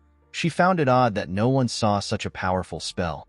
She turned to Ronan and told him that the problem may be bigger than they expected. Our boy asked her to explain what she means. According to Elizabeth, the only explanation for the fact that everyone was deceived is that someone cast a wide area perception disruption spell from within the tower. Since the spell was so strong that even a 7th circle magician like Aun was affected, the caster must have been stronger than Aun. Elizabeth said that the only person that can do this is the sole 9th circle magician of the Empire. The man is known as Lorehorn. Ronan was surprised to hear this. He remembered Lorehorn as the old man who sealed one of the 3 giants in his past life. He recalled that Lorehorn was their comrade until the end. He was certain that the old man was not the cause of the incident. Ronan realized that it will be a problem if the enemy is as good as Lorehorn. Aun noticed that our boy and Elizabeth were thinking about a lot of things. He asked them to calm down. He told them that the tower still doesn't have enough evidence to draw a conclusion on. He said that the enemy might have used another means that wasn't magic. With a look of anger on his face, Aun said that the moment he discovers any element that could pose a threat to this magic tower, he will burn it thoroughly. Immediately he said this, we see several phoenix appear in the air. The man asked Ronan and Elizabeth to rest assured and to enjoy their stay. Our boy told him that he will follow his wish. Aun put his hand together and told them that he wants to reward them. The two were surprised to hear this. The man explained to them that he made preparations based on what he heard about them beforehand. He released some fire and told Elizabeth that he will teach her about flame magic personally because she is the top student. He revealed to her that he is going to teach her magic spells that are hard to see even in the academy. He hoped that these spells would help her. Elizabeth became excited when she heard this. Aun stretched out his hand and showed Ronan a scroll. He said that he prepared something a little more practical because he heard that our boy's club activities often take him to rugged paths. According to the Vice Tower Master, the scroll is enchanted with a high circle flame magic spell. He assured Ronan that the scroll will help him in times of emergency. Our boy thanked Aun. He told him that he was actually thinking of getting something like this. The Vice Tower Master told him that he has heard about the reason he came. He asked him if he is looking for a book regarding the dispelling of a curse. Aun explained to our boy that their magic tower's library boasts the largest collection of books in the entire empire. He told him that it won't be easy for him to find the book that he needs. He revealed to Ronan that he has put in some good words for him so that he can enjoy his time well. He hoped that their librarian would be of help to our boy. The scene shifts and we see the librarian flying in the large library. She was checking out some books. In the next scene, we see Ronan arrive at the library. Our boy was surprised to see how large it was. He looked at the ring which Saranti gave him. He wondered about the kind of person the librarian was. He believed that Saranti must trust this man a lot for him to ask him to specifically find him. Our boy wondered if the person will be rigid. He assumed that the person might be an elf since he is Saranti's acquaintance. While looking around, Ronan wondered why the librarian had not yet arrived. The moment he thought of this, someone called out to him and asked him if he is the student whom the Vice Tower Master spoke about. Our boy quickly turned around. He saw a young woman in front of him. The woman was holding a book and she had multiple books floating around her. The woman was also in the air. She introduced herself as the librarian of the Magic Tower of Dawn. She told Ronan that she will be escorting him today. With a smile on her face, the woman introduced herself as Heir. Ronan was surprised to see that she is the librarian. He said that Saranti is an unpredictable elf. He decided to confirm something. He asked Heir if there is another librarian who is an elf or a magician who is always busy doing something. Heir revealed to him that she has been the only librarian for quite some time. She asked him if something is wrong. Our boy opened his fist and showed her the ring. He asked her if she recognizes it. The ring was releasing some of Saranti's mana. Ronan explained to her that the owner of the ring is his friend. He told her that the person said that the librarian of this tower would recognize the ring. The moment she heard this, she carefully looked at the ring. She quickly moved close to our boy. She said that he is holding Saranti's ring. She wondered about the last time she saw the ring. Upon seeing the look on her face, Ronan became convinced that she knew who he was talking about. He realized that he did not need to ask any more questions. Heir asked him to tell her why he has the ring. Ronan did not know how to break the news to the woman. He said that it will take him some time to explain things. Heir knew that the ring is Saranti's prized and cherished item. With a scary look on her face, she said that the ring is not something that Saranti would recklessly hand over to someone else without a good reason. The woman rose to the air and released her mana. She pushed the books next to her away. She told our boy that it will be wise for him to be honest. Ronan quickly placed his hand on his sword. A huge creature appeared behind the woman. Our boy was shocked to see a giant wolf. The wolf was ridiculously big. Heir told him that he will pay dearly if he armed Saranti to steal his ring. The moment she said this, the wolf growled at him. There was no way for Ronan to figure out the relationship that the librarian had with Saranti. The only thing that he knew for sure was that this woman worries about Saranti more than anyone else. Our boy let go of his sword. He apologized for causing a misunderstanding. He raised his hands and said that if a complete stranger suddenly appeared and shoved his friend's belongings in his face, he would also draw out his sword first. He assured her that he will explain things properly. He begged her to listen to what he has to say first. Ronan explained to her that he met Saranti by chance while he was doing his club activities. He told her that he cooperated with the elf to take down an executive from the cult that has been causing problems in the magic tower. The librarian said that she now understands how he got the ring. She realized that Ronan won't have known about her relationship with Saranti if he had taken the ring by force. Our boy smiled when he heard this. He asked her if it would have been possible for him to take the ring from Saranti. He reminded her that Saranti is a ridiculously powerful elf. The woman knew that our boy was right. She bowed her head and apologized to him for her behavior. She could not believe that she caused some trouble for Saranti's friend when she did not know him well. Ronan assured her that it is fine. He said that he made a mistake by not explaining things in advance. He asked Air to tell him how she knows Saranti. He believed that their relationship was not ordinary. He told her that he noticed that her mana has the shape of a wolf. Ronan asked her if she is a spirit. The woman told him that he is correct. She was surprised to see that he noticed. She revealed to him that Saranti is like a mentor to her. She said that she learned a lot of things from him. Air met Saranti hundreds of years ago. At that time, she was going through a stormy phase. She caused a lot of trouble for humans. She would go to places where humans live and torment them. She would steal their land and make it her territory. Air believed that she could live immaturely because no one was capable of stopping her. She had this belief until she met Saranti. While she was napping, she heard someone approaching her. She quickly opened her eyes. An elf walked up to her. He said that he heard about a mischievous wolf that has been making life difficult for his neighbors. With a smile on his face, Saranti asked the woman if she is the one. Air stood up, while drooling. She asked Saranti to get lost. She told him that the territory belongs to her. Saranti apologized to the woman.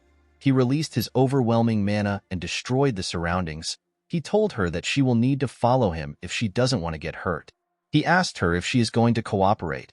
The woman was terrified to see how powerful the elf was. She transformed into a human and followed Saranti, who was a tower mage at that point in time. He brought her to the magic Tower of Dawn. Ronan was shocked to find out that Saranti used to be a tower mage. With a confident look on her face, Air revealed to our boy that Saranti was the only tower mage who didn't use fire magic. This alone was enough proof to say that he is an extraordinary mage. She said that the elf was truly amazing in the past. Saranti never gave up on Air as a mentor. He taught her a lot of things. According to Saranti, those who prove themselves through force will eventually clash with a greater force and lose. What a person needs to live right is a loving heart that knows how to live in harmony with the surroundings. Thanks to Saranti's teachings, Air became a better person. Since then, Air has been watching over this place as a librarian according to his teachings. She asked Ronan if Saranti is so busy that he had to send him to relay the news. Our boy was shocked to hear this. He did not know how to break the news to Air. He knew that Saranti wouldn't want to make the people close to him sad. With a smile on his face, Ronan told the woman that she is correct.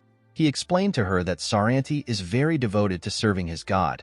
He said that the elf sent him because he did not want to leave Senial's side. Air believed that her mentor had not changed at all. She said that she is not sad because Saranti has not forgotten about her. The moment she said this, she used her magic on the ring. It began to glow. Ronan was surprised to see this. He never expected the ring to transform. While the ring was shining, we see something odd on one of the shelves. We see a green book with an eye. The book stared at them. 3 days later, the people in the magic tower were still busy. Fortunately, nothing bad happened. Ronan was able to study his curse in peace. Of course, our boy did not actually enjoy researching. He got frustrated quickly. While he was complaining, Air asked him if he has made any progress. Ronan explained to her that he has not found a clue about the curse in his body, but he is slowly starting to understand its concept. He said that he is able to understand the concept thanks to her. Air has been giving him lessons about curses for the past 3 days. Ronan explained to her that the content becomes more frustrating the more he reads. He said that he wants to give up. Air laughed when she heard this. She told him that studying curses usually feels like that. She asked him if there is anything he is curious about. She told him that she has some time to spare. While looking at the book on the table, Ronan told her that he wants to ask her about something. He said that the thing has been on his mind for a while. Air asked him to tell her. Ronan mentioned something called the Black Book. He said that the book is known as Bazura. Air was shocked to hear this. Our boy asked her about why she is quiet. He asked her if she doesn't know anything about it. The librarian grabbed him. With a scary look on her face, she asked Ronan to tell her how he knows the name of the book. She asked him if he secretly went to the black book section without telling her. Ronan was shocked to hear this. He asked her about what the black book section is. He asked her to explain what she means. He said that it is his first time hearing about this section. He explained to her that he found the name in the book she gave him. He said that the name was mentioned a lot.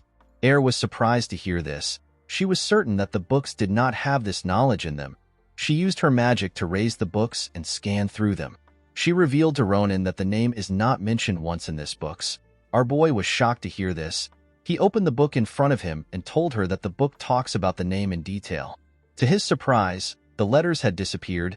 Air explained to him that Saranti did not send him here just because she is the librarian. She said that it is because the Magic Tower of Dawn has more books about curses than any other place. She revealed to Ronan that he is not allowed to say Bazura in the Magic Tower. According to her, Bazura is a book written by a demon. Those who get their hands on this book become obsessed with power and destruction. Back in the day, there was someone who brought the empire to its knees. He was known as Destructive Bazura. The scene shifts and we are taken to a different location. We see an old man tied down with chains. The old man was wearing the robe of the Magic Tower of Dawn. We see Aun staring at this old man. He told him that this is a decision for tomorrow's dawn. He turned around and asked the man to understand. He referred to him as Tower Master Rarden. According to Air, the Black Book section, which is also known as the Forbidden Book section of the Library of Dawn, was created to seal various forbidden books like Bazura. The reason why Saranti entrusted the library to a spirit is because they needed someone to protect this place. Someone who isn't human. This is because humans are easily tempted by the power of the forbidden books. Air never expected Ronan to mention Bazura. It is the worst among the worst forbidden books. She revealed to him that the missing case occurred after Nebula Clagier's self-destruction incident. So many strange things have been happening in the tower. Ronan was surprised to hear this. He asked her if she is certain that the missing cases began right after Nebula Clagier's attack. With a sad look on her face, Air told our boy that she remembers everything clearly because it was a big incident. She said that all the missing people were the ones who usually helped her in the library. She searched every nook and cranny in the Magic Tower after they went missing, but she couldn't find a single trace of them anywhere. It was as if they vanished into thin air. Ronan was surprised to hear this. He wondered if it was possible to disappear from this place without leaving a single trace behind. It felt as if the missing people were waiting for the self-destruction incident. Our boy realized that the attack might have been a trap to mislead everyone. The scene shifts and we are taken to a training ground in the tower. We see magic circles on the floor. The magic circles were created by Erzabet. The girl was surprised to see the bold ideas and applications Aun gave her. Ordinary people wouldn't even dare to imagine something like this. Erzabet was impressed to see Aun's flame magic. It was in a league of its own. She only applied the theory, and yet, she was able to significantly reduce her mana consumption. She never expected that she would be able to create such a beautiful magic formula. Erzabet wanted to recruit this talented mage to her family, but she knew that it would be difficult. This is because he is someone who has put his all into magic. She stretched her hand and said that she must learn a lot of things while she is here. The moment she said this, the girl raised her head up in the empty room and asked someone for his identity. She quickly used her staff to bind the invisible man in the air. The man was wearing a hood that covered his face. Erzabet pulled him close to herself and grabbed his hood. She asked him about why he is lurking in the shadows so silently. She asked him if he believed that he could observe her just by concealing himself with invisibility magic. She told the man that he is quite useless and complacent as an assassin. Immediately she said this, she noticed something. This mage was one of the missing people that she saw on the Magic Tower's bulletin board. The man seemed to be tired and lifeless. Erzabet wondered about why he was there. Before she could question him, someone blew the wall of the training ground. The attack caused a large explosion. The fire began to spin and moved close to the girl. 3 people stepped into the training ground. They were dressed like the missing man. The moment they stepped in, their comrade was thrown at them. Instead of catching him, the man in front created a shield that knocked him away. The burnt man's body dropped behind them. Erzabet told them that she gave him back to them because they looked like they came to save him. She asked them about why they were not glad to see him. With a smile on her face, Erzabet told them that they started the fight first since they attacked her as soon as they appeared. The girl actually found the situation to be weird. She told them that she has one question for them. Erzabet noticed that the people that were in front of her were the missing people. She asked the seniors of the tower about why they are attacking her. Among the missing people, there was one person that Elizabeth was surprised to see. She asked the woman about why the third daughter of the Grancia family is with this people. She referred to the woman as Cheyenne Grancia. This woman is Shellafen's sister. Cheyenne also seemed to be tired and lifeless like her comrades. Due to her reaction, Elizabeth could tell that this woman had no intention of responding to her. The girl did not hate this. She actually wanted to try out the formulas that Aun taught her in real combat. Her staff released some fire. The moment it did this, several magic circles appeared behind her. Elizabeth revealed to them that there are a lot of ways to apply the formulas. With a smile on her face, she asked her opponents to not turn to ashes easily. Immediately she said this, she pointed her staff at them and released a ridiculous amount of fire from the magic circles. When the men in front saw the fire, they quickly moved forward. They placed their hand on the ground and gathered some flames from below. Their flames rose up and shielded them from Elizabeth's attack. One of the men said that the claim about Elizabeth slowly becoming the new pillar of the Akalusia is not an exaggeration. He could tell that the girl's power was far beyond the fourth circle. He knew that they won't last long. He turned around and asked Cheyenne if she is ready. He asked her to take Elizabeth down. The woman gathered her flames in her hand. She activated a spell known as Flame Spear and fired it at the girl. The flame spear moved at a crazy speed. It was aimed at Elizabeth's head. When it got close to her, it stopped. Elizabeth asked Cheyenne about what this is supposed to be. She stopped the spell with her hand. She asked the woman if this worthless spell is all she is capable of. She could not believe that this was the spell she created after all her chanting. Cheyenne was shocked to see that Elizabeth stopped it. Elizabeth turned the attack around and changed it with her mana. She told the woman that she will show her what it means to dare to become an enemy of the Akalusias. A large magic circle appeared behind her. A large amount of flame spears came out of this magic circle. Elizabeth fired the spell known as Fire Needles at them. The mages were surprised to see the attack coming towards them. They created a huge fire barrier in front of them. The barrier helped them block the attack. One of the mages told her partner that they won't get anywhere if they just hold out. She told him that they have to close the distance and attack Elizabeth. She said that she will do it herself. She asked the man to stay back to protect Cheyenne. She advised him not to forget that the most important part of their master's plan is the existence of Cheyenne itself. She said that Elizabeth must die at Cheyenne's hands. The moment she said this, one of Elizabeth's fire needle pierced through the barrier and attacked the man. The woman was shocked to see this. The man screamed out in pain as the flames ate him up. The woman did not understand what was happening. The fire wall which fourth circle mages like themselves cast with all their powers was easily broken through by a student. She quickly covered her hands with fire and charged at Elizabeth. She realized that the girl had an absurd talent. However, the situation was actually an opportunity for her. Because Elizabeth was focused on attacking, the woman believed that she must have not thought of defending herself. Elizabeth seemed to be surprised to see the woman coming close to her. She quickly tried to take a stance. As the woman got close to her target, she asked Elizabeth if she did not consider the possibility that her opponent may dodge her attack. She told her that she is quite arrogant even though she is in a life-and-death situation. The mage believed that Elizabeth still acts like a child even though she is a genius.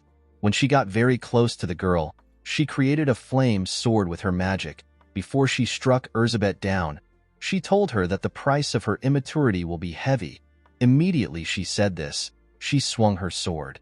Before the sword could reach the girl, the mage saw fire needles in her body.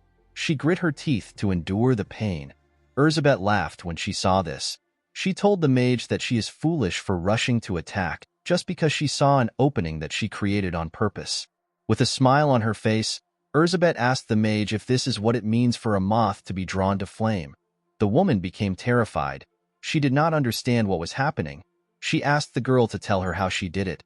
She was certain that the girl didn't have time to cast this spell again. Elizabeth gently moved her finger. She asked the woman to tell her why she needs to cast another spell.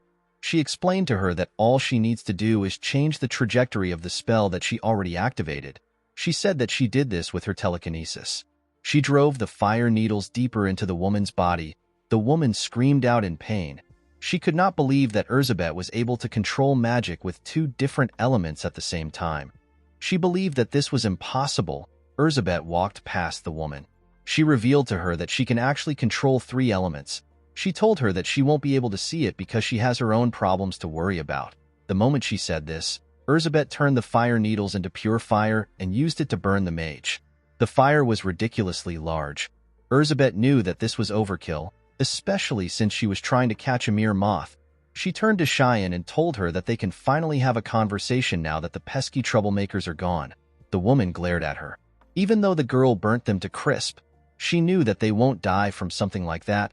This is because a fire mage's flame resistance is nothing to scoff at.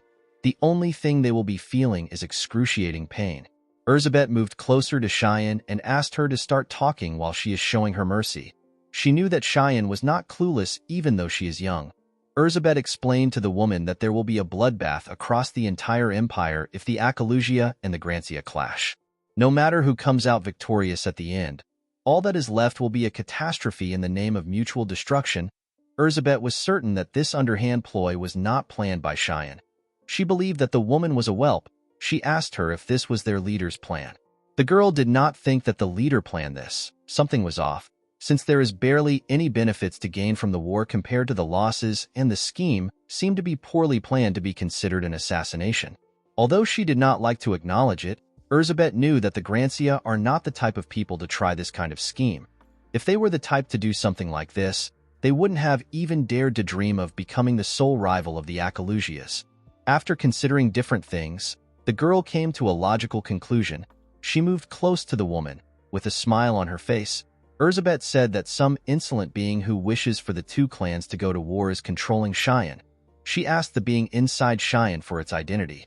Cheyenne smiled when she heard this. The mysterious being told Elizabeth that she is smart for figuring out a lot of things. The moment it said this, it released a large amount of dark energy from Cheyenne's body. Elizabeth quickly stepped back. The mysterious being said that it will be a shame to kill Elizabeth for entertainment. The girl was shocked to feel the mana Cheyenne was releasing. It pushed her to her knees. Elizabeth was terrified to feel this immense energy. She noticed that her hand was trembling. She realized that she could not react to the energy out of fear.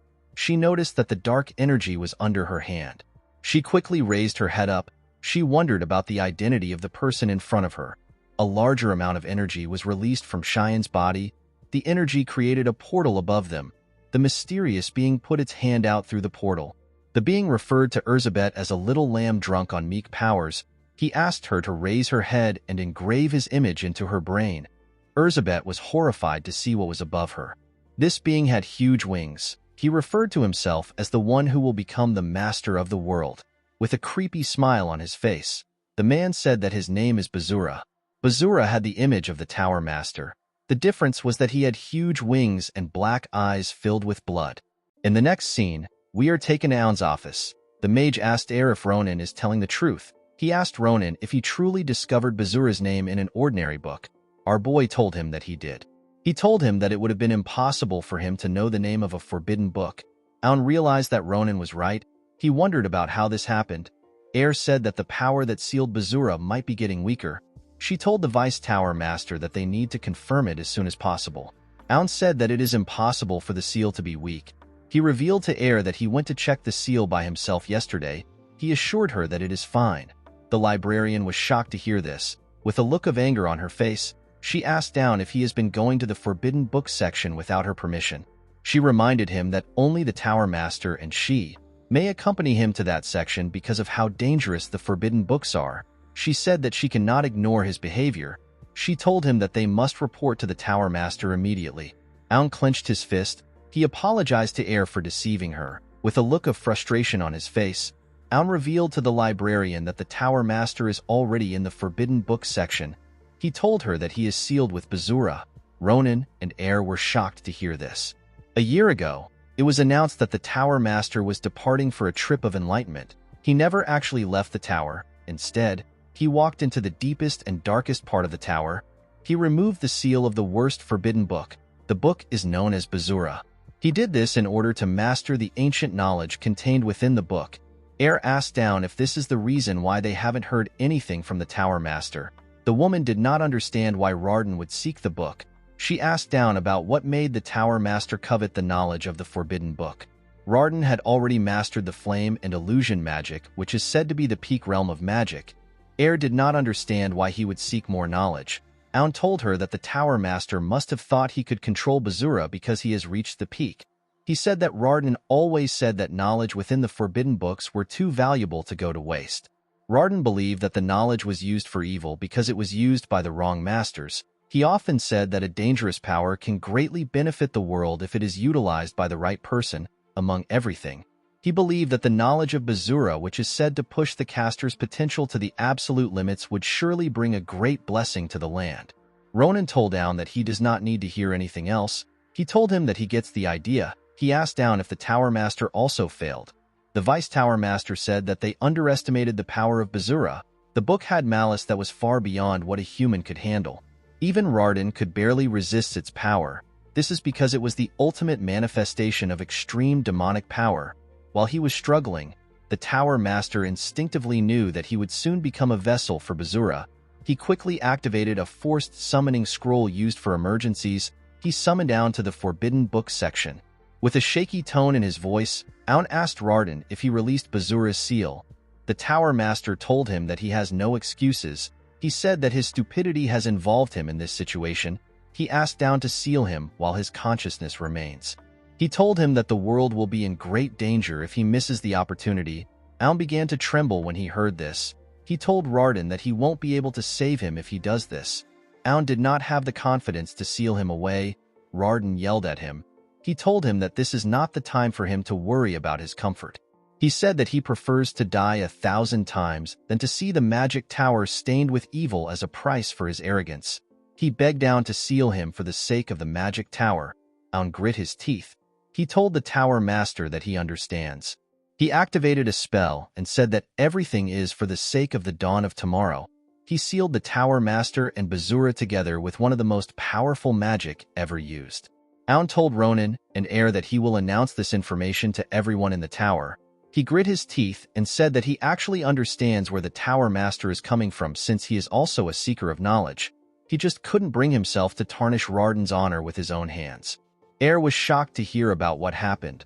Although Ronan felt sorry for the Tower Master, he knew that this wasn't the time for him to be immersed in his emotions. All the circumstances were telling him that Basura has already broken the seal.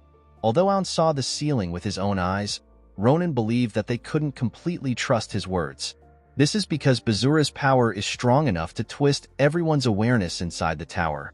Deceiving Aun's senses with illusion magic would have been possible with a phantom illusion of the Tower Master. The one thing Ronan did not understand was why Basura chose to reveal himself now after hiding the fact that the seal has been broken. While he was thinking, Ronan felt a large amount of energy in the tower. He quickly realized that this energy belongs to Nebula Clagier. He took a look at Aun and Air.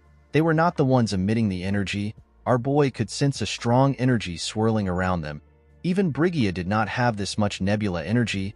Our boy wondered about what was happening underneath them. The scene shifts and we are taken back to Erzsébet and Basura. The girl began to tremble when she heard Basura's name.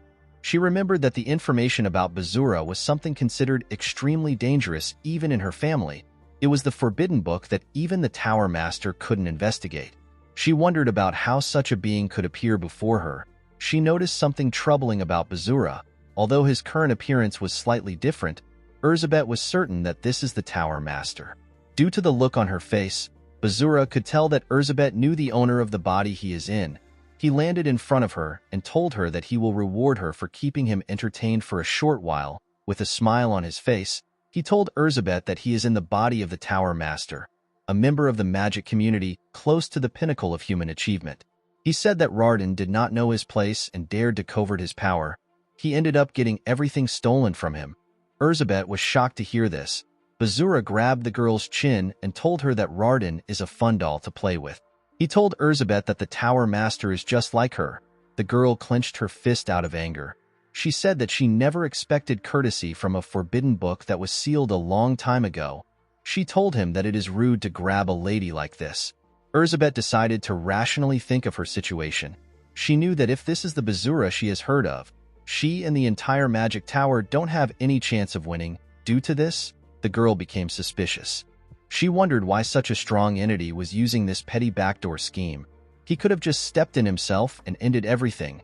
Erzsébet smiled when she understood the situation. She said that she finds it laughable that an esteemed dark entity was hiding behind Cheyenne, who is 10 years old. She said that Bazura must have been the one responsible for the attack on the airship. With a smile on her face, Erzsébet told Bazura that he would not have needed to do any of this if he has truly regained his power. She came to the conclusion that Bazura is in an unstable and risky state to step into the world. Bazura began to laugh when he heard this. He told the girl that she is half correct. He attacked her with his magic. Several spikes were sticking out of her body. He told Erzsébet that he actually needs more time.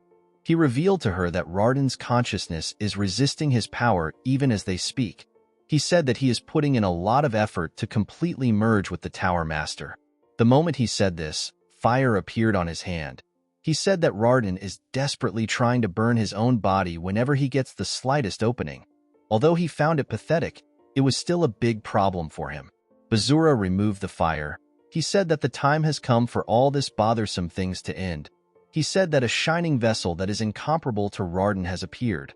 Erzsébet asked him about the vessel he is referring to. With an evil smile on his face, Bazura said that Ronan will be his true beginning and his ultimate completion. According to Bazura, Rarden has a uselessly strong mind. Although it is a hassle to suppress his mind, it is a problem that can be solved with a bit of time. Bazura said that he is exerting so much efforts towards an old pathetic body that he isn't fond of.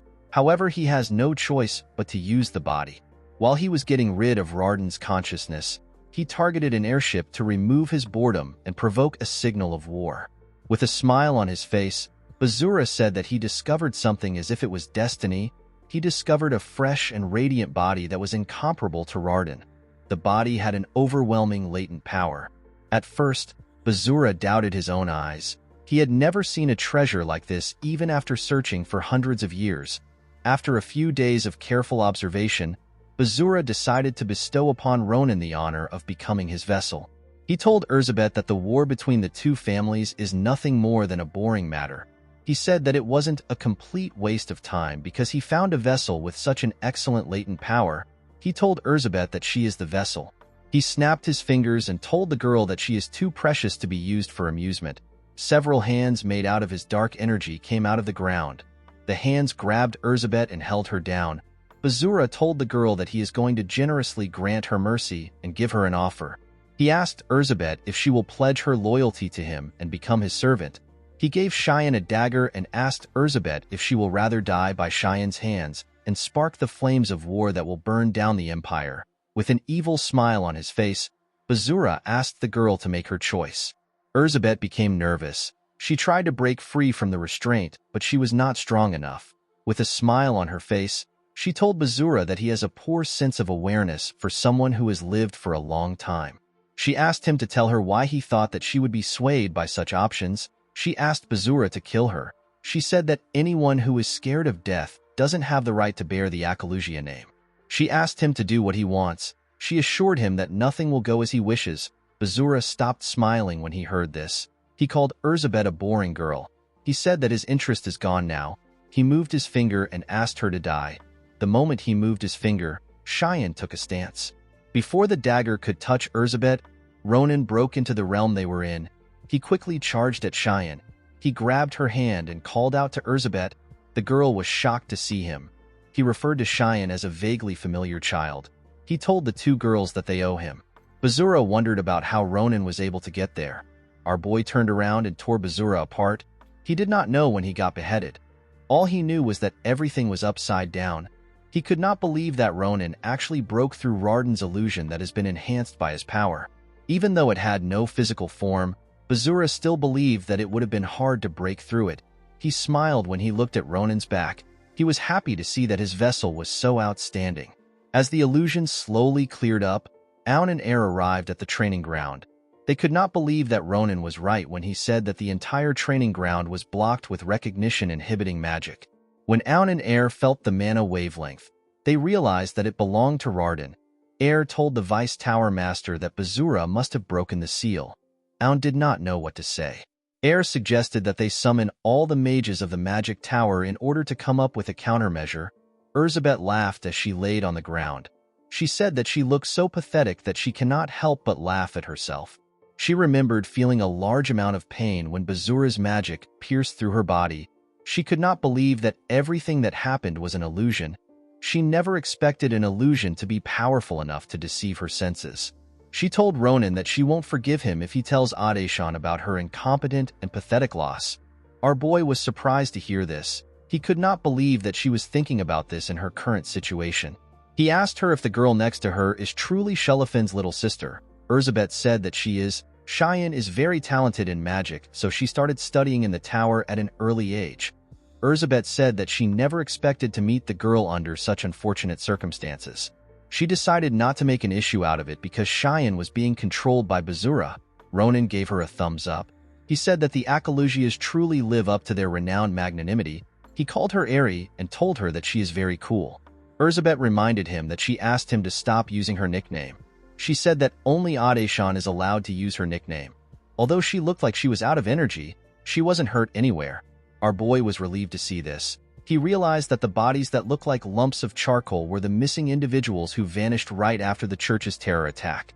Even though Bazura's restraints had been lifted, the church's signature mana was still flowing out of them.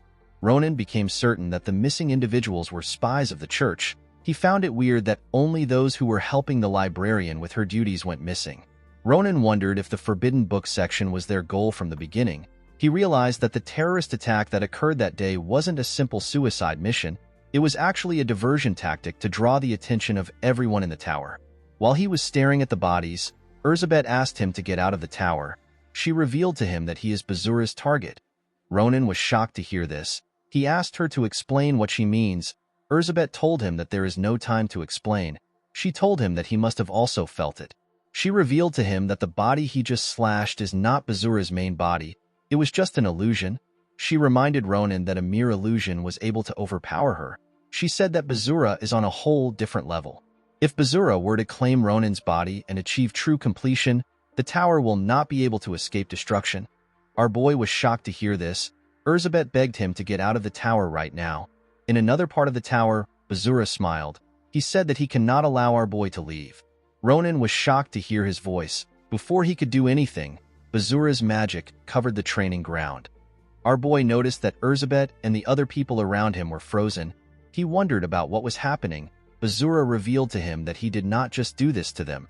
He said that he did this to everyone in the magic tower. Their minds and bodies were now under his control. He said that his boring wait has come to an end. He told Ronan that he will be graced with the honor of becoming one with him.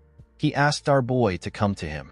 Ronan grit his teeth out of anger. He called Bazura a bastard. He asked him to stop his petty tricks and come out. Bazura smiled when he heard this. He could not believe that Ronan could still raise his voice even after witnessing his power.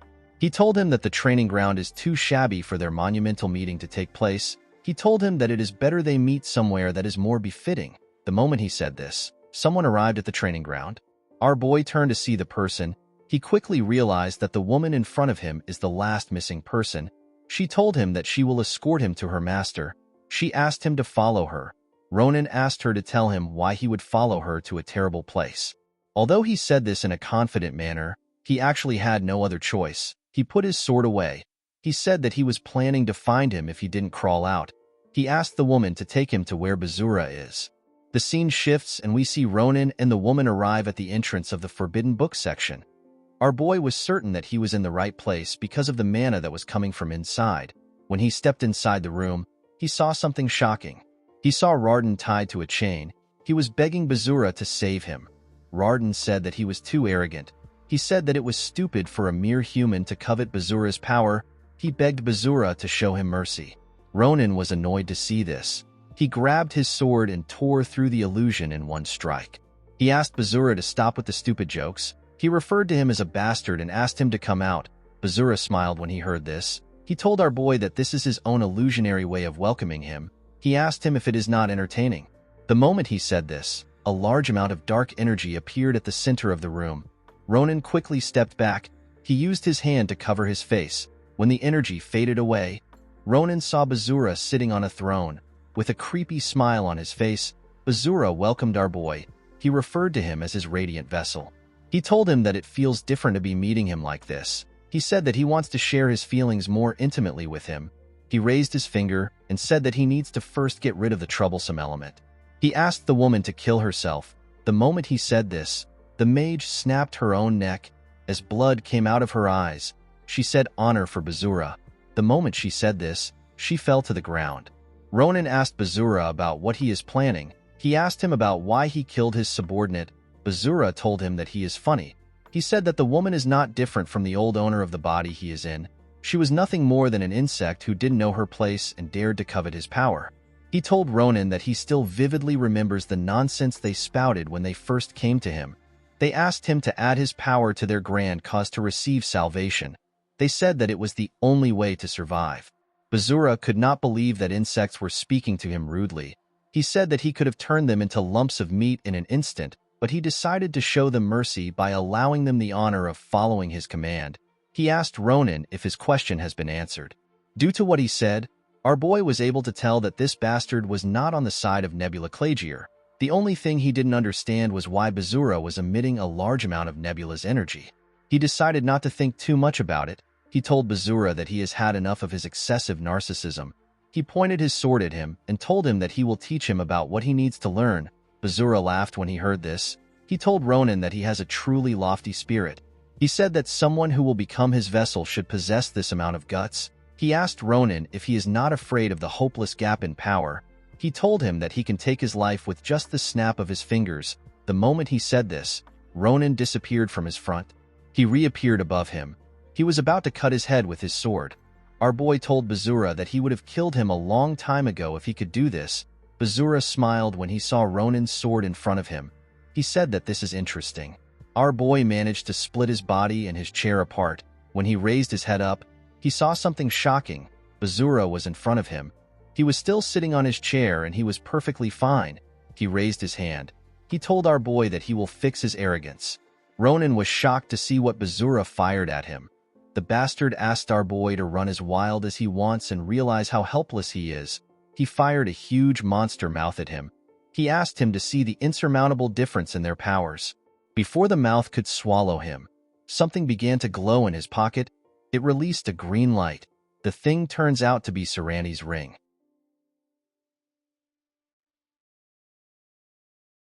Guys, we have come to the end of our video. If you guys want more of this recap, let me know in the comments section. Don't forget to like and smash that subscribe button for more recaps. See you guys later.